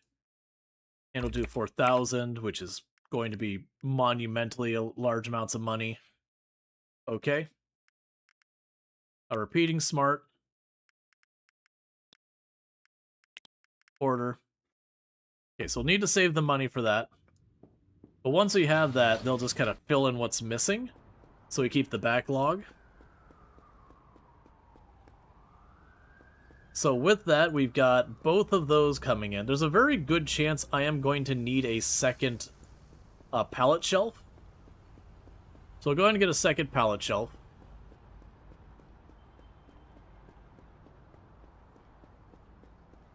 And set that up in our warehouse over here. And then with that all sorted, we should be good there for now. They'll load it up at the end of Sunday, I believe, is when the delivery comes. It is over Sunday night. And then once we get that delivery in, it'll probably tell us to buy a delivery truck or to, you know, provide a vehicle, at which point, if that's the case, I will literally just chuck my car in there and give it a thumbs up. That's good enough. As long as it can handle 3 stops a day.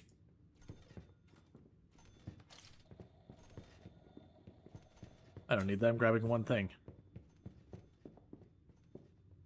Okay, so we can grab you and run you back over here.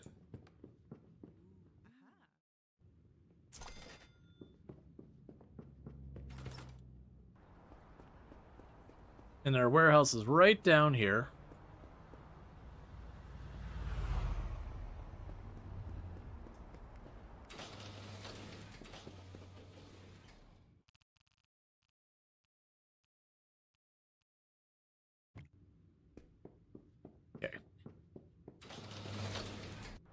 That way, hopefully, when, like, the order comes in, it's not like, hey, your shelves are full. Couldn't deliver. Try again. And I'm all disoriented, so home is that way. Alright. So that's good news. So we're making about 15,000 a day. Like I said, we're looking at a pretty big expensive delivery, but it's just the first time. Once I have the inventory, it'll just be replacing what's sold over the week there. And I did deliberately kind of over-spec it. Right, so 1 round of exercise. 1 round of video games.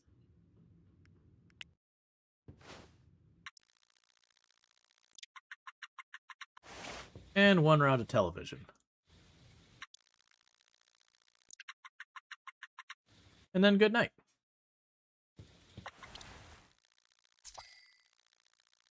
Wifey. I'm heading down.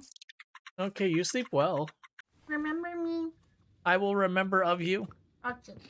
I love you. I love you too. Handsome. Can't say what I'm not. I didn't say that could be. Oh, okay. Alright, so I don't... Yeah, so delivery won't have happened yet. I do think today we're just going to binge out some of the exercise and all that, because the delivery shows up tomorrow. So we do 1 round of each thing. That'll be good. We can go to sleep. Because the good news is with all the milestones we're hitting, like getting our first headquarters, getting our warehouse set up, all that, we are getting mood bonuses that are just kind of sticking. So it's keeping us maxed out without having to put a whole lot of effort into it. And that'll be good enough for me. Alright. At some point we should hear like the bonk. There it is.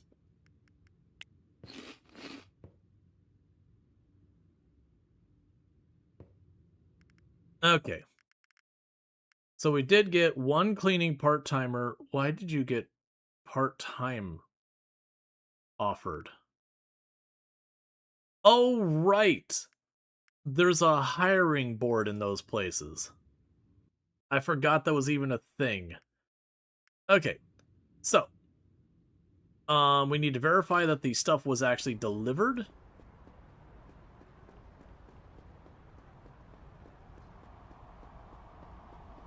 And we can go to our warehouse and check that out.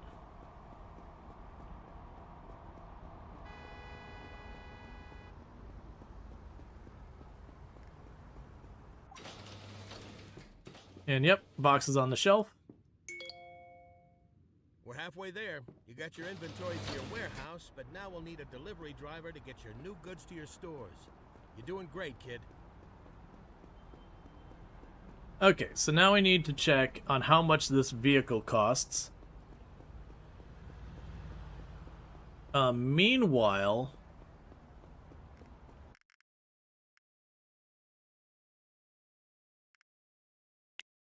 That's fine. Checking on our recruiter and all that. We have our headhunter. They are set to... Yeah, deal breakers. So we did a deal breaker that we don't want that. And you are looking for what? Hairstylists. So leave that alone for a minute. Because I have a feeling I'm going to need like 30,000 or something for the van. They did change it where it used to be you had like the smaller van you could buy at the dealership here. But they turned those into the delivery vans that you do for like delivery missions or whatever. I am sitting here running, only now noticing that that thing is like 5,000 away. I was thinking it was because there used to be, I mean there still is, there's like a dealership like right over here somewhere. And I was thinking it was talking about that dealer, and I kept walking closer and closer being like, this isn't getting closer past. It's talking about the dealership down in the industrial area.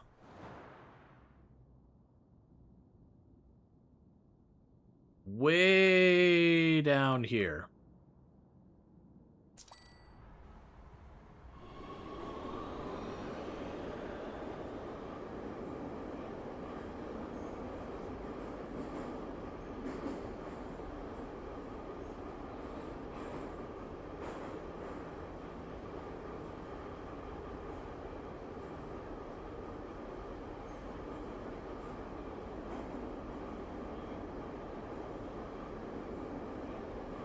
And like I said, my guess is this is going to be out of our budget, but I need to know what it is. We can also stop and talk at the desk. I think you might be able to later in the game order them to deliver the actual vehicle to a location, like to your warehouses.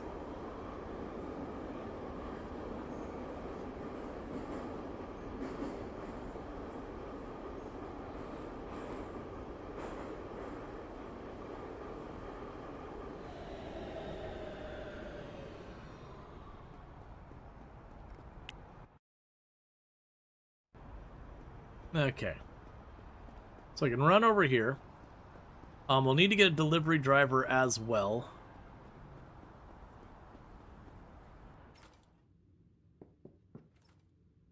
So you want me to get a Merdasi Dash.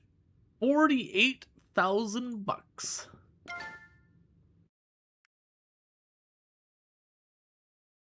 Yes, it'd be allowed to deliver it straight there. And they do charge a $5,000 increase in cost, but honestly, that's not the worst. So the point is we've got their contact information, so we can potentially have the vehicle delivered when we're ready. Unfortunately, that's a bit of an upcharge on, or not bit of an upcharge, it's a bit of an expense for us.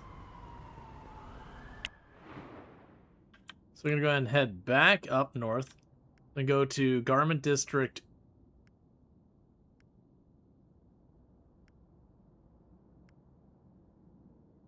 What is the name of this one?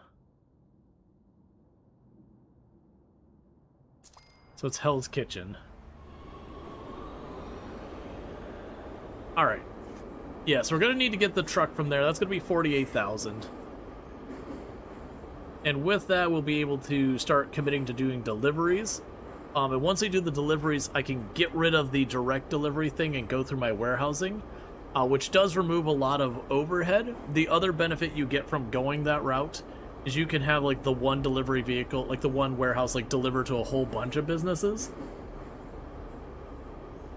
And that can scale up extremely well. You can also, if you're just like, I just don't want to deal with it. Let's see, the scale of the map is totally messed up. Less than a mile of one side of town to the other. Yeah, but I mean, that's normal in video games. Even when you play games like GTA and all that, it's the same thing. If they actually made places like LA the actual size of LA, you would never learn the map because it'd be so astronomically large to the point of being unreasonable. Not to mention all the system requirements for trying to load all that map in and whatnot. Pretty much every game in existence compresses the map. That's just a very practical thing.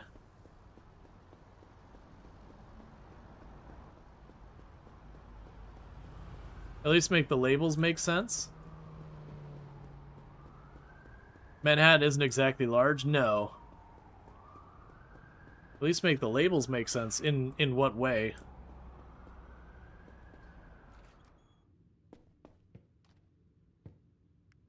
I mean, doesn't particularly bother me, but I also give 0 Fs about realism. So, like, if it's not properly aligned with anything reality-facing, I don't care. It's designed to be, like, Manhattan-esque, but it is missing most of, like, not most, it's missing, I mean, it is missing most of Manhattan's landmarks. I have received a message from one of my employees, Helen Brown, who is probably going to be like, I need something that should be considered trivial and non-important, and now you gotta deal with that. Alright, so contacts, what does my staff member want, and why am I firing them? You would like a clean work environment. Okay, that's fine. I'm not doing anything. We already have people who supposedly cleaning and all that. Kenneth, you want a cleaner full-time. That's fine. I will actually hire you onto the schedule. And you would like to be a hairstylist. I can put you at ethical cuts to try and get that resolved. So let's go to you. Schedule. Fix the schedule. Confirm. And we can go to you, schedule, fix the schedule, confirm.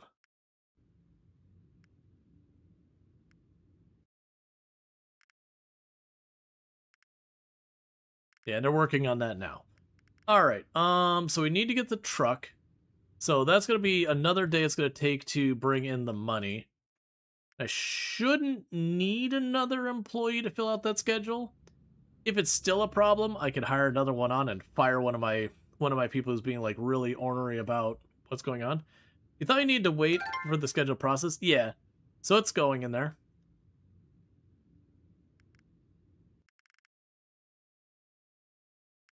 Alright, so we check here. We look at the schedule. So this schedule, there's a lot of problems we have where employees have hours they're not happy with. So that is going to be a thing that happens. So let's check, because I got myself another candidate here. So they're going to get hired on to that location, which does mean we're going to go to that place. And unfortunately for the existing staff here, you know, maybe if one of them wasn't so picky, Francis, they would still be employed here in just a second. So let's go ahead here, and we're looking for Francis here. There you are. Well, actually, let's go look at the satisfaction. Who is the least happy person that we have?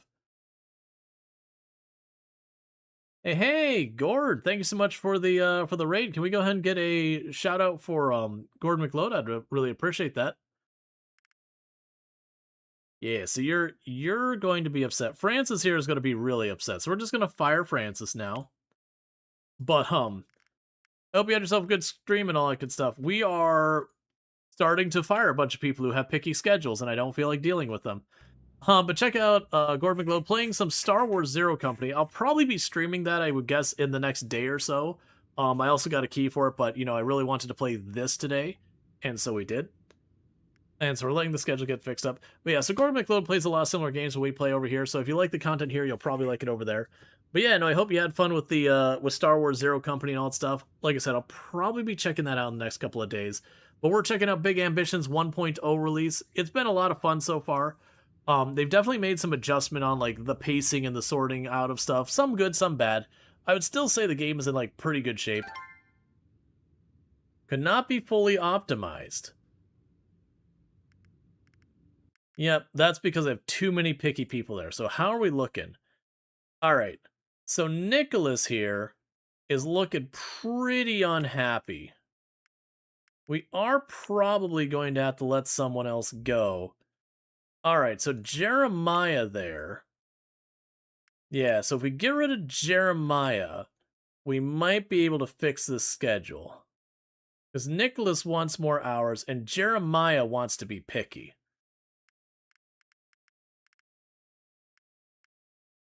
Alright, so you're unhappy about being forced to work on the weekends despite telling me you didn't want to. That's fine. Now you don't have to work on the weekends.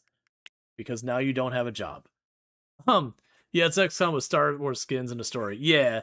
No, very much it's, You thought people were exaggerating the similarities to XCOM? No, they aren't. It's exactly like in the best way. Yeah, no, absolutely. It's like, okay, like some of the talents are different and everything, but it's like, yeah, it's XCOM. It's like the gameplay is XCOM. A lot of the things is Star Wars had a story. Star Wars has always had a story. It's like the original one's the hero's journey. You know, a person coming from nothing and building up to something. Schedule is not optimal. Okay, but let's see how we're doing, because we've got one that doesn't want morning shifts, which it's weird that you go that way, because literally all I have to do to fix this is go like that.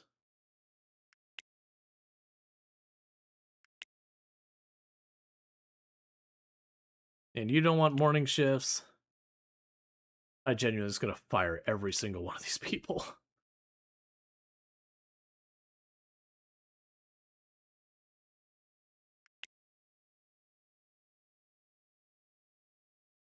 What morning shift do you have, Rebecca?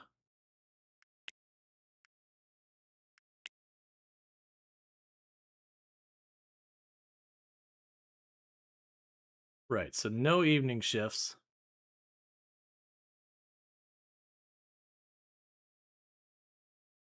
Then you cross full-time. It's fine. So it looks like we could use like one more hairdresser. I do have one person who's upset, because you want 4 days a week and full-time. And you want no morning shifts. I'm definitely not keeping half these people around.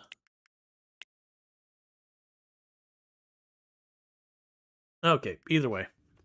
We will deal with it when we need to deal with it. Alright, right, so we needed more money so that we could buy our delivery truck. And so we're just kind of killing time, getting our happiness up. So we get our pay tomorrow, because we're kind of tutorial land. We're getting our logistics set up, which is fine. Logistics is great for mid to late game.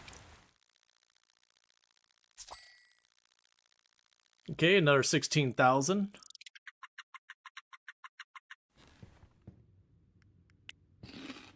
Okay, so that is enough for the vehicle. We got more potential candidates. We do have a job for full-time security. So the good news here, like, keep getting rid of people who suck from that location. So I'm going to go ahead and we're going to hire this person. I'm going to go into my company again. We're going to go here, schedule. And where is one of the people who's whiny? Rebecca, congratulations. You're whiny, so you're going to lose your job. Because trying to get these people happy when they all want like these very specific schedules that are impossible to keep. Actually, I take that back, Rebecca. You're not fired. Well, that's a cash register. Never mind. I'm looking for people who... Yeah, so you want no morning shifts. That's still Doesn't matter who you are. You're gonna be gone. No, it's customer service again. I need to watch that. Okay, so there's Rebecca. So you're fired. Get out of here. Because I'm having problems scheduling them because everyone has, like, super picky schedules and all that.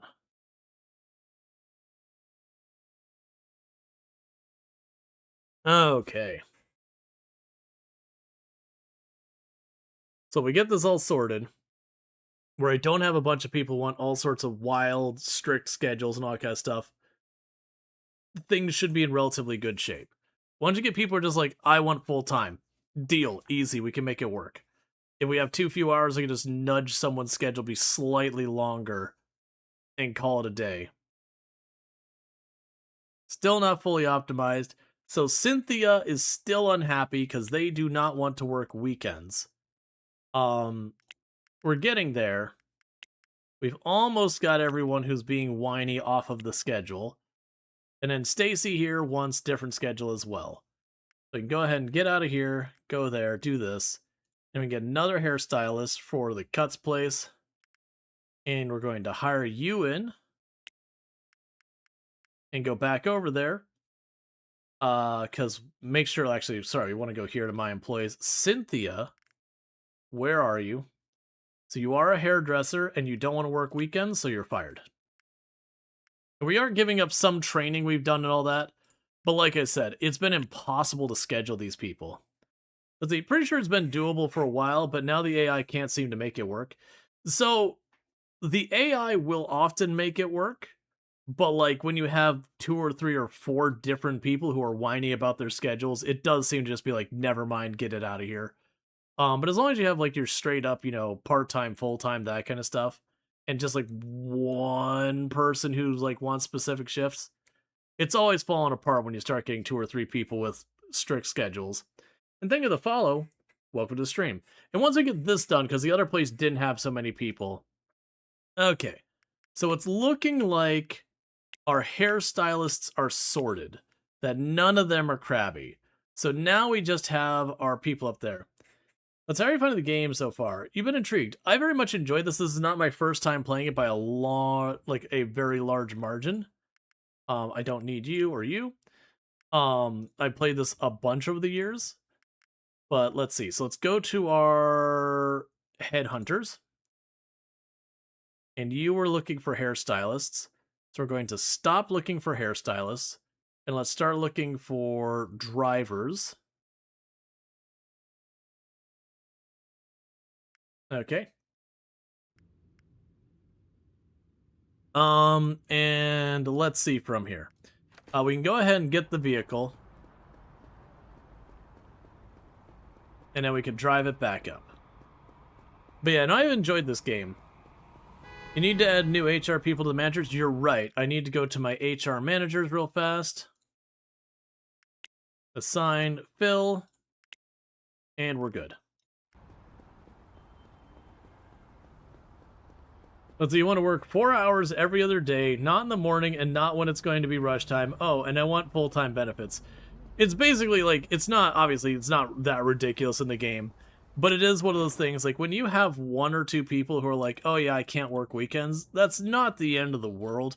One of the big problems you run into with real life, especially if you're like near a college campus or whatever, you will have that. You'll have like a whole lot of people in the same area all have the same scheduling limitation. You'll have like, oh yeah, I can't work weekdays, but it will be like almost everyone you can hire in that area. It's like, hey man, I need people who can. Like, I got tons of weekend people. Like, you know, half the people in the area are students, so half of them are available on the weekends, but, you know, we need people to fill in those day shifts.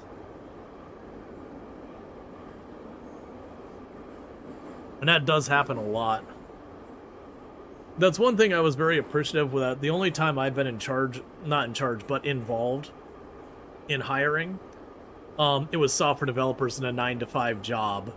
Like, it would be your full-time job. So I actually never ran into a single person that was like, hey man, I can't work weekends, or hey man, I can't work this, because it wasn't relevant. It was a Monday through Friday, 9-to-5.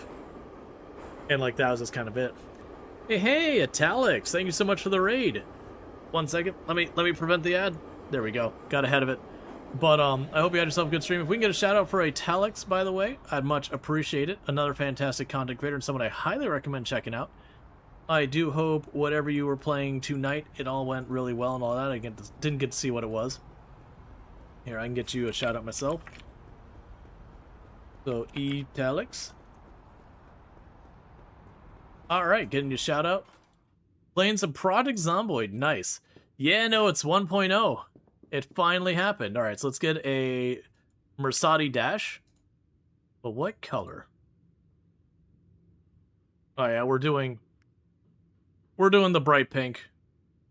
So we're gonna hop in that, because I'll deliver it myself. And by that I mean I'm gonna wreck it. Yay, so I got a thing for getting 2 vehicles.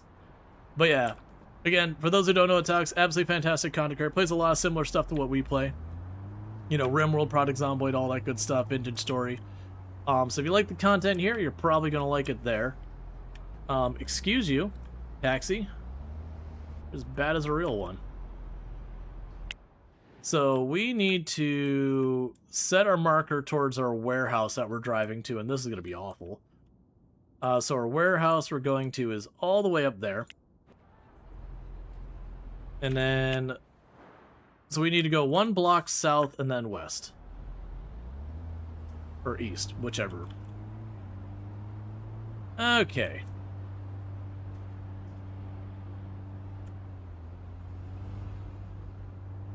You've been exploring some of the areas of Zomboid they haven't done with. And like fishing with nets and carving. Yeah, no, there's so much in there that you can go a long time and just miss it all. So we're definitely going to drive the wrong way on a one-way and pass a do not enter sign. This is just what's known as efficiency. Wow, that was 6% damage to my truck. Cool.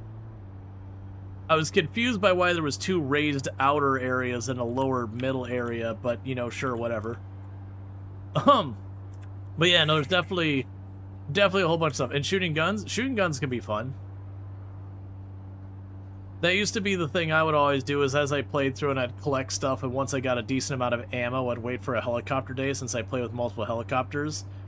Because the way I figured is, you know, if it's gonna be super loud from the helicopter and all the zombies are coming anyways, what difference does it make if I'm shooting guns? And then I'd run out of ammo and I'd drop the gun on the ground. But yeah, for those who haven't seen Big Ambitions, this is it's a fun game. I consider it like serial entrepreneur tycoon. Is there a button? Yeah, is that a button to skip driving over the bridge? Yes, it is. There is a button to be like, hey man, we get it, the bridge is long. You can skip this part. This is the first and probably only time we'll end up driving across it.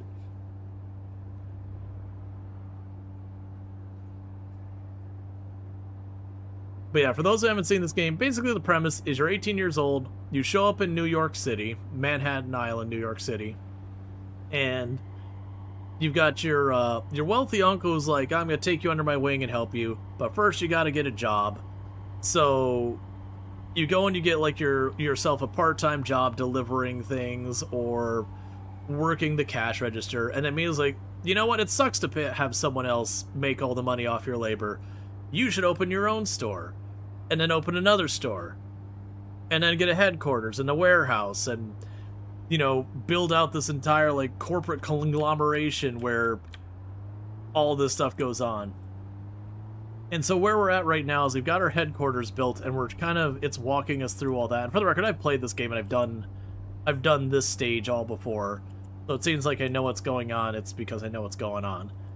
But ultimately, we are going to get our delivery driver set up, so that way we don't need to pay the wholesaler anymore, that we can just have stuff imported directly and then ship it to our various businesses. Right now, we're not doing too many different variety of businesses. I've got 2 hair salons and a... what was the last one? 2 hair salons? I don't remember what the last one was. Oh, and a gym. I got 2 hair salons and a gym. That's right. But they have all sorts of stuff like electronic stores, you know, IT departments, web design. Well, IT and web design are the same. Attorneys' offices. all sorts of different businesses with their own nuance, nightclubs.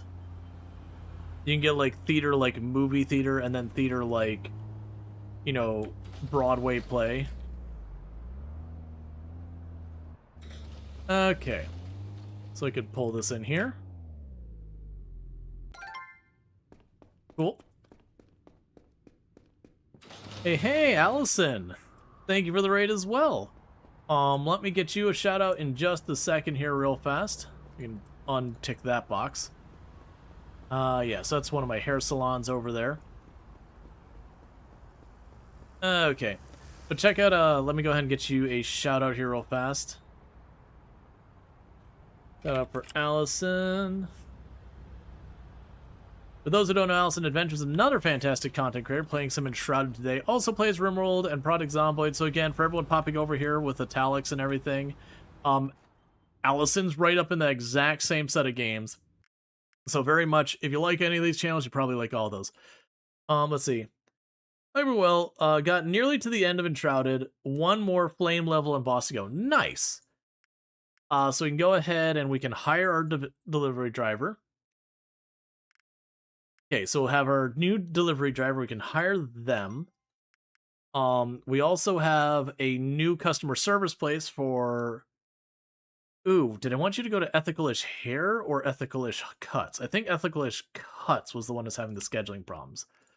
So let's go here and go to Bizman, go here. Who was the person who was owner on the schedule? Was it Terrence? Let's get rid of Terrence and Stacy.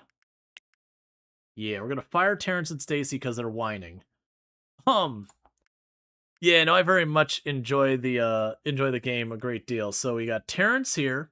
Terrence is whiny. They don't want to work in the mornings, so we're gonna fire them. And then Stacy here. Stacy wants to only work 4 days a week. So that's obnoxious, so we're gonna fire them as well. And then we're going to go to our schedule and say, hey, man, fix the schedule. It looks like we're also going to want another cleaning person there. All right, so assign the driver in our warehouse to stuff. So we can go in here. We want to manage our drivers. Assign it to our delivery truck. The driver doesn't have enough skill to drive this vehicle yet. I forgot that was a thing. Okay, so this is going to be awkward. So HR manager, we're going to go here, assign... Ability sign, and we got our schedule finally good there. So we are training that person. Let's go to our driver. So we're going to want to go to, where are you at? Employees, task, no task, train skill. The employee has to be unassigned from businesses. Okay, train skill, confirm.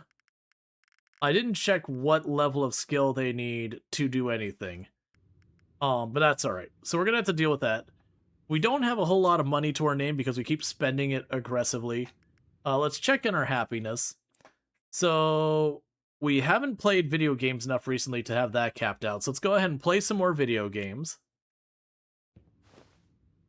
Yeah, no, I enjoy Big Ambitions. I think it's a really well done game that a lot of people kind of sleep on. Okay, we got another 15,000. And then 10,000 went right out the window. Oh, one thing we probably need to do. Bizman, let's go to you, deliveries. Cancel the order. And then we can go back to... Bizman U, deliveries, cancel the order. Bizman U, deliveries, cancel the order, because we're not paying wholesale prices anymore. Wholesale prices, get out of here. I want discount. I want flat import fees, not middleman prices. Okay. So if we check our happiness stuff going on, I've got 1 day on the exercise and watch TV. So let's go ahead and do our kettlebell for 2 hours. Well, 1 hour or whatever. We could slam out 2 hours of television, as you do. Oh, sorry, not 2 hours. 8 hours of television, as you do. Cool, so you've gotten back from training. So let's see here. We can go to you. You are assigned to storage. You can manage your schedule. Not enough. Do you tell me how much you need? I really wish I knew the answer to that. So they're not trained up enough yet, so we'll go here. Unassigned, train again, go for it. And then for the happiness, we've got everything but played video games locked in at 3 hours. Or 3 days, sorry. Well, I guess it's already the day spent.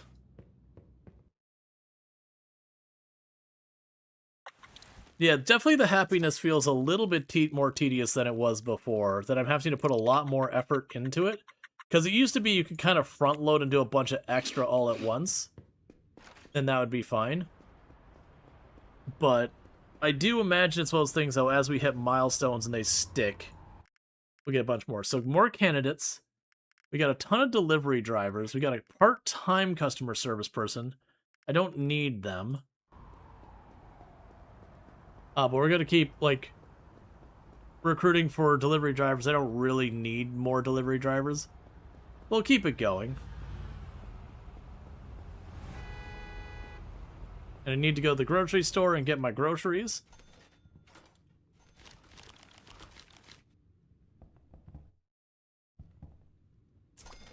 Okay. We can run those back home. Yeah, 1.0 drops in October. Big optimizations might be on their docket. Fingers crossed. Nice. Yeah, I'm looking forward to Valheim 1.0 is coming out here not super long, which will be really good. I played, like, when Valheim first dropped, I played it to the point, like, I burned myself out on it really hard. And I haven't really been able to go back to it since. But it's been a long time, so I'm hoping that'll be better. Okay, so let's check on our happiness agenda here. So all those are at 2 days. We don't really need to worry about that right now. We can go and get ourselves a little bit. Actually, how is our happiness doing? So those two are going to drop off pretty soon. The personal goal and positive revenue. So what I can do is we can grab a scooter.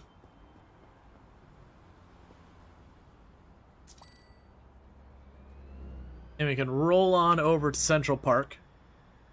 And we kill some time in Central Park. But yeah, so like I said, it used to be that you could just infinitely scale your happiness.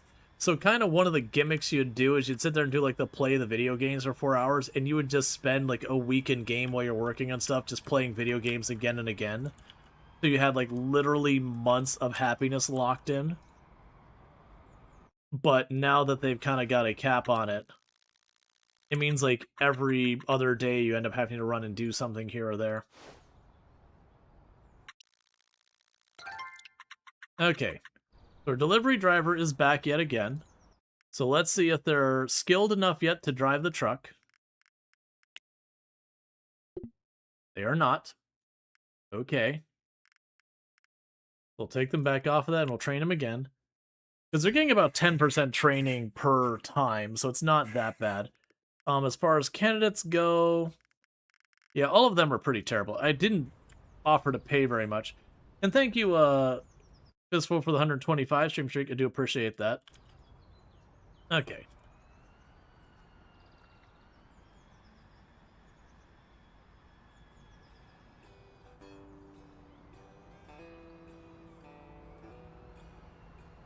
Okay, so we're just gonna zip on home. Yeah, so our happiness is starting to drop off. So technically, the game considers us having slept on that bench. But we gain more for going to the park than we lose for, you know, supposedly sleeping on the bench. It's fine. There's definitely got to be some more sources for happiness that don't require as much of just cycling between a bunch of stuff. What I probably need to do is I can get a DJ set up at the house as well.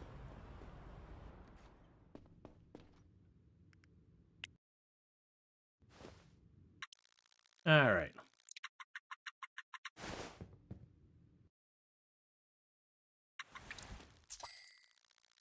Okay, so we've received message from 2 of our staff members, which I'm not loving, because that means they're usually going to ask for more stuff.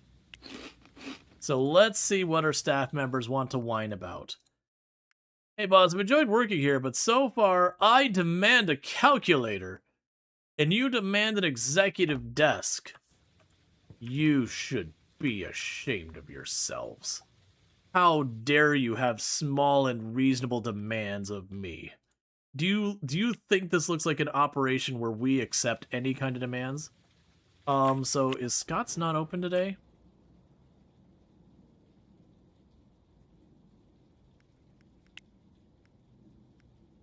Residential. Recruitment agency. Okay, so you open at 10. You don't have phones? I mean, they just called me on the phone.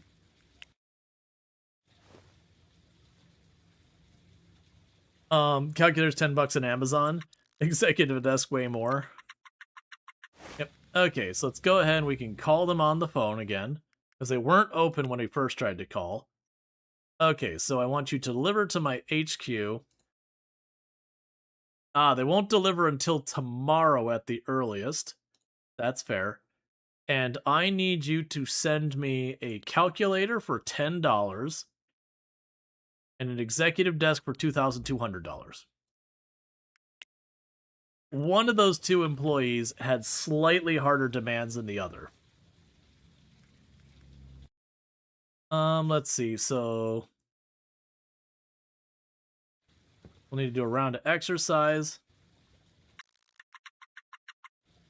Watch some TV. All right. Can you do your job yet? Because we're now starting to have stuff go out of stock. 40% isn't enough. Alright, so you're actually causing me pretty big problems here, buddy. I genuinely do actually need you to be ready to do your job. So my employees, no task, unassigned, trained, that puts you up to 52% close. Alright, so what we're going to need to do here is I'm going to need to manually intervene.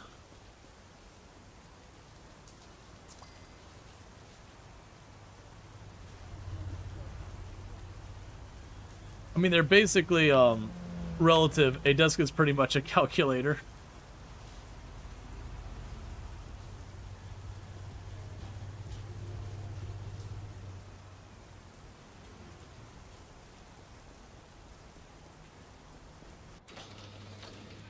Okay, we can grab a pallet.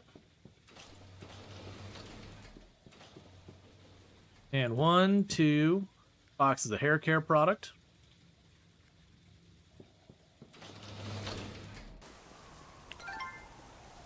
And we need to go to Ethicalish Cuts and drop this off, because they're out of hair care product. So basically, I'm trying to hire someone to drive a delivery vehicle to do what I'm doing right now. But unfortunately, apparently they actually need some pretty heavy training.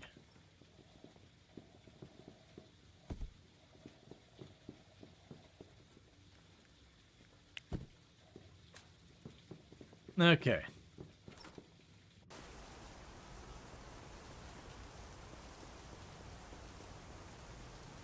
Yes, that's the one on the end of the street. I believe I live down this road.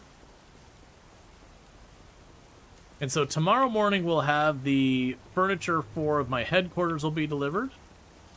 Then we can go and swap out the desks and get all that sorted out. Which will be fun because I haven't been using the bigger desks. I'll go and watch some TV while we wait. And then go to bed.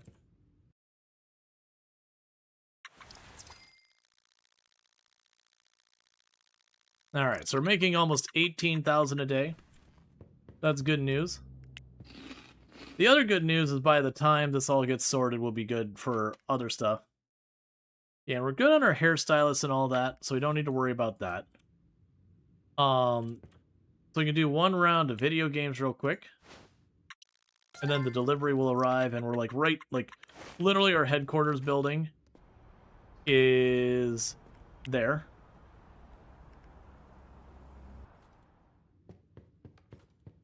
All right. So we're going to need to put a calculator on one of these desks.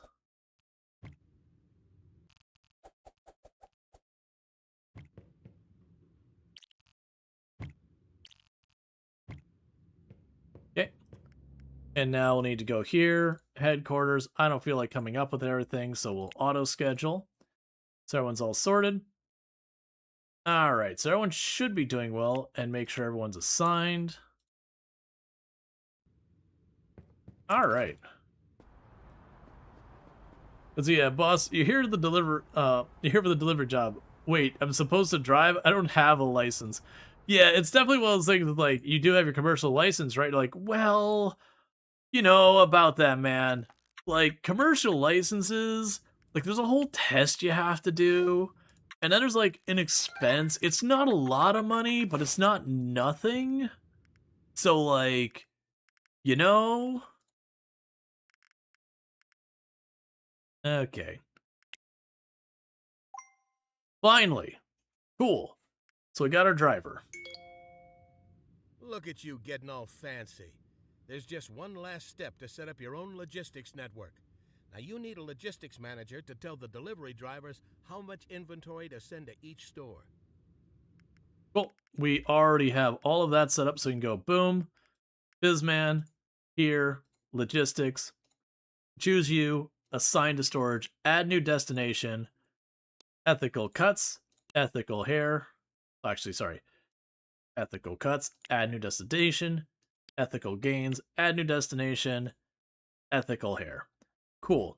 So with that, keep 1,000 hair care product there, 1,000 paper bags, 1,000 energy drinks, 1,000 hair care product, 1,000 paper bags. Nice. And with that, it's all set up. Amazing. With your new headquarters, you now have access to more inventory at cheaper prices. Now go ahead and assign all your stores to receive imports and make sure your delivery targets are set up properly. Call me when you're done and ready to expand further. Cool. And that'll take care of itself first thing tomorrow. So now we want to call Fred for my next task.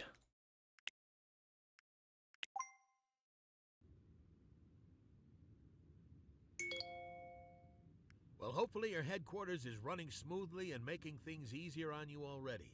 Now let's expand its usefulness.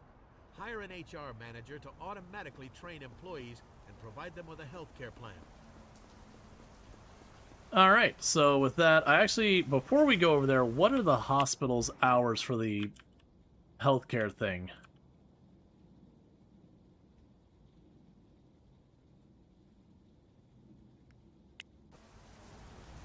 It doesn't have listed hours, so I assume all day. Oh, wait. Hey, if you're gonna... I'll take the taxi instead if you're gonna give me that option.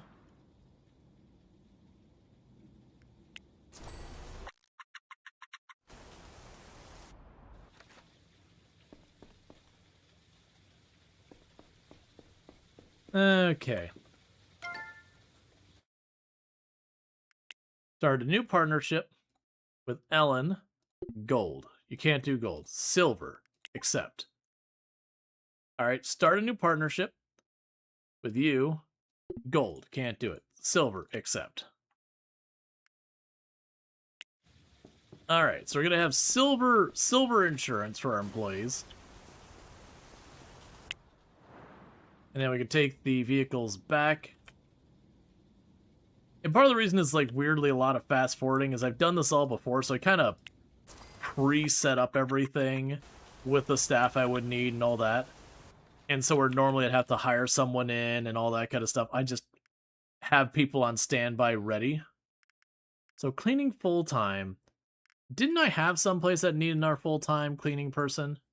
Yeah, that's right. So, Ethical-ish Cuts needs another full-time cleaner. We'll go ahead and hire you over there. And then we can go to you, do this, schedule, automate, confirm.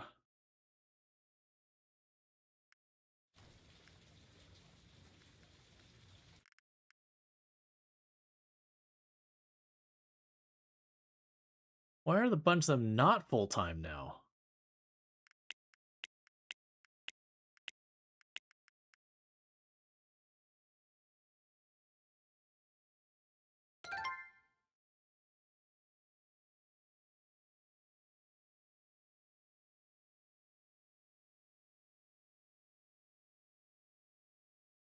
That's weird. A bunch of them are set to full-time.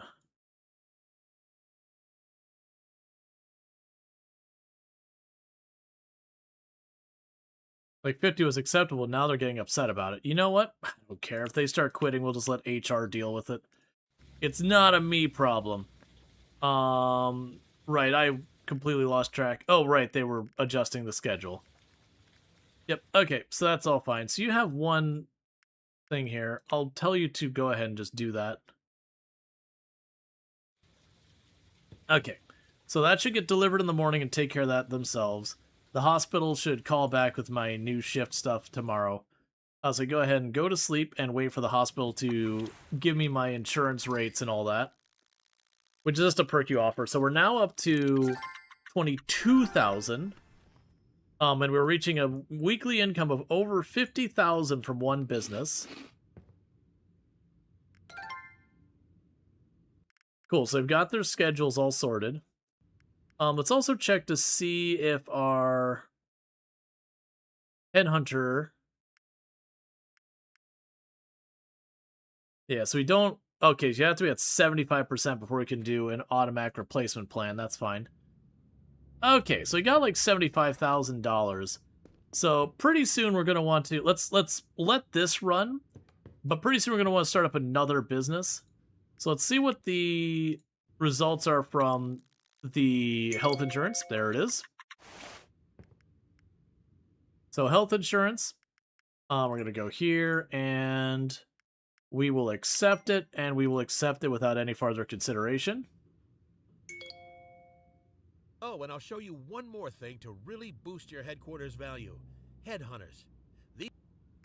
Okay, so we've already got the headhunter in there, and they are being trained.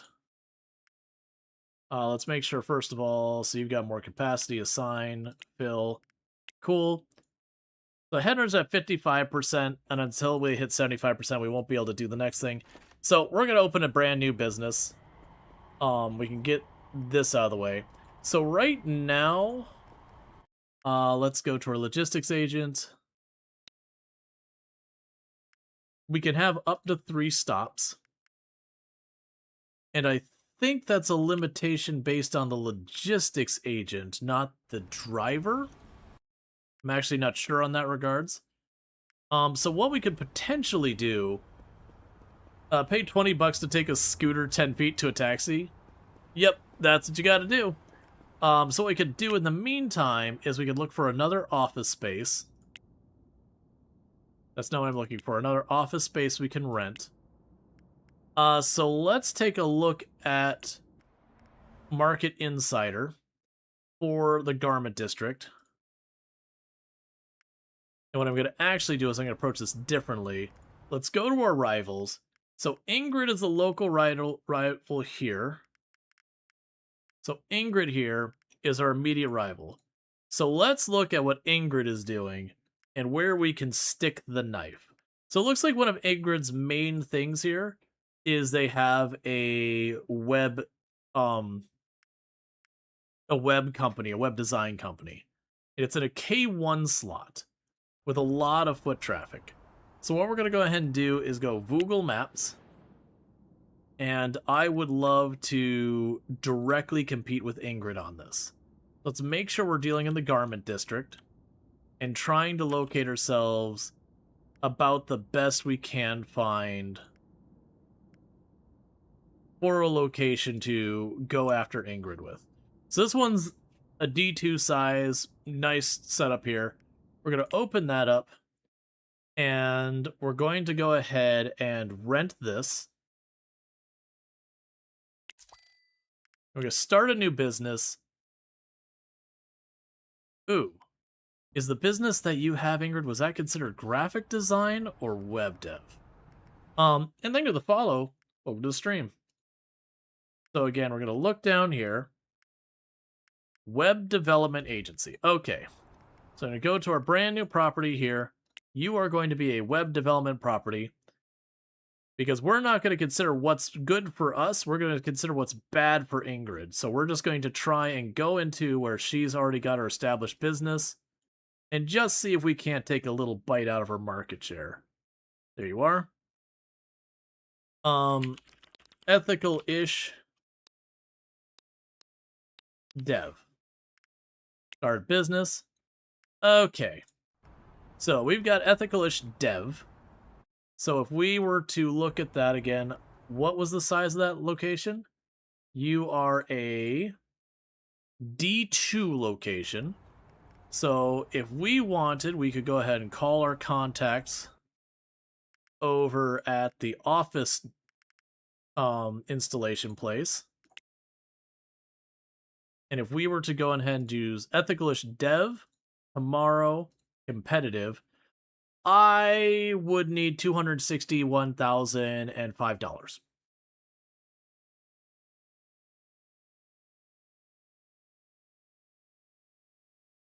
Well, that wasn't part of my plan. Okay, I'm gonna hang up the phone on them. How dare they? Do they know who I am? Alright, so. Slight adjustment to plan. We're going to instead call the office supply store and go here. And we're going to start this by doing ethical-ish dev. We're going to have it delivered tomorrow in the morning. And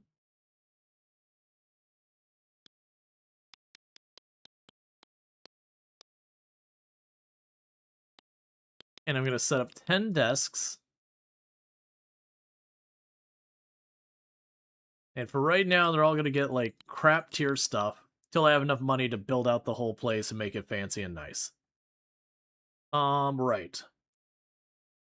So we've got all that stuff, and that'll be, like, the basic stuff for 10 employees. Wonder how many employees that location can hold. Let's start with 10. Let's not really ruin ourselves here. So get that ordered. So now we'll need to go over here. We can hang up the phone there. We can run on over here. We're going to need to get the cleaning supplies. Let's also talk to our headhunter real fast. So we can go to our headhunter really quick and change our plan. So stop recruiting whatever that was. I wasn't actually paying attention to it. We need programmers. There you are. We do not want to consider part-time programmers. We do not want to consider programmers who will not work weekends. We don't want to consider programmers who don't want to do night shifts. We do not want to consider programmers... I mean, we'll just keep working on that. Alright, so start recruiting you. I can't do that yet. So, like I said, what we're going to go ahead and do here is I need to get the cleaning supplies. And to make my life easier, I'm going to do a call here to the regular recruiter. And tell them I would like a full-time cleaner. Oh, right. Cleaner for our development place.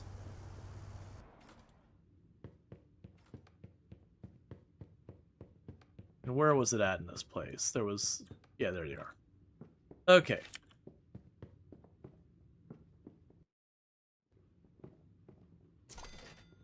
Cool. I do need to make sure I save enough money for the supplies for later. So what we're going to go ahead and do is start hiring a bunch of programmers, getting a web dev company set up, marketing, doing it all that garbage. And we're going to get it set up to be as good as we can for now. We don't even care if it's not particularly profitable, so long as it hurts Ingrid more. And that's just the way we're approaching it. So I'm going to place the cleaning station over here in the corner. Alright. And we're going to have 10 desks worth of furniture set up there, all like crap tier desks. We will need to turn around and like upgrade it all later because the people start having demands. But to build out a full layout was almost 260,000. Now, granted, only about 100,000 of that would have been the actual furniture. But I would worry about that later. But that'll be our next business, and that's going to be our approach to dealing with this for now, is we're just going to do whatever it takes to put as much of just, like, the pins in the side of Ingrid as we can. We're going to do a little exercise.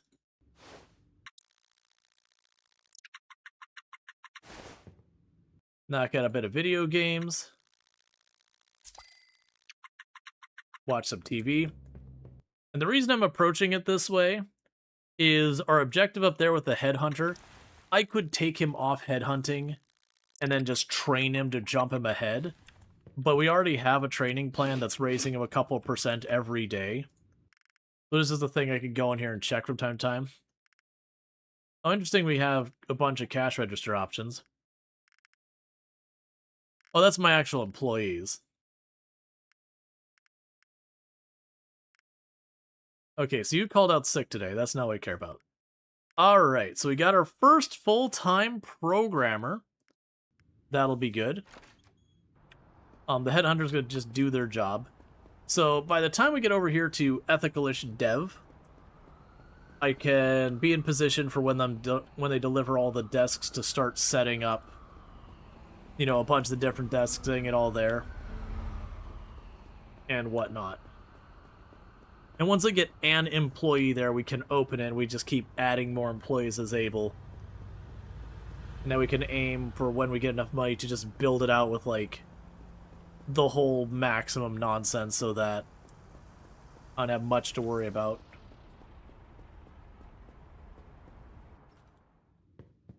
Alright, and bear with me, chat. I really need to use the restroom, so I'm going to do that real quick, and I'll be back in just a minute, and thank you again for tuning in, and I'll be right back.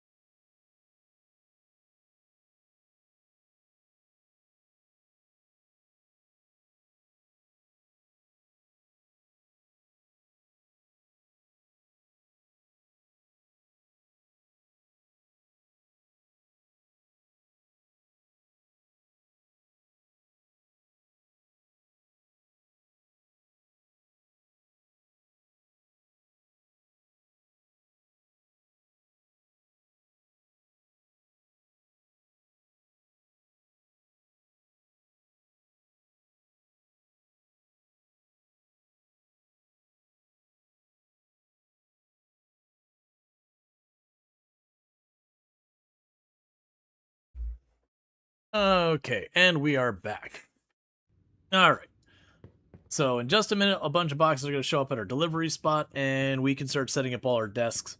And I'll just take a minute. Oh, you need bathroom stalls. I hadn't planned for that. Okay, got a call. Let's see. You're telling me you got bathroom stall needs.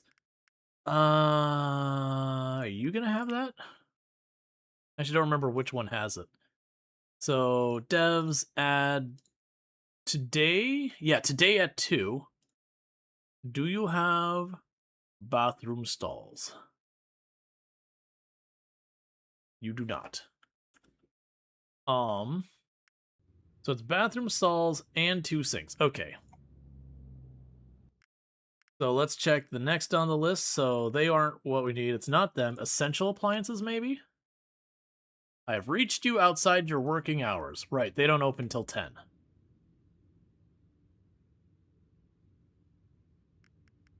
But hopefully they can do a delivery to here as well. Oh, what am I doing? We're just standing here when we could do some dances. See, we started dancing and the lights came on. It's just a cue.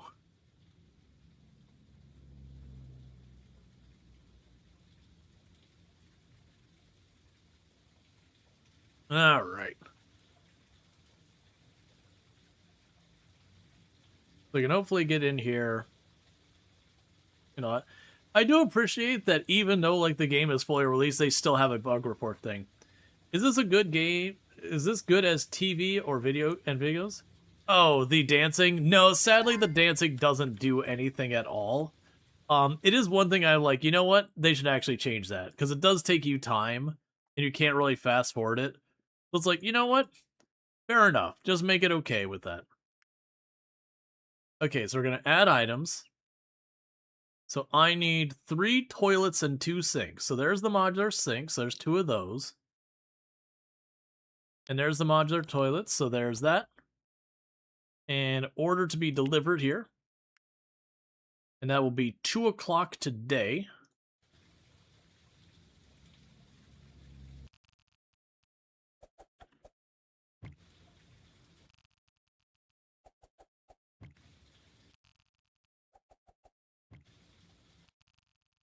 And we could have space between the desks, but no. No, we're going for that open floor plan that everyone loves, where, you know, there's no space between any of the desks and you're all crowded, like, practically directly on top of each other. Yeah, it's gonna be great. Just enough room to maneuver around the outside.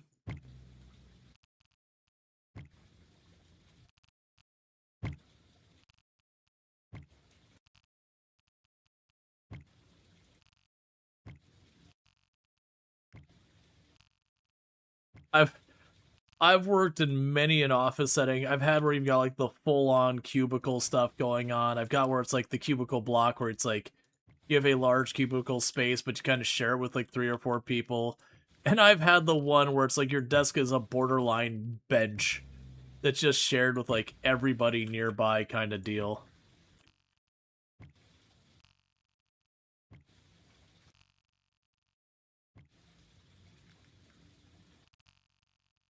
Not many people talking? I mean, do you mean in chat? Chat's fine.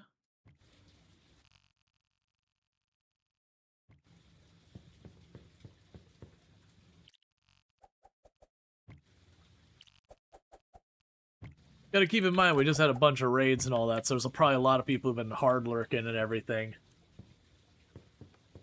Well, now we have that awkward thing where I gotta wait till 2 p.m. for the next delivery to come in. And also with all the game releases and all that, you probably have a lot of people who are just straight up lurking. Like full send lurking. Because, you know, they're playing whatever game they're playing.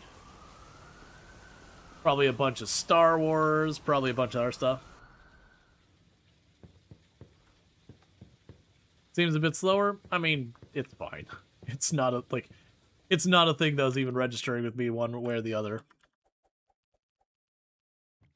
So, toilet. Toilet.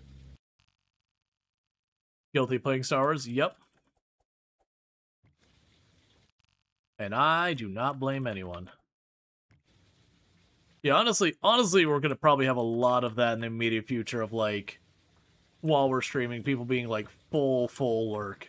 Because so much is coming out. Alright, so with that, we can go to you. Programmer full-time. Welcome aboard. Programmer full-time. Welcome aboard. Programmer full-time. Welcome aboard. Programmer full-time. Welcome aboard. The chat activity KPI is falling. Need to fire some people. Oh no. You're still on Fields of Mysteria. Too many games.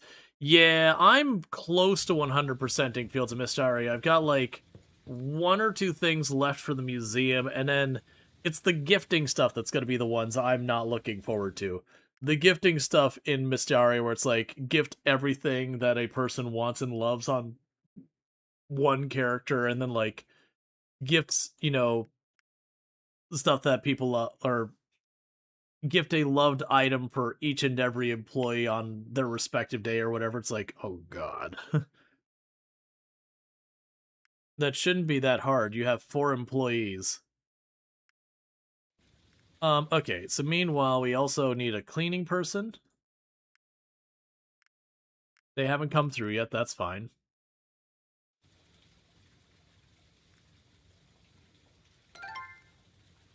Alright. And opened!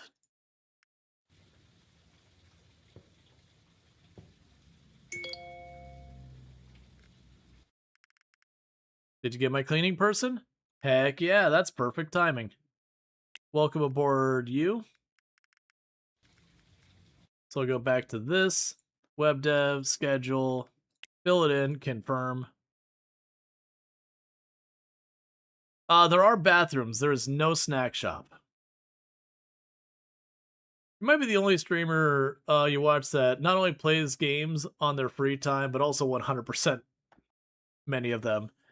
I mean, many of them might be overstating it, but yeah, no, I don't get to play as many games in my free time as I'd like. It is one of those things you just kind of fill in where you can. But yeah.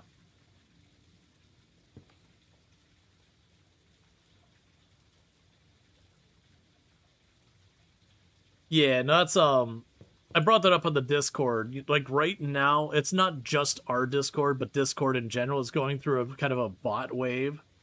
Where there's a lot more scam bots out and about than usual. If someone DMs you from the Discord for the channel, just, you know, shoot a screenshot of the DM to any of the mods or myself, and we will deal with it. It is in the, you know, the Discord rules, like, no unsolicited DMs to others, you know, there. Like, obviously, if someone is talking to you and you're, like, having a conversation and it's like, okay, let's take this to private or whatever, that's fine. But the vast majority of the time, it's like, do you want emotes or art? Or it'll usually be an unsolicited DM that just starts like, hello, how are you doing? Like, not getting to the point. When you're kind of like cold DMing someone with actual purpose, you'll usually sit there and be like, hey, I'm reaching out because of XYZ. You know, like, you'll give people that hello or whatever. That's 99.9% chance it's a bot. It's just the way it is. So we need to get the automatic employee replacement thing going. Which is going to be here. Headhunters. Yeah, you got a ways to go.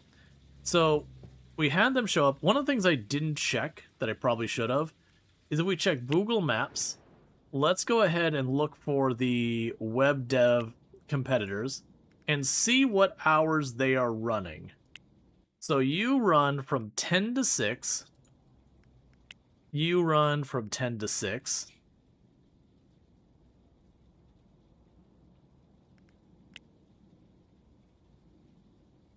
And you run from 10 to 6 most days except Fridays you close early. Do all of them close early on Fridays? No. So they're all running 10 to 6. Interesting.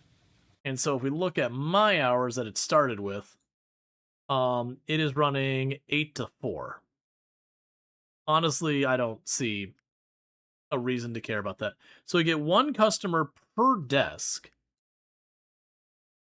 So literally those 10 desks will cover our entire needs. We do have the marketing here at 40%. So I need to remember to set up marketing tomorrow.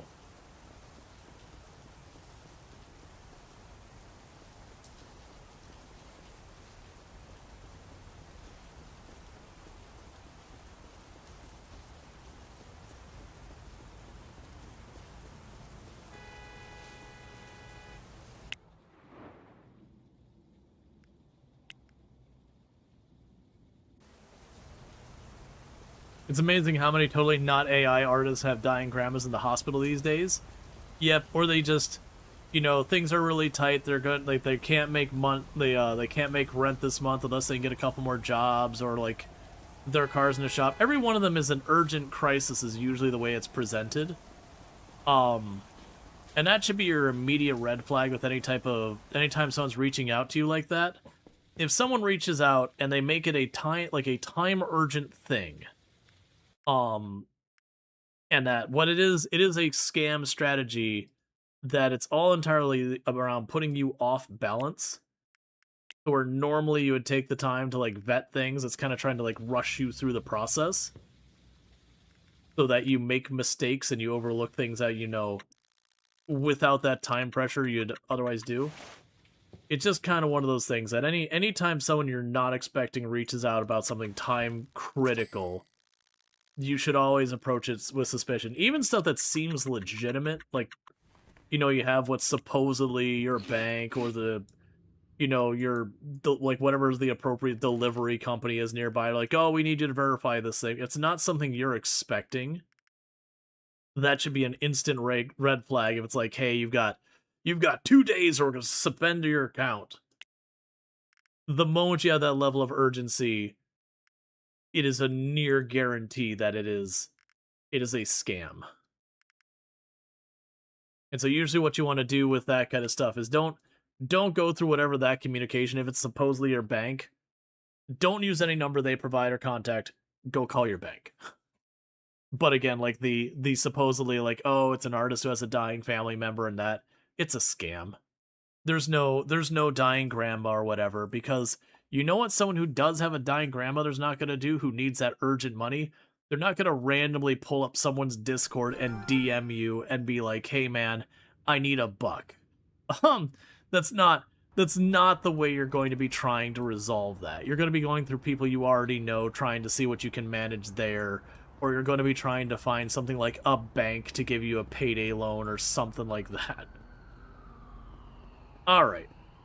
So we've got that set up. We're waiting for more programmers to come in, which will be good. So one of the things I am going to do is I'm going to trash all the delivery driver stuff here. I'm going to trash all these. That way when I'm looking down and seeing that giant number in the corner, we have it manageable. So we've got 50,000. We don't want to spend it. What I think we're going to do is we're going to kind of keep the web dev thing the way it is. Just fill out our roster there to have the 10 programmers. Oh, right. What I need to do today is I need to pull up our phone in the middle of the road, which is always the best place to make your calls. And we need to go to the e-marketing group. And we want to do that for dev, and we'll do... you're only doing a smaller campaign there. Okay, let's take a look at what the dev company needs. So the dev company currently has 41% traffic, so we want roughly 61%. Go ahead and say, let me get back to you later today or tomorrow, and then they start to fumble because I'm not working on their schedule. Yep. Yeah, there'll be a pressure. Like that was, I had an artist who made a lot of the assets for this stream. She's based out of Ukraine. And, you know, obviously there's stuff going on there, so she kind of stepped away from doing a lot of the emotes and all that, which that's fine and all that. But it's been kind of one of those things that, you know, not knowing really what's happened with her and all that, you know, falling out of touch, that's been kind of a big bummer. And I had someone who was trying to impersonate her doing like a phishing attack and being like, hey, you know, like, I really need the support and all that. But, like, from working with the actual person, you know, she was always cool. She was very fluent in English and all this. And the account is trying to do the phishing thing, which immediately when it's like, oh, well, I don't want to work through the third-party website we were before, it'd be easier for me if we went through Discord. I'm like, well, I'm not comfortable with that at all. Like, even said, I was like, I'm not comfortable with that at all. Like, part of the reason I like the website is it has an escrow, so when I hire someone to do something, you know, it takes the money, puts it in escrow, and then when they complete, I say, yes, it's done, and they get their money. So it helps protect both of us. You know, one from not paying and not getting the stuff, but also from me not flaking out and paying in the, you know, anyways. Cool, so I got that to 91%, so that's good. So I do need... I didn't check. Was there schedule on the other one? That wasn't the whole week round, right?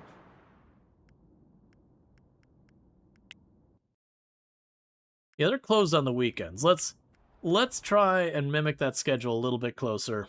So schedule, no weekend web dev, Monday through Friday. Confirm this. But yeah, it was just one of those things. And like, you know, people being scammers and all that, whatever, like that's already bad enough. But it was more very upsetting because, like, again, it's a person I hadn't heard from in a long time. Ooh, the game's not moving. It didn't unpause. Okay. All right, Luxray, you have a good one. But it's just kind of one of those things that, like, you know, I would have loved to have heard from that person just to make sure they're okay. It's none of my business or anything, but like I worked with them a whole lot. And so when they kind of vanished for a couple of years, it's been just, you know, especially with the fact that again they're in the Ukraine, so there's a war going on. That you're like, you know, it'd be good to know they're all right, or whatever's going on there. But still, I was more just pissed off that this person was like impersonating them. Like even the phishing attacks, like yeah, that happens. But like it's just very salty that, you know, I had been hoping to hear from that person. Okay, have at least 50 employees. Alright, so with that, let's go ahead and I haven't been paying attention to how many people we've hired here. So we should be getting pretty close to getting our full schedule of devs. Alright, looks like I've got one more web dev we can hire. And then we'll have our full house. And I haven't been paying attention, but I wanted to look real fast at what this does to Ingrid. Because we got Ingrid here, and Ingrid's got her web dev company, which is why we're doing this. So I've got you. So I was hoping, because like, if you watch carefully with some of these, you can actually see where your business has its impact on the others. Like right now, her business is down a little bit. So let's try and keep in mind that her web dev company is making 62,000 is what she's making right now. Actually, we can do it by the business. 62,000. So that's per week. So what we're going to want to do is we can go ahead and pass some time with some video games.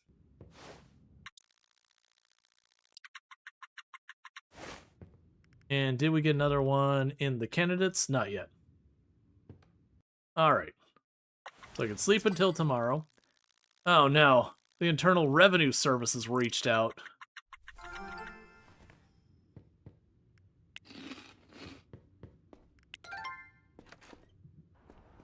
So we've got 20 days to pay our taxes. This is really unacceptable. Another business. You suddenly forgot who owns this neighborhood? I'm not looking for more rivals. I would rather destroy them. So you should consider if it's better business to shut down your own business. Okay, so... Remember when I said you were too small to be considered a threat? Well, now that you've opened more stores... 1 second. Yeah, not the taxes. Oh no! Yeah, so because I started, like, directly competing with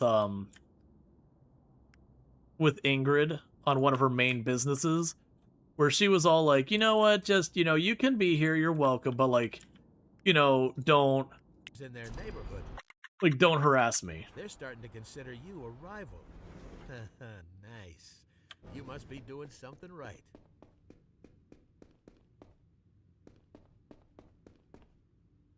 Click to pay taxes.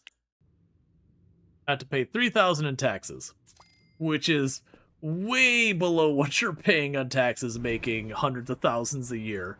That is way, way below. All right, so we can check our... Okay, there's an ongoing rivalry between you and Ingrid. So let's see if we can spot the impact. So for her web dev, we've knocked down her income from it a couple of thousand. Because again, she went from not having someone else competing to a direct competitor. Not just telling us, oh yeah, here's the breakdown. So the income we've made, which is interesting in how that's broken down. So the income we've made is around, is it really like 700,000? Somewhere like 700,000. We have tax deductions, which is all of our like operating expenses and all that kind of stuff. Like all the stuff we purchased from that, our salary is tax deductible and all that. So we have a subtotal. Yeah, so our income was $757,495.20, and we had $696,069. Nice. For our deductions. So we had taxable income of $61,000 at a 5% tax rate. None of that is realistic. Realistically, the tax rate is going to be way higher, and you are not deducting literally everything. Yes, you can take business deductions. Yes, they can reduce your overhead and all that, but it does not fully eliminate anything. All right, so we go ahead and we're going to get our last dev hired in. And with that, we can go to you. And we've got our web dev company all sorted out.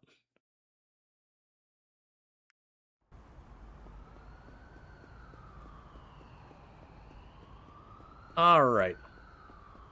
So the next move we're going to have,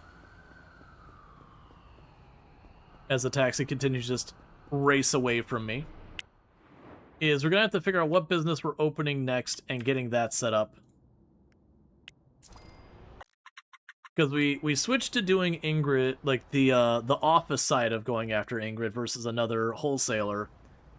Because right now, with my logistics stuff, I can only do 3 delivery points. If I want more delivery points, I need a different warehouse with more spots, or I'm going to need a higher trained person. So a lot of our stuff is waiting on training. And that does remind me we need to go to our HR people.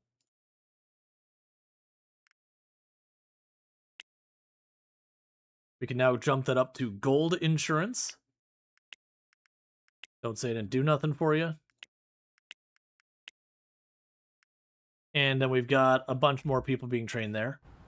All right. So it's kind of hard to keep track. So we need the headhunter. So you're at 61% skill, and we need you at 75%. And our happiness is doing well because we have completed a goal that's 2 days left. And we haven't watched enough TV recently, unfortunately. So we need to correct our TV watching actions that we just haven't seen enough TV. So we're just going to have a nice, relaxing evening of 12 straight hours of television.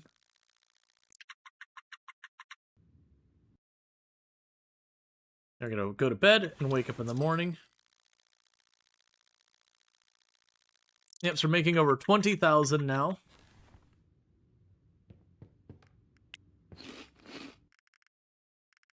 Alright, so we've got all those going. We can go ahead and actually eliminate everyone off this list. And we can go to you. HR's going fine.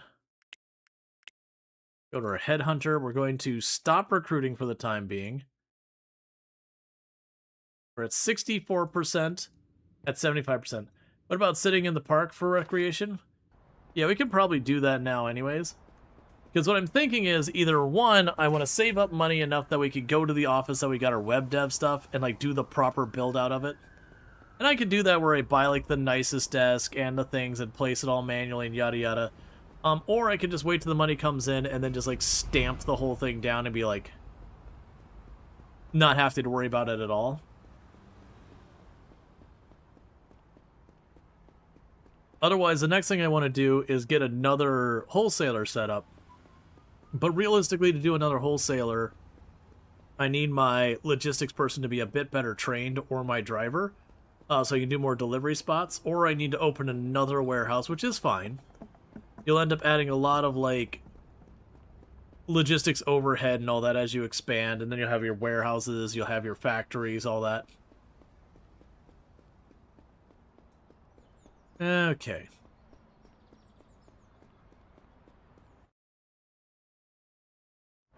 I want to check. Is there a button for just fast forwarding in general? That's what I'm curious. Okay, there's apparently a middle mouse button going fast.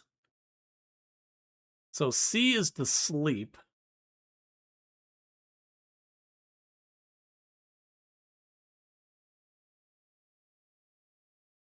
We'll see about that. Is that considering... Yeah.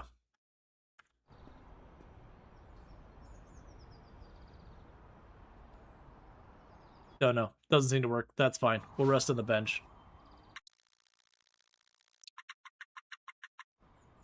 Okay, so that should max out our park benefit.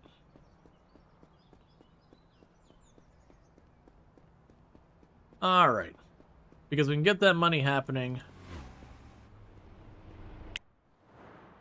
then we can go ahead and do the mass upgrade and just have the web dev place maxed out and not have to worry about it at all.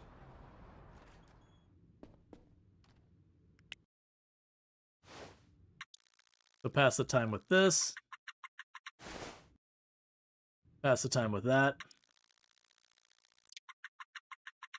And knock out some exercise on the kettlebell.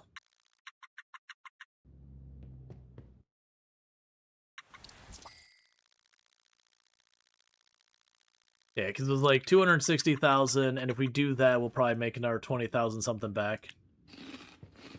All right. Yeah, got our hairstylist walked in. Yeah, it's interesting putting up like the help wanted signs inside your businesses where you'll just slowly get a trickle of people offering to take jobs. The logistics, still only 3 destinations. Headhunter is at 66%, so it looks like it's going up about 4% per day. If that's the case, it should be 3 days, and then we can continue with our objectives.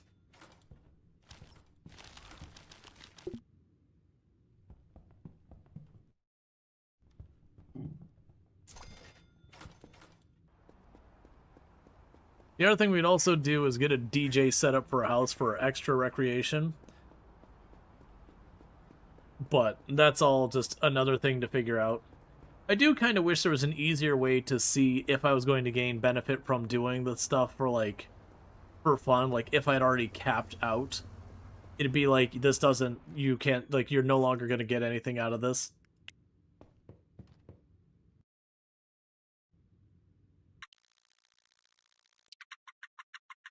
Oh, let's also check in how Ingrid's doing with our stuff going on.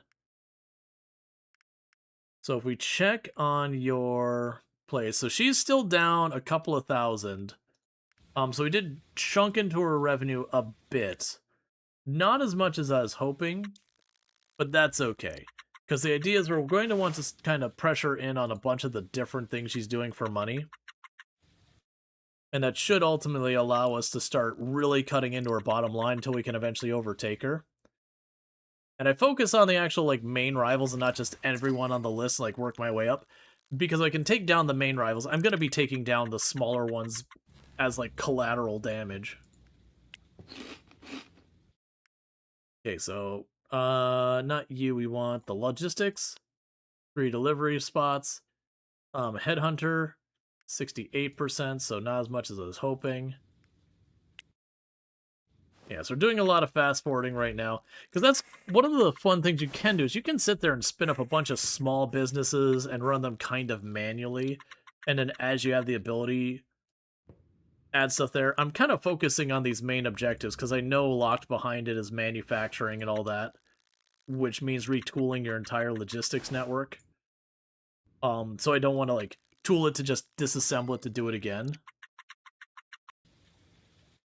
And I'm also very much a fan of the idea of open a business, get it fully fleshed out, so you don't have to touch it. So there's my shipments, which didn't cost me that much. So again, logistics, 3 deliveries, and Headhunter, 70%. All right, so it looks like it's actually 3 more days. It was only 2 per day, and I must have missed a day in there.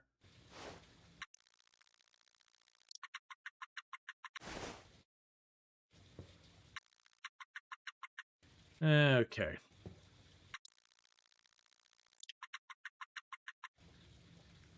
We definitely need to find... I wonder if you get, like, a much better computer or something like that, if you get more of a benefit from, like, watching TV or playing games, or how that works. Alright.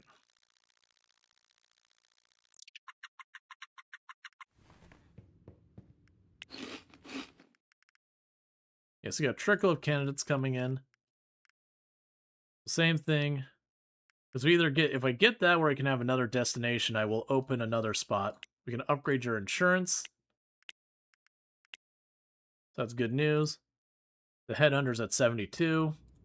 All right, so just 2 more days of this. And then we can get like the auto rehire thing going on, which is what the tutorial thing wants to do. We're getting pretty close to where I can tell the web dev to just like fully furnish the office in like the nicest way we can.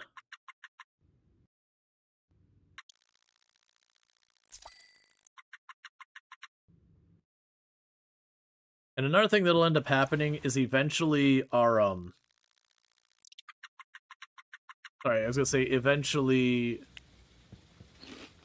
we'll run into situations where like the rivals start undercutting our prices. That just actually makes me think. You're at skill 75%, so apply suggested prices. So we can have you adjust the prices. I'm wondering if we get an option here to have that person, the pricing manager, adjust their prices for me. Or how that goes. Okay, so we've got all of you here, that's fine. Logistics.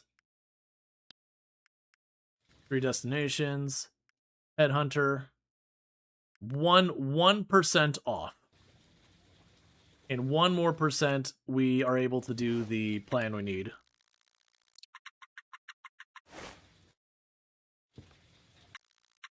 And then we'll see like what the next thing they want me to do is.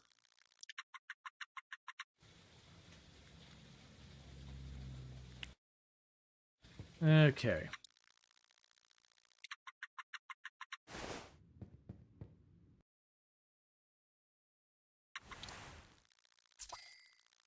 Okay, so with this day, we should be good on our training.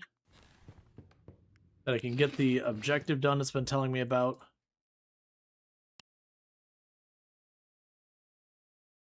Alright, auto-replace, select employee.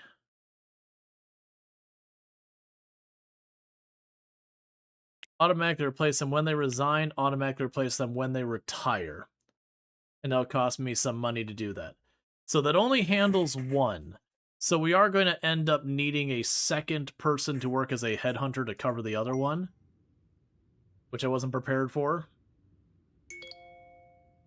I'm telling you, you keep this up and no one will be able to stop you. Okay, kid, I got one more trick to show you. It's the easiest way to start a business. Just buy one that already exists. Boom, done, new business, ready to go. Okay, so we're not going to buy the other business right now. What I am going to do is we're going to get a contact. Ooh, actually, one second. Let's go inside. Go inside our headquarters. Yeah, so I got a spare desk here right now, so we can go ahead and go to our office supplies. I think I have to wait till it's a little later in the day, but we'll try it anyways. So there's Scott's call. So I need you to deliver to headquarters. You deliver that today at 2. We're going to add an item. And I should only need this and a chair.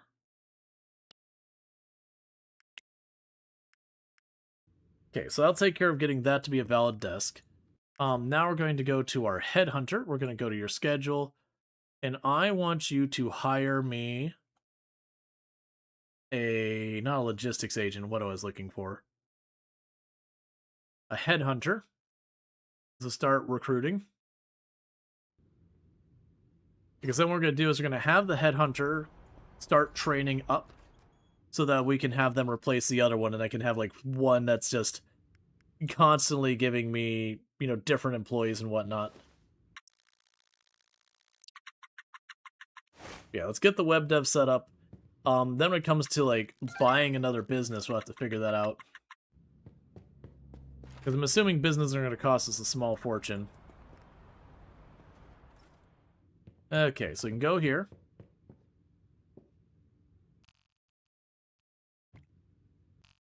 And the computer.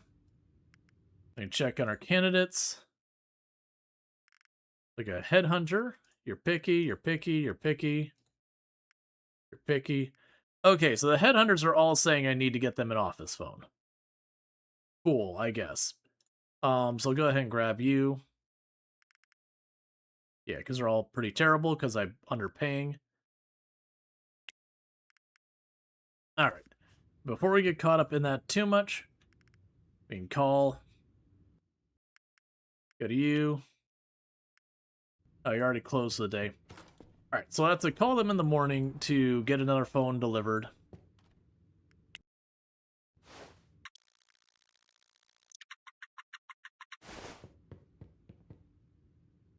Alright.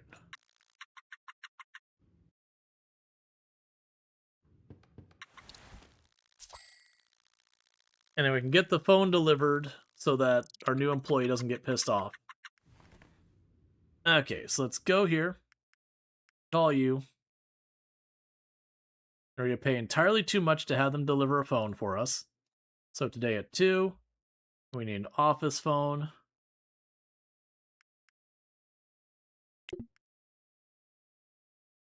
The purchase cost must be at least $2,000.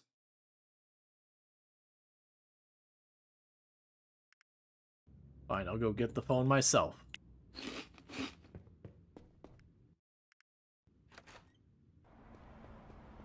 Alright.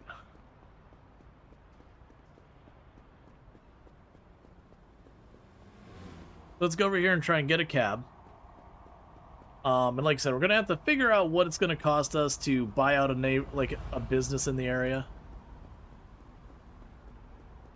I would like to buy out a business that is one I won't need to set up like a whole extra set of logistics for.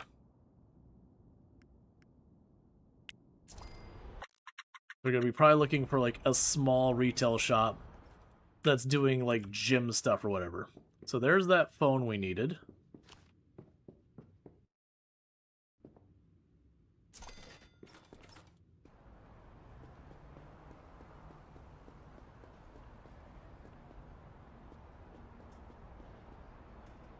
Did you walk? Okay, and we can go back over to our headquarters.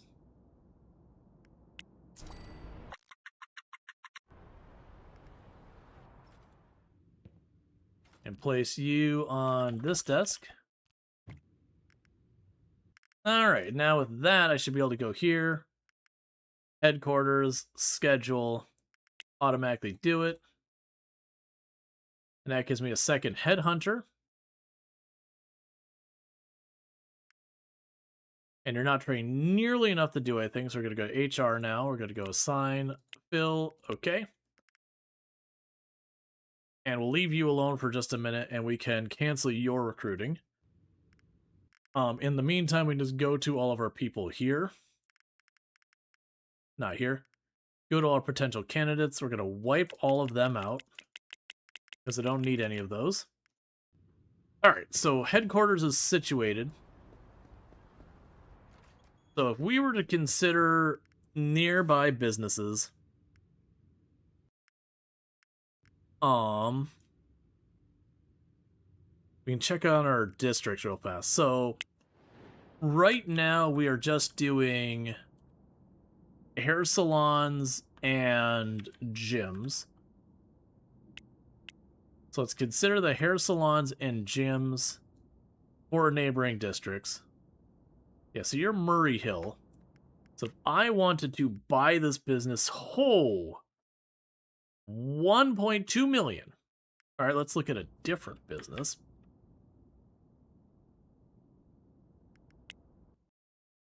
$1.2 million.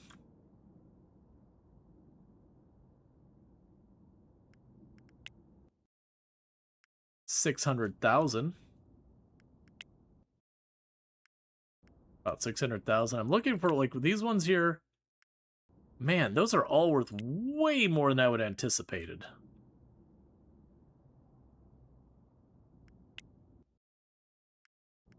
Yeah, so they're all like 600,000 at. 7.5 million, which makes sense. It's a giant footprint business. Yeah, so I was actually expecting those to be worth so very little. Oh, that's my business right there.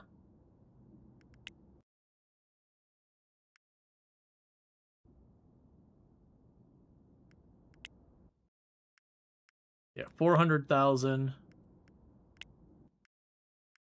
So 200,000. Yeah, so what we would be looking for is a business that's financially struggling. Is what we're ultimately looking for. I believe we can go into Market Insider, and we might be able to choose one of the businesses that has like no demand to speak of. Yeah, so you got a business closed there. So we've got a new gift shop opened. Let's see if a brand new gift shop will be relatively inexpensive.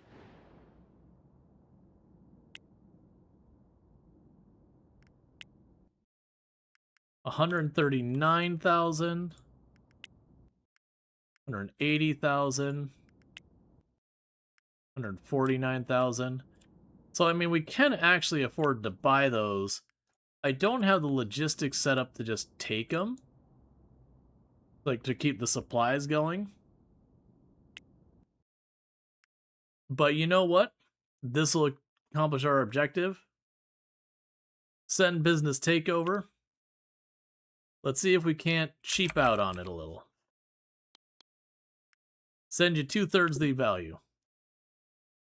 The building owner, rival Ingrid, has declined the offer to allow you to buy the spot. You suck, Ingrid. Okay, let's go ahead and check you. Let's shoot way below their value. The building owner, your rival Ingrid, has not allowed you to buy the spot. You suck, Ingrid. Okay, what about you?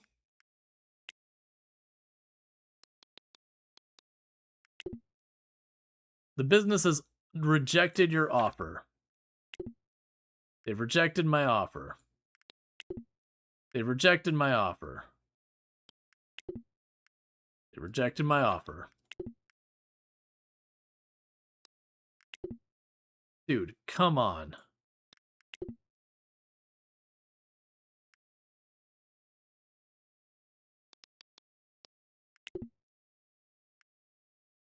I'm not... You... Oh, come on. You're on your own, man. Oh, you're worth way more than the others.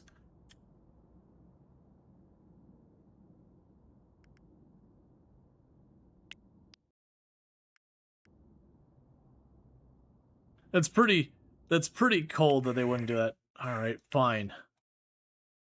What about 150,000? Dude, I'm paying you over value. Oh, I was about to be like, if they don't buy it here, I'm not doing it. Well, I'm not sure how I feel about that, because I definitely paid way more than I should have. So we're going to want to have medium marketing campaign on you.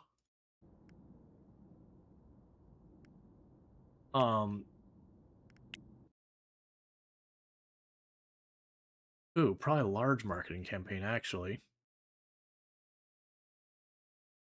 Deliveries, we don't have you set up.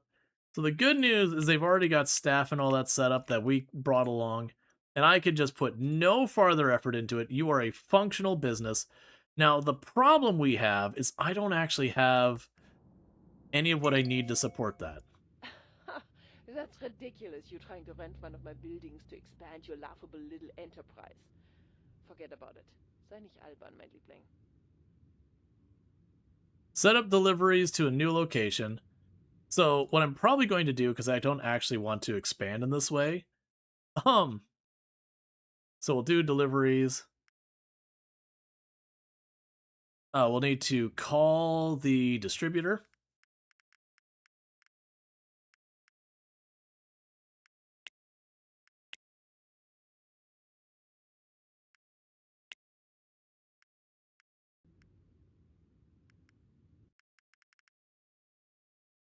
And deliveries.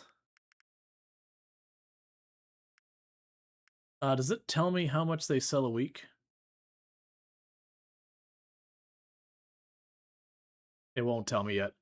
Okay, well, this is great. So we'll say 1,000 sodas, 500 cheap gifts, 500 flowers, 500 umbrellas, 2,000 paper bags. Order. Cool. Wow, look how much you've grown since you started out. That's really impressive. And I bet you're making enough money that the bank doesn't know what to do with it. Lucky for you, I know what to do. Let's start investing your money. Okay, what I'm actually going to do is that gift shop I just acquired. I don't really want to deal with this, so we are going to shut down the business and just be rid of it. So that does mean I just lost a bunch of money on that to complete objective and get it off my calendar. We are going to terminate the contract with that empty lot. I should have done that because it would have given me the furniture back. Well, actually, no, it gave me the furniture back. Yeah, but we just wasted a hell of a lot of money shutting down that business. It is what it is. It had an objective I didn't want to deal with. So that does mean we have all of the people who came with that company. So we just did like a hostile takeover where we just bought the company out from underneath them and then shut it down and then fired everybody. So a big waste of money, but I actually don't like acquiring the businesses in the game as a strategy because then you have a whole bunch of headache you have to deal with going over that. All right, so you want me to go to a bank and open an investment account, which is another thing I don't tend to do much of in this game. Let's see, where is the bank?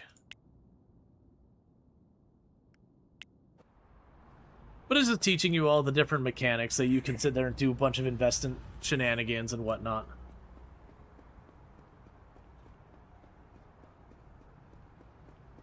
And the reason I didn't want to do the gifts is for the gift I need to do another desk at headquarters with another purchasing agent set up with another logistics agent, the next logistics agent set up with a new warehouse, and it'd be a whole build out. And we'll do that eventually, but yeah. So Euro Energy High. So that's a high risk, a low risk, and another low risk. We'll go ahead and do the high risk, and we'll toss 10,000 into it. Daily auto invest. That's interesting. That's new. Well, let's make bad decision. 5,000 auto invest every day.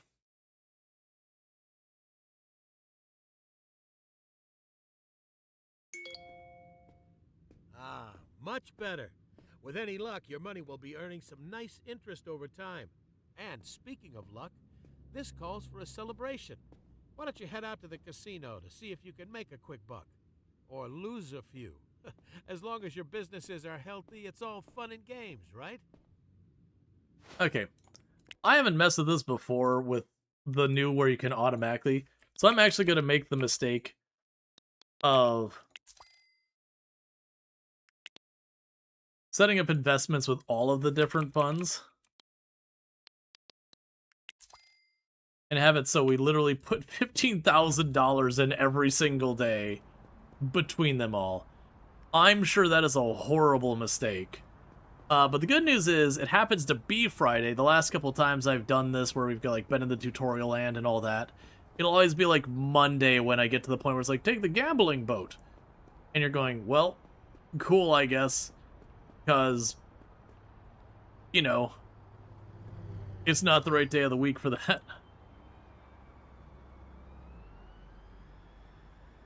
So I can take the casino boat and get that going. And then pretty soon we'll be on to the manufacturing. And with that, you'll stop importing the finished goods. You'll import the raw materials to manufacture the goods, to sell the goods. And that's a whole thing. And if I recall correctly, I want to say that requires less purchasing agents than you would otherwise need. Just by the fact that you can get a lot of the same materials. There's only like 2 or 3 raw material wholesalers to deal with. Like, later on, you'll end up needing to open up multiple contracts with the same one to provide materials to different warehouses and all that, but that's, like, way late game kind of problems.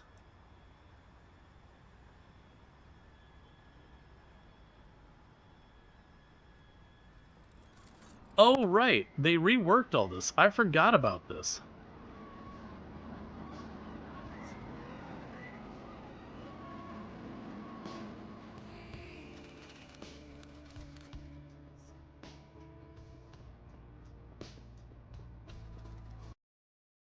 Okay. So, 6 p.m. I can mess with that.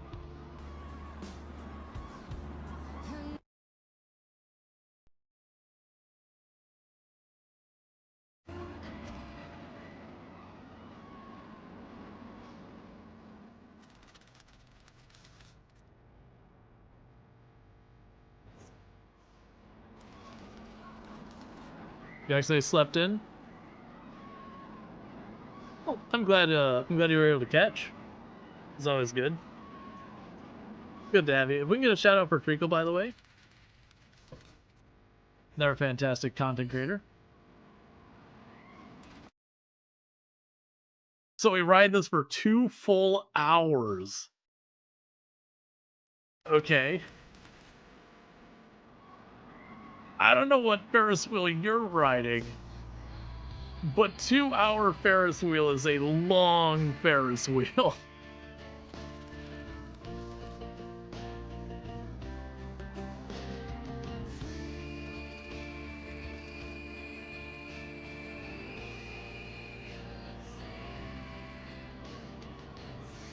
So check out Treacle, another fantastic content creator, playing some Stranded Alien Dawn. Nice. That's a very RimWorld-esque game for those who haven't seen it before. I actually really like the research in Stranded after that. If your ears burned yesterday, that could have been due to us mentioning you. Oh, that's no problem. But yeah, so Treacle's fantastic. Plays a lot of similar games to what I play, like RimWorld, playing some Stranded Alien Dawn. Has played Hotel Architect, a whole bunch of stuff like that. So good times over there. But yeah, no, definitely good times are very, very chillax and all that stuff. So we can go ahead and advance time, but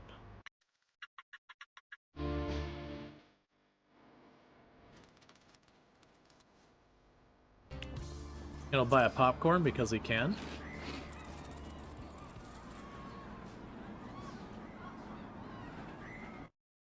Big strikers.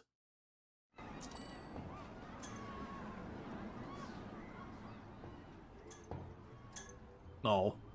We only got like halfway up the board. We're basically just killing time till the gambling boat gets here.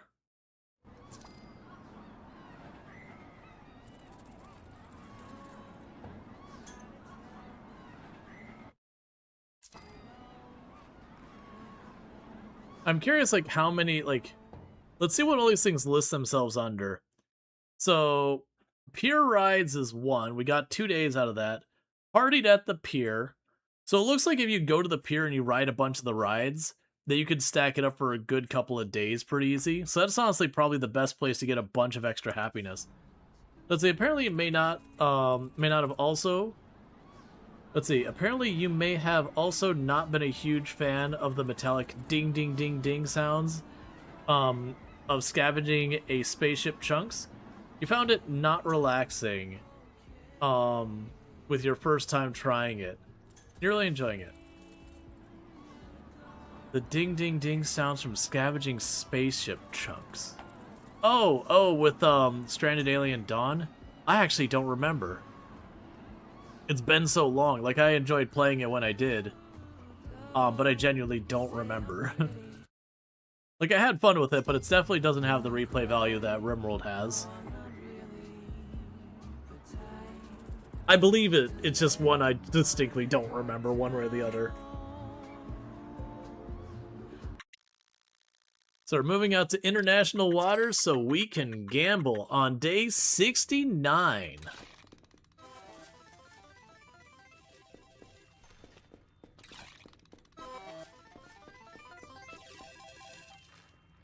Welcome to Blackjack. How much would you like to bet? $5,000. Okay. Best of luck.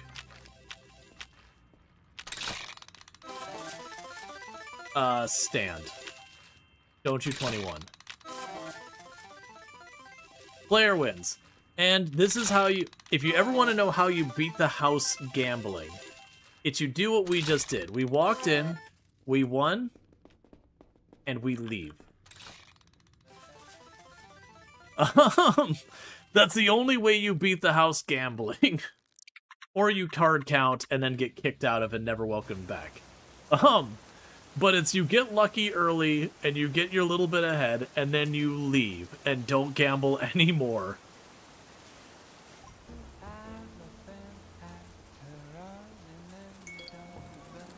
Hey, welcome back, kid. Did you win any money? Nah, who cares when you're having fun? But now there's a good reason to save up money. I've got one more lesson to teach you, and it's the most expensive.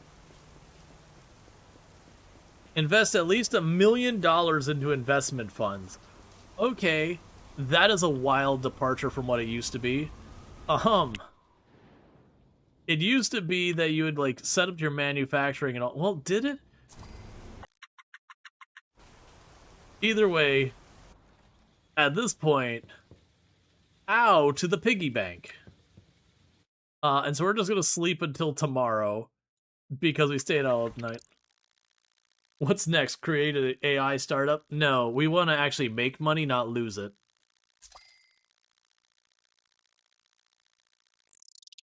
So you auto-invested 15,000.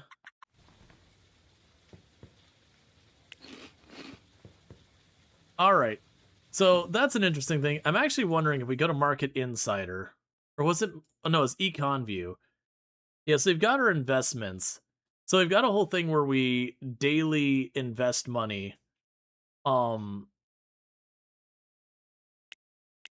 so yeah, so it looks like right now the Euro Energy high is technically down by $21, whereas the Alliance is up $21 and Franklin is like not moved at all. You make all your money during the bailouts. I mean, there are ways, so like very genuinely, if we have no integrity, you can absolutely, in real life in this situation, do a startup into like whatever the latest tech buzzword, and you just pay yourself good salaries and all that. But if you can get the investors involved, you can pay yourself good salaries. Eventually they start asking you to like hit your milestones and all that, and then you just shut down. Obviously there's a bunch of stuff you got to worry about with legal protections to make sure, you know, it's not overtly a scam, but you can 100% start a startup that you know is doomed to fail from the opener, but at least put the effort in like you're trying kind of thing. And yeah, you can basically scam investors. It happens all the time. It's the thing is like the investors demand it, so it's like, yeah, we can try. I don't think it's got a future, but like, you know, we're going to give us our honest go on it. Okay.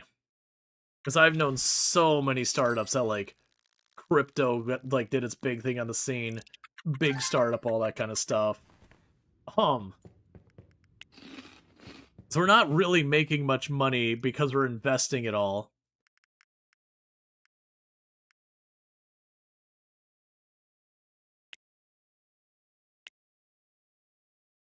Yeah, so it's showing this linearly going up, but it's not going up because we're actually turning a profit on our investments. I mean, this one is a little bit. It's almost entirely one's going down and the other one's going up. Remember NFTs? You can't believe how many people fell for it. Oh yeah, no, it happens. Tech buzzwords, that happens all the time. It's really very sad. But yeah, like you'll have the latest tech buzzword, whatever it is, you know, crypto, blockchain, NFTs. We've got the generative AI thing. And people just dump money into it, just stupid amounts of money into it. And then the floor drops. And there's usually people who do make money, but it's kind of the whole idea of like, you know, when a gold rush happens, do you know who makes all the money in the gold rush? The person who sells the shovels. So it's like that kind of thing, where Nvidia, for example, is making an absolute killing right now. But they're not doing AI themselves. They're selling the hardware it runs on. So, like, they're not making money on AI. They're making money on video cards and GPUs being used for other stuff. People make money at the cost of screwing over the average person. It does happen. I mean, a lot of the tech buzzwords, a lot of time, the investors are actually the ones who get screwed. Like, that happens a lot with tech buzzwords. They have a bunch of, you know, a bunch of tech companies all start using whatever the buzzword is. A bunch of less than savvy investors who, like, it's not their area of expertise, dump a whole bunch of money into it. And then, you know, the reality is, like, even if there was money to be made, it's just so far out of scope. That's what you hope. OpenAI and Anthropic implode before IPOing. Yeah. Oh, did I turn the wrong way?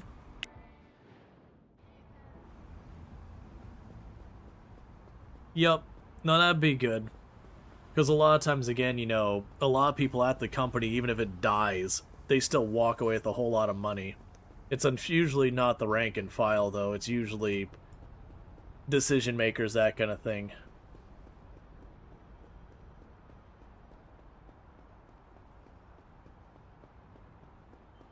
VC and private equity getting screwed is good. I mean, I can say, like, the company I had worked at that got acquired, like, we were an industry leader for a good long while, and we were very profitable before we got hired by a private equity. And then they had their foolproof playbook to make us even more profitable. And that company filed for bankruptcy a few years later. Went straight from leading the industry straight on down the bottom. And it was just a matter of the people investing were investing in an industry they didn't understand. And so they were applying strategies they had used in other industries that were just wildly inappropriate for that specific industry, because when you're dealing with something that requires consumer goodwill and that kind of stuff, it is a very different animal from, like, acquiring a bunch of financial firms and these kind of things. Turn all the extraction inward and run a skeleton crew, foolproof vanguard strategy. I mean, that's basically what a lot of it was. We were in the education area, and we provided our courses were, like, leading industry courses and all that. And every discussion was like, these courses take a long time to produce, and they're very expensive to produce. What if we didn't do this? What if we didn't do that? And I even sat down with a couple of them a couple of times going, what if we didn't do this? Like, then there's no reason to purchase our product versus our next highest competitor. Like, that's basically what you're telling us, is to taking our competitive advantage and chuck it out the window and expecting not to just hemorrhage market share to the next competitor who is just nipping at our heels. Alright, you demand a clean working environment. That's fine, we already have a clean working environment. Alright. Let's see, this sounds like your entire tenure at Microsoft, except you saw all the companies we were buying and then misusing? Yeah. Yeah, I've been on both the acquired and the acquiring side of the formula. And the one thing I'll say has been consistent with all of them is that was not in the best interest of anyone involved so far as staff or consumers. In every single case, the consumers got charged more for less of a product, and the staff got nickel and dimed and overall paid worse and worse benefits and all that kind of stuff, and people got let go. I've never seen an acquisition that wasn't ultimately bad for pretty much anyone who wasn't on the top of the pile. Even for the investors, a lot of times it screwed people over. It's because infinite growth isn't real, and eventually the only way to make number go up is self-immolation. Yep, pretty much. Well, that's the thing. Even with the acquisition I was involved in, like, we had more we could have grown. Like, absolutely. We were growing, we were profitable, we were doing well. It's just the strategy shifted from what can we do to make a better, more compelling product that could draw in audiences that are not yet bought in because we weren't offering content that they wanted. Because, you know, we weren't teaching the skills they needed. And instead it was going, how can we take our existing stuff and improve our margins when we already had good margins.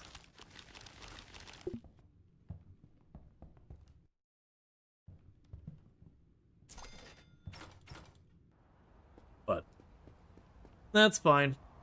I get to sit back here and be like, you know, thinking in my head, because I don't stay in contact with them, but thinking to where I like basically had a conversation with the CEO at the time. It was like very much like, you are burning this place to the ground, you are running this out of business.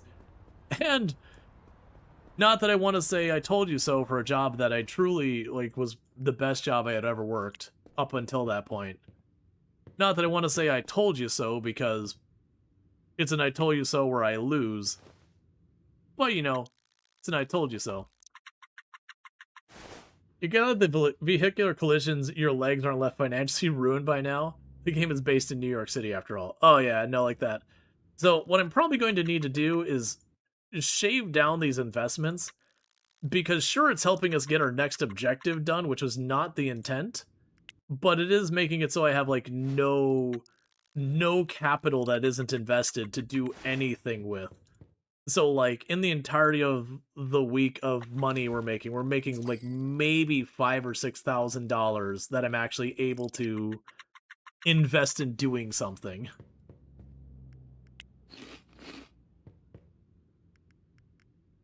But it is one of those things when we're looking at our economy view, number go up.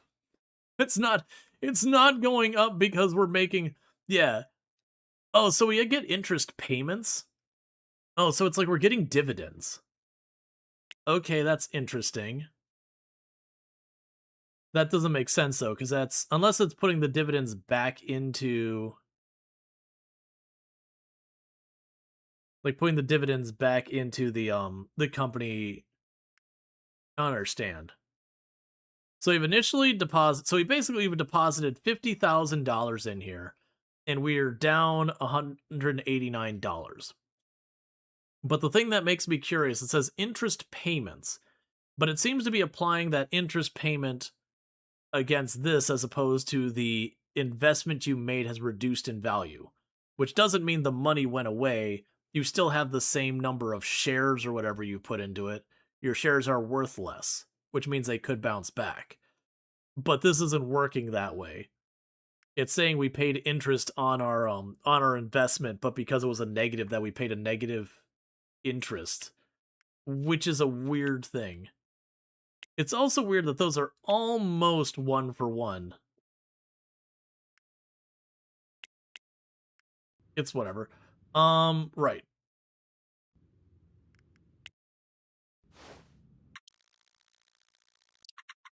I have only $5,000 a day to live on. Bougie status certified. Yeah, as we're sitting on here in our small, I mean, actually, to be fair, for an apartment in Manhattan, this is probably a pretty generous apartment. Sure, it's a 1-bedroom, 1-bathroom, whatever, but like, for Manhattan, this would be some buku bucks.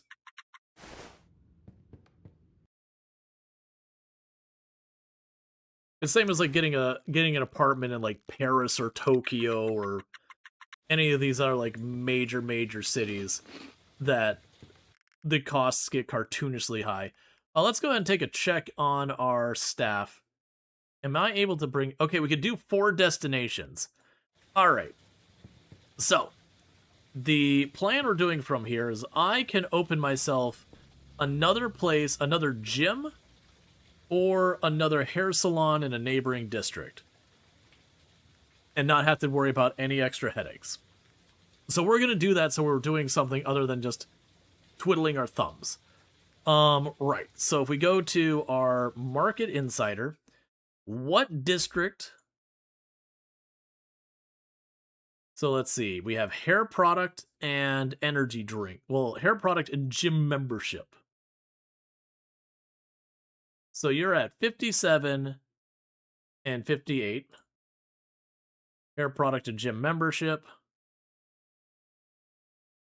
71. So Hell's Kitchen's looking pretty juicy. That one's a mixed bag. The hair product in Industria would be good. Lower Manhattan. Lower Manhattan looks really good. Midtown. So honestly, for all purposes, everywhere but my current district is looking pretty good. So we want to go anywhere but our current district. We want to find a retail space, probably a relatively small one because I don't have money. There's not a second part. We're going to mark the garment district, and we're going to mark a retail space that is available. So you're an A2 of 38 traffic. A2 of 45. All right, so that's probably where we're going to go. We're going to go A2, 45 traffic. I think that'll be good. So you can go ahead and open you, rent, start new business. And this one, we're going to go ahead and make it the... There's hair salon. So there's 2 and 2. Let's go ahead and we will make it a hairdresser. And we'll go ethical-ish style. Well, no. Ethical-ish wigs. All right.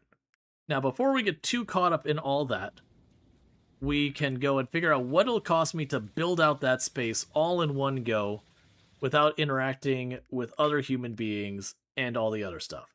So we can go to... It's not the office interior design. I think it was this one. Oh, it's the weekend, so I can't interact with you right now. So in the meantime, let's go to our headhunters. We can go headhunter 1 and 2. So we're going to go to you and say, you're going to start recruiting hairstylists. We do not want part-time. We don't want people going to whine about, you know, all sorts of these different shift requirements. Yeah, get them all out of here. So you don't want any night shifts, which is fine, because I don't think we're technically doing night shifts. So that's the hairstylists. And you, on the other hand, you're going to go for customer service. And I can't do anything special with you because you're not trained enough. Let's see. You need a butcher named Ethical-ish Dismemberment. Sadly, the name would be too long. You don't know about Paris or Tokyo, but if you buy your own apartment in Copenhagen today, when you got it, you couldn't realistically afford it as it's grown by 3.5%. Yeah, no, I mean, housing is up everywhere, but some of the major cities, yeah, it's just exploded. Wondered why all these shops and house building games, yet no floor planning software for real businesses like this. And yet no floor planning software for real businesses like this. Oh, you mean in the game where you can, like, do a lot of this stuff? I mean, the reality is all of these things are more complex, and you don't just have the exact same layout. Even buildings that look the same on the outside, they'll end up having different connections and all that as stuff gets worked on. You'll have to have all sorts of permits and yada yada. It ends up being more complicated is the answer than it can be presented in games. Right, so I can't do the thing I wanted to today. So you have to wait till tomorrow. And then tomorrow in game, what we can do is I can turn around from there and I can hire people to build out this shop. And there'll be more money coming in. Do a point, but the Soviets had a standard panel slats, and a lot of retail shelves were standard models. Yeah, I can't speak on any of that. And also, so many businesses want to do all sorts of things to, like, differentiate themselves, a lot of times for no discernible reason. And yet then make their buildings look exactly the same so they can resell and all that. Okay. So 2 shipments have arrived. That'll be our goods for the month or week or whatever. So let's see now if we can call here. So I want you to get ethical-ish wigs, install today, competitive. So competitive for ethical-ish wigs is 97,000 to build out the whole space, which I would like to do. So my choices are, I can take a loan, I can stop investing as aggressively as we are,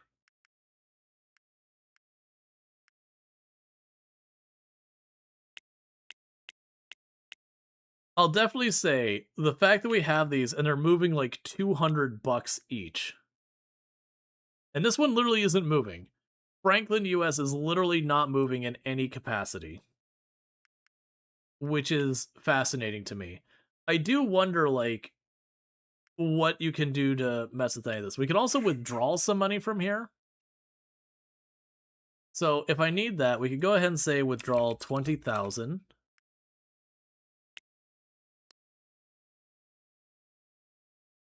We can go to you, withdraw 20,000. And that one's down, so I'm going to leave it alone. So was that, or did I need a little bit more? I think I need a little bit more than that. It was like 96,000. Let's go to our Market Insider. And yeah, we can go ahead and it's fine. We'll withdraw 20,000 from you too. Okay, so with that, we can go to contacts. Get slammed by day trading laws because you didn't wait 20 years before liquidating shares. I do wonder if there'll be like different taxes or something on it, because the taxes of this game have been like silly. Alright, so confirm the full build out. Yep. Cool. So we do the full build out tomorrow there.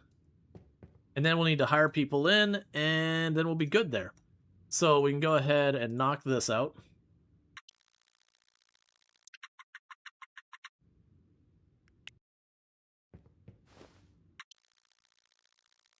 But yeah, and the reason I did it that way is I can use my existing delivery infrastructure, open a new business without any additional like overhead or whatever. It's just literally open it, schedule the delivery to go to that location, call it a day. I shouldn't have done that. That was a waste of food, but that's fine. Okay, so we received the message from the people with that regard. All right.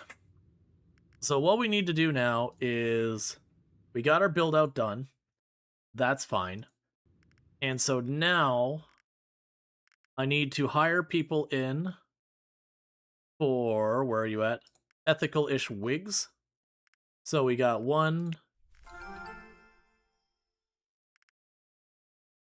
and 2 customer service. 1, 2, 3, 4, 5, 6 stylists. Do we have a cleaning person by chance? We do not. So let's see how that does for our setup here. So go to schedule. Oh, let's see here.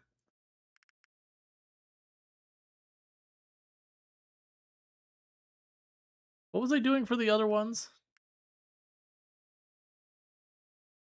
So we're doing 6 to 8. We can actually check on our insight of like when the traffic happens. So we don't get a whole lot of traffic early in the day. So probably 9 to 8 is the hours we should be actually looking at. Let's go ahead and do that.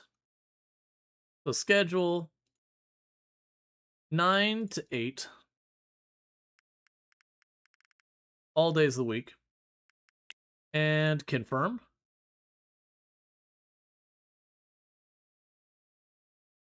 All right.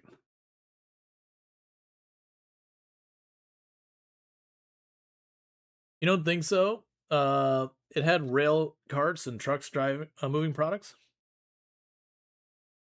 I forgot the name where there was a factory game 5 or 6 back where the tax system literally broke it as the tax kept growing and became unstable. I mean, there was definitely been games that have had that problem. Okay, so we do have a need for more staff. Oh, I see what's happened here. Copy. Look, sorry. Cancel. Paste all. Now do this. And then we're going to see how many more hairstylists we need. And we need probably 2 cleaning people. But we're going to try and figure out how many customer service people we need, how many hairstylists. We can get this place opened once we get a delivery in. So I'll need to add a delivery to drop off for this location, and we can keep that all going. Okay. So looking at this, I probably need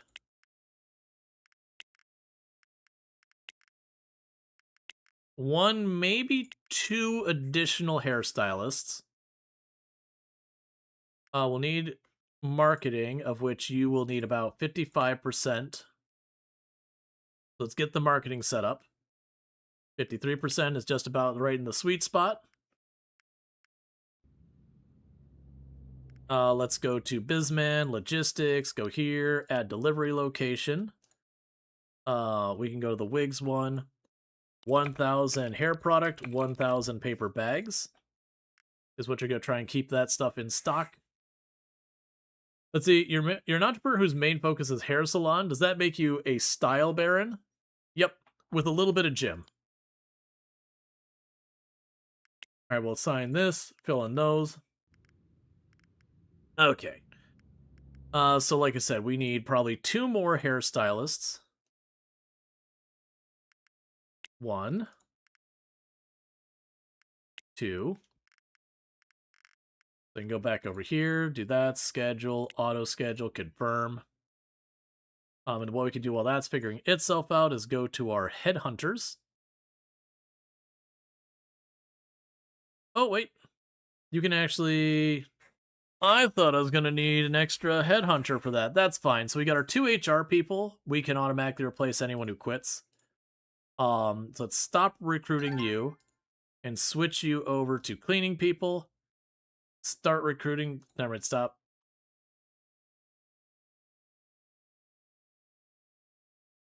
Start recruiting you. Amount of candidates when you have 10. Okay, so let's go here and check on you now. So looking at our schedule, how are we looking? I'm not seeing anyone complaining. It looks like we're good. So all we need is a cleaning person. Well, 2 cleaning people. So we get 2 cleaning people in the roster. We will be good. And that'll be all that sorted. We get a delivery of goods tomorrow. So tomorrow I can actually open up the store. In the meanwhile, we can go to HR again and say assign employees, fill all. It won't be too much longer before I'm going to end up needing another HR person. So let's run that to get our cleaning people in here. So I got 2 clean people. Interestingly enough, oh, that's my own cleaning people. I was about to say, it's like, interesting enough, I'm surprised we're finding cleaning people at 100%. That's because they were people that I've trained from nothing. Okay, so you've got you for 1 cleaning person, and then you for a 2nd cleaning person. And so if I go here, that should be enough to fully cover your entire schedule.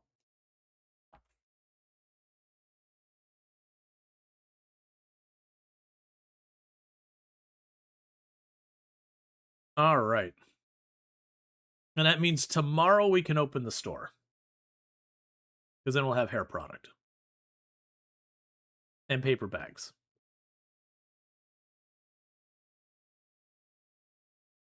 Okay. And I'm not seeing it complaining about anyone. So I think we're good there. So with that, we can go ahead and rush through today. The product gets delivered tomorrow, and we open up our brand new hair salon. We'll also want to check what is our logistics person up to percent-wise. They're maxed out. So basically, if I want to get any more businesses involved, I will need to have a new warehouse, a new logistics person, and all that. So that'll be time to consider being like, who is the next one on the list? Like, what is the next business we're targeting kind of thing? So that day we didn't turn nearly as much of a profit.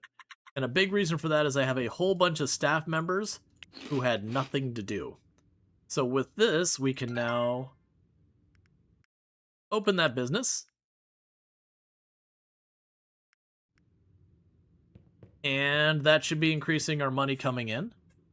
So is there anything we are missing on you right now? So our marketing is good. We don't have the data yet. All of our registers are all good. Our schedule is full up. We've got the deliveries coming in. We've got our marketing campaign. Oh,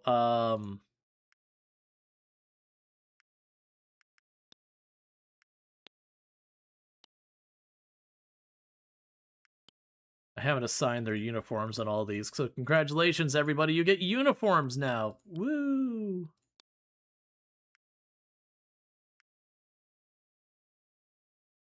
Okay. So cool. Did you slap a blueprint or something to the top to open the shop? Yes. We did just smack down a blueprint to see how that would go. So let's go ahead and see if tomorrow we get that. Because it is one of those things that, like, for manually setting them up, especially, like, it's the first... So what I used to do with a lot of it is when I first opened a business of a type on a floor plan is I would make my own blueprint of that location. And that was usually a reasonable way of doing it, because then you would, you would have designed that spot. Let's also go to our Bizman, Headhunter, stop recruiting, because I don't need an endless list of those. You're all doing great. You're all doing good. Yeah, so I think we're going to want to bring in another logistics person soon enough, and we'll probably need more purchasing agents. Yeah, because we got all of those, which is fine. So let's see what it says our profit is tomorrow after that place has basically had an actual staff. So we still made 20,000. I gotta keep in mind that all those people we hired had, like, a skill in their job of, like, 5%. They're all outrageously bad. So we look at our people here. Customer service is averaged at 8%. So, that's gonna take a while for it to pick up. Okay. So in the meantime, we're continuing to invest in the stuff that's required. So with our economy view and all that. Yeah, so we're basically right back where we were before I pulled the money back out. Oh, we're one tick below that. Did you get cleaners? You might have missed you hired them. Yes, I did. I'm pretty sure I got cleaners. We can double check that. Yes. All right. So now I don't have any money to do anything quite yet. I still at some point need to go to the web dev people and get them going. The other thing we should check, because the average income from our web devs is not amazing. Let's go check on our rivals and how that's going, because Ingrid doesn't like us. But how is her web dev company doing? So we still ate about $5,000 of her weekly income. The big money makers for her is her cinema and her electronics store, followed by jewelry and clothing and all that. So we could definitely put our hurting on her there. We could also start pushing in on some of these bottom ones and knocking out her businesses so that she doesn't have them. Which all that going. So we're going to go ahead and advance our time a little bit. Let me snooze the ad a little bit. Yeah, and this is one of the things that becomes starting to be like the mid-game problem. Is where you do get to the point where you're like, your character's kind of a shut-in their house, just fast-forwarding, then you get, like, your money and all that, to, like, open up your next business, and then you open up your next business, and you can kind of harass things. Fun fact, you can play Among Us at work, just bring your unitization cards.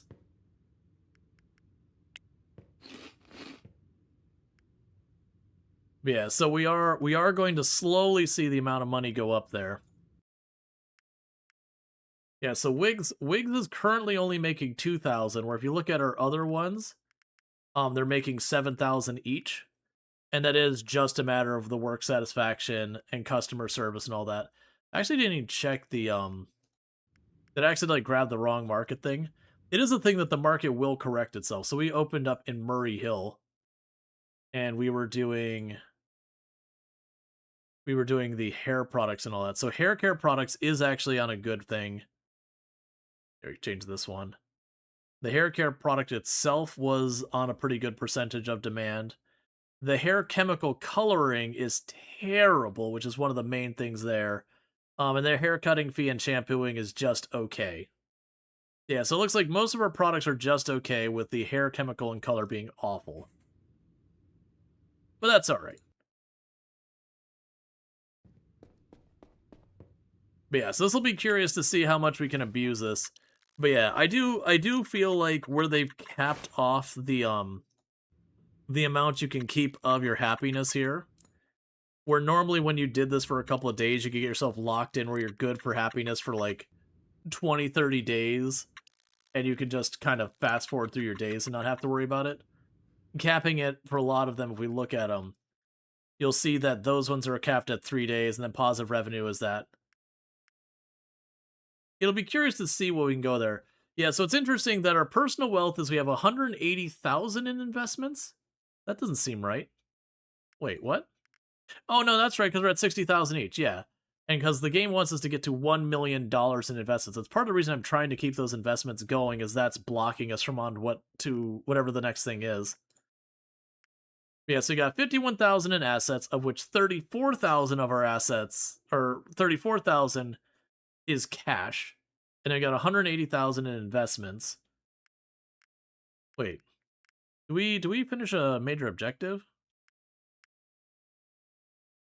Own 10 vehicles. Oh. It's interesting that they put that at a gold mark here for whatever reason.